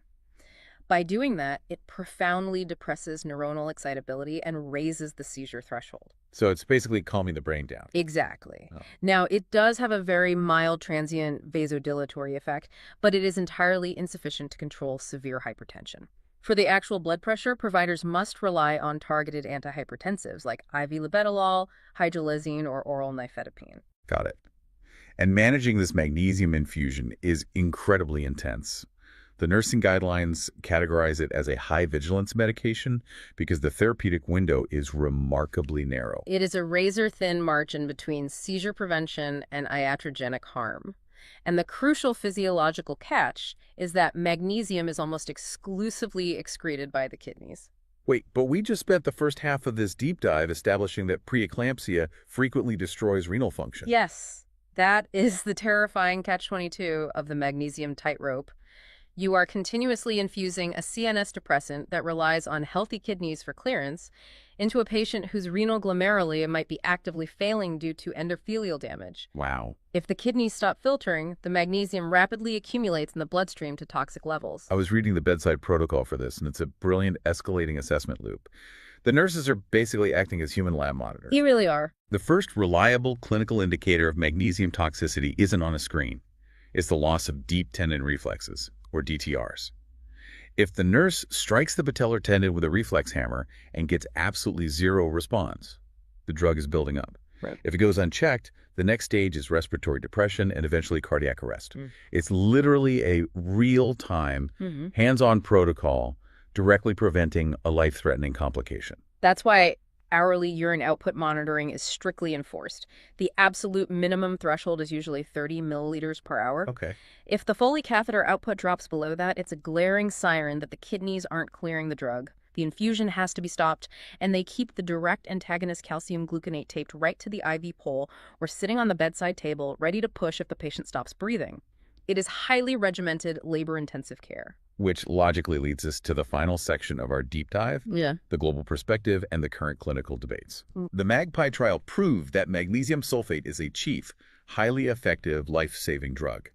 But if safely administering, it requires one-on-one nursing ratios, continuous fetal monitoring, and strict hourly assessments. This raises an important question. How does that translate to health systems that simply don't have those resources? Exactly. Well, it translates to devastatingly unequal outcomes. While the medication itself isn't expensive, the infrastructure to deliver it safely is not. Preeclampsia remains one of the leading causes of maternal and perinatal mortality globally. It's tragic. And beyond maternal death, it is a primary driver of medically indicated premature birth and severe fetal growth restriction, because that damaged ischemic placenta is starving the fetus of nutrients. And we don't even have to look globally to see those disparities. The literature is extremely clear about the severe inequities right here in the United States. The data on maternal morbidity in the U.S. is stark. Black women face a significantly higher risk of developing severe preeclampsia and, tragically, a much higher rate of mortality from its complications. This stems from a complex web of systemic issues: delayed recognition of atypical symptoms, implicit bias leading to dismissed patient complaints of pain or headaches, and unequal access to high-acuity maternal care. It is a massive health equity failure. Yeah. Which is why the current debates in the field are so heavily focused on prediction and prevention, rather than just reacting to the emergency.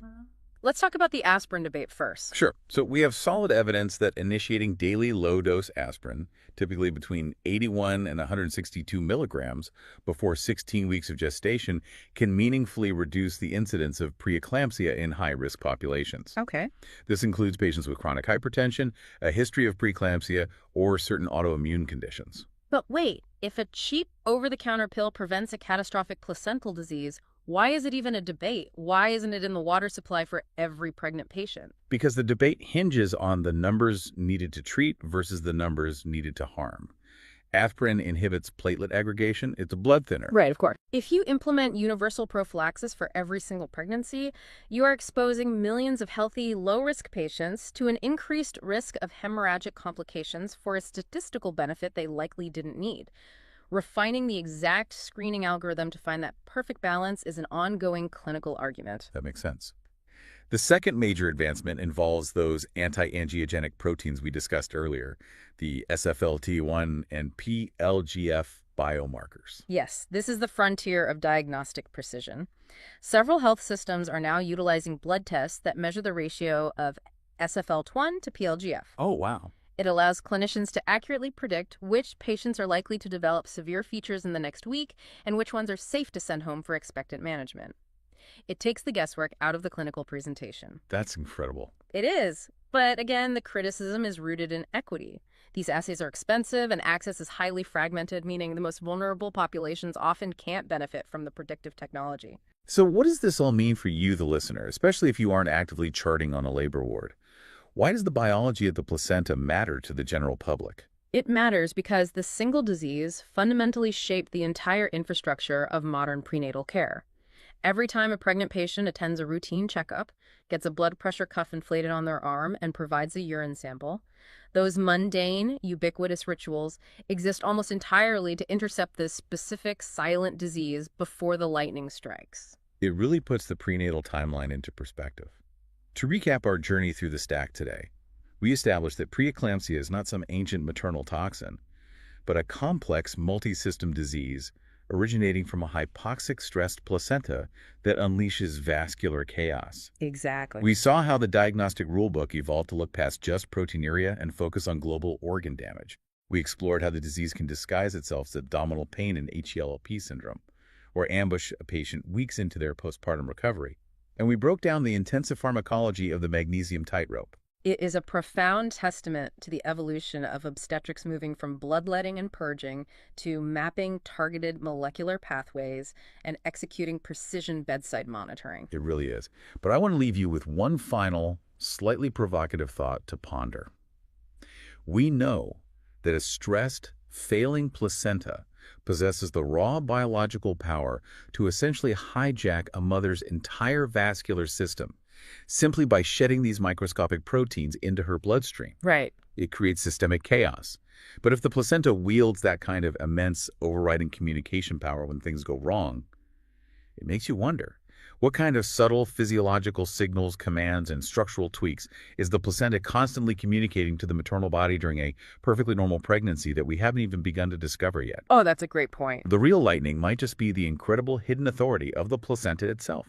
Thank you for joining us on this deep dive. Keep questioning, keep learning, and we'll catch you next time. Imagine waking up tomorrow and being told you will never take another bite of food for the rest of your life. Which is just a terrifying thought for most people. Right, like no sandwiches, no chewing, no swallowing, no sitting around a dinner table. Yet you are going to survive. Yeah, completely survive. Your body will get every single calorie, every vitamin, and every gram of protein, and it needs to keep going. Today we are looking at how modern medicine pulls off this impossible magic trick. It really does feel like magic. It does. Because we're talking about completely bypassing one of the most fundamental biological processes we have, Welcome to the deep dive. Glad to be here for this one. So we are exploring a stack of medical and nursing sources centered on an incredible high-stakes intervention called total parenteral nutrition, or TPN. Which is a massive topic. Huge. We are going to explore how doctors and nurses manage to keep human beings alive by feeding them entirely through their veins. We'll get into the intense chemical engineering required to make that happen.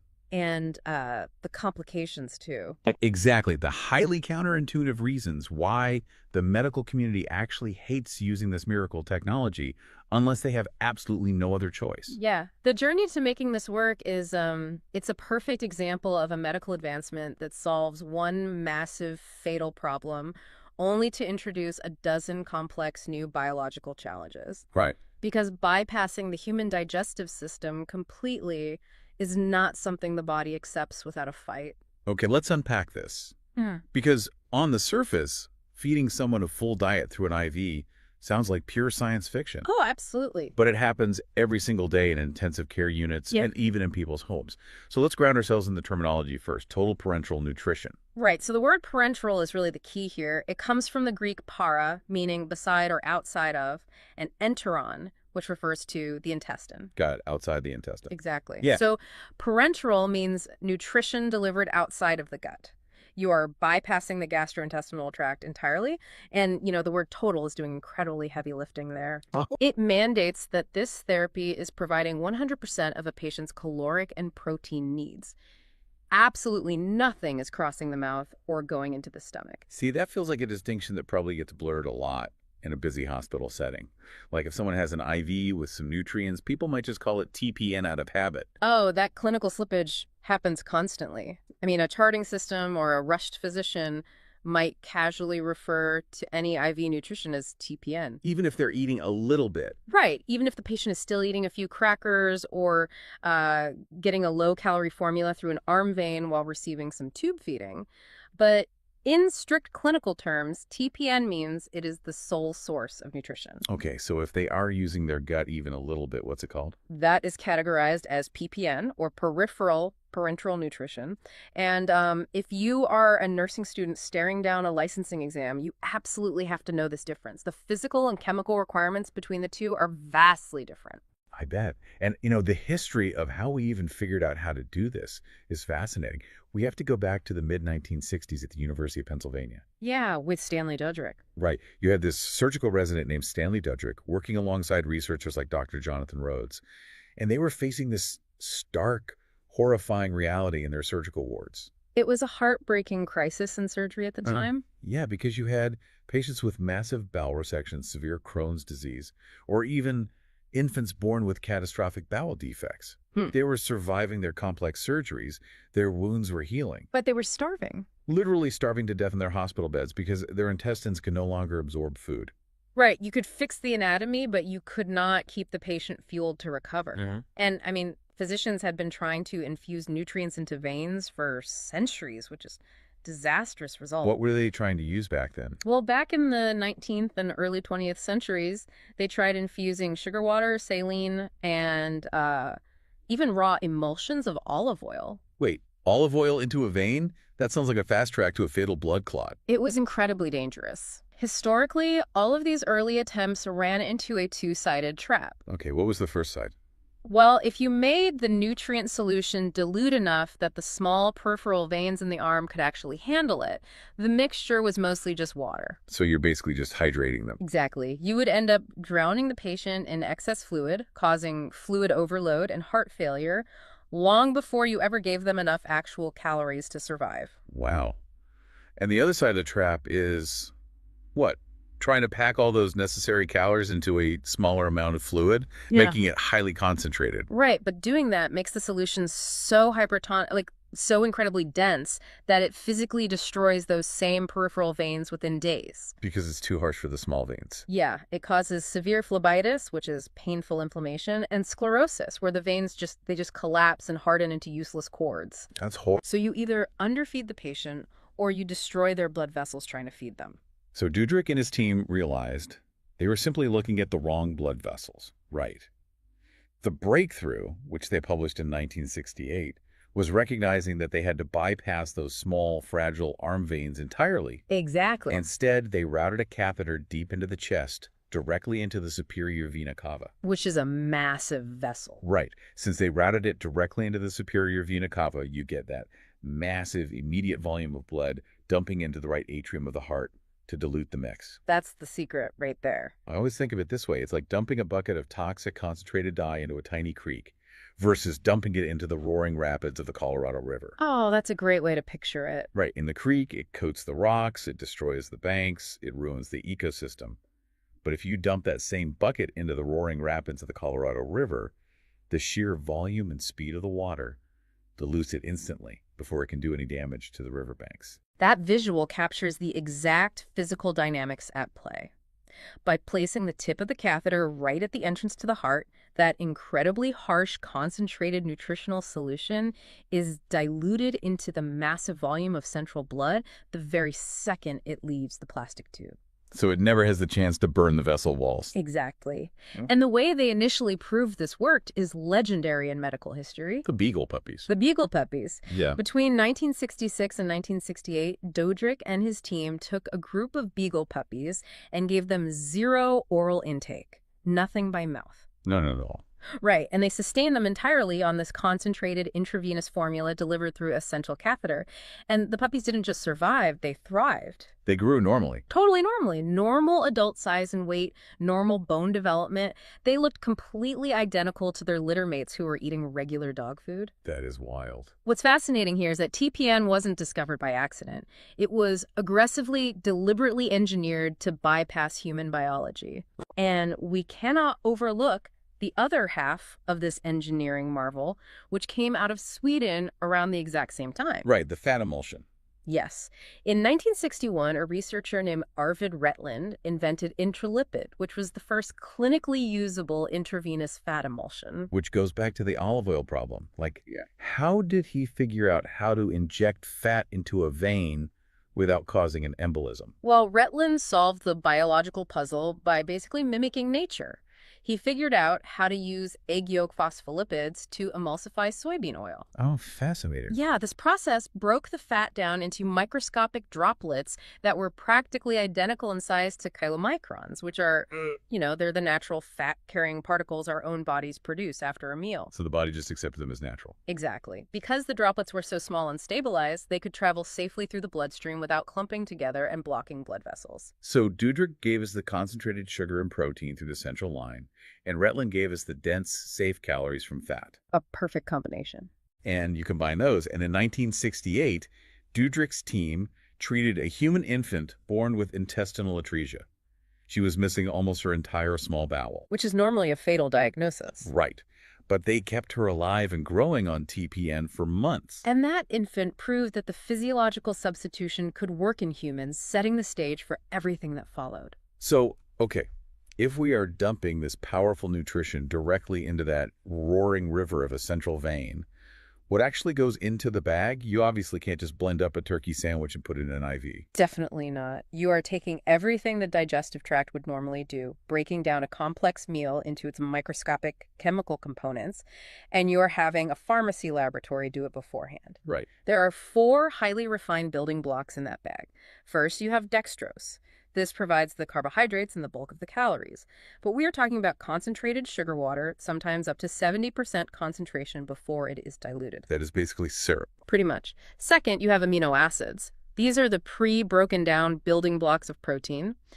The body needs these instantly for tissue repair, so the patient doesn't start consuming their own muscle mass for energy. So you don't have to digest a steak. You just get the chemical output of the steak injected directly. Exactly. Third, you have the intravenous lipid emulsion we just discussed, providing incredibly dense calories and essential fatty acids. And the fourth block. Fourth, you have a highly customized, exactingly calculated cocktail of electrolytes, vitamins, and trace elements. The pharmacy measures out exact milligrams of sodium, potassium, calcium, magnesium, phosphate, zinc, and selenium. All based on their daily labs, right? Right. All tailored perfectly to whatever the patient's morning blood lab results showed. Wait, I have to push back here.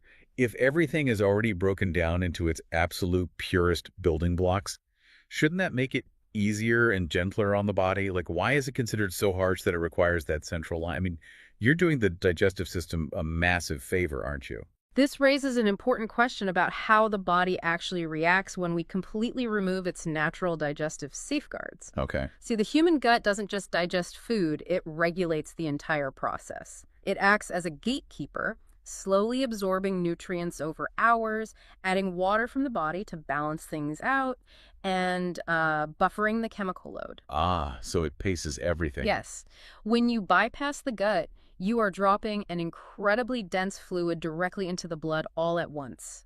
We measure this chemical density in something called osmolarity. Let's translate that for everyone. Yeah. Osmolarity essentially just means the sheer amount of chemical particles, Right. the sugars, the salts, the proteins, crowded into a single drop of water, right? That is exactly it. A normal peripheral vein in your arm can comfortably handle fluid with an osmolarity of about 600 to 900 millimoles per liter. Okay, 600 to 900. Right. But a standard TTN solution runs at 1,500 to well over 2,000 millimoles per liter. Wow, it's massively overcrowded with particles. Okay. That's more than double what a normal vein can handle. Easily double. If a nurse were to accidentally connect a bag of true TPN to a standard FUV in a patient's hand, that high osmolarity fluid would chemically burn the inside of the vein. Just destroy it. Completely. Because there are so many particles in the IV fluid, it violently pulls water out of the surrounding cells through osmosis. The vein rapidly becomes inflamed, hardens, and gets destroyed.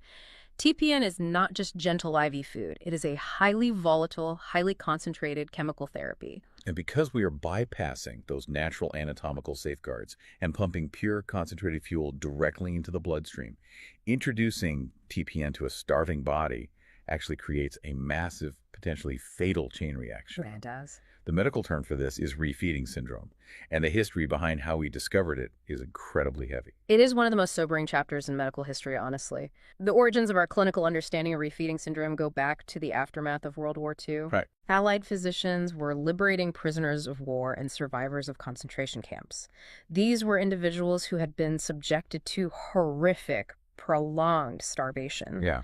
Naturally, the immediate medical impulse, deeply human impulse, was to feed them, to give them rich caloric food to save their lives. But the opposite happened.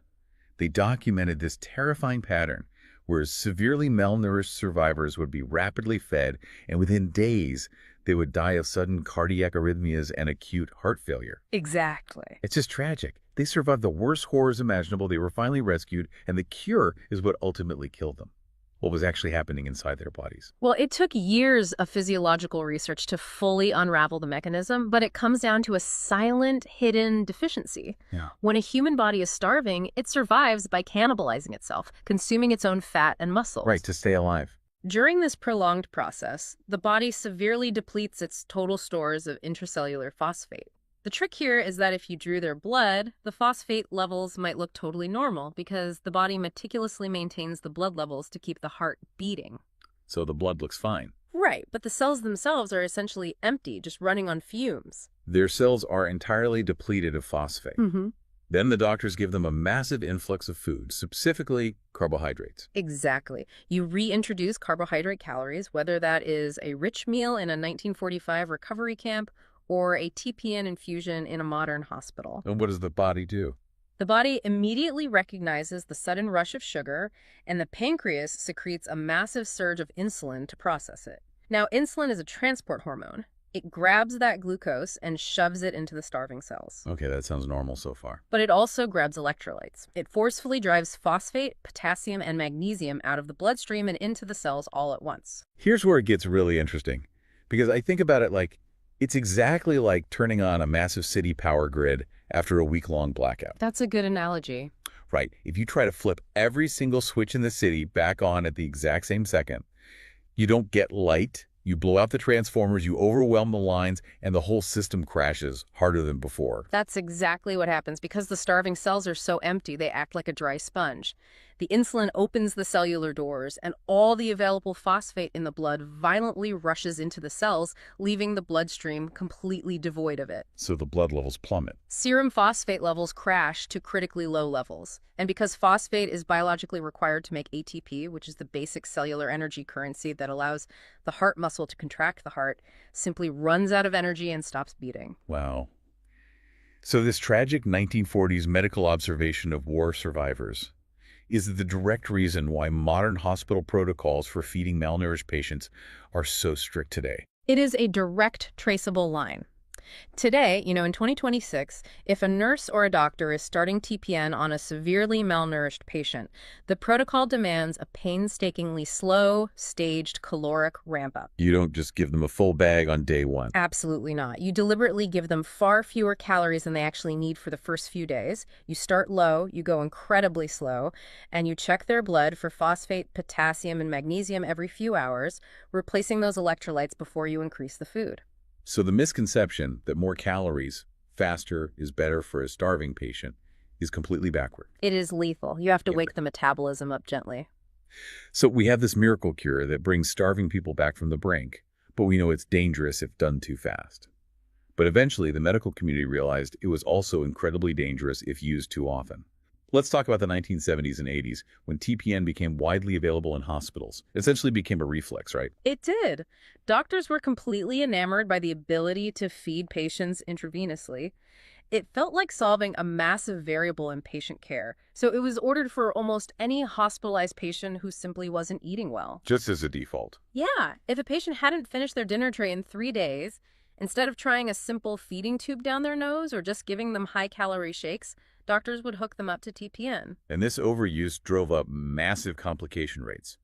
Hospitals saw huge spikes in catheter-related bloodstream infections. Makes sense. Yeah, because a central line coated in pure sugar water is a perfect breeding ground for bacteria.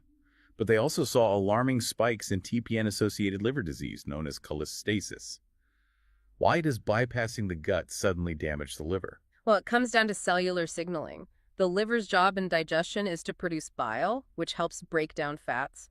Normally, when food enters the gut releases hormones that signal the gallbladder and liver to release that bile into the intestines. Okay, a natural feedback loop. Right. But when you use TPN, the gut is completely empty. Those chemical signals are never sent. So the liver continues to produce bile, but it just sits there.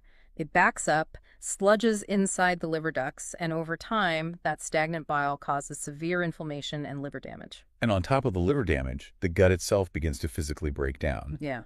So if we bypass the gut, does it essentially forget how to work? Is it literally a case of use it or lose it for our own intestines? It quite literally is. The intestinal lining, the mucosa, it requires the physical mechanical action of food passing over it to stay thick and healthy. Oh, wow. Yeah, it also relies on the massive population of protective gut bacteria, the microbiome, which, needs food to survive.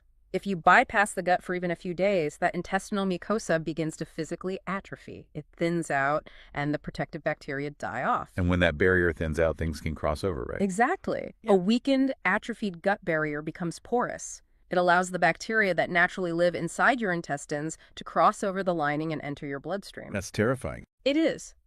Ironically, by trying to feed the patient safely through a sterile IV bag, doctors were actually increasing the patient's risk of a massive life-threatening systemic infection because the gut barrier physically broke down from disuse. And this realization sparked massive debates in critical care, pitting enteral feeding through the gut with a tube against parenteral feeding. Huge debates. Yeah. Large ICU trials, led by prominent researchers like Jean-Charles Preiser, looked at the data, and they repeatedly found that early TPN in critically ill patients who could have tolerated at least some tube feeding actually caused worse outcomes. Much worse. More infections, longer stays in the ICU, higher mortality. And those trials fundamentally changed modern medicine. They proved that delaying TPN and pushing enteral feeding was much safer. It gave birth to the modern medical mantra, if the gut works, use it.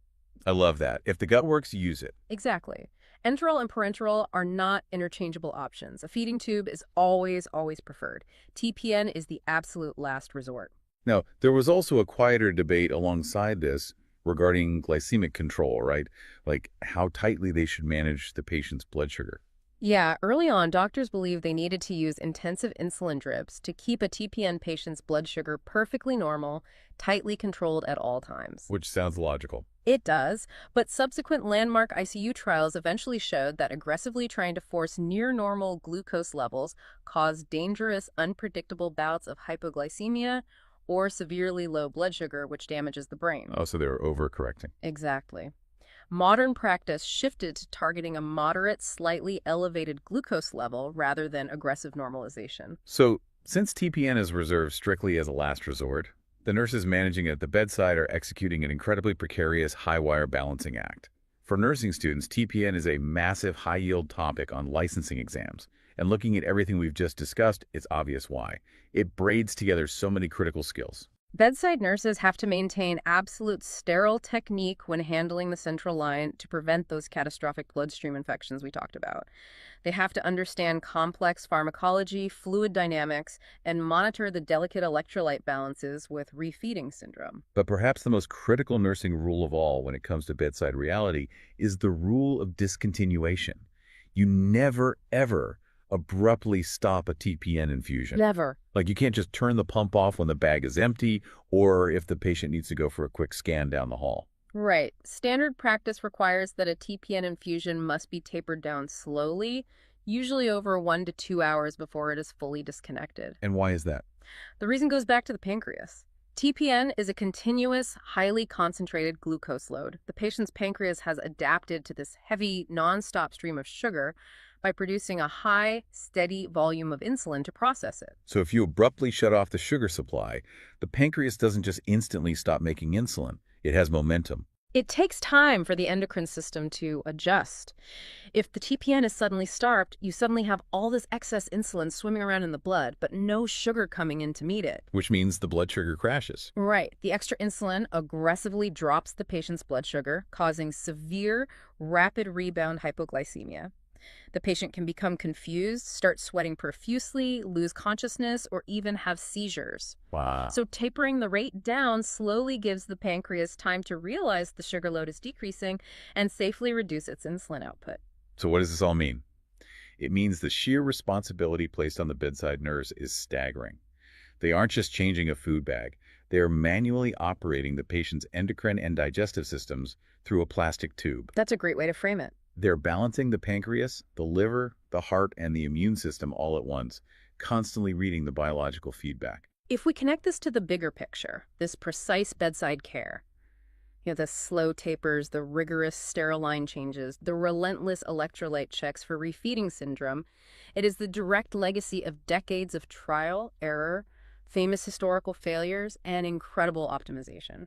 To bring our journey full circle, we started with Stanley Dudrick and Jonathan Rhodes in the 1960s, proving with beagle puppies and a newborn infant that we could bypass the gut entirely and sustain life by dumping nutrition into the roaring river of a central vein. Right.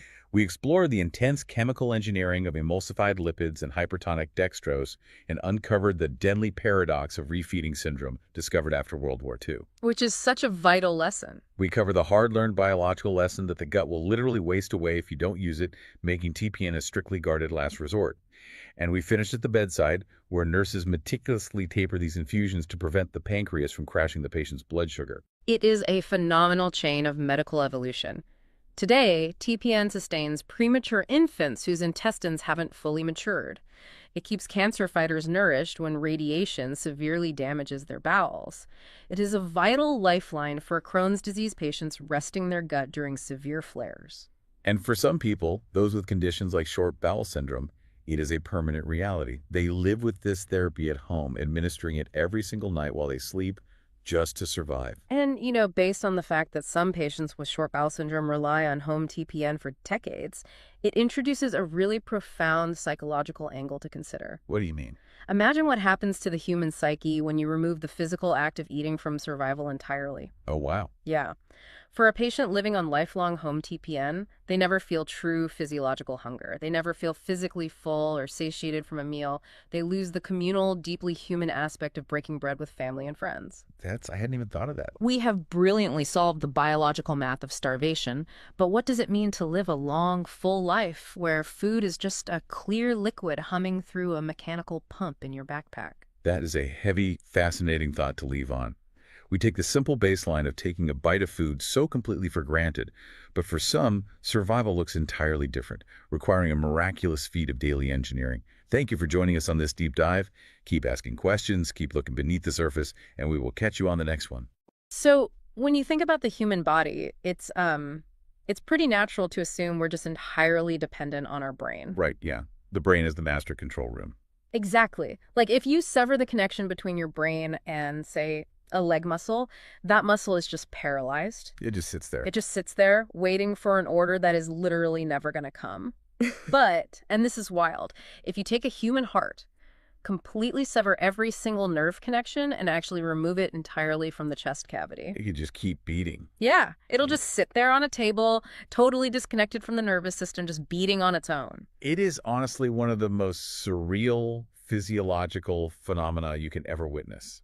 I mean, it completely challenges our basic intuition about how the body gets its commands. For sure. But, it isn't magic. It's actually this masterpiece of biological engineering and built-in autonomy. And that autonomy is exactly our focus for you today. Welcome to our deep dive into the source material. We're going to be tracing the heart's internal electrical grid, which is called the cardiac conduction system. A really fascinating topic. It really is. Our mission today is to track the exact pathway of electricity from the very top of the heart, the SA node, all the way down to these microscopic things called Purkinje fibers. Right. And by the end of this deep dive, you will understand the brilliant physical design of this network. And crucially, if you're in healthcare, you'll know exactly what happens on a heart monitor when that wiring breaks. Because, unfortunately, that internal wiring does break. And when it breaks, understanding the anatomy of that exact electrical pathway is, well, it's literally the difference between life and death. Wow. I mean, the interventions we use, whether that's, pushing a specific medication, implanting a pacemaker, or even charging a defibrillator, they're all dictated by where exactly the electrical signal gets trapped. That makes a lot of sense. So to really visualize this for you, think of the heart as the ultimate, smart home. Oh, like that. Most organs are like regular houses, right? They're totally dependent on the city's power grid, which in this case is our central nervous system. Right. If the city grid goes down, the house goes dark. Exactly. But the heart is outfitted with its own off-grid generator. It doesn't actually need the city power to function at all. And in biology, this superpower is referred to as being myogenic. That analogy perfectly clears up a really common misconception, actually. It's something that even trips up students in nursing and medicine. Oh, really? Yeah, because people just naturally assume the brain is constantly telling the heart to beat. Right. But it doesn't. That term myogenic, it literally means the origin of the heartbeat is housed entirely within the heart muscle itself. Incredible. Right. This independence comes from a highly specialized, dedicated network of cells. Their entire biological purpose is to generate and propagate electrical impulses. So they aren't waiting around for a command from the brain. Exactly. They're initiating the commands themselves. Okay, so if the heart generates its own power, we really have to start the main generator. Let's do it. Which brings us to the top right corner of the heart, right where the superior vena cava meets the right atrium. This is the SA node, or the sinoatrial node. Yep, the primary pacemaker. And it was actually discovered back in 1907 by two anatomists, Arthur Keith and Martin Flack. And they were doing comparative anatomy, right? Yeah, they were. They actually found this tiny mass of specialized tissue by dissecting the heart of a mole, of all things. A mole, yeah. It's so funny where these breakthroughs come from. Right, and they correctly deduced that this little cluster was the origin of the heartbeat. They found the natural pacemaker. And the way this SA node works is through a physiological property called automaticity. Okay. And this is driven by something electrophysiologists literally call the funny current. See, I always find it slightly humorous when, serious biologists name a critical life-sustaining function something like the funny current. I know, it sounds like a joke. But it behaves in a way that completely defies how normal cells operate, right? Precisely. Like in textbooks, you'll see it denoted as IF. And it's called funny because it contradicts all the standard cellular rules. How so? Well, normally a muscle cell just rests peacefully at a negative voltage. It just sits there. It won't do anything until an electrical shock hits it, forces the voltage to flip positive, and then causes it to fire. Okay, so it waits for a spark. Right. But the cells in the SA node, They refuse to rest. They have these funny ion channels that are inherently leaky. Ah, so during the resting phase, they're constantly letting positively charged sodium ions just leak into the cell. Yes, exactly. So the internal electrical charge of the SA node cell is just slowly, inevitably drifting It's upward. getting more positive. Yeah, it gets more and more positive on its own until it hits this critical voltage threshold. And the moment it hits that line, the cell fires a spark. And then it just resets. Yep. It resets and the leaking starts all over again. Okay, so the SA node has the leakiest channels of all, which means it reaches that firing threshold the fastest. Exactly. And the source material notes that in a healthy adult, this natural leakiness causes it to fire at a rate of 60 to 100 beats per minute. Which is your normal resting heart rate. Right. And because it crosses the finish line first, it essentially resets all the other electrical cells in the heart before they even have a chance to reach their own threshold. Yeah, that speed is exactly why it's the primary pacemaker. It basically dictates the rhythm for the entire organ. Okay, let's unpack this for a second. Sure. Because if the SA node isn't the only tissue with this automaticity, there has to be a hierarchy, right? There is. You have the SA node running at 60 to 100 beats per minute. Further down, the AV node can fire at 40 to 60 beats per minute. Right. And at the very bottom, the Purkinje tissue can fire at 20 to 40 beats per minute. I look at that and think, if the SA node is the undisputed boss of this system, isn't that a massive design flaw? Well, if the boss quits or gets permanently damaged by a heart attack or something, the whole company should just go under, right? It definitely looks like a bottleneck at first glance. But what's fascinating here is that it's not a flaw at all. It's actually a brilliant fail-safe hierarchy. Oh, really? Yeah. The SA node isn't in charge because it wields some magical biological authority, It's simply in charge because it's the fastest. It just outpaces the competition. Oh, I see. But if that main generator fails, your body doesn't just shut down. The next fastest system, which is the AV node, detects the silence and just naturally takes over. But wait, it maxes out at 40 to 60 beats per minute? That is significantly slower. It is slower, yeah, but it keeps blood pumping to your brain. It buys you time. It's better than nothing. Exactly. And if the AV node fails, the ventricular tissue at the bottom of the heart kicks in at an even slower 20 to 40 beats per minute. So it's like a cascading survival mechanism. Precisely. Also, we really should clarify the physical nature of these pacemaker cells. What do you mean? Well, they aren't just regular working muscle cells that decided to take on a side hustle of generating electricity. Right, they're specialized. Yeah, they're a completely distinct population of cells. They actually lack most of the basic contractile machinery. Meaning they don't actually squeeze very well. Exactly. Because their cellular real estate is entirely optimized for electrical generation and rapid conduction, not physical pumping. Wow. Okay, so we have this lightning-fast SA node at the top right of the heart, right? Sparking away 60 to 100 times a minute. Yep.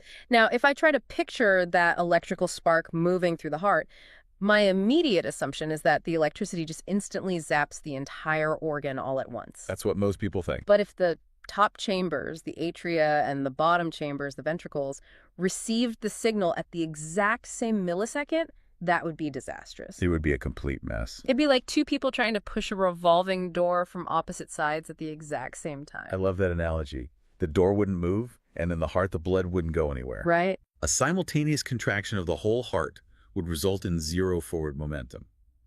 The top chambers would squeeze downward, the bottom chambers would squeeze upward, and they would just compress the blood right in the middle. Ouch. So you absolutely require a coordinated sequential sequence. You have to. The top must squeeze blood down into the bottom, and only after that finishes can the bottom squeeze blood out to the lungs and the body. And that structural necessity brings us to the physical barrier that separates the top and the bottom of the heart. Right, the annulus fibrosus. Yeah, which is this dense ring of fibrous tissue that structurally divides the atria from the ventricles. And critically, fibrous tissue does not conduct electricity. Oh, that's key. It's super key. The annulus fibrosus is, it acts like this perfect electrical insulator. Okay. So the electrical start from the SA node washes over the top chambers, causes them to contract, but then it hits this fibrous ring and just stops cold. The signal simply cannot cross the barrier. Except at one very specific toll booth. Exactly.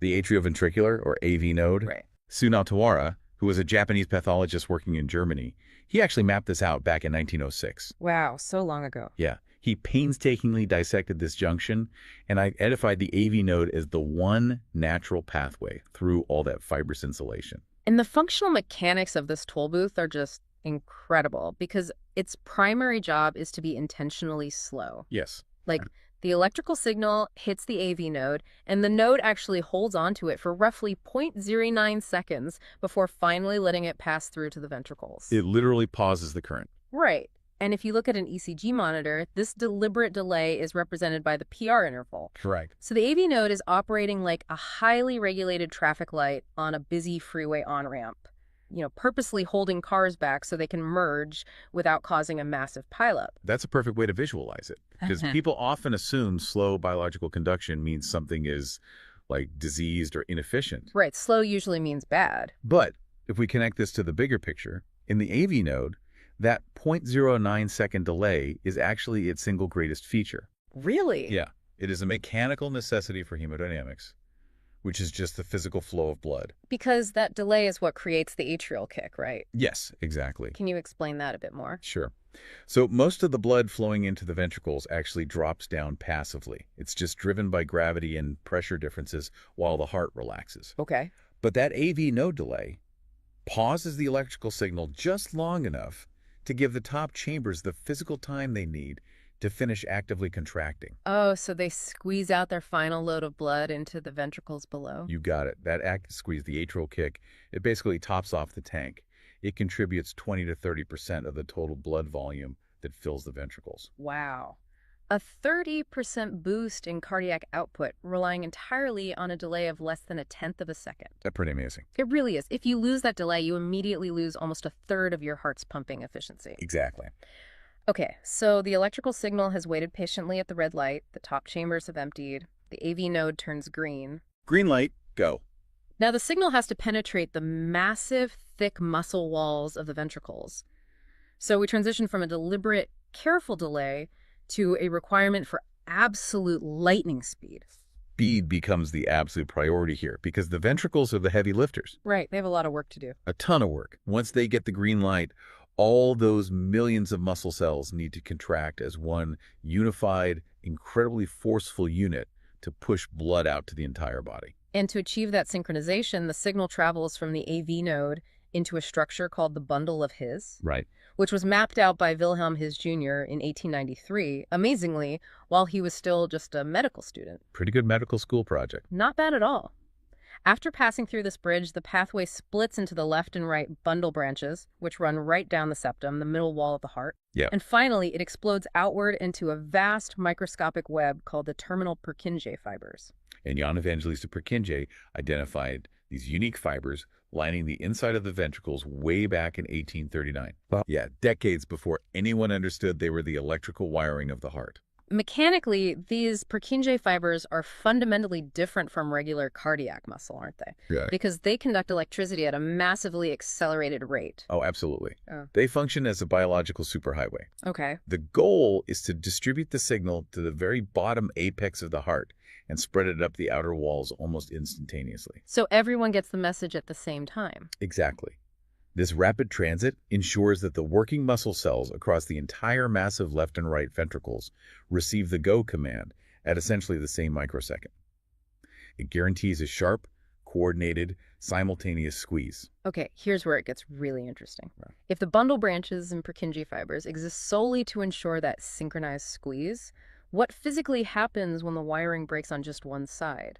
Ah. Say the right bundle branch is conducting perfectly, but the left bundle branch is like completely severed or blocked by damage. So what you're describing is a bundle branch block. Mm-hmm. And the mechanics of how the heart compensates for this are fascinating, but it drastically reduces pumping efficiency.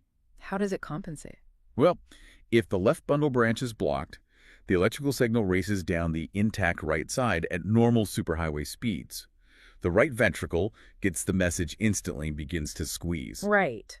But the left ventricle, which handles pumping blood to the entire body, is left waiting in the dark. Because it doesn't have a direct wire anymore, so how does the left side of the heart eventually get the message to beat? The electricity is forced to take a massive detour. A detour. Yeah, it abandons the broken superhighway and has to leak over from the right side, moving cell by cell through ordinary, slow-conducting working muscle tissue. Wow. So instead of a synchronized pump, it creates this kind of weird rolling contraction. Yes. The source material says it's functionally identical to a Mexican wave in a crowded sports stadium. You know, one side stands up and then the movement slowly ripples across to the other side. That's exactly what it looks like. And that rolling contraction wastes immense amounts of mechanical energy. I can imagine. The right side is squeezing while the left side is still relaxed, which pushes the middle wall of the heart out of place, and that reduces the pressure generated. It is a severely inefficient way to pump blood. And clinically, a left bundle branch block presents a massive trap for nurses and doctors reading ECGs in the emergency room, right? Oh, a huge trap. Because if a patient comes in with chest pain and you run an ECG, that detouring electricity drastically distorts the visual readout. It does. It alters it to the point where a mere broken wire can actually mimic the exact signs of a massive STEMI heart attack. It's a notorious pitfall in emergency cardiology. Why does it look so similar? Because the left bundle branch block forces the electricity to travel slowly outside the normal pathways, the entire timing and direction of the signal changes. Okay. On the ECG monitor, the QRS complex, which is the big spike representing the ventricles firing, it becomes wide, jagged, and bizarre. And that specific distortion alters the repolarization wave that follows it. The resulting baseline shift looks virtually identical to the ST segment elevation you see when a major coronary artery is 100% occluded. That is terrifying. It is. Historically, if a patient arrived with chest pain and a brand new left bundle branch block, triage protocols dictated treating it aggressively as a massive heart attack, simply because the broken wire perfectly masked what the actual heart muscle was experiencing. Wow. So the internal wiring dictates everything you see on the surface monitor. Everything. And really, the way medical science ultimately proved this perfect intended pathway, you know, from the SA node, pausing at the AV node, racing down the bundle branches, was by observing the terrifying things that happen when the system short circuits. Exactly. Like, let's look at Wolff-Parkinson-White syndrome, or WPW. Right, WPW. That's a congenital condition first described in 1930. Okay. A patient with this syndrome is actually born with an extra physical band of muscle connecting the top and bottom of the heart. It completely bypasses the fibrous insulation. Yep.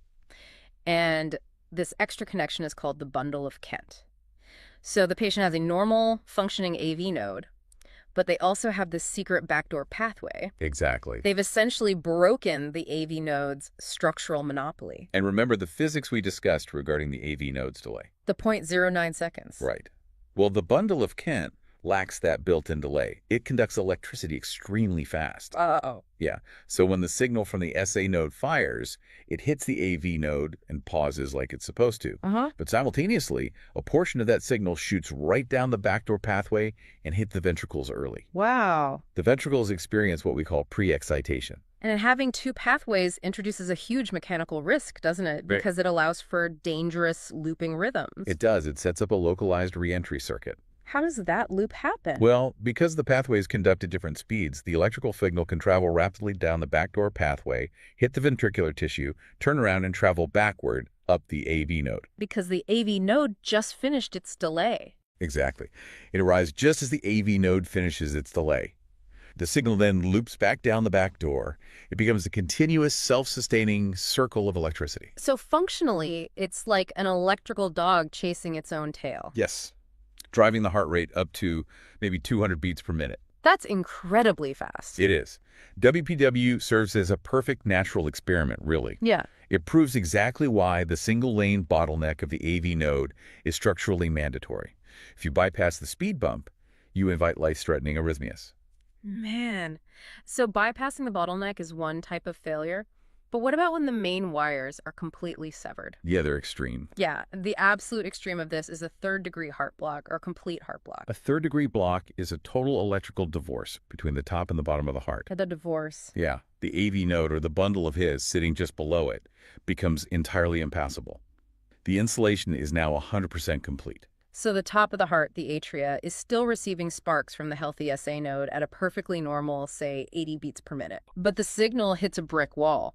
None of it reaches the ventricles. The SA node is effectively shouting commands into a void. Wow. And in response to that silence, The fail-safe hierarchy we established earlier is forced to kick in. The lower pacemakers. Exactly.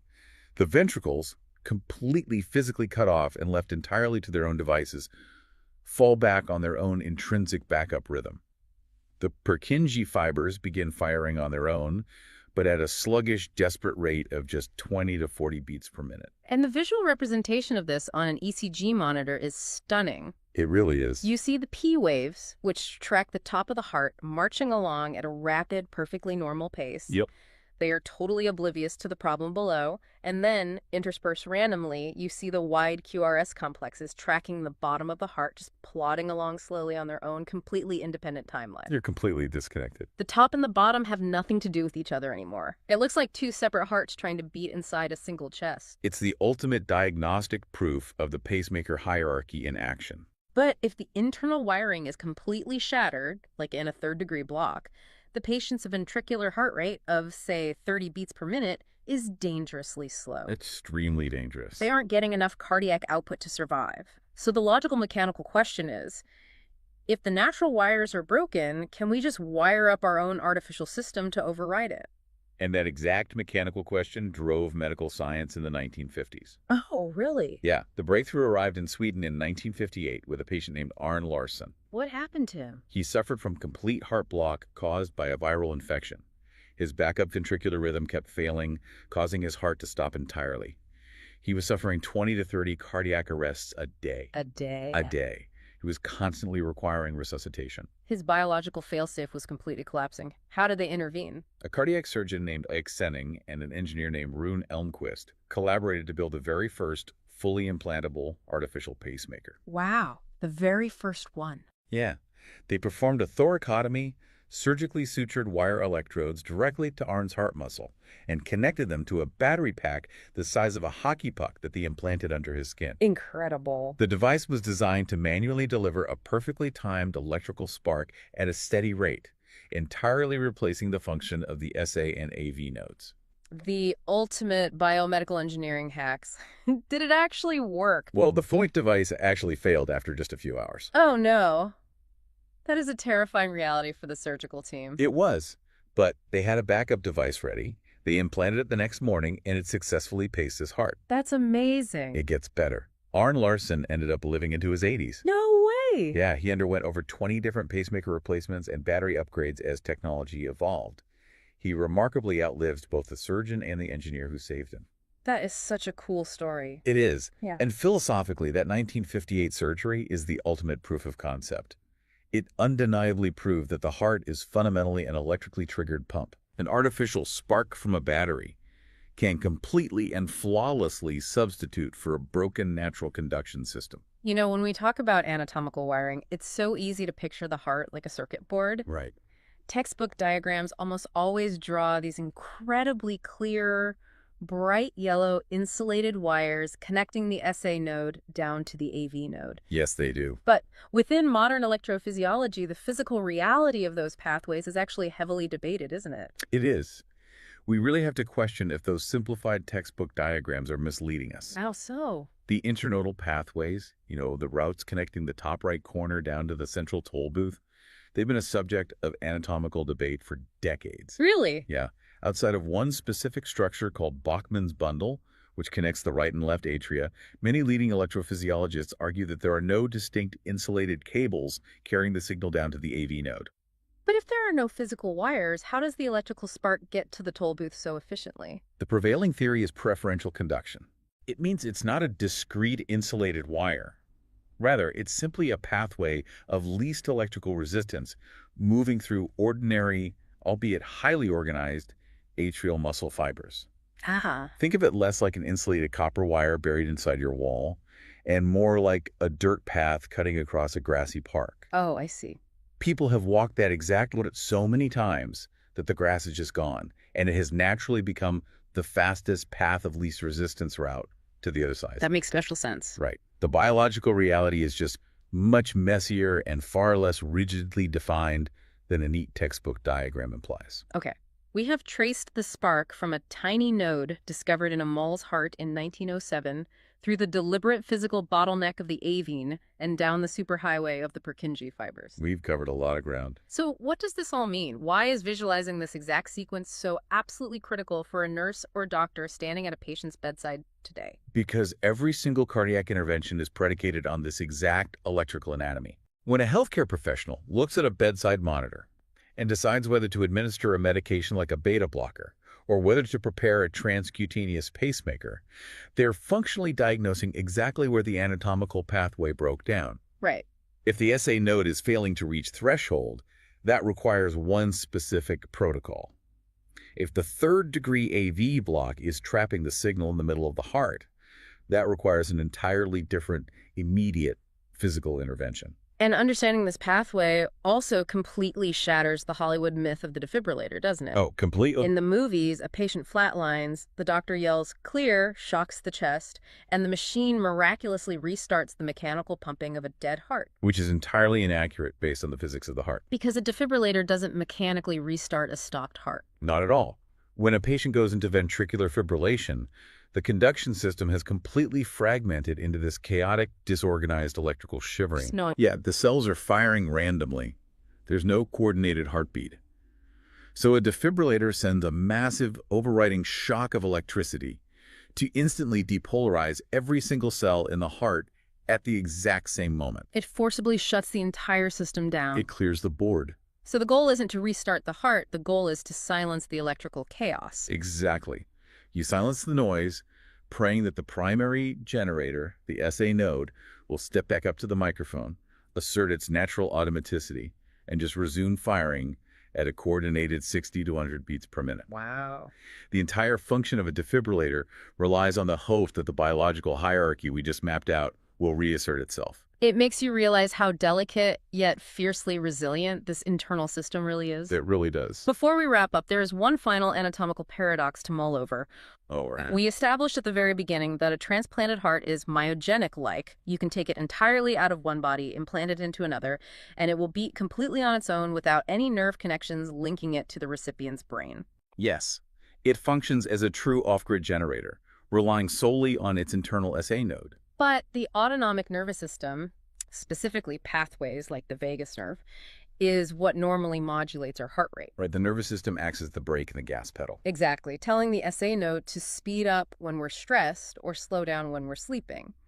So, if you have a patient with a transplanted heart and those physical nerve connections have been completely and permanently severed by a surgeon's scalpel, how on earth does that transplanted heart know it needs to speed up when the patient decides to go for a run?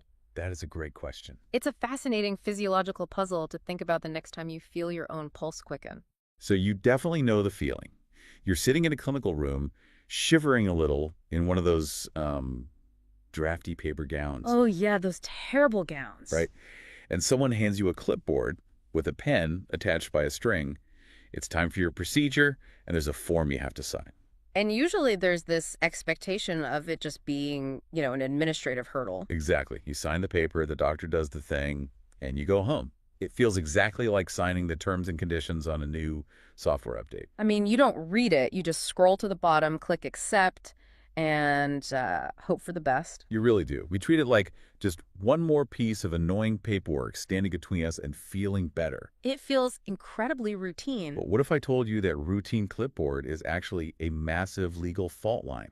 Like one forged by historic atrocities, Supreme Court battles, and the fundamental question of who actually owns your body. It is a lot heavier than most people realize. It really is. Today, we are taking a deep dive into a stack of sources covering medical law, nursing ethics, and the often misunderstood concept of informed consent. Which is a huge topic. Massive. And our mission today is to demystify what that ubiquitous hospital form actually means, dissect the shocking events that created our modern rules, and definitively clarify the exact legal role of a nurse in this entire process. Right. Okay, let's unpack this. Because making the leap from a quick signature in a drafty room to a heavy legal framework is huge. The sources we're looking at make one thing abundantly clear right away, which is that informed consent is not a piece of paper. Far from it. The piece of paper is merely the artifact, the receipt, essentially, proving that a highly specific, legally mandated conversation took place. The receipt. Exactly. Informed consent itself is an ongoing process, and looking through the legal frameworks in our sources, that process has to contain 5 distinct elements before that pen ever touches the paper. Okay, what are the 5? So they are disclosure, comprehension, voluntariness, capacity, and an explicit decision. I was actually looking at that list in the sources, and a couple of those elements seem a bit, I don't know, redundant on the surface, like capacity and comprehension. If I am awake, alert, and listening to a surgeon talk, don't I automatically have both? Well, not necessarily, and that distinction is actually where lawsuits are born. Really? How so? So you might have the cognitive capacity to understand language and logic, but if the surgeon explains a complex neurosurgery using only dense medical jargon... Like you have no idea what they're saying. Right, you lack comprehension, you didn't actually understand what was going to happen to you. Conversely, someone could explain a simple blood draw perfectly clearly, ensuring comprehension. Okay. But if the patient is severely intoxicated or suffering from acute delirium, they lack the legal capacity to weigh that information. That makes sense. And then there's voluntariness, which implies you aren't being coerced. Exactly. But honestly, the trickiest part of this entire 5-step mechanism seems to be the very first one, disclosure. Because how much information is enough? That is the million-dollar question. Right. If a surgeon lists every single microscopic thing that could possibly go wrong, you'd be sitting there for 3 days and you'd be too terrified to get, a hangnail removed. Oh, absolutely. Finding that line is the most contested part of medical law. For a long time, American courts relied on something called the reasonable physician standard. Okay, what did that mean in practice? This meant a doctor only had to disclose the information that a reasonable, similarly trained physician would customarily disclose in that exact same situation. I have to say, looking at the legal history, that standard seems incredibly flawed. Oh, it was heavily criticized. I mean, it is essentially letting a guild of magicians legally decide how much of a trick they have to reveal to the audience. It meant doctors could completely justify keeping patients in the dark about major life-altering risks, just as long as their peers were also keeping their patients in the dark. Right. The medical profession was entirely defining its own duty to inform. It was a closed loop, and it incentivized a culture of silence. But that closed loop was completely shattered in 1972 with a landmark case called Canterbury v. Spence. Oh, this is the back surgery case, right? Yes. Jerry Canterbury was a young man who had back surgery for a herniated disc.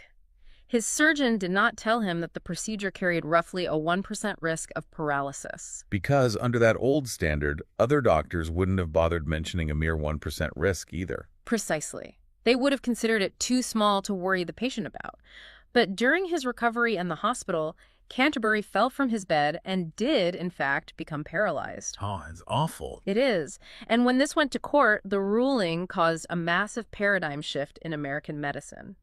The court determined that failing to disclose even a low-probability, high-severity risk that a patient would want to know about is, in itself, an injury. That is a fascinating mechanism. So the doctor doesn't even have to perform the surgery badly. Right. The surgery could be technically flawless, but simply withholding the information is the actionable offense. Because it robs the patient of their agency. This case replaced that old closed-loop rule with the reasonable patient standard. Meaning what, exactly? Meaning, doctors must disclose whatever a reasonable patient would need to know to make an informed decision, completely regardless of what other doctors typically say at the bedside. That's a huge shift. It really was. Now, a minority of U.S. states still use the old physician-centered standard, but Canterbury v. Spence shifted the fundamental center of gravity in medical law from professional custom to patient autonomy. Which raises a really important question. If the patient's right to know, this sacred idea of bodily autonomy, is the new center of the legal universe, where did that idea actually come from? Well, it certainly didn't appear overnight. Because reading through the historical sources, it wasn't always this way. No, not at all. We can trace the legal seed back to 1914 to a case called Schloendorff v. Society of New York Hospital. Right. A patient consented to an abdominal exam under anesthesia but explicitly refused surgery. While she was under, the surgeon removed a tumor anyway. And that case gives us the quote that nursing and medical students still memorize to this day, from Justice Benjamin Cardoso. See, it's every human being of adult years and sound mind has a right to determine what shall be done with his own body. Which is a beautiful foundational statement, though it is worth noting a fascinating legal quirk here. Oh, yeah. That famous quote was actually just dicta. Meaning it was just a side comment in the judge's written opinion, right? Yeah. It wasn't the actual legally binding rule of the case. Correct. The case itself was actually decided on the technicalities of hospital immunity. Cardozo was just sort of philosophizing on the nature of human rights. Wow, so a side note became the absolute bedrock of bodily autonomy. It did. Interestingly, the actual compound term informed consent wasn't even coined until decades later. In a 1957 California case called Salgo, where a patient woke up permanently paralyzed after a procedure because he hadn't been warned of the risk. So the legal framework was slowly building in the courtrooms. But the ethical scaffolding, the deep moral reason we treat this as a human right today, didn't come from judges debating back surgeries. No. Our sources make it painfully clear that modern medical ethics were forged in the fire of some truly horrific atrocities. If we connect this to the bigger picture, the evolution of these ethical mechanisms was entirely reactive. Reactive to what? Well, following World War II, the Nuremberg trials exposed the lethal, forced experiments conducted by Nazi physicians on concentration camp prisoners. Right. The resulting 1947 Nuremberg Code is widely considered the founding document of modern informed consent. It states right in its first line that voluntary consent of the human subject is absolutely essential. But the sources also point out that the U.S. didn't just learn this lesson from looking overseas. We had our own domestic scandals that forced this doctrine into everyday practice. We did, unfortunately. The most infamous, of course, being the Tuskegee syphilis study. Yes. A study spanning an unbelievable 40 years. From 1932 all the way to 1972, the U.S. Public Health Service enrolled nearly 400 black men in Alabama who had syphilis, but researchers deliberately never told them they had the disease. They were just told they were being treated for bad blood. Exactly. And the most damning detail in the historical record is that the researchers intentionally withheld treatment for 25 years after penicillin became the standard, widely available cure. It's horrifying. They just wanted to observe the natural, fatal progression of the disease. They didn't stop until a whistleblower leaked the reality of the study to the press in 1972. And Tuskegee wasn't an isolated mindset of the era. The sources detailed the Cold War human radiation experiments where the government exposed thousands of people, including pregnant women and terminally ill patients, to radiation without proper disclosure, all for defense research. That is just wow. And then there were the Willowbrook hepatitis studies. The Willowbrook case is chilling because of how it manipulated that element of voluntariness we talked about earlier. Researchers deliberately infected intellectually disabled children with hepatitis. Yes. To get the parents to consent, they sometimes made admission to this highly sought-after, overcrowded state facility conditional on participating in the study. That is the ultimate example of coercion. Yeah. When a vulnerable population is denied basic care or access unless they submit to experimentation, consent cannot possibly be voluntary. Definitely not. These public outrages finally forced the government's hand. It led to the 1979 Belmont Report. And the Belmont Report isn't just a list of rules. Looking at how it's structured, it's essentially a mathematical balancing act designed to prevent these specific abuses. Very much so. It codified 3 bioethical principles: respect for persons, which translates to autonomy; beneficence, which means acting in the patient's best interest; and justice. The report acknowledged that these principles will often conflict. You have to balance a patient's autonomy against the doctor's duty of beneficence. But autonomy emerged as the heavyweight champion of that trio. Your body is yours. But if autonomy is this absolute ironclad rule, what happens when a piece of your body is removed and sitting in a jar across the room? Oh, this is where it gets complicated. Is it still yours? Can someone else profit off a piece of you? This brings us to a very bizarre legal gray area regarding excised tissue. Let's look at the foundational case of Henrietta Lacks from 1951. She was a black woman treated for cervical cancer at Johns Hopkins, right? Yes. Her cells were taken without her knowledge or consent, which, horrifyingly, was a standard legal practice at the time. Just standard procedure. Yeah. Those cells became known as HeLa cells, and they were the first human cells to reproduce indefinitely in a lab. Incredible. They literally changed the trajectory of human history. They were the foundation for the polio vaccine, cancer treatments, and countless other breakthroughs. But her family remained completely in the dark. living in poverty, while her cells were sold and studied worldwide for decades. Exactly. Her specific case eventually forced massive changes to the laws governing research consent, specifically the 2018 revision of the Common Rule. Right. But the question of who actually owns the physical tissue gets even weirder when you look at the 1990 case of Moore v. Regents of the University of California. Okay, let's get into this one. So John Moore had his spleen removed as part of his leukemia treatment. Without telling him, his surgeon patented a cell line derived from Moore's unique tissue, the Mo cell line, which became massively commercially valuable. Wait, I need to walk through the logic of this ruling. The doctor gets in trouble for not disclosing his financial interest? Right. But Moore still doesn't get a cut of the millions of dollars in profits from his own spleen. How does that work? It seems entirely counterintuitive, I know. But the court drew a very fine legal line here. They ruled that the doctor did breach his fiduciary duty. Meaning he violated that sacred legal trust where a doctor is obligated to act solely in the patient's best physical and financial interest rather than their own. Exactly. Hiding his financial interest was a breach of that duty, and it was a breach of informed consent. That was actionable.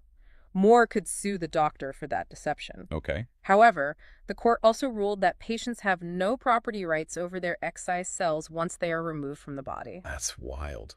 The court's reasoning was that granting property rights to patients over every removed appendix or blood sample would severely chill biological research and stifle medical innovation. So the doctor is punished for the secret, but the patient still doesn't own the biological material once it hits the petri dish. Exactly. Because Moore proves that you lose ownership once the tissue leaves your body. That conversation at the bedside before the scalpel hits the skin is literally your last line of defense. This absolutely is. Which puts an unbelievable amount of pressure on the person holding the clipboard. And usually, that person is a nurse. Here's where it gets really interesting. It does. This brings us to the single biggest misconception we need to debunk for anyone working in or interacting with the healthcare system. Let's hear it. The nurse who gets the patient's signature is not legally responsible for obtaining the informed consent. Let me repeat that because it is the most vital takeaway in our nursing sources. The nurse holding the clipboard is not the one liable for the disclosure. Not at all. Wow. The legal duty to disclose the risks, the benefits, and the alternatives belongs entirely and exclusively to the provider who is actually performing the procedure. So the surgeon. The physician, the surgeon, the advanced practice provider, meaning a nurse practitioner or PA who is doing the actual intervention, they hold the duty to inform. So what is the frontline nurse's actual role in that high-stakes moment? Because they're the ones standing there with the paper. The nurse's legal role is to witness the patient's signature, to confirm that the patient appears to be acting voluntarily, and, crucially, to act as a patient advocate. Advocate. Right. Let's walk through a real scenario. If a nurse hands you the form and you say, wait, what are the alternatives to this surgery? The doctor didn't mention any. The nurse's job is to stop the line. They don't try to explain the surgical alternatives themselves to save time? Never. Because doing so would mean the nurse is absorbing the physician's liability. They escalate the issue back to the provider. The nurse says, I cannot witness the signature until the surgeon comes back and answers your questions. That distinction changes everything. It transforms the clipboard moment from, I, the nurse, am legally certifying that you understand complex anatomy, to, I am witnessing that you are signing this willingly, and I will fiercely advocate for you if you look confused. Exactly. And the sources outline some really vital legal distinctions that frontline workers have to navigate regarding this, like the difference between battery and negligence in tort law. Right, tort law being the area of law that deals with civil wrongs and damages. And the distinction here is massive. How so? If a provider performs a procedure with absolutely no consent at all, say amputating the wrong leg, or operating on a patient who explicitly refused, that is battery. It is unauthorized touching. Okay, that makes sense. But if they perform a procedure and the patient signed the consent form, but the doctor failed to adequately disclose a major risk, like the Canterbury paralysis case, that is negligence. Negligence, got it. Yeah. There's also a major distinction made in the sources between capacity and competence. We touched on capacity earlier, but clinically, these two terms are worlds apart. They are. The best way to understand this is to think of it like a driver's license. Okay, I like analogies. Competence is having your driver's license.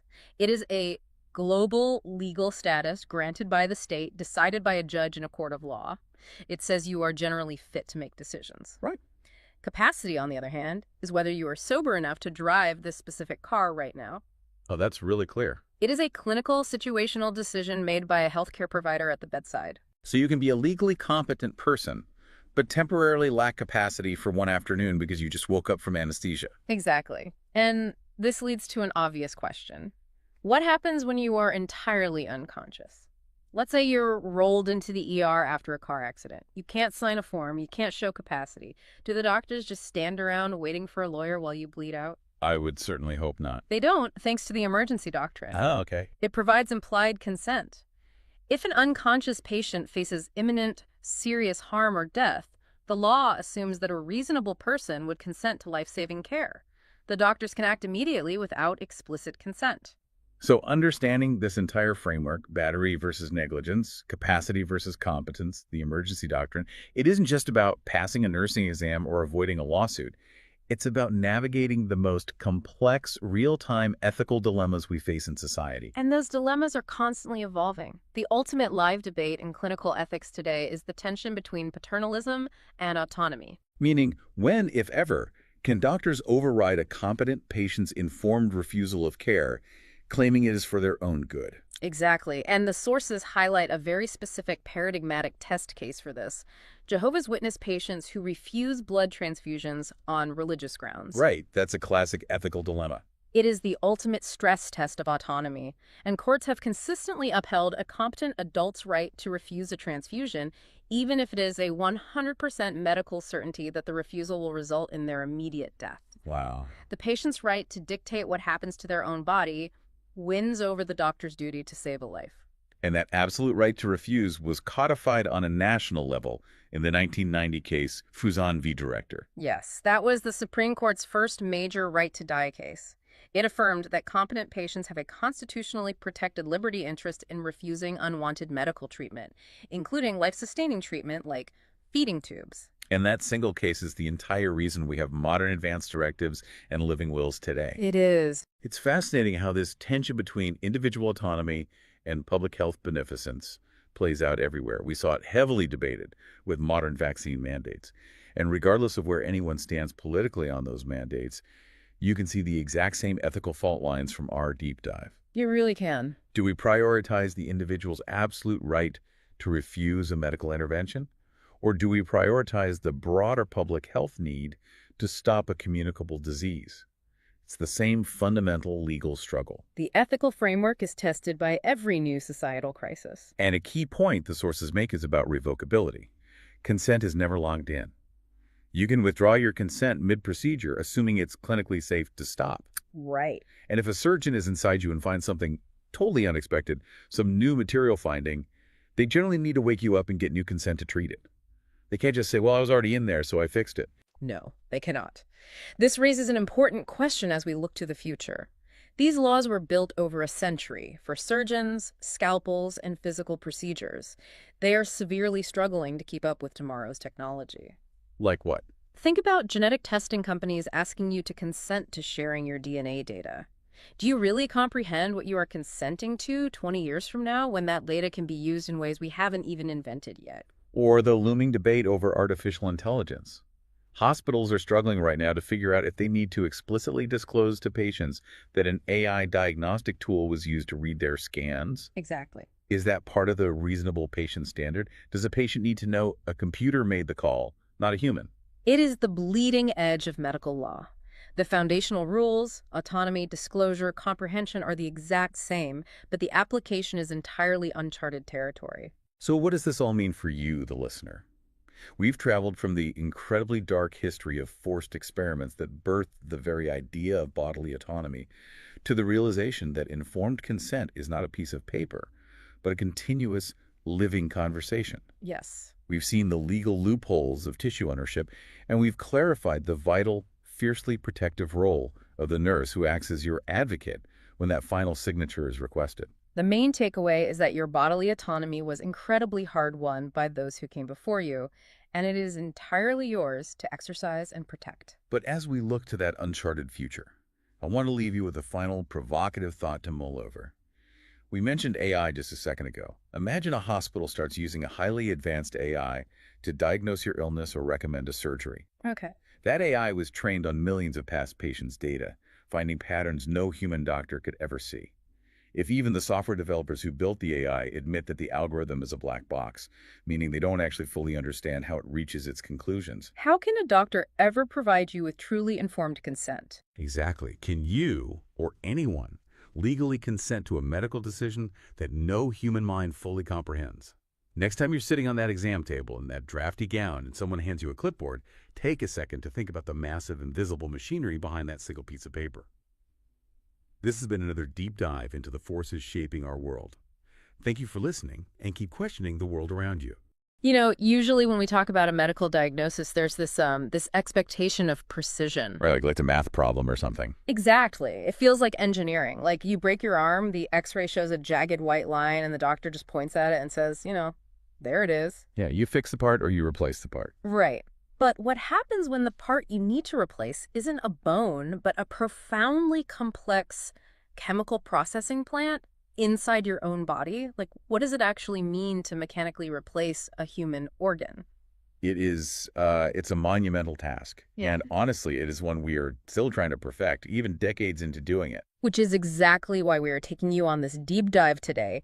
We've pulled together this massive stack of sources, so everything from modern nursing protocols and nephrology history to some incredibly intense medical ethics case studies. There's some really heavy stuff in there. Oh, absolutely. And our mission today is to understand exactly how we artificially replicate kidney function, the split between hemodialysis and peritoneal dialysis, and really the frontline nursing care that literally keeps these patients alive. Yeah, the nurses are doing incredible work. But before we get into the plumbing of it all, we need to debunk a massive misconception.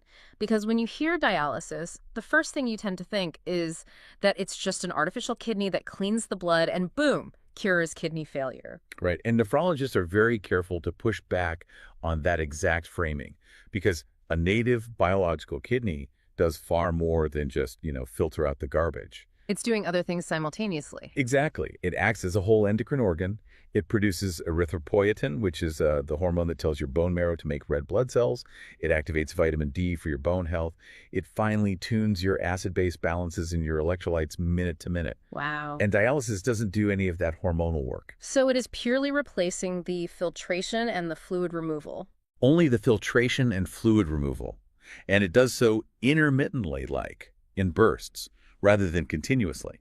This is why a patient on dialysis still needs a ton of medications for anemia and bone disease. Because the machine isn't doing the hormone part? Right. In modern nephrology, they measure how much kidney function has been replaced using this quantitative target called KTV. Okay, let's unpack this. KTV. What do those letters actually represent when we are talking about a patient sitting in a clinic? Well, it's a mathematical formula for clearance. So the K stands for the dialyzer's clearance rate. Basically how fast the machine can process the blood. Got it. And the T? The T is time, meaning how long the session lasts. And the V is the volume of water distributed throughout the patient's body, which is what actually holds the toxins. Oh, I see. So it's personalized to the patient's size. Exactly. The goal is to ensure enough blood is cleared relative to their specific volume, and a common target for a single hemodialysis session is about 1.2. Okay, 1.2. And if a patient hits that target perfectly, how much of their normal native kidney function have we actually replaced? Roughly 10 to 15%. Wait, really? Only 10 to 15%? Yeah, that's it. Man, if 15% is the gold standard of what our modern machines can do, how did humans ever figure out how to replicate even that much of a biological organ? The underlying chemistry actually goes way back to the 1850s. There was a Scottish chemist named Thomas Graham, and he described dialysis as this separation technique. Okay, 1850s. But putting that into a person is a whole different ballgame. Oh, completely. Applying that theoretical chemistry to a living human body took decades. The first attempt at hemodialysis on a human was in 1924 by a German physician named Georg Haas. What kind of equipment was he even using in 1924? Like, they didn't have synthetic plastics or advanced medical tubing back then? No, they didn't. He had to improvise with what was biologically available, so he used animal membranes for the tubing. And to keep the patient's blood from clotting outside the body, he used hirudin. Hirudin? Wait, isn't that... It is an anticoagulant derived directly from leeches. Oh, wow.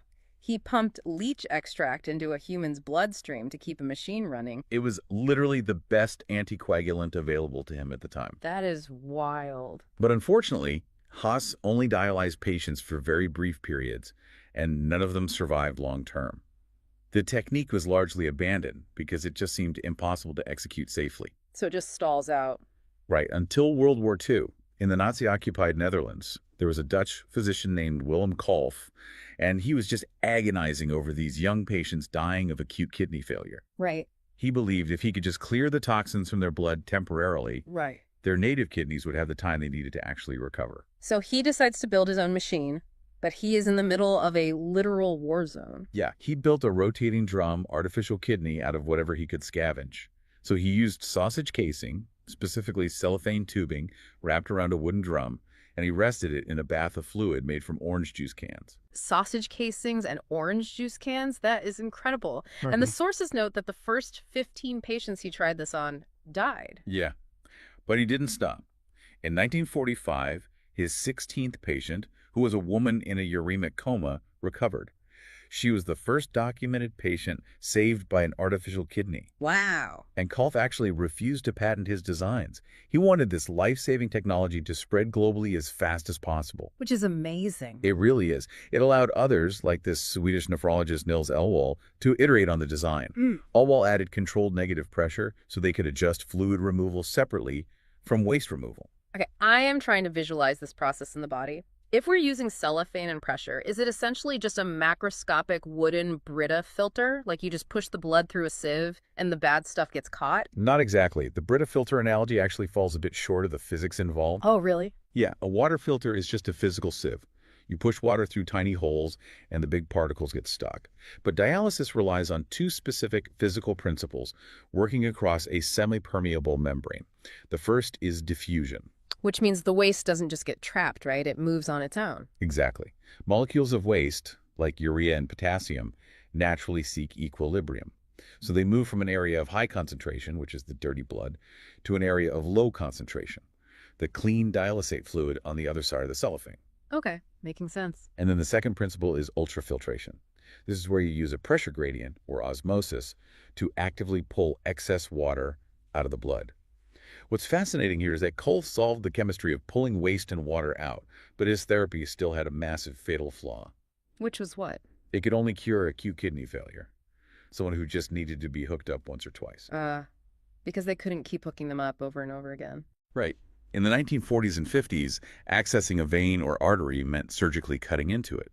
If you do that a few times, the vessels scar shut or they clot. And once you run out of viable veins, the treatment ends. Exactly. Chronic, lifelong dialysis was medically impossible because you simply couldn't keep connecting the patient to the machine week after week. So we have this functioning machine that can save a life, but a permanent bottleneck in how to actually connect it to the human body. Yep. And that bottleneck was solved in 1960 by Belding Scribner, a physician in Seattle. He developed a Scribner shunt. The Scribner shunt, what was that? It was a small U-shaped Teflon tube that connected an artery and a vein outside the skin, and it was just left in place between treatments. Oh, so they didn't have to keep cutting. Exactly. That little Teflon tube allowed repeated, painless access to the bloodstream. It made chronic hemodialysis a reality. And that unlocks the mechanics of modern hemodialysis, or HD. Which, crazy. Wait. Today, blood is pumped out of the body at a rate of, 300 to 500 milliliters per minute? Yeah, that's right. And it goes into a dialyzer, which is this canister packed with thousands of microscopic, hollow synthetic fibers. And the most crucial detail of that modern dialyzer is something called countercurrent flow. Countercurrent flow. Right. The blood flows inside the fibers in one direction, while the dialysate fluid flows around the outside of the fibers in the totally opposite direction. Hang on. If the blood and the clean fluid are flowing in opposite directions, why is that better? Like, I'm not seeing the physics of why that speeds up the cleaning process. Okay, think about it like this. If the blood and the fluid flowed in the same direction, the waste concentrations would just balance out halfway down the tube. Oh, and diffusion stops. Exactly. Remember, diffusion relies on a gradient. Once the fluid is just as dirty as the blood, the waste stops moving. By flowing in opposite directions, the cleanest fluid is constantly meeting the cleanest blood at the very end of the line, while the dirtiest fluid meets the dirtiest blood at the beginning. So you maintain a concentration gradient across the entire length of the dialyzer. You got it. It maximizes efficiency. Okay, so the mechanics are highly refined, but it still requires serious vascular access. A patient needs a surgically created AV fistula-like, a reinforced connection between an artery and a vein, or a synthetic AV graft, or a central venous catheter. And this requires the patient to sit in a clinic for 3.5 to 4 hours, 3 times a week. It is a massive lifestyle disruption. Yeah. Going back to the early 1960s, the introduction of the Scribner shunt created an entirely new crisis. Because suddenly everyone could theoretically live. Right. Chronic treatment was possible, but the machines and the personnel were incredibly scarce. So we have the technology to save lives, but a hospital might only have one machine and 50 patients who desperately need it. Exactly. There was a guy named Clyde Shields, a machinist in Seattle in 1960, and he became the very first chronic hemodialysis patient. He lived over a decade on dialysis, proving this wasn't just a stopgap. Wow, a whole decade. But by 1962, the Seattle Artificial Kidney Center was completely overwhelmed. They had to form an anonymous committee of lay people to choose who would receive the life-saving treatment and who would be sent home to die. Oh, man. The sources refer to this as the God Committee, which is a nickname given by Life magazine at the time. It's an agonizing piece of medical history. You have a panel of ordinary citizens like a lawyer, a minister, a housewife, a labor leader sitting in a room looking at anonymous patient files. It remains one of the most studied cases in medical ethics regarding resource rationing because they had to weigh criteria like age, gender, marital status, number of dependents, income, net worth, and even church attendance. That is incredibly heavy. They were basically trying to determine social worth to allocate a scarce medical resource. And the financial cost was also astronomical for the average person. This rationing and financial burden really reached a tipping point in 1971. A patient and activist named Shep Glazer went to Washington, D.C. He actually underwent dialysis physically on the floor of a congressional committee room with a needle in his arm. He wanted to visually demonstrate to politicians that ordinary Americans were dying simply because they couldn't afford access to this machine. And that demonstration profoundly impacted the legislature. It directly led to the 1972 Medicare End-Stage Renal Disease Program. Which is wild because it is the only disease-specific entitlement in U.S. healthcare history. If you have kidney failure in the United States, Medicare covers you, regardless of your age. The government basically just absorbed the cost. Yeah, the funding was secured, which expanded access immensely. Mm-hmm. But the medical field was still figuring out how to deliver the therapy safely. They initially assumed that if someone's blood is full of lethal toxins, the goal should be to clean it as rapidly as possible. Just run the machine on the highest setting. I mean, that seems like common sense. Get the poison out quickly. Here's where it gets really interesting, though. It led to a severe complication we now call dialysis disequilibrium syndrome. What happened? Doctors didn't count for the unique physics of the blood-brain barrier. When you pull urea out of the blood extremely fast, the blood becomes clean very quickly. But the urea trapped inside the brain tissue takes much longer to cross back into the bloodstream. So you end up with a high concentration of waste in the brain, but a low concentration in the blood. Which creates a massive osmotic gradient.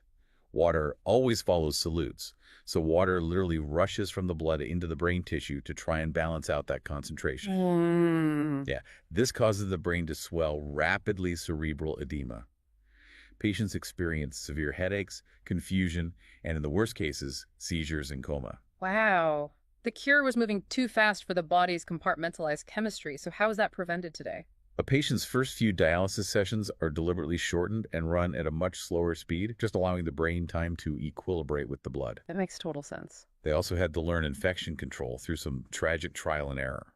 In the 1960s and 70s, many centers reused dialyzers and tubing across different patients just to save money. Because sterilization protocols weren't what they are today. Exactly.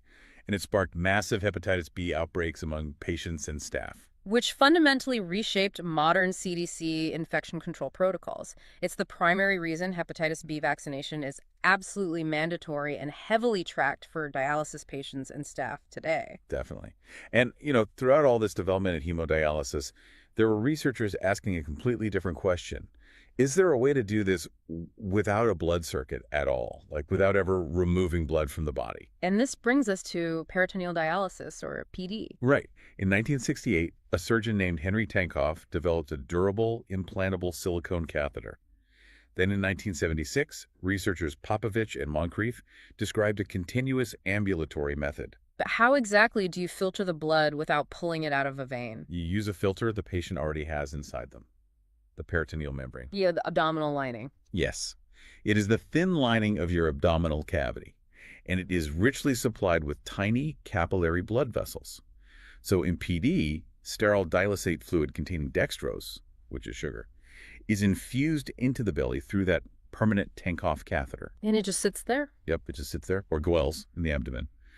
The sugar in the fluid creates an osmotic pull, drawing waste and excess water out of the surrounding capillaries and right into the fluid.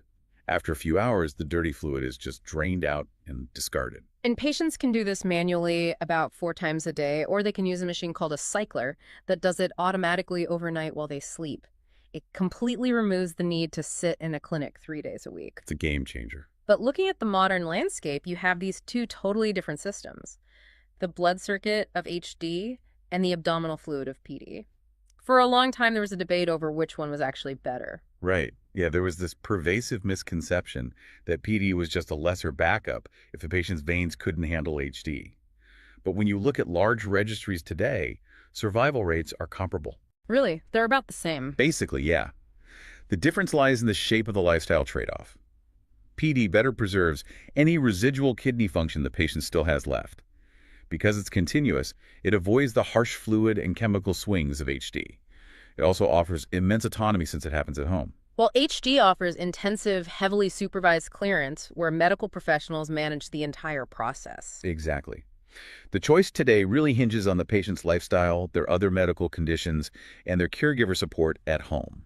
It's not a question of medical superiority. And because dialysis essentially outsources an automatic biological function to a highly periodic human-managed process, the actual day-to-day survival of the patient falls incredibly heavily on specialized nursing care. Oh, entirely. Take hemodialysis nursing. A patient walks in, sits in the chair.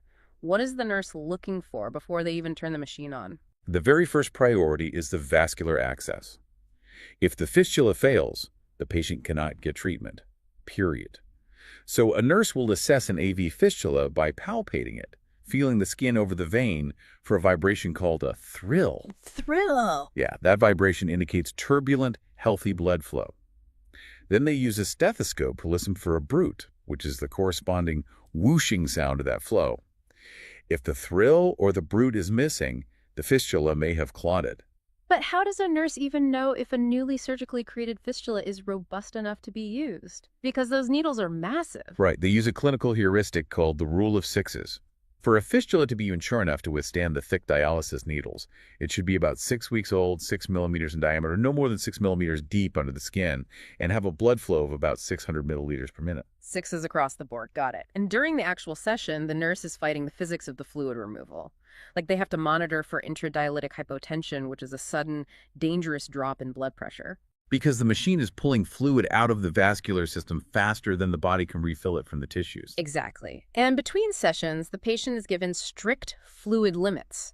You can't just drink a gallon of water because your body has no physical way to excrete it until you sit back down in that chair 2 days later. Not just fluid either. It's strict potassium and sodium limits as well. Right. Now contrast that highly monitored clinic environment with peritoneal dialysis nursing, where the patient is managing their own care at home. The risks there must be completely different since there is no blood circulating through a machine. Completely different.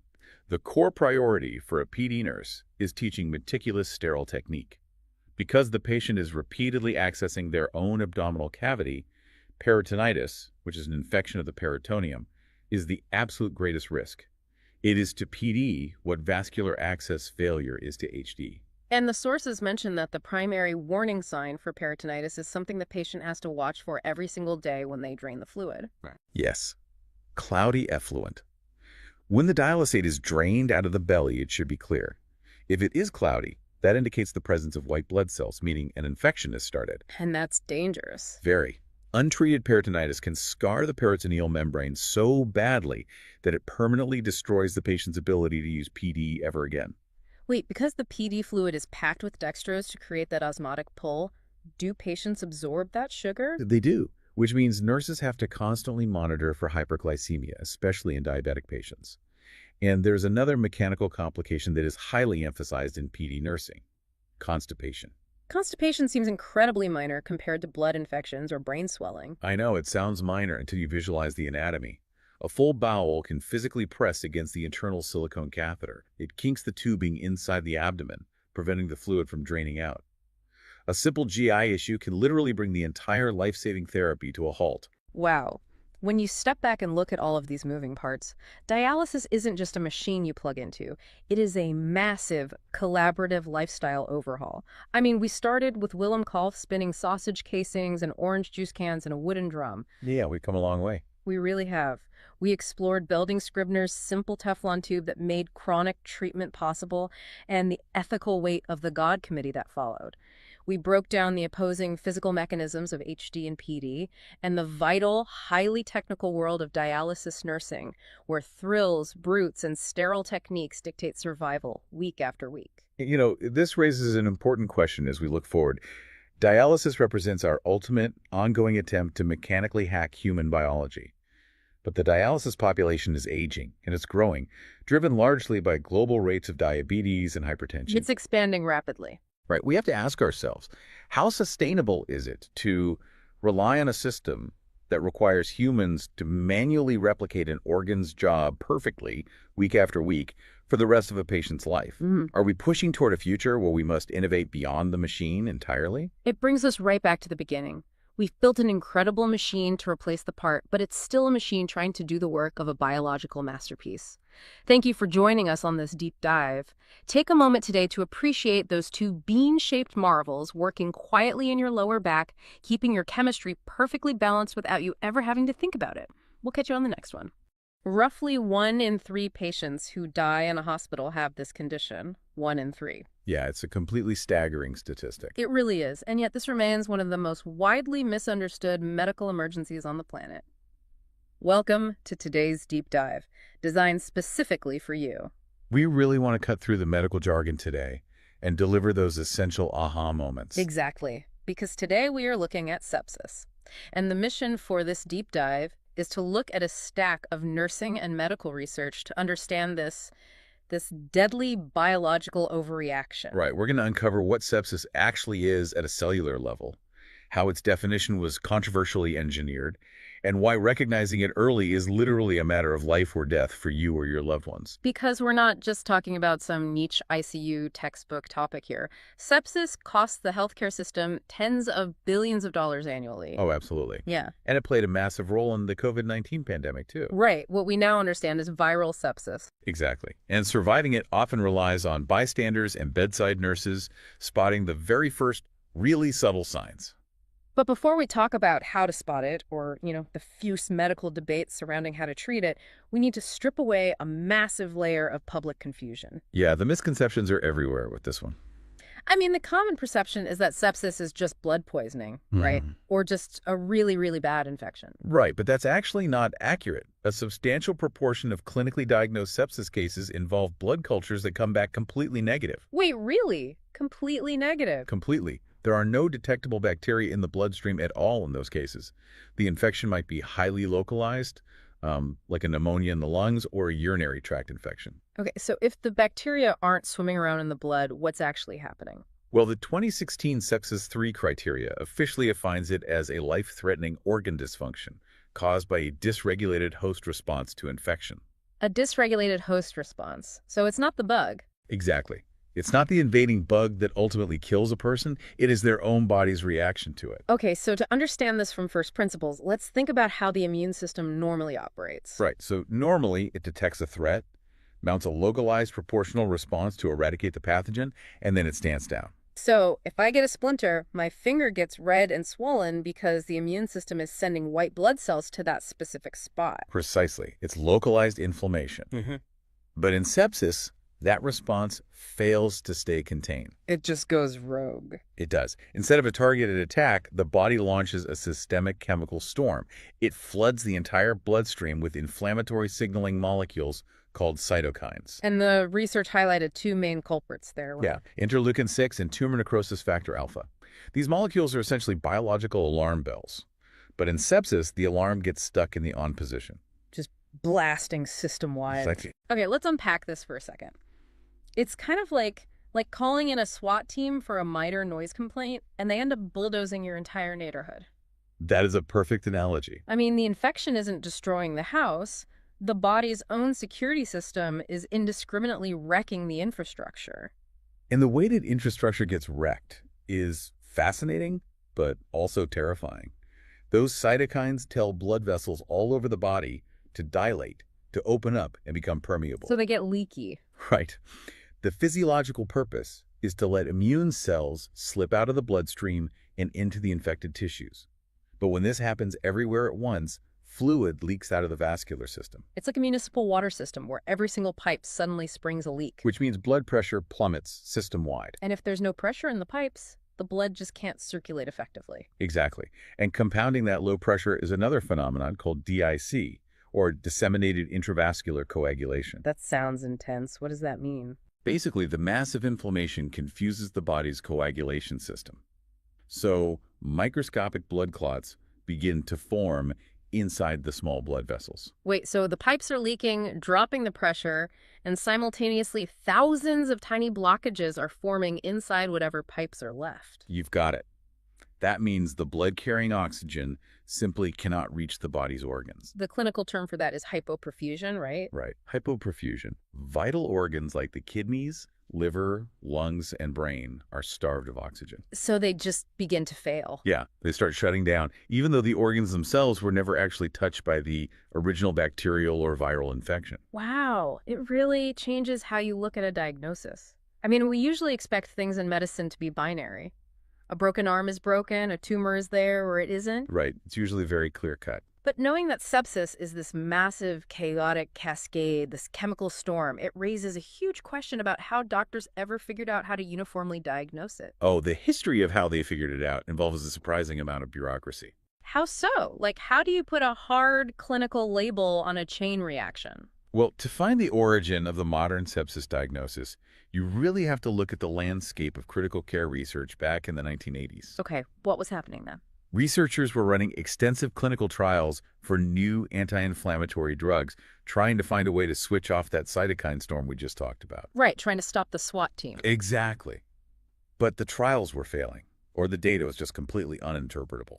Let me guess, because different hospitals were using entirely different definitions of what the storm actually looked like. Spot on. There was zero shared vocabulary.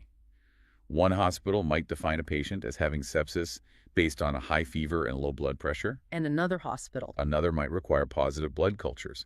So researchers couldn't test if a drug worked because they couldn't guarantee they were treating the same disease across different patient groups. Hold on, let me get this straight. You're telling me sepsis isn't some ancient, discrete disease category like malaria or tuberculosis? Not in the way we diagnose it today, no. It's basically a bureaucratic checklist that scientists invented in the 90s just so their pharmaceutical trials could have a baseline. It's wild. But yes, an administrative tool created for clinical trials absolutely morphed into a daily clinical reality. That is fascinating. Yeah, so in August 1991, in Chicago, the American College of Chest Physicians and the Society of Critical Care Medicine held this big consensus conference. Chaired by Dr. Roger Byrne, right? Right, Dr. Bone. Their explicit goal was to invent a standardized apples-to-apples checklist.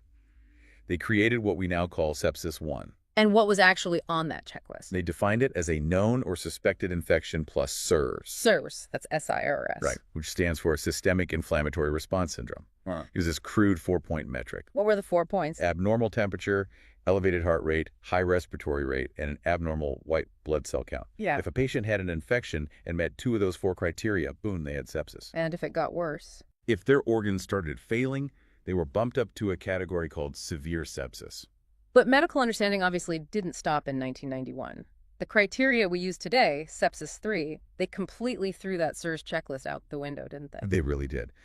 In 2016, a task force led by Dr. Mervyn Singer fundamentally overhauled the definition because the old SIRS criteria were simply too sensitive. Because it caught sepsis, but it caught everything else too. Exactly. The inflammation checklist was way too broad. I mean, think about it. If you just went for a brisk jog on a hot summer day, your heart rate goes up, your respiratory rate goes up, your temperature goes up. Yep. Technically, a jogger could meet the criteria for systemic inflammation. Diagnosing a healthy person who just ran 3 miles with a life-threatening medical emergency kind of proves the system was flawed. Which is exactly why Sepsis 3 replaced the SIRS inflammation checklist with something called the SOFA score. The sequential organ failure assessment. Right. The entire philosophy shifted in 2016. Sepsis is no longer defined by the initial inflammation. It is strictly defined by an acute drop in organ function. Which is why they retired the term severe sepsis altogether. Yes. Under the 2016 rules, if you have sepsis, organ dysfunction is already happening. The severity is just baked right into the new definition. And didn't they redefine septic shock, too? They did. They rigidly redefined septic shock to mean a state where blood pressure is dangerously low despite aggressive intravenous fluids. So you have to use drugs to fix it. Right, requiring specific drugs called vasopressors to manually squeeze the blood vessels and force the pressure back up. But this shift created massive tension in emergency departments, didn't it? Oh, huge tension. Because if you screen for sepsis based on early inflammation, using that old 1991 checklist, it's really easy to spot at the bedside. But you might trigger false alarms. Exactly. But if you wait to screen based on the new 2016 definition of organ dysfunction, you're dealing with a much more accurate prediction of who might die. But you might be catching it way too late. And getting it right at the bedside is a literal race against the clock. The time factor is what makes these academic debates over definitions so critical in the real world. Yeah, and the reality of how fast this moves is perfectly illustrated by the story of Rory Staunton. That case is just heartbreaking. It really is. In 2012, Rory was a completely healthy 12-year-old boy living in New York City, and he scraped his arm in gym class. Just a normal, everyday scrape. Something that happens 1,000 times a day. Right. But over the next few days, he developed a fever, worsening pain, and he started vomiting. So his parents took him to the emergency room. And he presented with abnormal vital signs and lab values that suggested an escalating infection.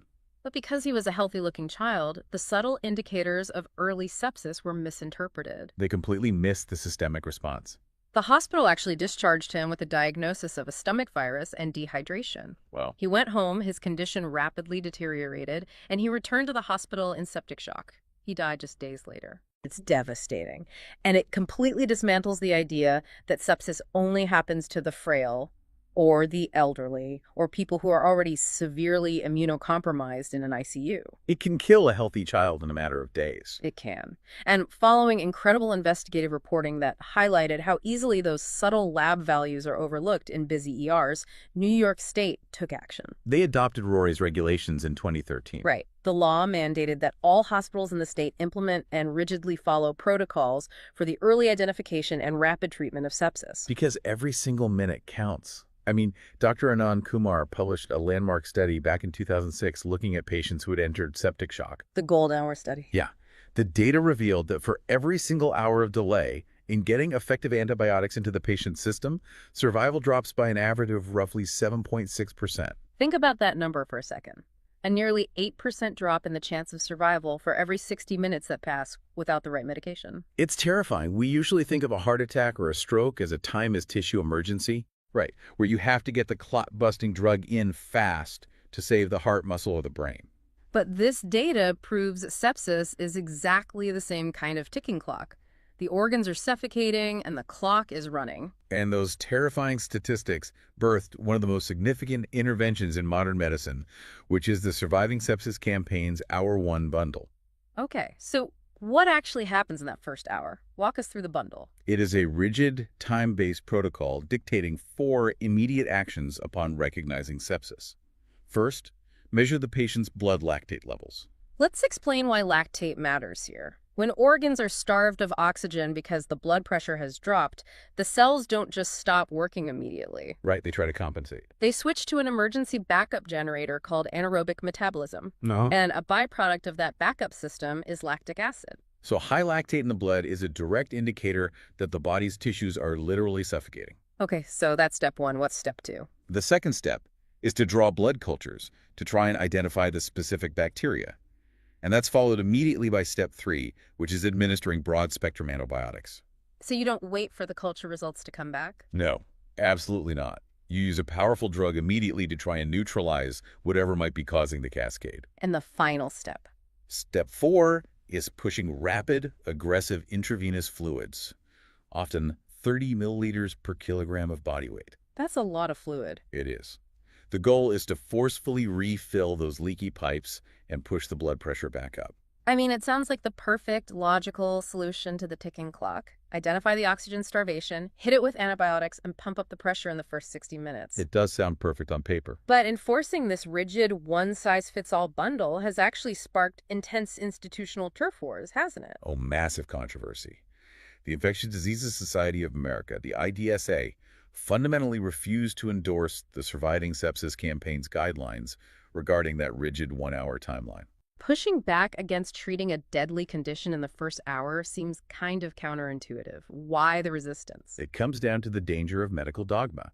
Mandating broad-spectrum antibiotics on a rigid one-hour clock, often before an infection is even definitively confirmed, carries enormous risks. Like driving antibiotic resistance on a macro level, which we know is a massive global health threat. Exactly.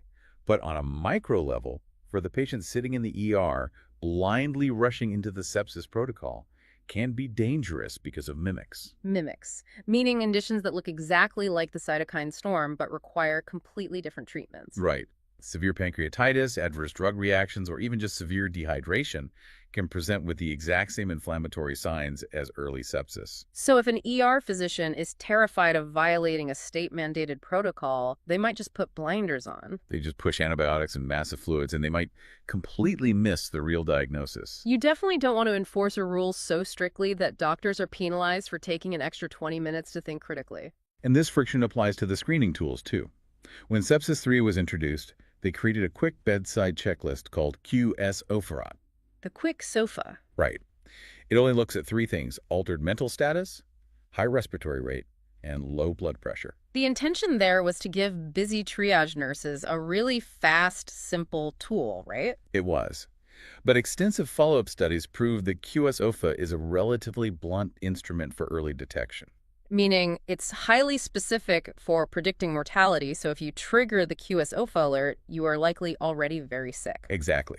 But it misses a significant number of patients who are in the crucial early stages of the cascade. Which totally explains why many hospitals stubbornly refuse to give up the old 1991 SIRS criteria.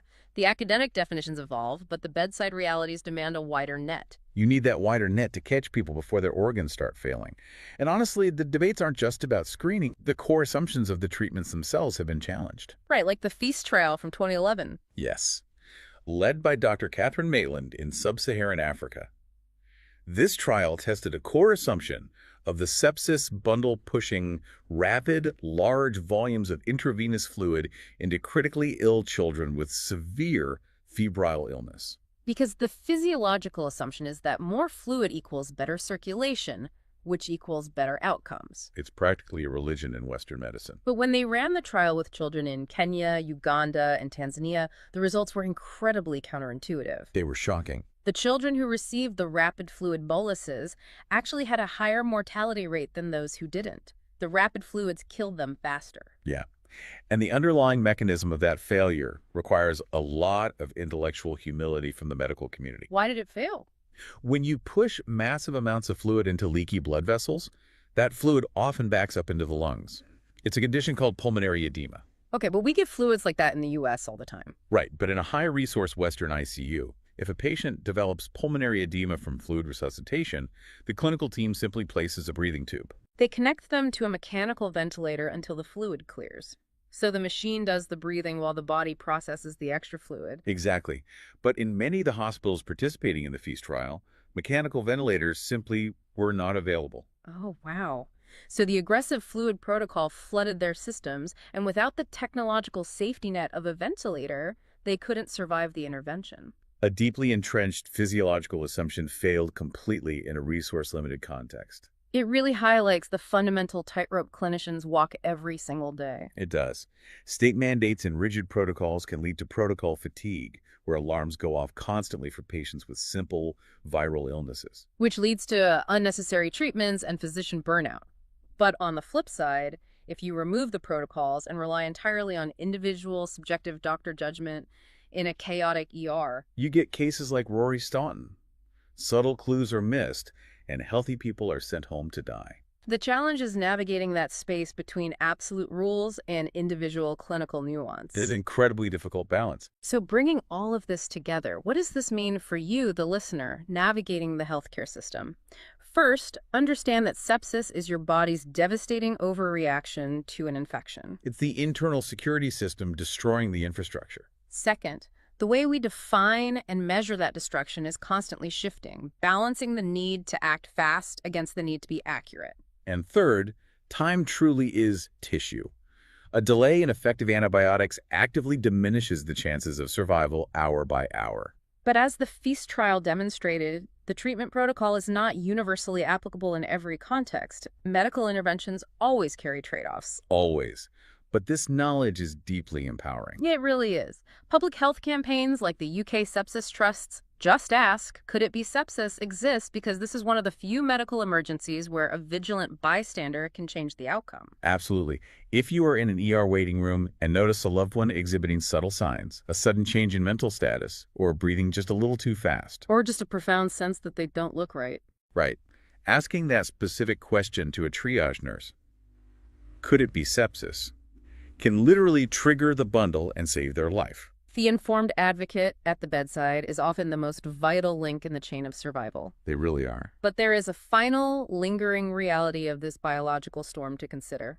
We explored how the immune system overreacts, flooding the body with inflammatory cytokines. Initial fire, essentially. Right. But we haven't talked about what happens when the storm finally breaks. Ah, right.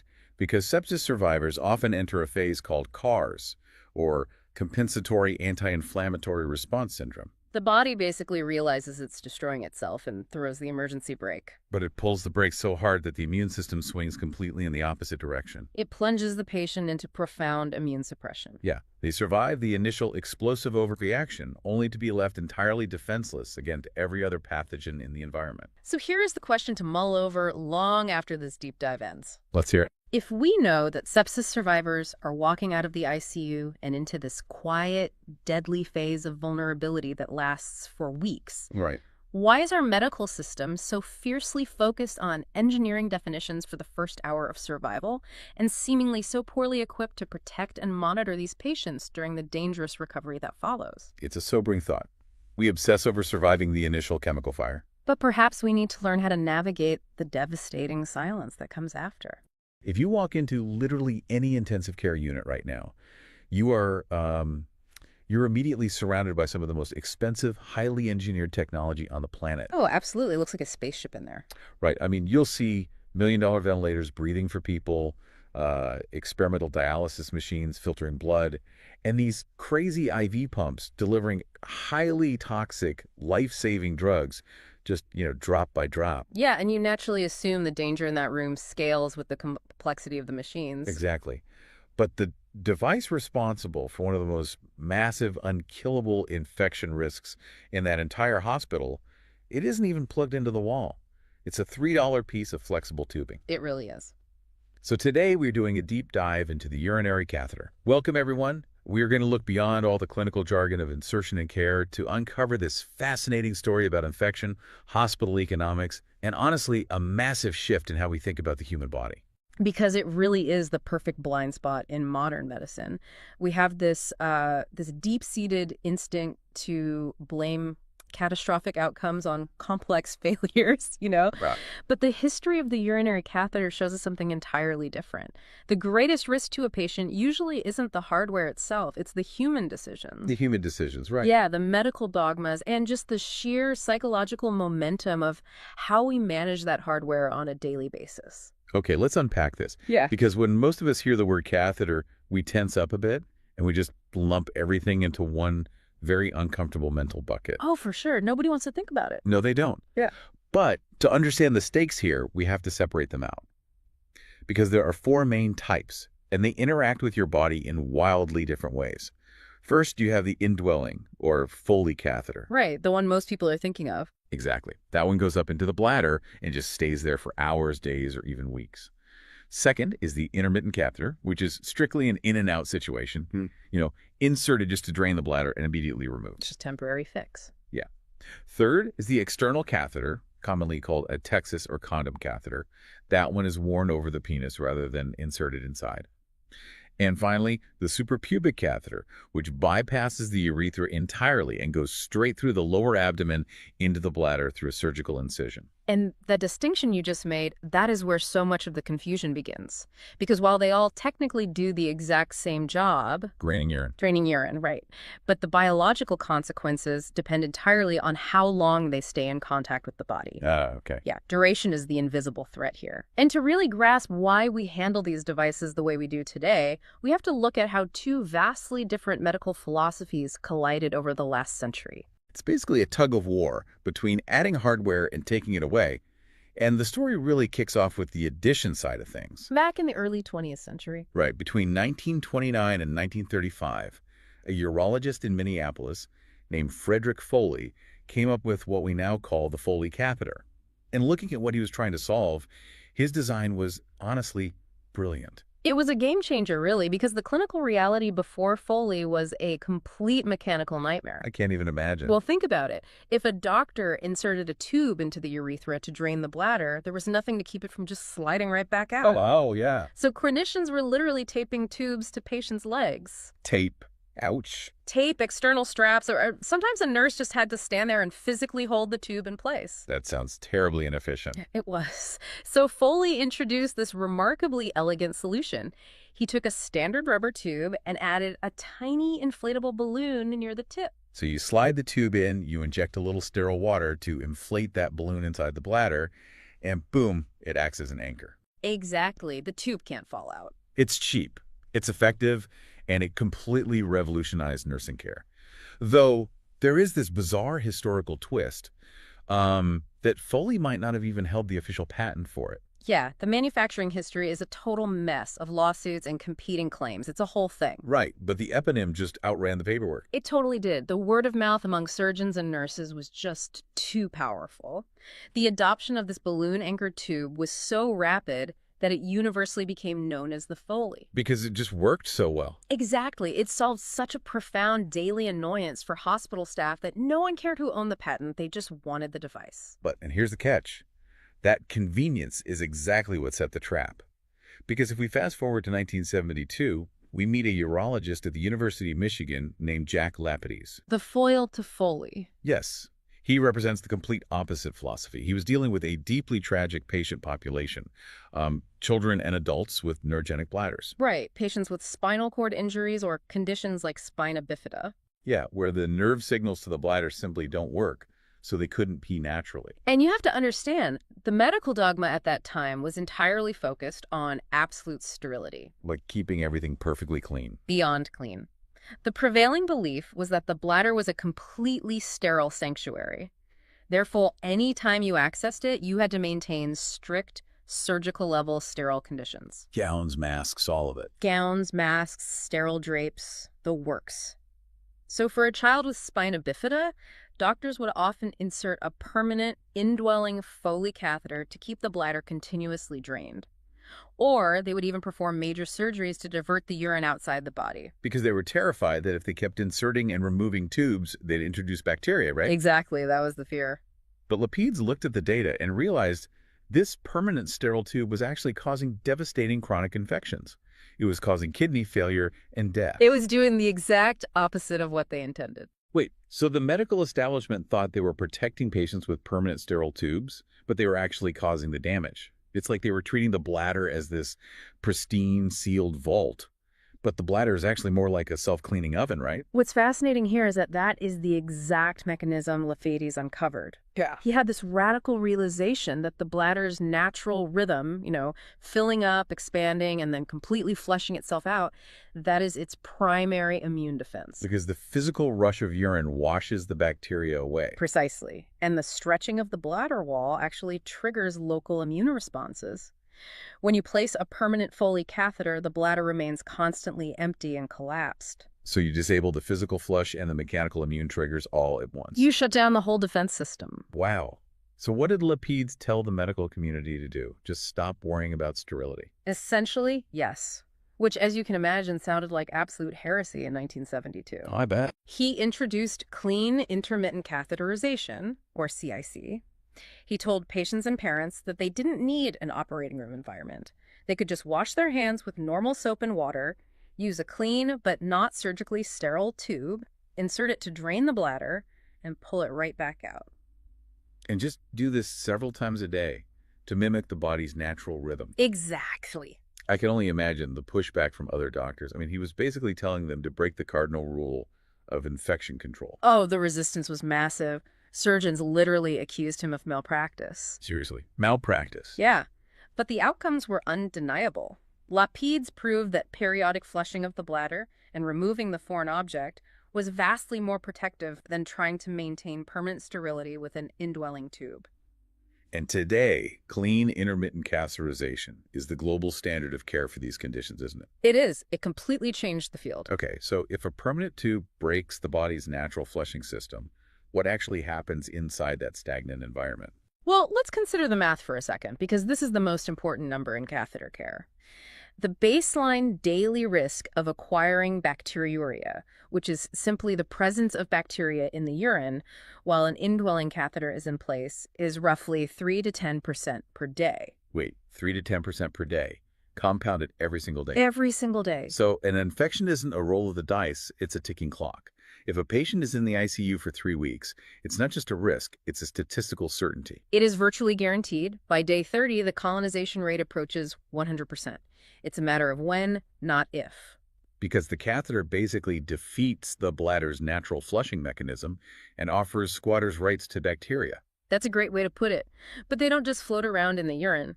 Within 24 to 48 hours of that tube being inserted, bacteria attach to the plastic or silicone and begin secreting something called an extracellular polysaccharide matrix. Okay, you're going to have to translate that for me. What on earth is an extracellular polysaccharide matrix? Think of it as a microscopic, sugary slime shield. A slime shield. Got it. Yeah, the bacteria excretes this thick, sticky glue that completely coats the surface of the catheter.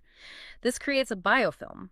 Okay. And once the bacteria are embedded inside this slime, they undergo a behavioral shift. They start communicating with each other, they share genetic material, and they actually slow down their metabolism. Like they're hunkering down for a siege. Exactly. Okay. This slime shield is completely impermeable to the patient's immune cells. And much worse, it is highly resistant to antibiotics. Really? Yeah, an antibiotic concentration that would instantly kill a free-floating bacterium in a petri dish will just bounce right off a biofilm. Which means we are dealing with a microscopic fortress. Right. I was reading about David Stickler's famous research on this over at Cardiff University, and he highlights a specific bacteria called Proteus mirabilis that takes this fortress building to a terrifying level. Oh, Proteus mirabilis. It is one of the most destructive organisms you can encounter in a urinary tract, specifically because of how it alters the local environment. It produces an enzyme called urease. And how does that affect the catheter? Well, human urine is naturally rich in urea. The urease enzyme secreted by this bacteria breaks that urea down into ammonia. Okay, and ammonia raises the pH, right? Exactly. As the ammonia levels spike, the urine's pH skyrockets and becomes highly alkaline. Now, urine also contains naturally dissolved minerals, mainly magnesium and calcium. Right, normal stuff. Normal stuff, but those minerals only stay dissolved at a normal, slightly acidic pH. Once the ammonia makes the environment alkaline, those minerals literally crystallize and fall out of the liquid. They form a jagged rock called struvite. Wait, so this soft, flexible silicone tube is actively turned into a calcified pipe by these bacteria? Within days, the bacteria incorporate these struvite crystals directly into their slime shield.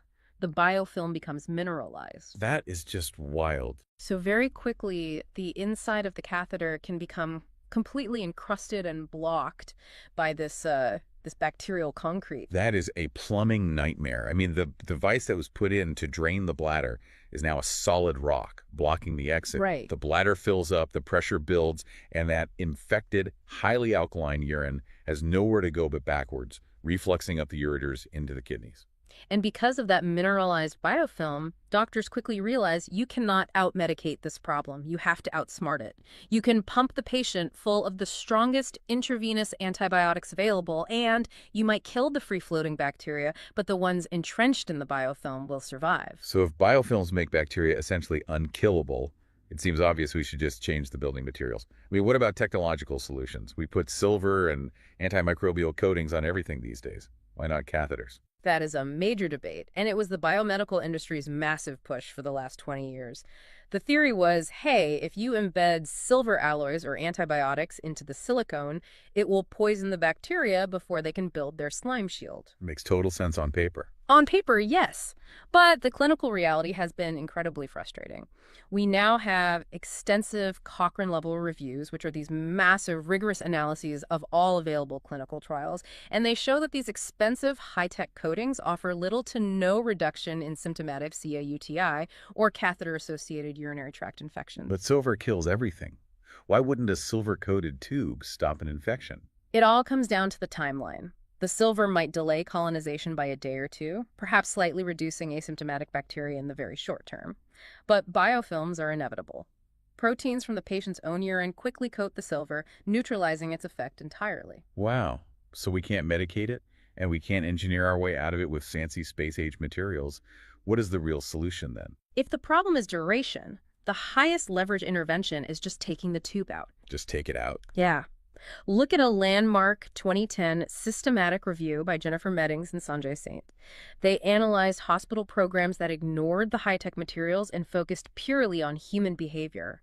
They implemented simple nurse-driven reminders and automatic stop orders in the electronic medical records. So, like a pop-up on the screen forcing the doctor to answer, does the patient in bed 4 still strictly require this tube? Yes. And if the doctor didn't explicitly justify it, the nursing staff had the authority to pull the catheter out. The results were staggering. Just by asking that question daily, hospitals cut catheter days by 1/3, and they halved their CIUTI rates. Have them. Here's where it gets really interesting. The biggest breakthrough wasn't a silver coating. It was essentially a sticky note asking, does this patient still need this? Exactly. But why did doctors need a computer pop-up to remind them? I mean, weren't they paying attention? Well, it goes back to Foley's balloon. Indwelling catheters were deeply ingrained in hospital culture as a tool of convenience. If a patient is elderly or confused or on diuretics, having a catheter saves the nursing staff from changing soiled sheets or assisting the patient to a bedpan every 2 hours. I see. It makes accurately measuring urine output effortless. The device would be inserted in the emergency room and then simply fade into the background noise of the hospital stay. So it was victim of its own success. It worked so well mechanically that nobody thought about the biological ticking clock. Yeah. So what finally broke that culture of convenience? A massive financial forcing function. In October 2008, the Centers for Medicare and Medicaid Services, or CMS, completely rewrote the rules. Oh boy, follow the money. Always. They announced they would no longer reimburse hospitals for the extra costs associated with treating certain hospital-acquired conditions. CIUTI was placed squarely on that list. Oh, wow. So overnight, a CIUTI shifted from being a routine clinical nuisance that the hospital actually got paid to treat to a massive financial penalty. It was a tectonic shift. Suddenly, if a patient developed a CAUTI, the hospital had to absorb the cost of the extra days in the ICU, the infectious disease consults, and the expensive antibiotics. That single financial lever changed physician behavior faster than decades of peer-reviewed studies. Hospital administrators cracked down, demanding strict removal protocols and heavily restricting who was allowed to get a catheter in the first place. But, whenever you tie huge amounts of money to a specific medical diagnosis, you inevitably trigger a massive turf war over how that diagnosis is defined. If I'm a hospital administrator losing thousands of dollars every time a doctor writes CAUTI in a chart, I'm going to argue about what truly constitutes an infection. And you just hit on the great debate we are still fighting today, the difference between colonization and true infection. Because hospitals are now heavily penalized, the CDC's National Healthcare Safety Network, the NHSN, had to step in and engineer a highly specific definition for public reporting. And they had to throw out some of the most classic signs of infection to do it, right? I know they dropped pyuria, which is the presence of white blood cells in the urine. They did, yeah. If I see white blood cells, my instinct is that the body is fighting an infection. Why drop that from the definition? Because of the very nature of the device. A catheter is a piece of foreign plastic rubbing against the sensitive mucosal lining of the bladder. That friction causes constant inflammation, and the immune system naturally sends white blood cells to any inflamed area. Oh, so it's just a physical reaction. Right? Almost every single patient with a catheter will have pyuria within a few days, regardless of whether they are actually sick. By using white blood cells as a metric, doctors were simply diagnosing the physical presence of a tube, not a bacterial invasion of the tissue. That makes a lot of sense. So what is the actual strict standard now to call it a true CIUTI? The catheter must have been in place for more than 2 calendar days. The patient must exhibit systemic symptoms, meaning a fever, chills, or severe localized pain. And finally, you need a urine culture of 100,000 colony-forming units, or CFUs, per milliliter or more. Meaning if you take a tiny milliliter of urine and put it in a lab dish, 100,000 distinct bacterial colonies will grow from it. That proves a massive bacterial load. Correct. But the linchpin of that definition is the systemic symptoms, which brings us to the single hardest concept for families and even some clinicians to accept. Okay, let's debunk the biggest misconception here. Let's paint the scenario. You're visiting your grandfather in the hospital. He has a catheter. You look at the collection bag hanging off the side of the bed, and the urine looks awful. It's cloudy, it's dark, and it smells terrible. Every human instinct screams that he has an infection and needs antibiotics immediately. It feels negligent for the doctor to just walk by and ignore that. It feels incredibly wrong. But if we connect this to the bigger picture, the Infectious Diseases Society of America, the IDSA, is uncompromising on this point. What you are describing is asymptomatic bacteriuria. Asymptomatic, meaning no fever, no pain. Right.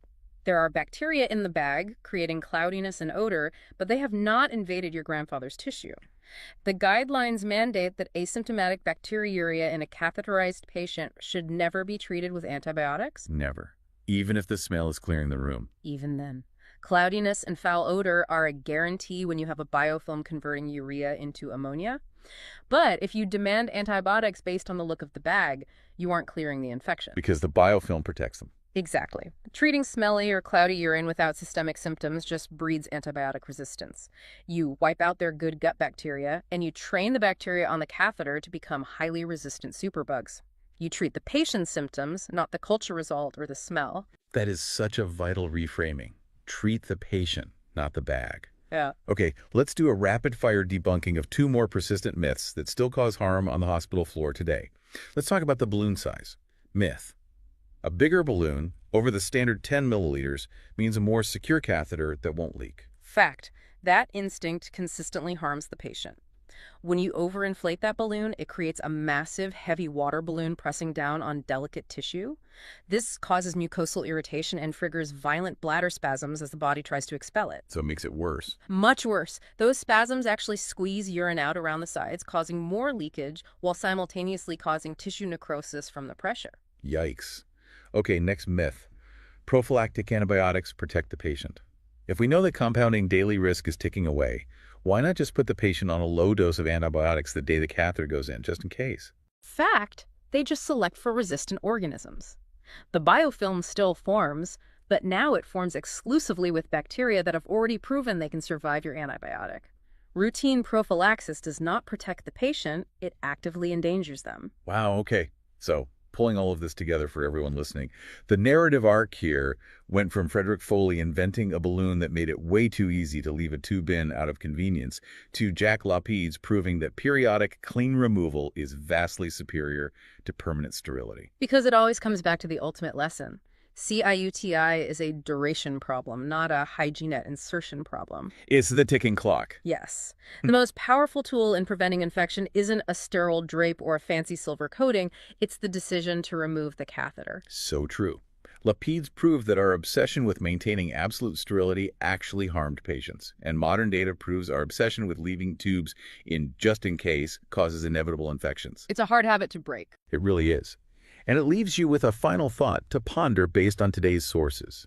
It makes you wonder, how many other areas of medicine, or even just our daily life, are we making worse by trying to over-control the environment, rather than just trusting the body's natural rhythms to do the work? That is a phenomenal question to leave on. Thanks for joining us on this deep dive. We'll catch you next time. So in 1997, a computer scientist spent, I think, $20 on public photo records and successfully mailed the sitting governor of Massachusetts his own highly classified medical diagnoses, just to prove a point. Yeah, and the crazy part is she didn't hack into a secure government server to do it. She just used basic math and some, supposed anonymous data that the state had legally just given away. Which is wild. So welcome to today's deep dive. We are looking at a massive stack of sources detailing the history, the hidden legal mechanics, and honestly, the spectacular real-world failures of AI and patient privacy. Right, and it's a huge topic. It really is. Our mission for today is exploring the line you never cross in healthcare. And we designed this deep dive specifically for you, the curious learner. So whether you are a nursing student prepping to step onto the floor for the first time, a seasoned healthcare professional trying to protect your license, or, just a patient who wants to know who actually has legal access to your medical secrets. Yeah, and to set the stage for you today, I've actually updated my backdrop. We've got the classic dusty medical records archive, those endless aisles of manila folders. But as you look closely, the paper is sort of dissolving into these glowing digital data streams. Oh, I love that. Thanks. Because that intersection, right, where the physical chart meets the digital network, I mean, that is where this entire story really begins. Absolutely. Because when you hear the acronym IAPA, your eyes probably glaze over a bit. I mean, it sounds like the most dry, bureaucratic, paper-pushing nonsense imaginable. It really does. But the reality in these sources is wild. This law is at the dead center of massive celebrity tabloid scandals, multi-million-dollar international hacks, and intense debates about who actually owns your body's information. Okay, let's unpack this. Right. Because before we can talk about how to protect health data, we have to look at what the law actually covers. Right. And based on the sources, what the public thinks IP is and what it legally is are just two entirely different universes. Yeah, they really are. And to understand that disconnect, you have to look at the legislative origin. Yeah. Because people think HIPAA was written as this, I don't know, grand, sweeping privacy manifesto. Which it totally wasn't. Not at all. It was passed in 1996 under President Bill Clinton, sponsored by Senators Kennedy and Kassebaum, and its original purpose had almost nothing to do with privacy. Yeah, the first P in HIPAA doesn't even stand for privacy. It stands for portability. Exactly. Title I of the law was just designed to help workers keep their health insurance when they lost or changed jobs. Right. Then you have Title II, which was really about reducing healthcare fraud and simplifying billing. Because in 1996, hospitals were just drowning in paper. So to fix that, the government wanted to force the healthcare industry to standardize and digitize electronic transactions. They were trying to drag the medical system into the computer age, basically. Yeah. But in doing so, they created this massive vulnerability because before 1996, your medical privacy was mostly protected by physics, right? That's a great way to put it, yeah. I mean, your chart lived in a physical manila folder in a physical cabinet in one specific town. It was incredibly hard to steal thousands of records because you'd literally need a moving truck to do it. Exactly. But once you mandate that every hospital and clinic in America put sensitive patient records onto computers and send them over networks, you massively increase the risk of exposure. So privacy was essentially a necessary patch like an afterthought to protect the new digitization process. And a heavily delayed patch, according to the timeline. I mean, Congress missed its own deadline to pass the privacy legislation. As the Department of Health and Human Services, HHS, they eventually had to step in and write the privacy rule administratively. Right, they had to do it themselves. Yeah, and wasn't even finalized until 2000 under Secretary Donna Shalala. And they didn't even start enforcing it until 2003. Right. And that structural history explains why the law has such a frustratingly narrow scope today. Because IPA only covers what's called protected health information, or PHI, and it only applies when that information is held by a covered entity or their business associates. Let's define those categories, because that's the trap most people fall into, right? Oh, constantly. So a covered entity is a hospital, a doctor's office, or a health insurance plan. And a business associate is a company they hire to handle that data, like a medical billing company or a cloud storage vendor. Right. Meaning a massive amount of modern health data is simply ignored by the law. Your Fitbit, yeah, not covered. Your 23andMe genetic testing, not covered. The HR files at your corporate job or those health support groups on Facebook, none of it. None of that falls under IPAT, even though the data is incredibly sensitive. Is IPAT essentially just a bouncer for a very specific VIP room of data, while letting anyone else in the club trade our health secrets? What's fascinating here is how that gap has dramatically widened since 2000. When HHS wrote this rule, that VIP room basically contained all the health data that existed in the world. Oh, wow, right. Because the drafters never anticipated the smartphone revolution. They couldn't predict we'd be generating terabytes of our own medical data outside the hospital walls through, wearable tech and direct-to-consumer health services. It's crazy. Well, let's look inside that VIP room. Let's look at the doctors, the nurses, and the insurers who are actually bound by this law. Because even inside the club, it's not a wall of silence. The operational heart of HIPAA isn't a mandate to lock everything in a vault. It's a standard called Minimum necessary. Yeah, it's a principle of proportionality. When a covered entity uses or shares your health information, they are legally required to limit it to the minimum amount necessary to accomplish their specific goal. So like a billing clerk processing a claim for your broken arm needs to see the x-ray results and the orthopedic codes, but they do not need access to the clinical notes from your psychiatric history to process that claim. Exactly. And that proportionality applies to the primary mechanism of data flow, which is known as TPO. Right. That stands for treatment, payment, and operations. Contrary to popular belief, HIPAA actually allows for the free-flowing sharing of your information for those three things without needing your signed authorization. Wait, so if I'm in the hospital, the nurses can discuss my case at the nurses' station without me signing a form. Isn't that exactly what people are afraid of? If we connect this to the bigger picture, you'll see why TPO exceptions are absolutely vital and how they actually function. Because modern hospitals use role-based access in their electronic health records. A nurse logs in, and the software only shows them the clinical data for the patients on their specific floor. Okay, so the system restricts it automatically. Right, the system restricts their view. If a doctor had to get written authorization from a patient every single time they needed to consult a radiologist or hand off care to an ICU nurse, which falls under treatment, the entire healthcare system would just collapse. It would completely grind to a halt.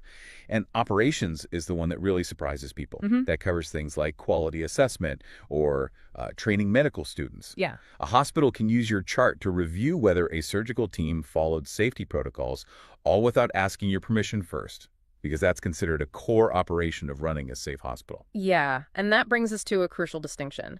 There is a vast difference between informed consent, which is a patient agreeing to undergo a medical procedure, and high-pay authorization. Which people get mixed up all the time. Constantly. High-pay authorization is you getting permission to disclose your data outside of that TPO circle, like if you want your records sent to a new employer or maybe a journalist. And there are also specific times when privacy has to yield to a higher societal duty. The classic legal precedent here in the sources is the Tarasov case from 1976. Oh, yeah, the duty to warn. Exactly. Yeah. It established the duty to warn. If a mental health patient makes a credible threat against an identifiable third party, the clinician may, and in some jurisdictions, must breach confidentiality to warn that person. The duty to protect human life just completely overrides the duty to protect data. Yeah, it is always a balancing act. You have data flowing freely for treatment, restricted by role-based software, and occasionally breached for public safety. But if data is allowed to flow between hospital staff for treatment purposes, where do things go wrong? Because when you dive into the sources, the most common threats aren't shadowy hoodie-wearing hackers in distant countries.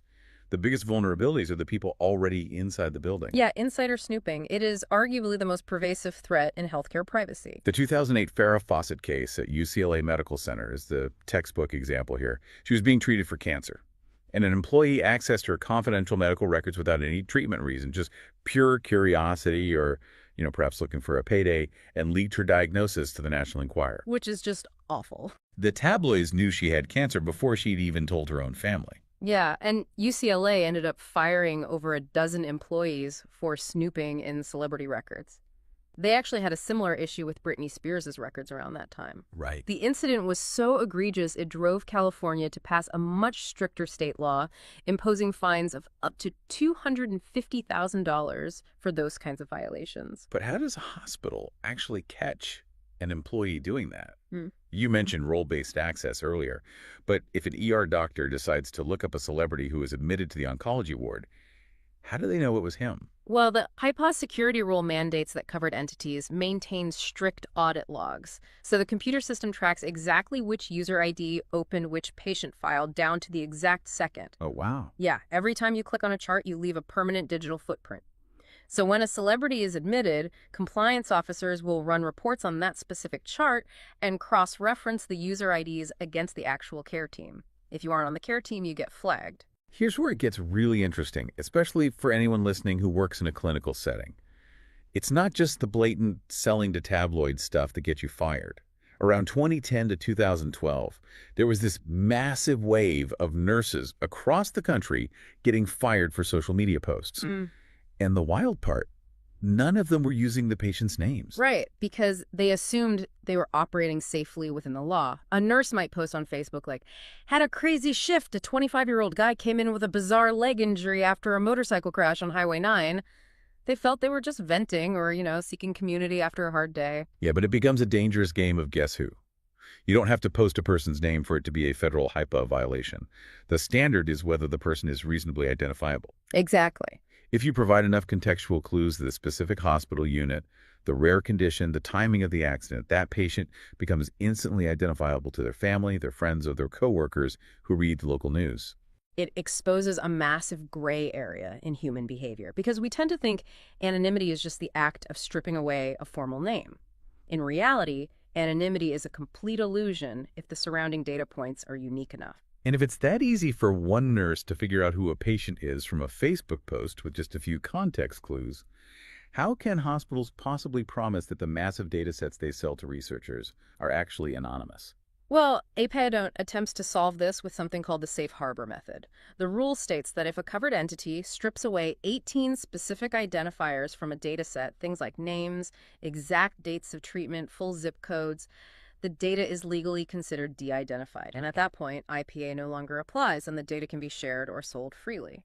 But the sources highlight a piece of research from the 1990s that totally shatters that safe harbor logic. Which brings us back to LaTanya Sweeney, the computer scientist we mentioned. She wanted to test how anonymous this data really was, and she discovered that you only need 3 basic data points to uniquely identify roughly 87% of all Americans. It's staggering. All you need is a 5-digit zip code, a birth date, and sex. And when you break down the mechanism of that math, it is both brilliant and terrifying. Because a typical zip code might have, say, 30,000 people. Roughly half are men. Now, how many of those 15,000 men were born on one specific day, like July 4th, 1960? Right. Maybe one. Suddenly, a massive pool of 30,000 people filters down to a single identifiable individual. Which is exactly the stunt we mentioned at the start of the deep dive. In 1997, Massachusetts released de-identified health records for state employees for researchers. Sweeney bought publicly available voter registration data, which included zip codes and birth dates. She cross-referenced the voter list with the anonymous health records using her 3 data points and successfully re-identified the medical records of Governor William Weld. Yeah, and that demonstration fundamentally shaped the debates around the HIPAA safe harbor list, because it proved beyond a shadow of a doubt that anonymized is not the same thing as unlinkable. If 87% of us can be pinpointed with just a zip code, a birthday, and a gender, it feels like. Yeah. I mean, if de-identification is that fragile, are these safe harbor rules essentially just a leaky bucket in the digital age? This raises an important question about the future of medical research. De-identification reduces the risk, certainly, but it cannot entirely eliminate the risk of re-identification, especially today with machine learning and massive commercial data sets tracking our location and, our purchasing habits. The target on healthcare data is only getting bigger. And when hackers hit that target, the fallout is staggering. Look at the Anthem breach in 2015. Hackers got into Anthem, which is one of the biggest health insurers in the U.S., and accessed 78.8 million records. Millions, yeah. Names, Social Security numbers, employment data. It remains the largest healthcare data breach in U.S. history. And that breach is a perfect example of why the government had to update the law. In 2009, they passed the HITECH Act. It finally gave HIPAA financial teeth. Because before that, the fines were basically just a slap on the wrist. Exactly. Penalties were relatively small. But HITECH introduced tiered financial penalties for violations based on the level of negligence. Crucially, it made business associates directly liable for breaches, whereas before, only the hospitals bore the legal brunt. Right, and because of those HITECH mechanisms, Anthem ended up paying a record-breaking $16 million settlement to HHS's Office for Civil Rights, the OCR, plus a $115 million class action payout to the victims. The financial risk of holding data finally started to match the privacy risk. But we've spent this entire time exploring how this law penalizes people for sharing your data inappropriately. But there's a whole other paradigm to HIPAA that the public almost entirely ignores. HIPAA actively penalizes providers for withholding your data from you. Oh yeah. The case that proves this shift is Signet Health in 2011. The government handed down its first ever civil monetary penalty for a hyper violation. And it was a massive $4.3 million fine. And it wasn't for a hack. It wasn't for an employee leaking a chart to a tabloid. It was because Signet Health denied 41 patients access to their own medical records. Yeah, under IPA, patients have a fundamental legal right to obtain copies of their own medical records, usually within 30 days. And you have to ask why a doctor's office would refuse that. Right. It rarely comes from malice. Often it's a fear of malpractice suits or the sort of paternalism where a doctor thinks the patient won't understand the notes, or simply the administrative burden of using outdated software systems to compile a massive chart. But the law doesn't care about administrative burden. Since 2019, the OCR has been running the Right of Access initiative. They are actively prosecuting providers who ignore or delay patients trying to get their own charts. Privacy law cuts both ways. It dictates don't leak my data to them, but it also demands give me my data. Yeah, and while we are untangling these complexities, we should really tackle the rapid-fire misconceptions the sources highlight, because the public understanding of this law is just incredibly distorted. Let's start with a major one from recent years. Asking if I'm vaccinated violates IPA. False. I mean, we saw this everywhere during the pandemic. Here, IPA restricts what covered entities like your doctor can disclose. It does absolutely nothing to restrict a private business, an airline, or a restaurant host from asking you a question about your health. It reminds me of the scene in The Office where Michael Scott just shouts, "I declare bankruptcy," as if saying the words out loud magically invokes federal law. Yes, exactly. Or shouting HIPAA violation at a restaurant bouncer doesn't make it real. It really doesn't. And here's another pervasive myth. HIPAA means the hospital can't tell my family anything about my condition. Also false. Right. Providers are allowed to share relevant information with family involved in your care unless you explicitly object. And if you're incapacitated, they can use their professional judgment. When a family member gets stonewalled at a hospital desk, they're usually hitting an overly cautious institutional policy born out of fear of lawsuits, not the actual text of the HIPAA regulation. It's also worth noting how isolated HIPAA is globally. International students often get confused by HIPAA because in Europe, they operate under the GDPR, which covers essentially all personal data controllers, regardless of industry. The European model focuses on the data itself.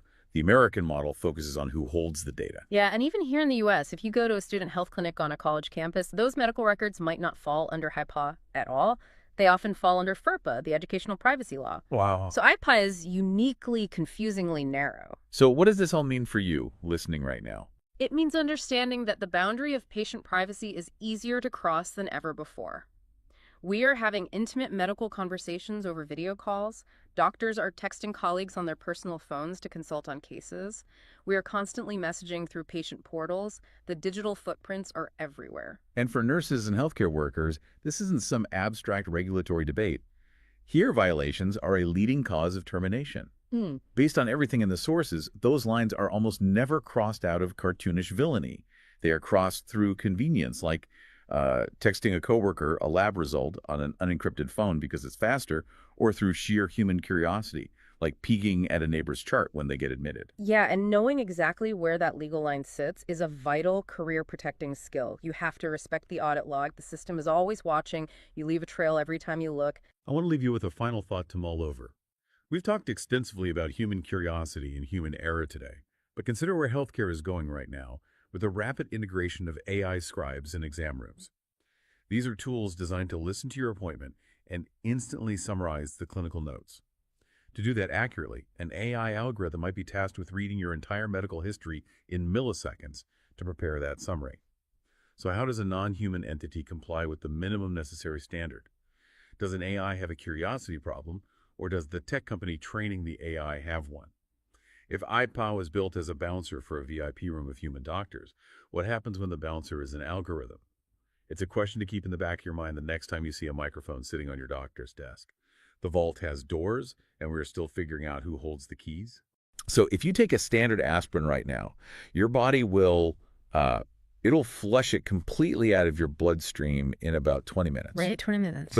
And this is the crazy part, that single pill will physically alter your blood cells for the next 10 days. Yeah, it's wild to think about. And then on the flip side, you have a potent painkiller like methadone. It might stop relieving your pain after just like 6 hours, but it secretly lingers in your body for days. Which is a huge hidden mismatch. A mismatch that has actually fueled a major public health crisis. I mean, we take these instructions on our pill bottles totally for granted, right?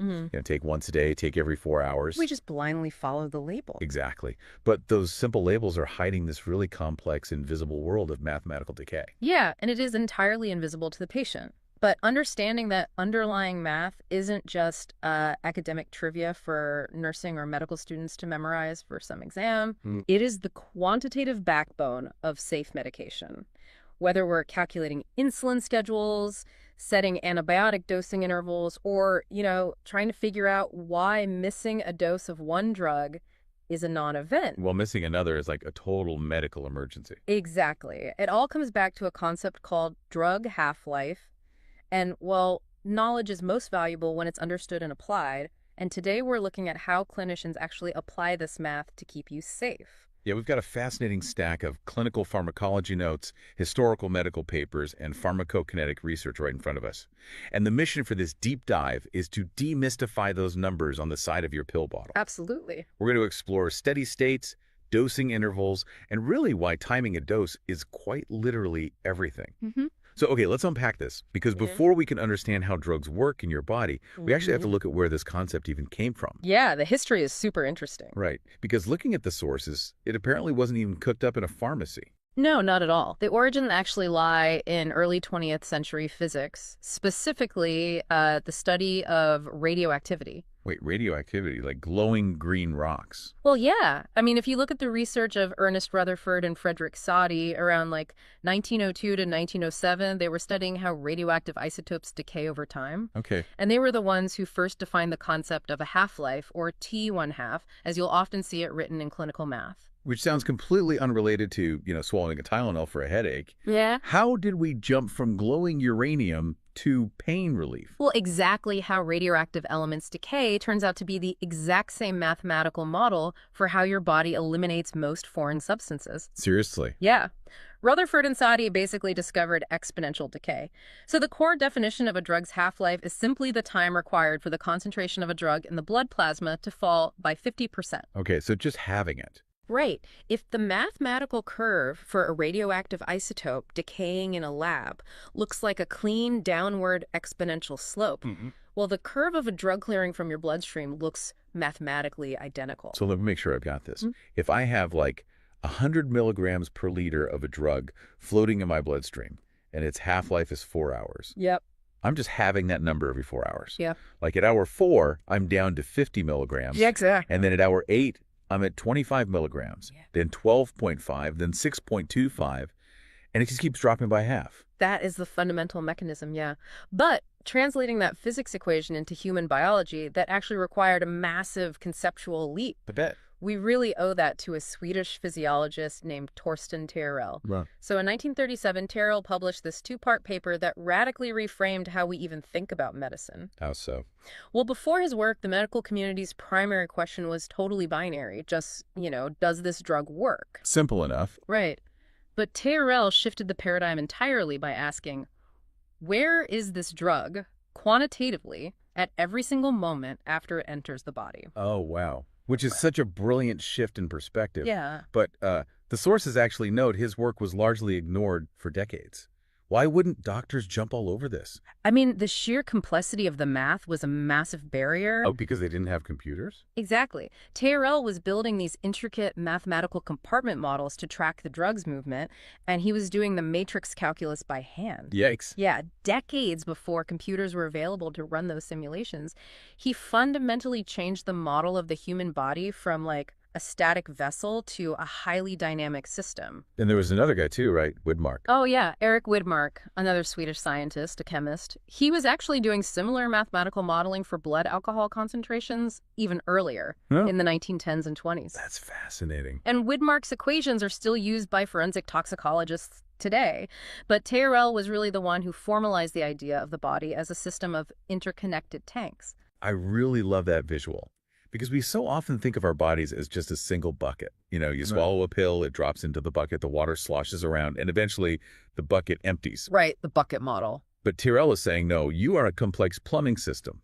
You've got the stomach tank flowing into the blood tank, Yeah. which then leaks into the fat tissue tank, which filters through the liver and kidney tanks. And each of those pipes has a completely different flow rate. It's a great analogy. That interconnected plumbing system is the very foundation of what we now call pharmacokinetics, which researchers like Gerhard Levy and Milo Gibaldi finally brought to the bedside in the 60s and 70s. Okay, and tell me if I'm wrong here. If I'm an ICU nurse juggling 5 different patients, Right. I am absolutely not doing natural logarithms by hand at the bedside. Definitely not. Right. I'm not calculating when a drug will clear from my patient's blood tank with a matrix. Yeah. So how is this actually applied in the real world without a graphing calculator? Clinicians actually rely on a foundational shortcut called the rule of 5. The rule of 5. Yeah. It is the single most clinically useful application of all this exponential math. The rule of 5 basically states that it takes roughly 5 half-lives for a drug to reach what we call steady state during continuous dosing. Okay. Or, conversely, to be effectively eliminated from the body after you completely stop taking it. Let's walk through that because, I don't know, 5 feels like an arbitrary number. Why not 3 half-lives or 10? It comes down to where that exponential curve flattens out into clinical insignificance. So, as we established, after 1 half-life, you have 50% of the drug remaining. Right. After 2, you have 25%. After 3, 12.5%. The halving math again? Exactly. By the time you reach the 4th half-life, you're down to 6.25%, and at the 5th, you're at 3.125%. Oh, okay. At that point, roughly 97% of the drug has been cleared. And for the vast majority of clinical applications, that remaining 3% is functionally negligible. The body has effectively eliminated it. And the sources say this same rule of 5 applies in reverse.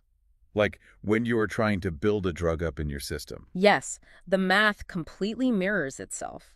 When you take a medication repeatedly at a fixed interval, the concentration in your blood doesn't just keep climbing infinitely, right? Unless you're overdosing. Well, yes, but at a normal dosage, it rises toward a plateau.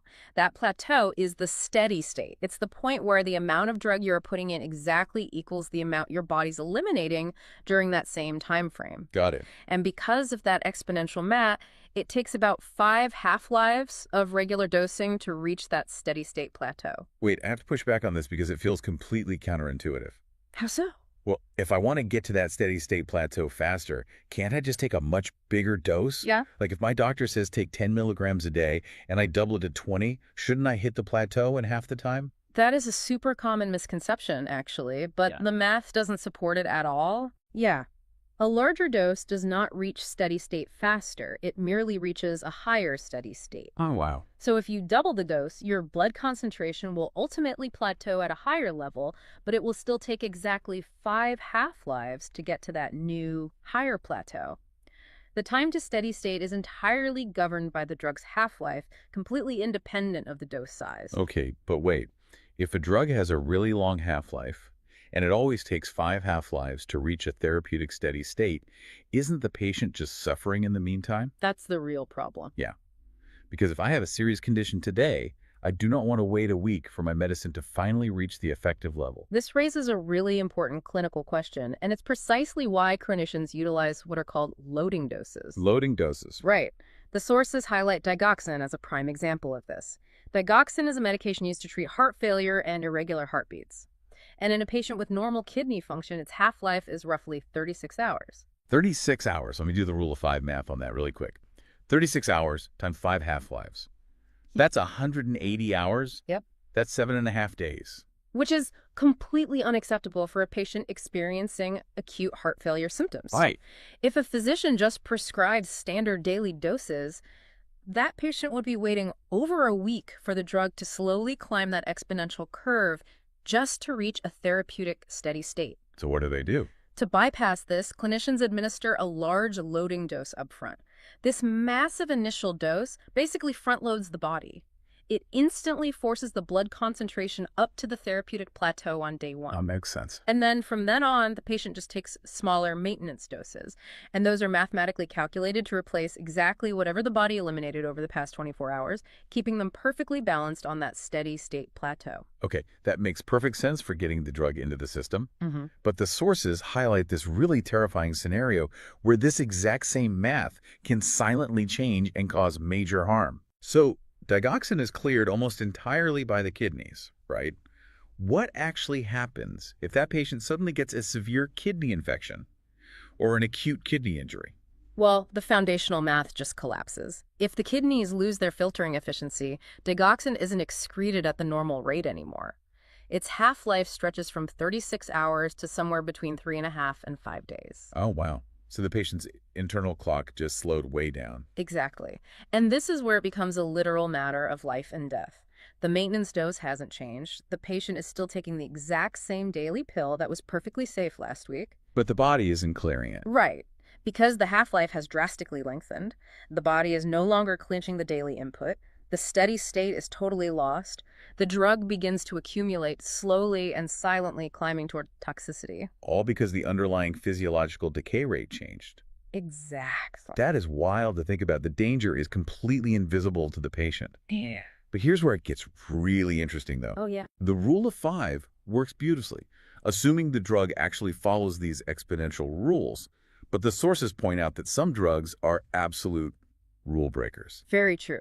The clean exponential decay we've been discussing assumes the drug follows what we call first-order kinetics, meaning a constant fraction of the drug is eliminated over time, always 50% per half-life. Right. But there is a rebel category of substances that follow zero-order kinetics. Zero-order kinetics. And the sources say this means instead of a constant fraction being cleared, the body clears a constant amount per hour, regardless of how much is in the system. Exactly. Which perfectly explains the classic drinking myth. People think they can just drink a pot of coffee or take a cold shower to sober up faster after a heavy night out. Yeah, that doesn't work. Ethanol, or alcohol, is the quintessential zero-order kinetic substance. To understand why you can't just speed it up, you have to look at the actual cellular mechanism. Okay. So your liver uses specific enzymes, primarily alcohol dehydrogenase, to metabolize ethanol. But there is a finite number of these enzyme molecules. Right. Once they are all actively processing alcohol, the system is fully saturated. It is operating at absolute maximum capacity. It's like a toll booth on a highway. Yeah. If the toll booth can only process, say, 1 car per minute, it doesn't matter if there are 2 cars in line or 200 cars in line. Mm-hmm. The throughput is a flat, constant rate. The heavy drinker just has to wait in line. That analogy perfectly captures the bottleneck.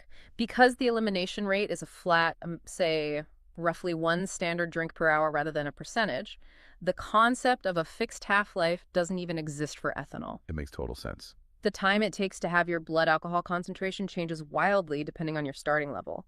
And alcohol isn't alone in this. High-dose aspirin and the anti-seizure medication phenytoin also follow zero-order kinetics. Oh, wow. Which is why a neurologist has to be incredibly careful adjusting phenytoin doses. A tiny increase in the dose can suddenly overwhelm the liver's enzymes, backing up the toll booth instantly and causing massive toxicity. And it isn't just about how the drug is cleared, right? It's also about where the drug decides to hide. This brings us back to Terrell's interconnected plumbing system. Right, the multi-compartment model. Drugs don't just hang out in the bloodstream waiting to be filtered. They distribute through the body in phases, which the sources call multi-compartment kinetics. Yeah, when a drug first enters the bloodstream, we typically see a very rapid drop in blood concentration, but this isn't elimination. This is distribution. Okay. The drug is moving out of the blood and permeating into tissues and organs. We call this the alpha phase. Once the drug has settled into those tissue compartments, we enter the beta phase, or the terminal elimination phase. And that's when the liver and kidneys kick in. Exactly, where they actually start removing the drug from the entire system. Wait, so when I look up the official half-life of a drug in a medical textbook, which phase am I actually looking at? You are almost always looking at the terminal beta phase. Yeah. However, that single number can drastically understate a drug's persistence in the human body, particularly if we are dealing with a lipophilic drug. Lipophilic, meaning fat-loving. Correct. Lipophilic drugs are highly fat-soluble. They easily slip across cell membranes and pack themselves into your adipose or fat tissue. So they just sort of camp out there. Yeah, and blood flow to fat tissue is relatively low compared to major organs like the heart or brain. So once a lipophilic drug gets into the fat, it essentially gets locked in a physiological vault. A vault. Amiodarone, which is a powerful antiarrhythmic drug used for irregular heartbeats, is a notorious example of this. Because it accumulates so heavily in fat vaults, its terminal half-life isn't measured in hours. It is measured in weeks and sometimes months. Months? You mean a single dose takes months to clear? Oh, yes. A patient who has been taking amiodarone and then stops can have detectable levels of the drug and remain at risk for its toxic side effects for up to 100 days after their final dose. That's horrifying. The drug just slowly and continuously leaks out of the fat tissue back into the bloodstream. If a patient develops, say, pulmonary toxicity from the drug or needs to stop it prior to a major surgery, the medical team is dealing with a substance that effectively refuses to leave the premises. So asking what is the half-life and asking how long do I need to worry about this drug are two entirely different questions. They require completely different clinical mindsets. So amiodarone proves that a drug can physically linger in your body long after you stop taking it. But there's an even more dangerous scenario in the sources. What happens when the drug is physically gone, but the effect remains? Oh, yes. To understand this, we have to separate two foundational concepts in pharmacology: pharmacokinetics and pharmacodynamics. Okay. Pharmacokinetics is everything we've been discussing, what the body does to the drug, how it absorbs, distributes, and eliminates it. Pharmacodynamics is what the drug does to the body, the actual physiological change or clinical effect it triggers. And these two timelines can diverge In extraordinary ways. Okay, this is the aspirin paradox I mentioned at the very beginning of the show. The sources say aspirin's plasma half-life was only 15 to 20 minutes. Right. Following our rule of 5, the drug itself is effectively eliminated from the blood in an hour or two. Yet, it prevents your blood from clotting normally for a week to 10 days. Yep. If the drug is physically gone from my blood in 20 minutes, how on earth is it still working a week later? Where is it hiding? It isn't hiding at all. The drug really is gone. The prolonged effect is due to the specific mechanism of action it deployed during the brief 20 minutes it was actually present. Okay. Aspirin permanently inactivates an enzyme called COX-1 inside your blood platelets. Wait, it permanently breaks the enzyme? Yes, the inhibition is irreversible. And because platelets lack cell nucleus and DNA, they cannot synthesize new COX-1 enzymes to replace the broken ones. So they're just useless. Those specific platelets are permanently impaired from clotting for the rest of their natural lifespan, which happens to be about 7 to 10 days. It's less like a lingering guest in your house, and more like someone who walked by, threw a rock through your living room window, and immediately ran away. I love that. The drug is completely gone in seconds, but the broken window remains until your body physically builds a new one. That is an excellent way to visualize irreversible enzyme inhibition. But if we connect this to the bigger picture, this mismatch between a drug's physical presence and its clinical effect isn't always a convenient feature. It can be bad. It can be profoundly dangerous. U.S. public health agencies have flagged this exact pharmacokinetic-pharmacodynamic mismatch as a key driver of the opioid overdose crisis, specifically regarding methadone. How does the mismatch work with methadone? I know it's used for severe pain and opioid use disorder, but why is the timing so deadly? It comes down to the patient's subjective experience versus the objective math. Methadone's analgesic effect, the actual pain relief the patient feels, lasts only about 4 to 8 hours. Okay, but what is its elimination half-life? Like, how long is the drug actually in the blood tank? The elimination half-life is highly variable, but it ranges anywhere from 8 to 59 hours. Oh, no. I see where this is going. Imagine a patient managing chronic pain. After 6 hours, the pain relief wears off. They are hurting, so they assume the drug is gone, and they take another dose. Naturally. 6 hours later, the pain returns, they take a third dose. But because the physical elimination half-life can be up to 59 hours, the body hasn't even come close to clearing that very first dose. They're just stacking new doses on top of a rising mountain of the drug in their bloodstream. Precisely. They are unknowingly driving their plasma concentration higher and higher. The pain relief is gone, so their brain tells them the drug is gone, but the physical chemical is accumulating, silently pushing them toward the threshold of respiratory depression. That's terrifying. Patients and sometimes even prescribers fail to account for the fact that the drug's physical mass is still heavily present long after the clinical relief has faded. That is incredibly tragic. But it really crystallizes why clinicians have to understand this math at a deep level. It's not just numbers on a page, it's human behavior interacting with invisible decay rates. Absolutely. Now, because this half-life number can be so misleading, there are intense, high-stakes debates happening right now in intensive care units about how to even measure it. Yes, particularly in anesthesiology. In 1992, researchers Hughes, Glass, and Jacobs published a landmark paper introducing a concept called context-sensitive half-time. Context-sensitive half-time, meaning the half-life literally changes depending on the context of how you give it. Specifically how long you give it. They were studying continuous intravenous infusions, which are standard during long surgical procedures. Like an IV drip. Right. And they found that for certain lipophilic drugs, like the opioid fentanyl, the effective half-life actually lengthens the longer the IV drip runs. Wait, how does running an IV longer change the drug's decay rate? Does the liver just get exhausted from processing it? It goes right back to Terrell's interconnected tanks. When you start an IV infusion, the drug fills the blood tank and begins flowing into the peripheral tissue tanks, like muscle and fat. Yeah. If it's a short procedure, you turn off the IV, the blood level drops, and the patient wakes up. But if you run that continuous infusion for 6 or 8 hours, you eventually saturate those peripheral tissues. They are completely full. So what happens when you finally turn off the IV after 8 hours? The concentration of the drug in the blood drops rapidly, but now, because the peripheral tissues are fully saturated, a massive concentration gradient is created. Meaning? The drug begins flowing backward, it leaks out of the fat and muscle tissues and back into the bloodstream. Oh, wow.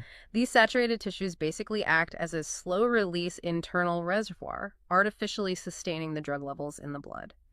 So, after a brief infusion, fentanyl clears very quickly. But after a prolonged infusion, its effective half-time can actually become significantly longer than a drug like morphine. Which completely blows up the standard drug chart. I mean, a textbook might say fentanyl is short-acting, but in the context of an 8-hour surgery, it suddenly acts like a long-acting drug. And this realization revolutionized how anesthesiologists choose between different drugs for prolonged procedures.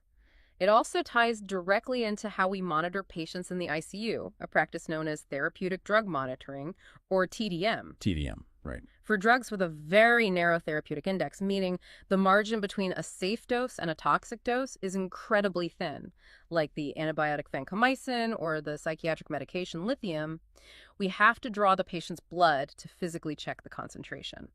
But based on everything we've talked about, the timing of that blood draw has to be mathematically perfect. The timing is everything. Clinicians typically want to measure the trough level, which is the lowest concentration of the drug in the blood, drawn immediately before the next dose is administered. Okay. But a common critical error is drawing that trough level too early, before 5 half-lives have passed and steady state has actually been achieved. Because if you haven't hit the 5th half-life, the patient is still climbing the curve. The plateau hasn't leveled out yet. Exactly. The number you get from the lab might look reassuringly low, but it's a phantom number. It doesn't represent the true steady state. So the doctor might increase the dose. Right. And if a physician increases a dose based on that premature, falsely low number, they could push the patient directly into toxicity once the true steady state finally arrives. So what does this all mean for you, listening to this right now? Well, it means this complex, invisible math governs your everyday life and your everyday safety. It really does. If you were ever told by a surgeon to stop taking your blood thinner, like a Pixaban, exactly 3 days before a scheduled procedure, you now know that isn't a random guess. No, not at all. That is a clinician doing a rule of 5 calculation on your behalf to guarantee your blood will clot normally when the scalpel hits. It also explains your daily habits. When sleep experts advise no caffeine after 2 p.m., they are referencing pharmacokinetic decay. Wait, really? Yeah. Caffeine has a half-life of roughly 5 hours in a typical adult. So if you drink a cup of coffee at 2 p.m., by midnight, 2 half-lives have passed. Which means, based on our math, 25% of that caffeine molecule is still physically circulating in your brain, actively binding to receptors and keeping you awake. And what's fascinating is that caffeine's 5-hour half-life is just a population average. Right. The sources note that it is highly variable. Variable how? Well, if you are pregnant, the half-life extends significantly.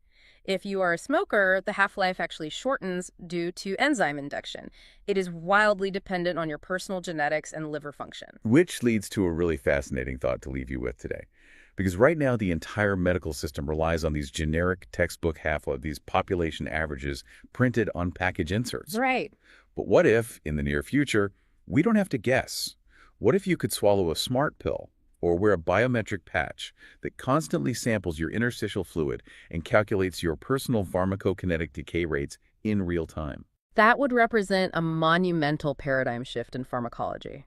I mean, imagine a clinical landscape where the rule of five isn't based on a historical clinical trial of strangers, but becomes perfectly customized to your exact metabolism, your precise kidney function, and your genetic makeup on any given Tuesday. It would be revolutionary. We could effectively eliminate the guesswork of dosing, preventing toxicity before it ever happens. You would have a real-time dashboard of your own interconnected tanks right on your wrist.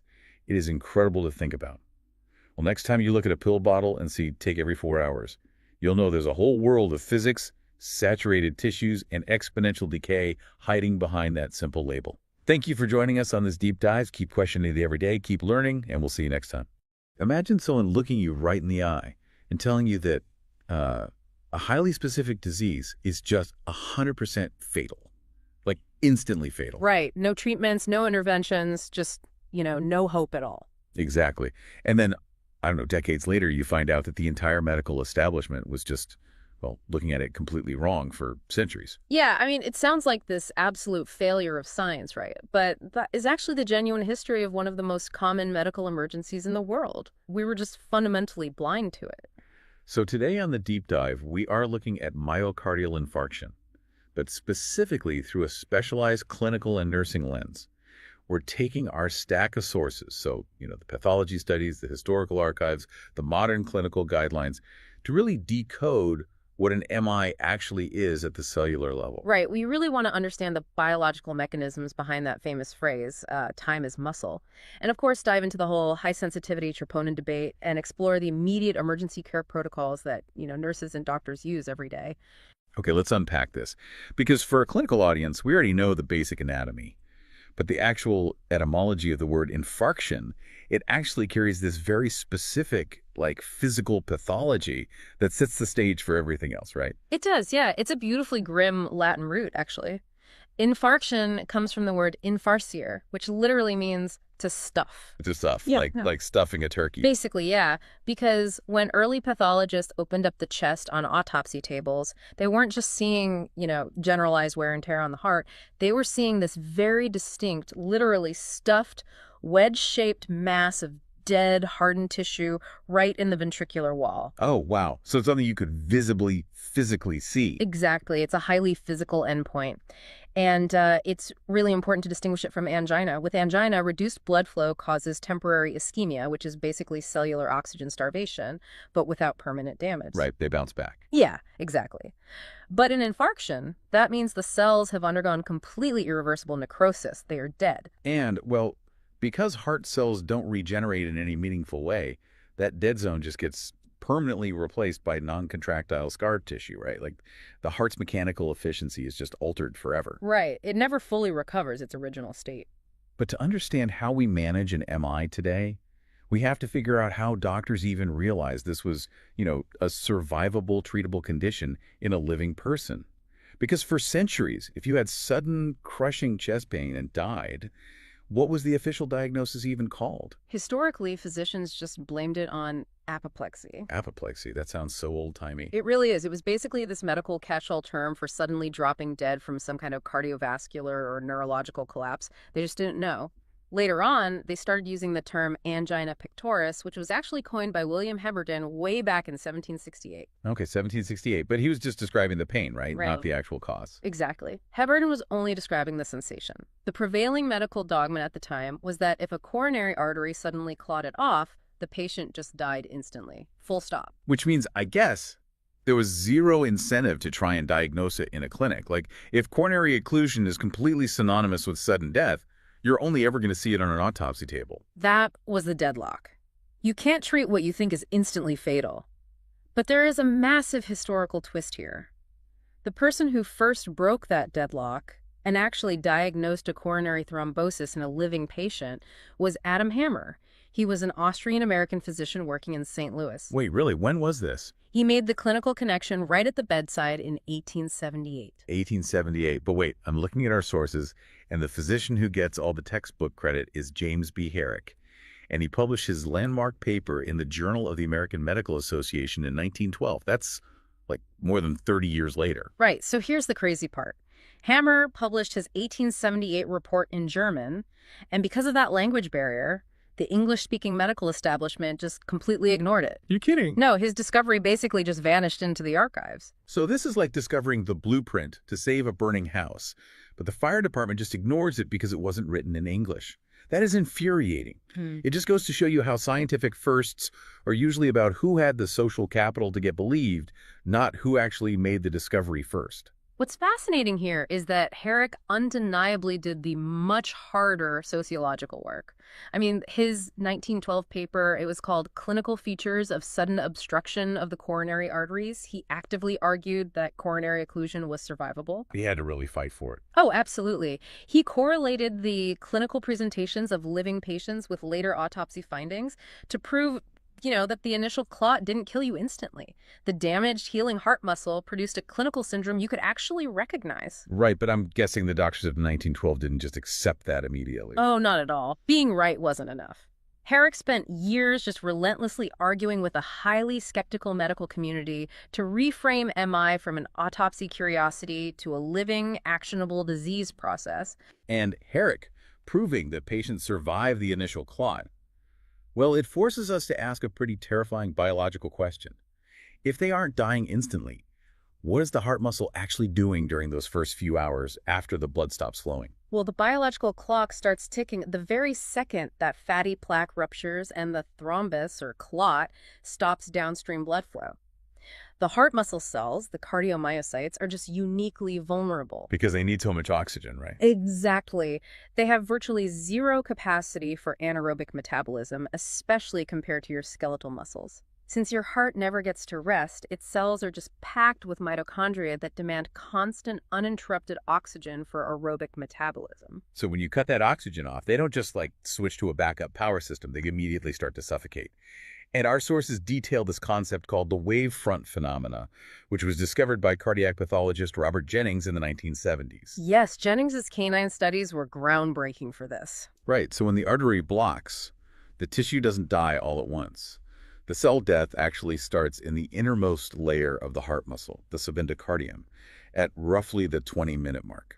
And the mechanics of why it starts there are fascinating. That innermost layer, it's under the highest physical pressure from the blood inside the ventricle, and it is the furthest away from the epicardial coronary arteries, which sit on the outside of the heart. So it's basically the hardest zone to supply with blood, even on a good day. Exactly. Once an occlusion happens, that inner layer collapses first. From there, the tissue death spreads outward through the muscle wall toward the exterior. It literally moves like a wave. It makes me think of a slow-moving flood in a house. Like if you can stop the water when it's just in the basement, the foundation takes some damage, sure, but the house stays standing. But if you just sit on your hands for 3 to 6 hours, that flood reaches the roof. And the entire house is ruined. That captures the clinical reality perfectly. By 3 to 6 hours of total blockage, that wave of necrosis extends through the entire thickness of the muscle wall. And that results in what we call a transmural infarction. A full-thickness dead zone. And this is the biological foundation for that phrase, time is muscle. Every single minute dictates how far that wave of death travels.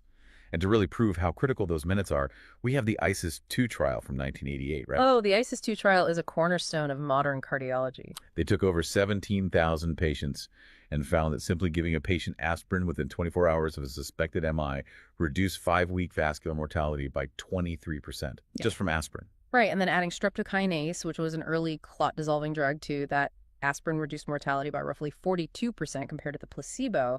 I mean, it definitively proved that acting fast to intervene in that wavefront literally saves heart muscle. And I really want to emphasize why saving that specific muscle is so vital to you listening, because it goes back to something we mentioned earlier, regeneration. If you damage your liver or scrape your skin, the cells divide and they heal. But you don't get new cardiomyocytes, do you? No, you really don't. And Olaf Bergman's 2009 carbon-14 dating study quantified this beautifully. He proved that even in healthy young arts, only about 1% of muscle cells are replaced per year. Wait, 1% a year? That is practically nothing. It is nothing, and that minuscule replacement rate plummets even further as we age. So time is muscle isn't just a catchy slogan. It is a biological reality, because whatever you lose in those first few hours of the wavefront, you are losing for the rest of your life. Which means the ultimate pressure is on the nurses and clinicians to diagnose the infarction as quickly as humanly possible. But if the cells are actively dying in a wave, how do we actually measure that cellular death in real time without, cutting the chest open? We look for the leak. The leak? Yeah. As those cardiomyocytes suffocate and undergo necrosis, their cell membranes literally break down and rupture. All of their internal cellular machinery just spills into the surrounding tissue and eventually washes into the systemic bloodstream. Ah, okay. And the primary piece of machinery they spill is cardiac troponin. Exactly. Troponin is the protein complex that regulates the calcium-triggered interaction between actin and myosin filaments. It's basically the physical lock and key mechanism that allows the heart muscle to contract in the first place. And you can detect that in the blood. You can, because the specific troponin isotopes found in the heart are structurally distinct from the troponin in your skeletal muscles. So detecting them in the blood is a highly sensitive, highly specific indicator of cardiac cellular destruction. So it's the ultimate biomarker. I know it totally replaced older enzymes like CKMB. But the kinetics of how it actually enters the blood are pretty tricky, aren't they? They are. Troponin typically becomes detectable within 2 to 4 hours of the initial injury. It peaks around 12 to 48 hours, and it can linger in the blood for up to 14 days after a massive infarction. And that time delay is exactly why serial nursing measurements are so critical. Because a single troponin draw tells you almost nothing useful in an acute setting, right? Right. A single snapshot is useless. Clinicians are looking for the delta, the change over time. A troponin level that doubles in 2 hours tells a wildly different clinical story about an active, evolving injury than a stable, slightly elevated number does. Troponin is so integral to modern cardiology that it actually forced the medical community to rewrite the rulebook entirely. The 2018 Fourth Universal Definition of Myocardial Infarction explicitly shifted to a biomarker-driven diagnostic framework. Yeah, that was a huge shift. It requires evidence of myocardial injury, meaning an elevated troponin paired with clinical evidence of acute ischemia, like new ECG changes or severe anginal symptoms. The diagnosis is now entirely mechanistic. We aren't just relying on a patient's subjective description of pain anymore. We are physically measuring the chemical debris of their dying heart cells. But this introduces a massive clinical debate in emergency medicine right now regarding high-sensitivity troponin assays. Because these next-generation tests, they can detect troponin concentrations at incredibly microscopic levels, sometimes 10 to 100 times lower than the older generation. Which is great for speed. It allows doctors to rule out an MI in just 1 hour. Right. But the catch is that they are so sensitive they pick up microscopic leaks that have absolutely nothing to do with a plaque rupture. Exactly. Severe kidney failure, sepsis, pulmonary embolism, or even the intense physiological strain of running a marathon can cause a tiny amount of troponin to leak into the blood. So troponin is basically a highly sensitive smoke detector. It's great that it can detect a smoldering fire in the walls before you even smell smoke. But if it's so sensitive that it goes off just because someone is, like, boiling water or blowing out a candle in the dining room, which is essentially what a marathon runner's benign troponin leak is, aren't we risking rushing healthy people to the operating room? This raises an important question, and it really requires clearing up a massive misconception in the field. An elevated troponin confirms myocardial injury, not a myocardial infarction diagnosis. You cannot look at a positive troponin in a vacuum. It has to be married to that clinical evidence of oxygen starvation we talked about earlier. That's the key. And it's why the universal definition splits MIs into different classifications. Type 1 MI is your classic pathology. A plaque ruptures, a thrombus forms, the artery blocks. You have to rush that patient to the cath lab to physically thread a wire into the heart and open the vessel. Right, ideally meeting that 90-minute door-to-balloon metric. Exactly. But type 2 MI is a completely different biological mechanism. Right, because there's no clot. Exactly. A type 2 MI is a supply and demand mismatch without any acute plaque rupture. Picture a patient with profound anemia or septic shock, or even a dangerously rapid tachycardic rhythm. So their body suddenly demands vastly more oxygen than their previously narrowed but stable coronary arteries can deliver. Precisely. The cardiomyocytes still starve. They still undergo necrosis. They still leak troponin into the blood. So the lab results look completely identical, but the treatment protocol is the exact opposite. If you rush a type 2 patient to the cath lab, you aren't going to find a fresh clot to stent. You're just subjecting a highly unstable patient to surgical risks for literally no reason. The intervention for a type 2 MI is to fix the underlying physiological trigger. You transfuse blood for the anemia, you give fluids and antibiotics for the sepsis, or you slow down the heart rate. The diagnostic framework has to be incredibly sharp here because the objective numbers can easily mislead you. Which forces us to look at what happens when the patient's physical presentation also lies to the clinician. We have this culturally ingrained idea that a heart attack always involves a patient clutching their chest in agony, describing, an elephant sitting on their chest. Oh, television loves that trope. But the reality is that silent or atypical presentations are dangerously common. We see this particularly in women, older adults, and individuals with long-standing diabetes. Why diabetes specifically?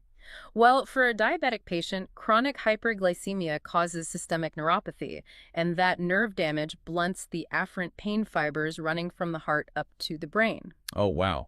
So their nervous system just isn't transmitting the alarm bells at all. They might just present with profound fatigue or unexplained nausea or vague referred pain in their jaw or back. Exactly. They can look relatively stable while that wavefront of cellular death is actively tearing through their ventricle. That is terrifying. And then on the completely opposite end of the spectrum, you have the ultimate mimic, a condition that looks clinically identical to a massive heart attack but involves zero blocked arteries. Yes, Takotsubo cardiomyopathy, or broken heart syndrome.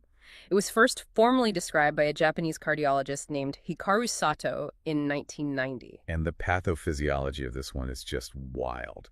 It's triggered by an acute, overwhelming surge of emotional or physical stress, like the sudden death of a spouse, a terrifying car accident, or a catastrophic natural disaster. It just floods the central nervous system with catecholamines, primarily adrenaline. And that massive surge of stress hormones is directly toxic to the myocardium. It completely overwhelms the beta receptors, particularly at the apex, which is the bottom of the left ventricle, essentially paralyzing the muscle tissue. So they show up looking like a classic heart attack. Right. The patient presents with classic STEMI symptoms. They have crushing chest pain, massive ST elevation on their ECG, and a spike in their troponin levels. But when you get them to the cath lab and shoot dye into their coronary arteries, the vessels are wide open. There's no plaque rupture. Instead, the extreme stress has caused that paralyzed left ventricle to balloon outward. It takes on a highly distinct shape, with a narrow neck and a wide base. Right, and Sato noticed it looked visually identical to a traditional Japanese octopus trap, which is known as a takotsubo. Exactly. That extreme stress completely impaired the heart's mechanical ability to pump without a single blood clot being involved. It's a diagnostic minefield for clinicians. So what does this all mean for the patient? I mean, let's say the diagnosis is straightforward for a second. It's a classic type 1 MI. You get them to the cath lab, you inflate the angioplasty balloon, and you clear the blockage. The blood is flowing again. I think most people, myself included, would assume the danger has passed and the patient is safe. That is perhaps the most dangerous misconception in cardiology. The first few hours immediately after the arteries reopened actually carry the highest risk of sudden cardiac death. Wait, I'm stuck here. If you just cleared the blockage and flooded the starving tissue with fresh oxygen, that should be the moment they are safest. Why is that the exact moment they are at the highest risk of dropping dead? It comes down to a phenomenon called reperfusion injury and how it affects the heart's electrical wiring. See, while the artery was blocked, the starving cells switched to inefficient metabolic pathways, building up massive amounts of lactic acid and toxic waste products. Okay, so there's a buildup of garbage in the cells. Right. So when you suddenly restore blood flow, that rush of fresh oxygen hits all that damaged cellular machinery, generating a massive burst of oxygen-free radicals that actually cause further tissue damage. So you're basically washing all of that concentrated acid, intracellular potassium, and toxic metabolic waste straight into the systemic circulation of the heart all at once. Exactly. And that sudden chemical shift creates severe electrical irritability. The heart relies on incredibly precise ion gradients to coordinate its pumping. The tissue that died, bordering the tissue that was just rescued, becomes electrically chaotic. And that leads to arrhythmias. Yes. This reperfusion phase frequently triggers fatal arrhythmias, primarily ventricular fibrillation, where the heart just quivers uselessly instead of actually pumping blood. So the doctors might have fixed the plumbing, but the electrical wiring is actively short-circuiting, which really highlights why the bedside nursing role is absolutely critical in the ICU, like continuous cardiac monitoring, managing the hemodynamic instability, and having a defibrillator instantly ready to shock the heart back into a normal rhythm. Those things are just as vital as the physical stent. Absolutely. The intervention doesn't end in the cath lab. That continuous nursing vigilance is the literal barrier between a patient recovering and a patient suffering sudden cardiac death from a reperfusion arrhythmia. To pull all of this complex pathology back to the big picture for you listening, cardiovascular disease is lethal, obviously, but the major takeaway from all of our sources is that it is uniquely actionable and largely preventable. Oh, completely. Just look at the Interheart study from 2004. Right, the one led by Salim Yusuf across 52 countries. It completely reframed how we view MI risk. The Interheart findings were a total paradigm shift. They demonstrated that just 9 modifiable risk factors account for over 90% of the population. Attributable risk for a first myocardial infarction. 90%. 90%. We are talking about smoking, dyslipidemia, hypertension, diabetes, abdominal obesity, psychosocial stress, poor diet, lack of exercise, and alcohol consumption. Which means 90% of the risk comes down to daily variables. It proved that a heart attack is not just this unavoidable genetic destiny for most people. It is heavily dictated by our environment and our choices. And it's incredible how public perception of this has evolved over time. Oh, for sure. Like when President Dwight Eisenhower had his massive heart attack in 1955, it was reported with such intense public candor that the U.S. stock market actually plummeted. But it also dragged the disease right out of the shadows. It proved to the public that an MI wasn't just this sudden private death sentence. It was a survivable disease process that really required public health awareness. And the entire trajectory we've discussed today, from Herrick proving the initial clot was survivable, to mapping the wavefront of cellular death, to detecting those microscopic troponin leaks, is really a story of medicine learning how to visualize the invisible damage happening inside the chest and then intervening faster and faster. Which brings up a final, somewhat unsettling thought I want to leave you with, pulled straight from the Framingham Heart Study data in our sources. We've established today that an infarction leaves a permanent, non-contractile scar. And we've detailed how stealthy the symptoms can be, especially if neuropathy blunts the pain. Right, the silent MIs. Exactly. The Framingham data show that a highly significant fraction of myocardial infarctions are only ever discovered retrospectively. A patient goes in for a routine pre-op ECG years later, and the doctor sees the definitive electrical Q waves of an old scar. The actual event was entirely silent and completely unrecognized by the patient when it happened. They never even knew. So, think back to the beginning of this deep dive. When doctors missed the diagnosis for centuries because they assumed a heart attack only looked one specific way, if the physical symptoms can be that completely invisible and the resulting tissue death is that permanent, could you, or someone in your family, have already survived a silent wavefront of cellular death without ever taking a single aspirin? And how would you even know? Imagine walking into a pharmacy, picking up like an everyday over-the-counter headache pill, and knowing that taking just a few extra could trigger acute organ failure. Yeah, it's a terrifying thought, honestly. Right. Because, usually when we talk about medicine, there's this expectation of total precision.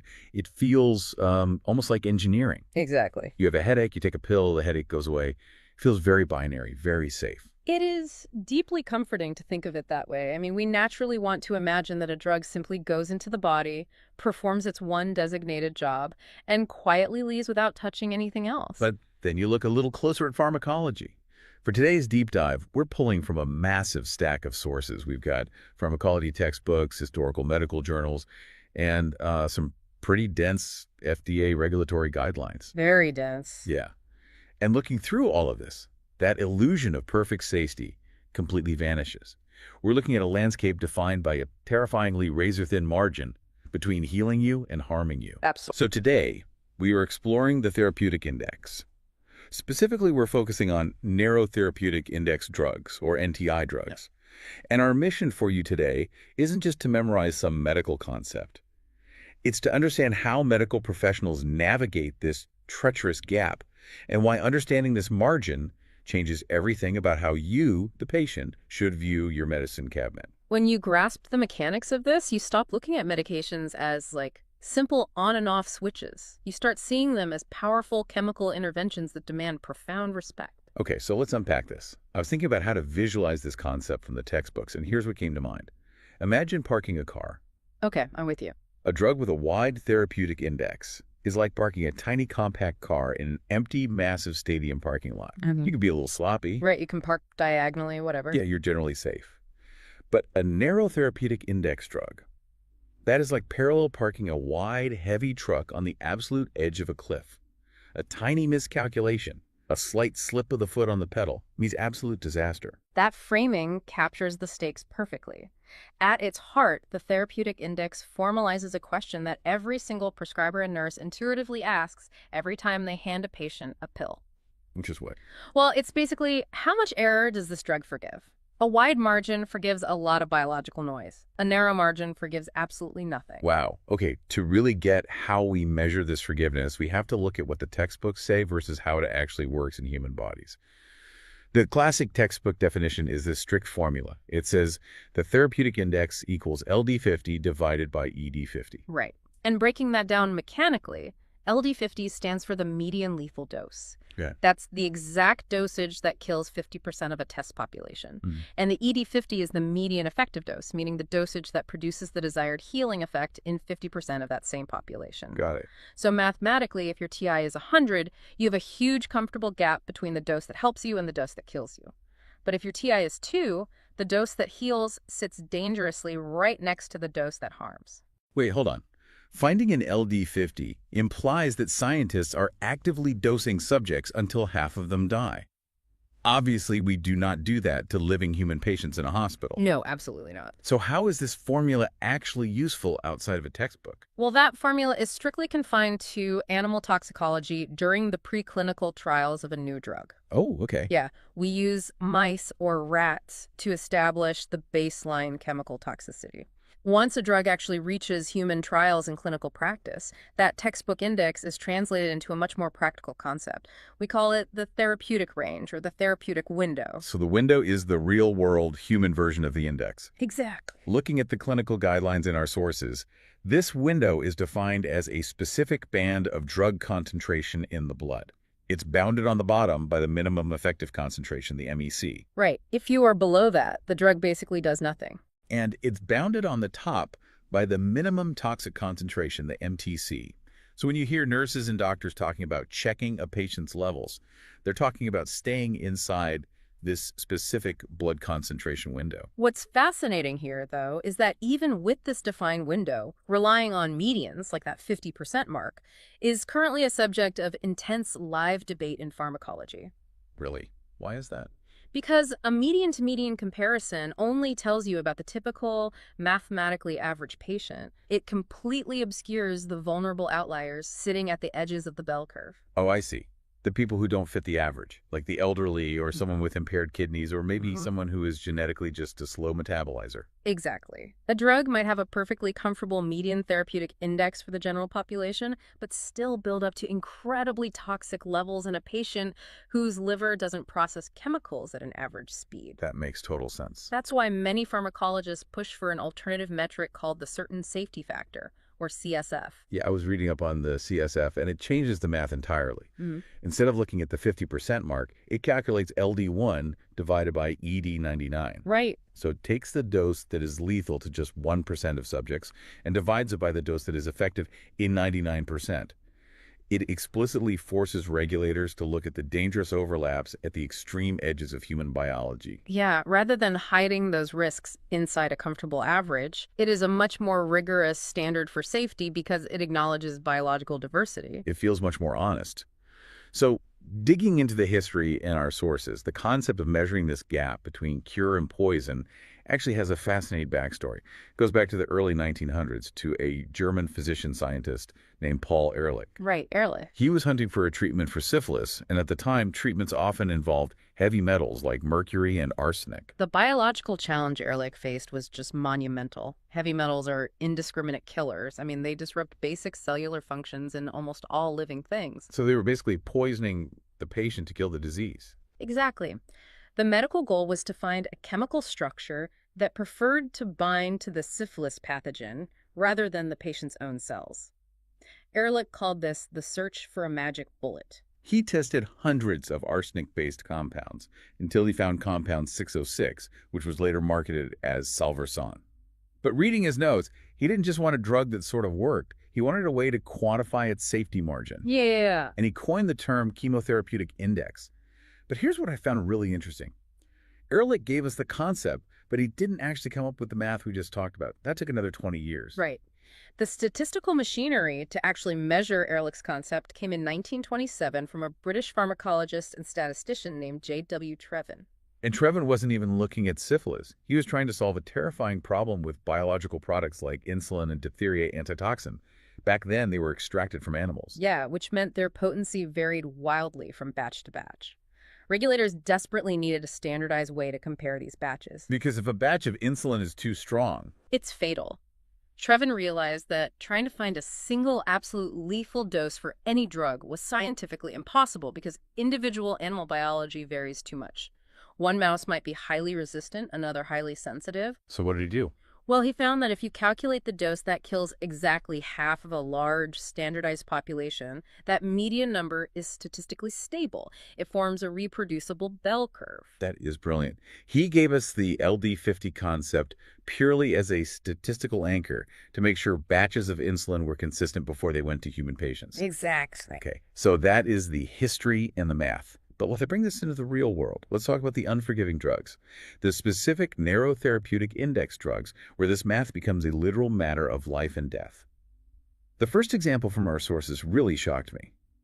Digoxin? Digoxin is derived from the foxglove plant, and it has been the classic textbook example of a narrow TI drug for decades. It's used heavily for heart failure. How does it work? Biologically, digoxin works by inhibiting a very specific mechanism in heart muscle cells called the sodium-potassium pump.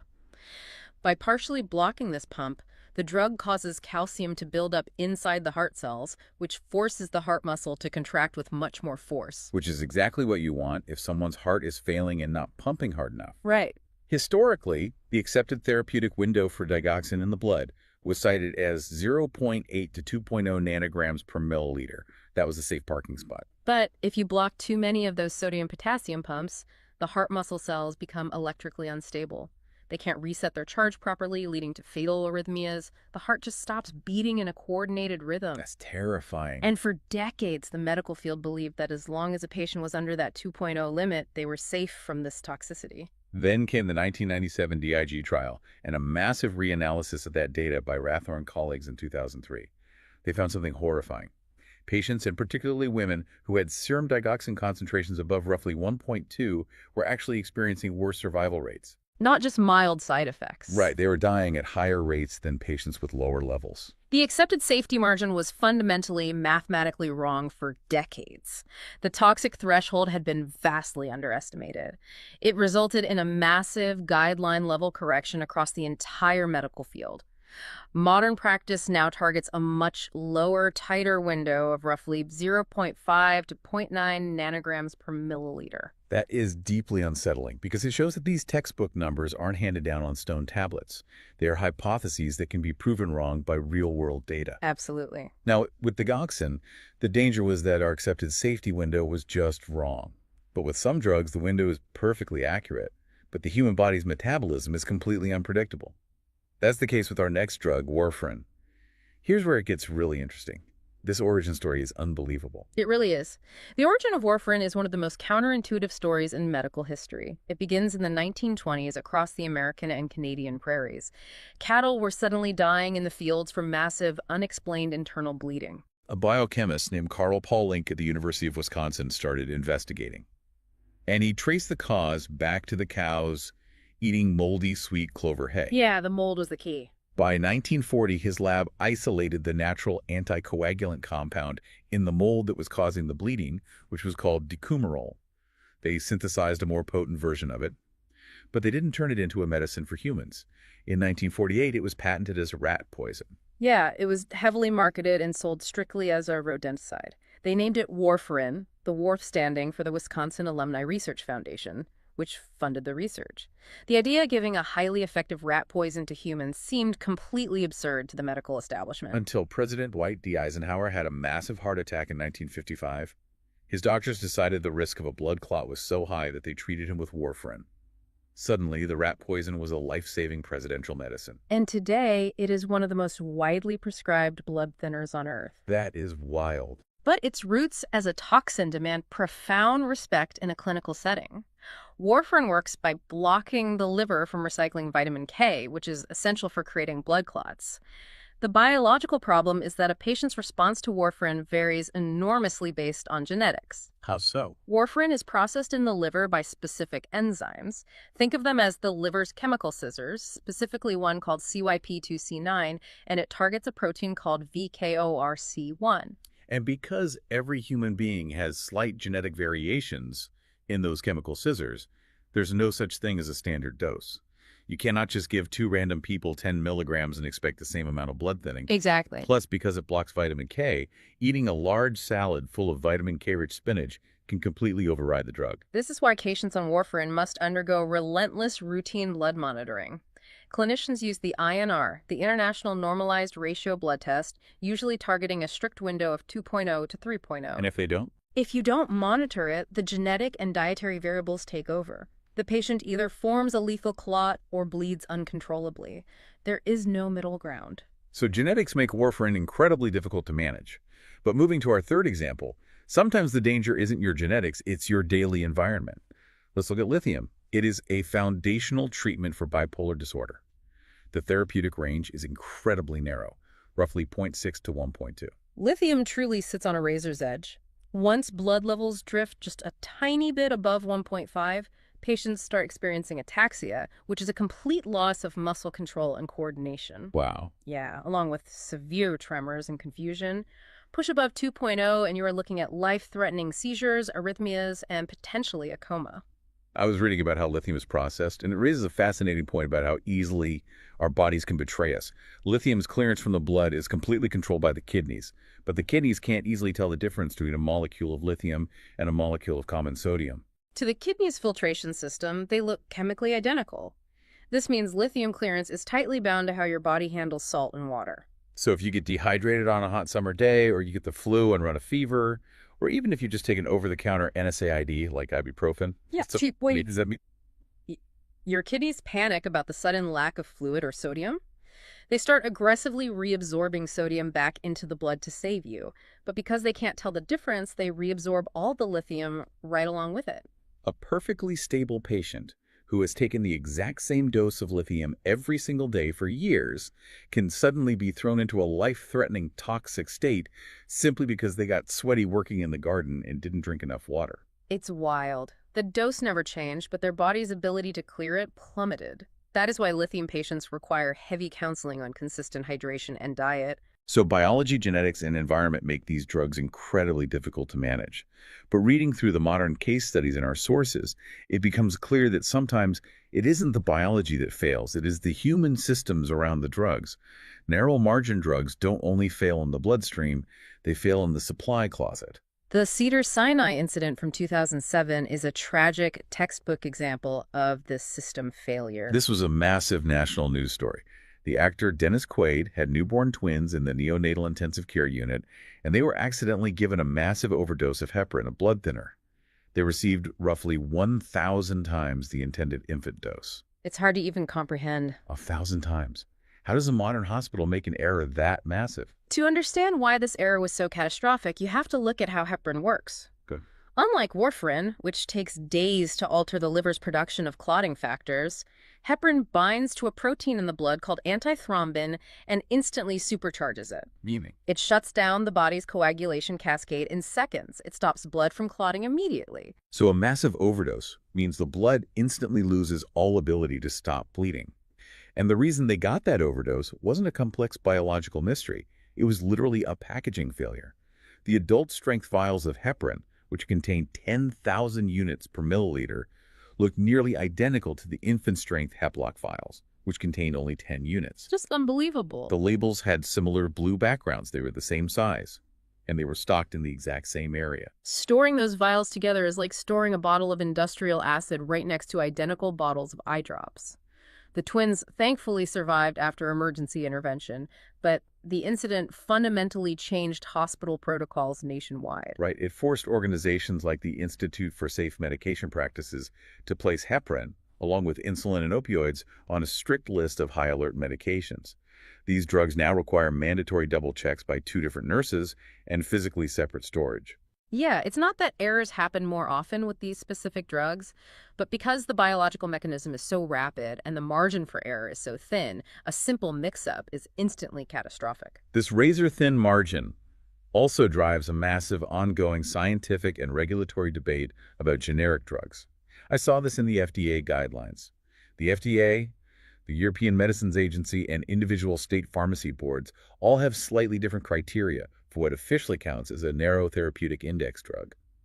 But why does that bureaucratic definition matter to a patient at the pharmacy counter? It matters deeply when it comes to generic substitution.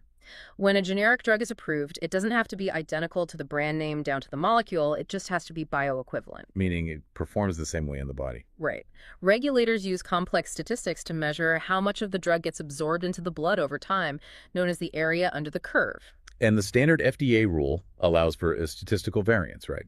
The generic's absorption can fall anywhere between 80% and 125% of the brand name drug and still be legally considered equivalent. Exactly.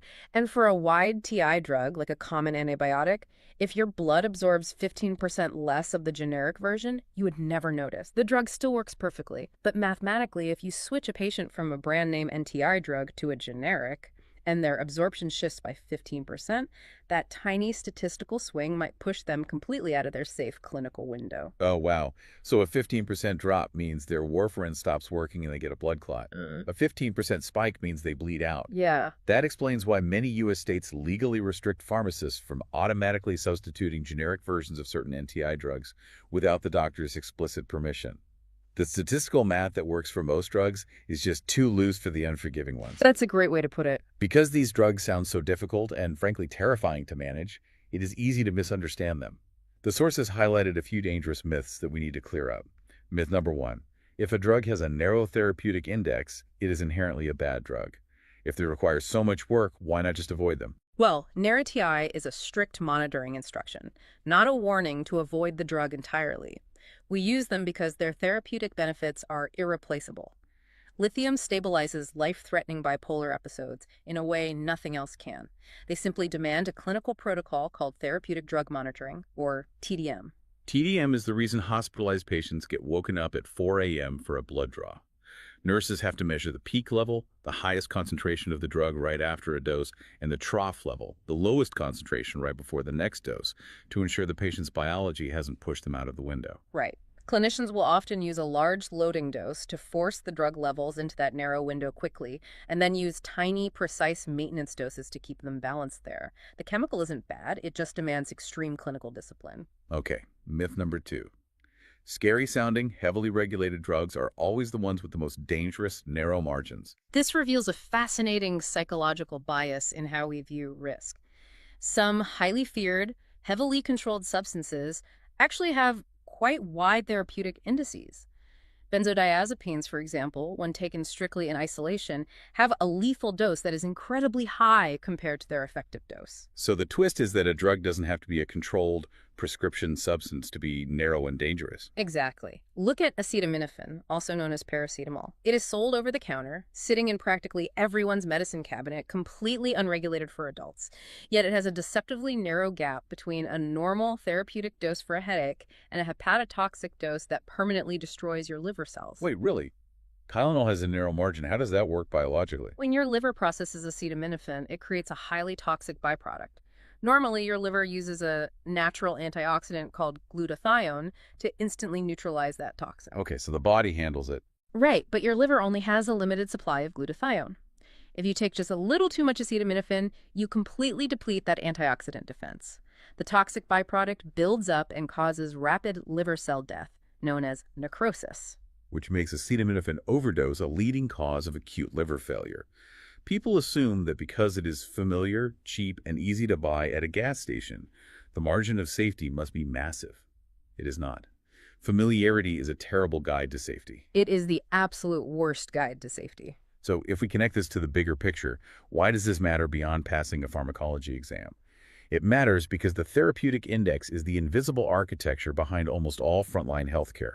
When a nurse does a mandatory double check on an IV bag, when they schedule that 4 a.m. trough lab draw, when they sit down and teach a patient to watch for visual halos with digoxin or unusual bruising with warfarin, they are actively managing that razor-thin margin.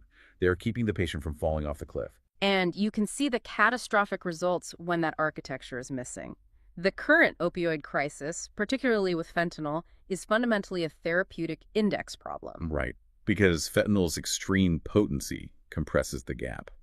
The distance between the dose that relieves pain and the dose that shuts down the brain's drive to breathe is extraordinarily thin. Without a controlled clinical environment to enforce that microscopic window of safety, an unregulated, illicitly manufactured pill on the street becomes instantly lethal.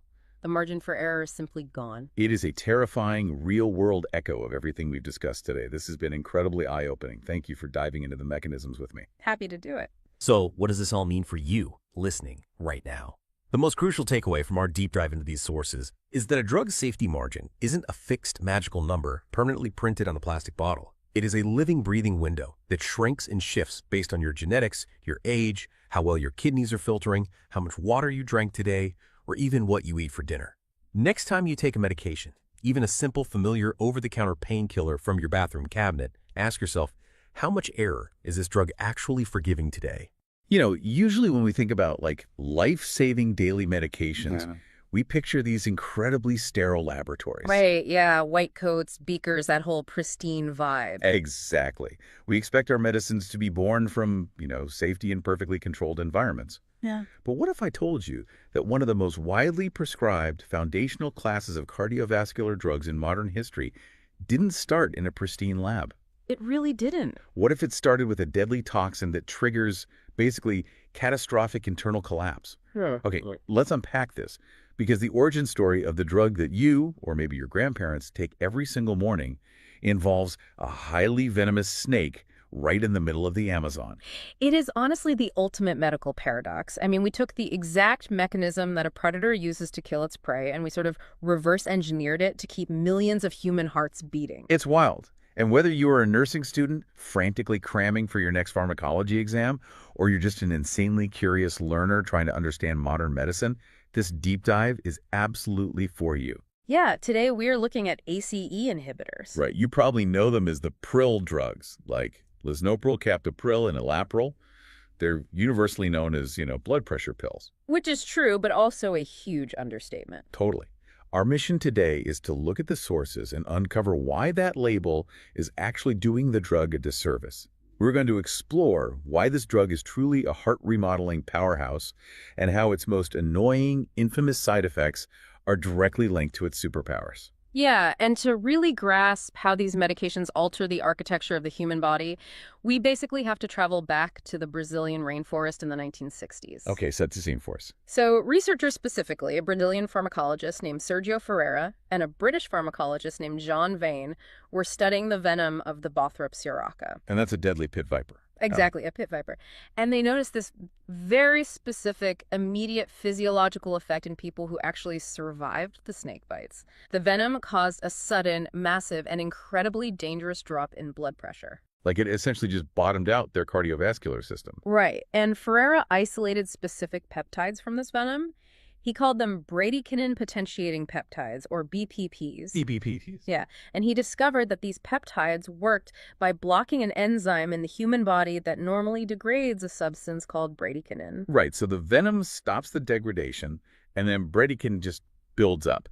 And since bradykinin is a massive vasodilator, meaning it, forces your blood vessels to open wide, the victim's blood pressure just completely plummets. Which was a profound discovery all on its own. But the real scientific lightning bolt struck when researchers realized that this enzyme, the one that destroys bradykinin, actually has a second, completely different job in the human body. Wait, really? Yeah. Kininase II, which is the enzyme the snake venom was blocking, is actually the exact same molecule as angiotensin-converting enzyme, or ACE. Oh, wow. So it's one enzyme doing two totally different jobs. Exactly. It destroys bradykinin, but it creates angiotensin II. And angiotensin II is a potent vasoconstrictor that spikes your blood pressure. Right. So the snake venom was accidentally turning off the body's pressure-raising system while simultaneously cranking up the pressure-lowering system. That's amazing. So the pharmaceutical industry sees this dual action mechanism, and I'm guessing immediately knows they need to put it in a pill. They did, but turning venom into a pill proved immensely difficult. I mean, the first candidate was a compound called tepratide. Okay, did it work? It worked beautifully to lower blood pressure in humans in the early 1970s, but there was a massive catch. It only worked if you gave it intravenously. Ah, right. Because it was a peptide, if you tried to swallow it as a pill, your stomach acids and digestive enzymes would just chew it up and destroy it instantly. Exactly. And a daily IV drip isn't exactly a practical solution for someone managing chronic high blood pressure at home. And nobody wants to drag an IV pole around their living room forever. Definitely not. So in the late 1970s, two chemists at the pharmaceutical company Squibb Miguel Ondetti and David Cushman took on the challenge of creating an oral version. And they didn't just guess, right? No, rather than blindly testing thousands of random chemicals to see what might block this ACE enzyme, they pioneered something revolutionary for the time, which was structure-based rational drug design. Okay, here's where it gets really interesting for me. You can think of what Ondetti and Cushman did, like high-stakes lock-picking. I like that analogy, yeah. Back then, standard drug discovery was often like having a giant bucket of random keys and just jamming them into a lock one by one, hoping one eventually turns. But these two chemists took a totally different approach. They studied the lock itself. Exactly. They used a model of a related, well-understood enzyme carboxypeptidase A to map out the internal tumblers of the ACE active site. Once they knew the exact molecular shape of the lock, they custom-forged the precise molecular key to fit inside and jam the mechanism. And that custom-forged key was a small, orally stable molecule that could actually survive the human digestive tract. Which became captopril, right? Yes, gaining FDA approval in 1981. It was an absolute triumph of rational drug design, happening years before the advanced computer modeling we rely on today even existed. But captopril wasn't totally perfect, was it? No, it wasn't without its flaws. It contained a specific chemical feature, a sulfhydryl group. Which is basically just a sulfur-containing part of the molecule, right? Right. And that sulfur group caused some pretty nasty side effects for some patients, specifically skin rashes and a condition called dysgeusia. Dysgeusia. That's where you either develop a terrible metallic taste in your mouth or just lose your sense of taste entirely. That sounds awful. It was. So chemists went back to the drawing board to refine that molecular key, and that effort led to the second-generation ACE inhibitors. By getting rid of the sulfur group. Exactly. Yeah. By removing the sulfhydryl group, they developed drugs like enalapril in 1985, followed by lisinopril and ramipril. They completely eliminated the metallic taste and the rashes. And as a bonus, these new versions had much longer half-lives. So instead of taking captopril like 3 times a day, a patient could take lisinopril just once or twice a day. Much better for patient compliance, yeah. And the generic names all end in pril, which is why they are affectionately called the prils in clinical practice today. Okay, so now that we understand how they built the perfect molecular key to block this ACE enzyme, we need to look at what this enzyme is actually doing to our blood pressure in the first place. We have to decode the RAIS cascade. Right, the renin-angiotensin-aldosterone system. This is essentially the body's master control panel for long-term blood pressure and fluid regulation. Let's walk through this highly calibrated system step by step because it's crucial. Let's do it. Step 1, your kidneys constantly monitor your blood pressure and blood volume. If your pressure drops or if the sodium delivery to the kidneys falls, specialized cells in the kidneys release an enzyme called renin. Okay, so renin is step 1. Then step 2, that renin enters the bloodstream and acts like a pair of biological scissors. Right. It finds a protein produced by your liver called angiotensinogen, and it snips a piece off, creating angiotensin of first. But at this stage, angiotensin I is completely inactive. It just circulates, waiting for instructions. Which brings us to step 3, the crucial moment. As that inactive angiotensin I flows through your blood, it reaches the lungs. And the blood vessels in your lungs are heavily coated with ACE, angiotensin-converting enzymes. Exactly. ACE grabs that inactive angiotensin I and converts it into the highly active hormone angiotensin II. And angiotensin II is an absolute quadruple threat. It really is. First, it immediately constricts your blood vessels, spiking your blood pressure right now. Second, it signals your adrenal glands to release aldosterone, which forces your kidneys to hold on to sodium and water, increasing your total blood volume and raising the pressure even more. Right. Third, it stimulates your brain to make you aggressively thirsty. And fourth, and this is honestly the most critical point for long-term health, angiotensin II promotes pathological growth and scarring of the heart muscle and blood vessel walls over time. We call this hypertrophy and fibrosis. Yeah. So when a patient takes an ACE inhibitor, we block step 3. We stop the production of angiotensin II. The vessels relax, so pressure drops. The kidneys stop retaining all that extra sodium and water. Although it is vital to note here, because aldosterone levels drop, your body ends up holding on to potassium instead of excreting it in the urine. Right, that is why hyperkalemia, dangerously high potassium, is a major monitoring concern for anyone taking a trill drug. Absolutely. But what's fascinating here is how beautifully this illustrates the one enzyme, two jobs concept we saw with the snake venom. How so?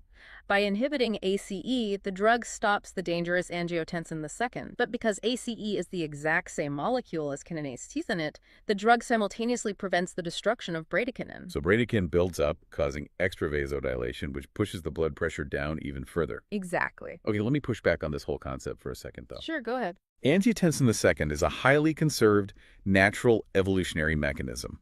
It's a system designed to keep our blood pressure up and keep us alive if we get, say, severely dehydrated or suffer trauma and start bleeding. That's true. So aren't we just disabling our body's own critical emergency survival system? It's a great question. Evolutionarily, yes, the RAAS cascade kept our ancient ancestors alive when they were running from predators or surviving droughts. Right. But modern humans live much longer, and we deal with chronic conditions like hypertension, diabetes, and obesity. Those chronic conditions leave the survival system permanently switched on. When angiotensin II is chronically elevated for years, that emergency response becomes toxic. Think of it like a fire alarm that just never turns off. It literally remodels the heart, making it stiff, scarred, and weak. Exactly. We aren't disabling a necessary survival system. We are turning off a false alarm that is slowly destroying the house. That makes total sense. Yeah. But dealing with the angiotensin side comes with a highly specific, very famous catch on the bradykinin side. Yes, it does. Because when you block an enzyme with two jobs, you can't control just one of them. You're talking about the infamous Prill cough? Yes, the cough. Let's clear up a massive misconception about this. When bradykinin accumulates, it doesn't just lower blood pressure. It severely irritates the sensory nerve fibers in the airway. Which causes a dry, persistent, tickling, non-productive cough. And it affects roughly 5 to 20% of patients, with higher rates generally reported in women and people of Asian descent, likely due to, genetic differences in how bradykinin is metabolized. Right. But the big misconception is that this cough is an allergy. Yes. It is absolutely not an allergic reaction. And that distinction is crucial for clinical practice. Because it's not an allergy, it is a mechanism-based class effect. So if a patient develops this maddening cough on lisinopril, switching them to an allopril or ramipril will not solve the problem. Not at all. The entire class of ACE inhibitors has to be abandoned because they all do the exact same thing to bradykinin. You have to switch the patient to a completely different class of drugs, like an ARB. But the bradykinin buildup can trigger something far more serious than a cough, too. Angioedema. Yes. This is rapid, localized tissue swelling, often in the face, lips, tongue, or airway. And there's a dangerous misconception here, too. Patients often think, well, I've been taking lisinopril for 5 years without any problem, so I'm safe. That's a huge mistake. The risk is highest in the first few weeks of starting the medication, sure, but angioedema can emerge at literally any point during therapy. Wow, anytime. Yeah, a patient could take the drug uneventfully for a decade and suddenly wake up with life-threatening airway swelling. Any new facial or tongue swelling on an ACE inhibitor is an immediate, drop-everything medical emergency. That's terrifying. It is. We also have to acknowledge a well-documented disparity here. Black patients have a 2- to 4-fold higher risk of developing this angioedema compared to other populations. It's wild to visualize how this works. Think of the heart and vessels as a town threatened by a catastrophic downstream flood. That's the damage caused by angiotensin II. Okay, I'm with you. Taking an ACE inhibitor is like building a massive dam to stop that flood. It saves the town, but the water has to go somewhere. Right, it backs up. Exactly. It backs up and overthrows the reservoir, flooding a nearby neighborhood. That overflowing reservoir is the bradykinin causing the cough or the angioedema. The bug and a piece of the feature are mechanistically inseparable. It's the biological price of admission for altering such a fundamental pathway. Yet these drugs remain among the most widely prescribed in the world. Why is that? Because they fundamentally change the trajectory of human organs. To understand why this drug class represents a massive paradigm shift in modern medicine, we basically have to look at how medical thinking evolved, starting in the late 1980s. Right, because at that time, doctors viewed heart failure as a one-way street. The heart got weaker, you gave patients diuretics to pee out excess fluid to manage their symptoms, and eventually the heart just gave out. Then came the consensus trial in 1987. Researchers took patients with NYHA class 4 heart failure, meaning these patients had severe, exhausting symptoms even while just sitting still in a chair. The worst of the worst cases. Exactly. They added enalapril to their standard therapy, and the results showed a shocking 40% reduction in 6-month mortality. If we connect this to the bigger picture, we really have to ask why mortality dropped so drastically. It wasn't just because their blood pressure was a little lower. It goes deeper than that. It comes back to angiotensin II acting as a toxic cellular construction foreman. When the heart is failing, chronic angiotensin II tells cells called fibroblasts to lay down dense collagen. It replaces flexible, healthy heart tissue with rigid scar tissue. Yes. And enalapril essentially fired that foreman. It stopped the collagen deposition, allowing the heart to maintain its flexibility and compliance. Suddenly, heart failure became a disease you could actively treat and slow down at the cellular level. Exactly. And once researchers realized they could rescue patients in the final stages of heart failure, a new question naturally emerged. Could we use this exact same mechanism earlier to stop the damage from happening in the first place? Right. And that led to the SAVU trial in 1992. They gave captopril to patients who had just survived a heart attack and had suffered damage to their left ventricle.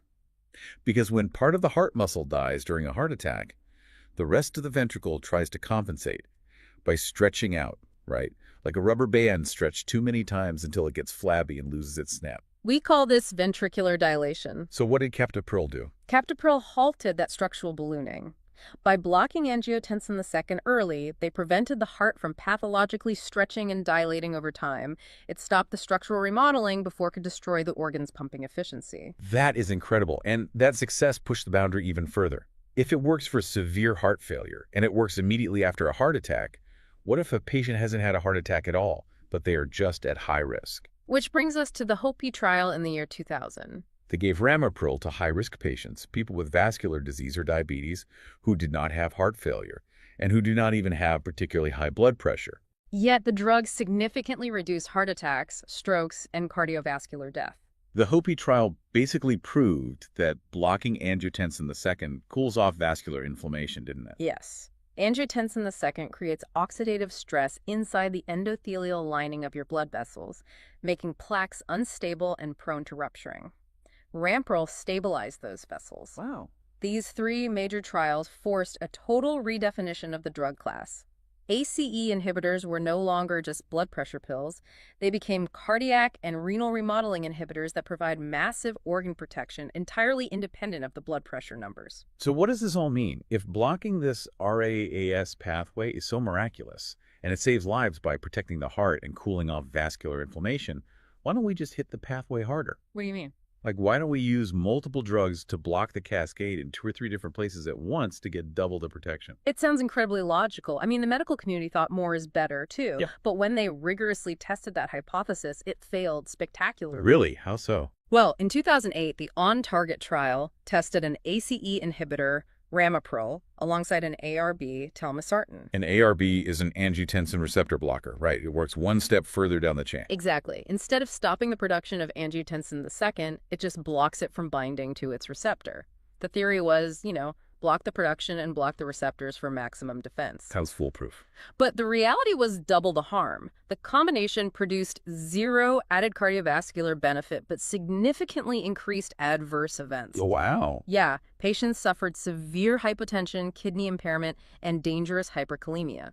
It became the definitive textbook example of why more drugs blocking the exact same pathway isn't automatically better. You cannot routinely combine ACE inhibitors and ARBs. And the cardiology world faced another massive shakeup in 2014, didn't they? With the Paradigm HF trial. Yes, they did. For 30 years, ACE inhibitors sat on the throne as the untouchable holy grail first-line treatment for heart failure. But this trial tested them against a newer class of drugs called ARNIs, right? Right. Angiotensin receptor neprilysin inhibitors, specifically a combination of sacubitril and valsartan. And the RNIs reduced mortality so much more effectively that the trial was actually stopped early. Today, RNIs have largely dethroned ACE inhibitors in standard heart failure guidelines. But that transition isn't just a simple swap, is it? No, and this raises an important question regarding clinical safety, particularly for nurses managing these medication transitions. Right. ARNIs don't just block angiotensin receptors, they also inhibit an enzyme called neprilysin, and inhibiting neprilysin also increases bradykinin. Uh-oh. So if you combine an ARNI with an ACE inhibitor, You get a massive overlapping surge of bradykinin leading to an extreme risk of life-threatening angioedema. You can never combine them. so what's the protocol? Clinical guidelines enforce a strict 36-hour washout period when switching a patient from an ACE inhibitor to an ARNI to let the first drug completely clear the system. We also have to talk about a massive trap regarding the kidneys. Throughout this deep dive, we've discussed how ACE inhibitors are renoprotective. Yes, they protect the kidneys, especially in diabetic kidney disease, by lowering the pressure inside the tiny filtering units. But in one specific condition, that exact protective mechanism becomes destructive. The condition is bilateral renal artery stenosis, meaning the main arteries feeding blood to both kidneys are severely narrowed or clogged. And the kidneys need a certain amount of pressure inside their filters to push waste out into the urine, right? Right. In patients with this condition, angiotensin II acts as a clamp on the exit pipe of the kidney filter, keeping the internal pressure high enough to actually clean the blood despite the really poor inflow. So if you give an ACE inhibitor to a patient with bilateral renal artery stenosis, you take away that crucial exit clamp. Exactly. The internal pressure drops to zero, filtration completely stops, and you instantly throw the patient into acute kidney failure. The mechanism that protects 99% of kidneys will shut down the kidneys in this specific patient. That is wild. And a similarly devastating biological effect occurs during pregnancy. ACE inhibitors are a well-documented teratogen and are absolutely contraindicated in the second and third trimesters. Why is that? A developing fetus literally requires its own angiotensin II for normal kidney development. If a pregnant patient takes an ACE inhibitor, it blocks that fetal development, causing fetal renal failure. Oh, man. This leads to dangerously low amniotic fluid, a condition called oligohydramnios, which subsequently causes severe skull and lung malformations in the baby. It's tragic. A drug that saves an adult's organs can prevent a child's organs from ever forming. We have covered an enormous amount of ground today, traversing from the venomous predators of the Amazon basin to the cellular mechanisms of massive clinical trials. Let's rapidly synthesize the 5 exam-style takeaways from our sources for everyone listening. Number 1. Same enzyme, 2 jobs. ACE creates the damaging angiotensin II, but it also destroys bradykinin. That dual action is exactly why one single drug provides both the therapeutic benefits and the classic side effects. Number 2. The cough is bradykinin, not allergy. It's a mechanism-based class effect. You can't just switch a coughing patient to a different prill. You have to change the entire class of medication. Number 3. Protective beyond pressure. As proven by the Consensus, SAVE, and HOPE trials, these drugs prevent cellular remodeling, stop fibrosis, and reduce mortality in ways that are totally independent of simply lowering the blood pressure numbers. Number 4. Watch the kidneys, watch the potassium, and watch for pregnancy. They can cause hyperkalemia. They will cause acute renal failure in patients with bilateral renal artery stenosis, and they are strictly teratogenic in the second and third trimesters. And number 5. Angioedema is a lifelong, unpredictable risk. It is not just a first-week side effect. Any new airway, lip, or tongue swelling in a patient taking a prill drug, even 10 years into therapy, is a drop-everything medical emergency. As we wrap up this deep dive, I want to leave you with one final thought to mull over. We learned today that captopril, the blueprint for an entire class of life-extending cardiovascular drugs, was reverse-engineered from the venom of a Brazilian pit viper using early structure-based design. It really makes you wonder. It does. If one of modern medicine's most foundational, organ-protecting miracles was hiding in the venom glands of a snake, just waiting for the right chemist to unlock its geometry, how many other miraculous, life-saving cures are currently slithering or crawling or growing deep in the rainforest right now, just waiting for us to decode their secrets before their habitats disappear forever? It really forces us to acknowledge how much of our future medical survival might be deeply tied to the wild, untouched corners of the world. The ultimate paradox. The venom evolved to cause catastrophic internal collapse, gave us the exact blueprint to keep millions of human hearts beating steadily year after year. Thanks for joining us on this deep dive. We'll catch you on the next one. Imagine you're lying in a hospital bed. Okay. Monitors are beeping, IVs are dripping, and there's just this constant flurry of medical staff moving in and out of your room. Yeah, a very familiar scene for a lot of people. Right. And it all feels incredibly tangible, right? It's like very scientific. But the thing keeping you alive right now isn't just the medicine in the bag. It's actually this invisible architecture. Oh, totally. An architecture formulated over a century ago by people who realized that to save a patient, you often have to, well, kind of ignore the disease. I love that framing. Because that invisible architecture is essentially the operating system running in the background of, like, every single clinical decision made in that room. Right. While a doctor might prescribe a specific medication to attack, a specific pathogen, the overall ecosystem of your care is governed by something much, much broader. Exactly. So, welcome to this deep dive into nursing theories. We're taking a stack of historical and clinical sources today to show you that a nursing theory is not just, some abstract academic exercise. Not at all. It's a systematic, organized set of statements. It's the underlying logic that tells a nurse not just what to do at your bedside, but importantly, why they are doing it. And to understand that why, we really need to look at how these frameworks are actually built. Because every major nursing theory, like the really grand sweeping ones, they're all organized around 4 core concepts. The meta paradigm, right? Yes, exactly. In the field, it's called the nursing meta paradigm. And those 4 pillars are the person, the environment, health, and nursing itself. Okay, so person, environment, health, and nursing. Right. Any framework worth its salt has to define those 4 things and explain how they interact to actually facilitate healing. Which brings us to our mission for today. We are going to trace how that meta-paradigm evolved over the last 160 years. That's quite a journey. It really is. We're going to travel from the moral and environmental convictions of the 19th century right into the grand theory era of the 1960s and 70s. Yeah, when things got really formalized. Yep. And we'll look at how outside disciplines began influencing bedside care. We're going to unpack 3 foundational frameworks today: Nightingale, Oram, and Maslow. The heavy hitters. The heavy hitters that dictate your everyday reality in the healthcare system.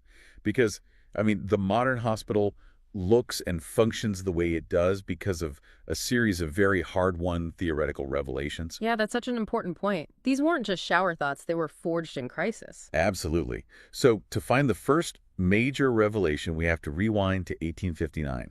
And the irony here is that the foundation of modern nursing didn't actually start with nursing the patient's body directly. No, it didn't. It started with nursing the room. Which is such a wild concept for the time. We are talking about Florence Nightingale, of course. Of course. And, she never actually used the phrase nursing theory, but she is universally credited as the founder of it. Right, with her 1859 book. Yep, Notes on Nursing.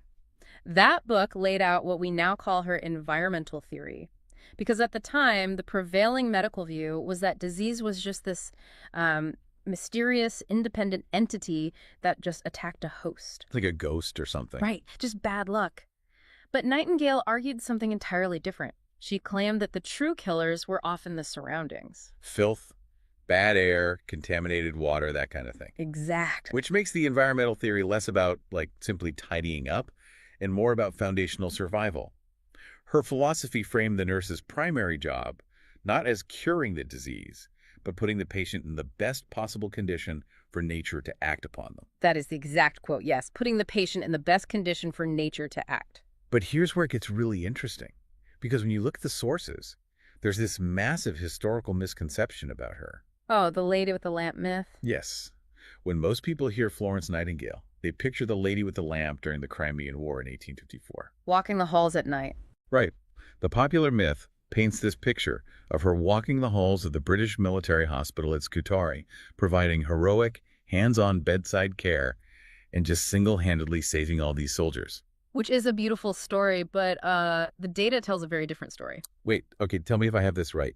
The sources reveal a huge hole in that narrative because in the winter of 1854, the death rate at Scutari was hovering around a catastrophic 40%. Yes, 40%. So wait, if the death rate was that high, all of Nightingale's direct, compassionate, hands-on nursing didn't actually fix it. What actually moved the needle? Well, the tragic reality of that barrack hospital at Scutari was that it was constructed directly over a massive cesspool. Oh, wow. Yeah, the building itself was actively contaminating the hospital's own water supply. You had 4 miles of beds packed together in a facility that was quite literally poisoning the men. That's horrifying. It is. And all the bedside compassion in the world wasn't going to stop cholera and dysentery under those conditions. So who fixed it? A British government sanitary commission arrived in March of 1855. Oh, yeah? And this was a team of engineers and public health officials. They flushed out the sewers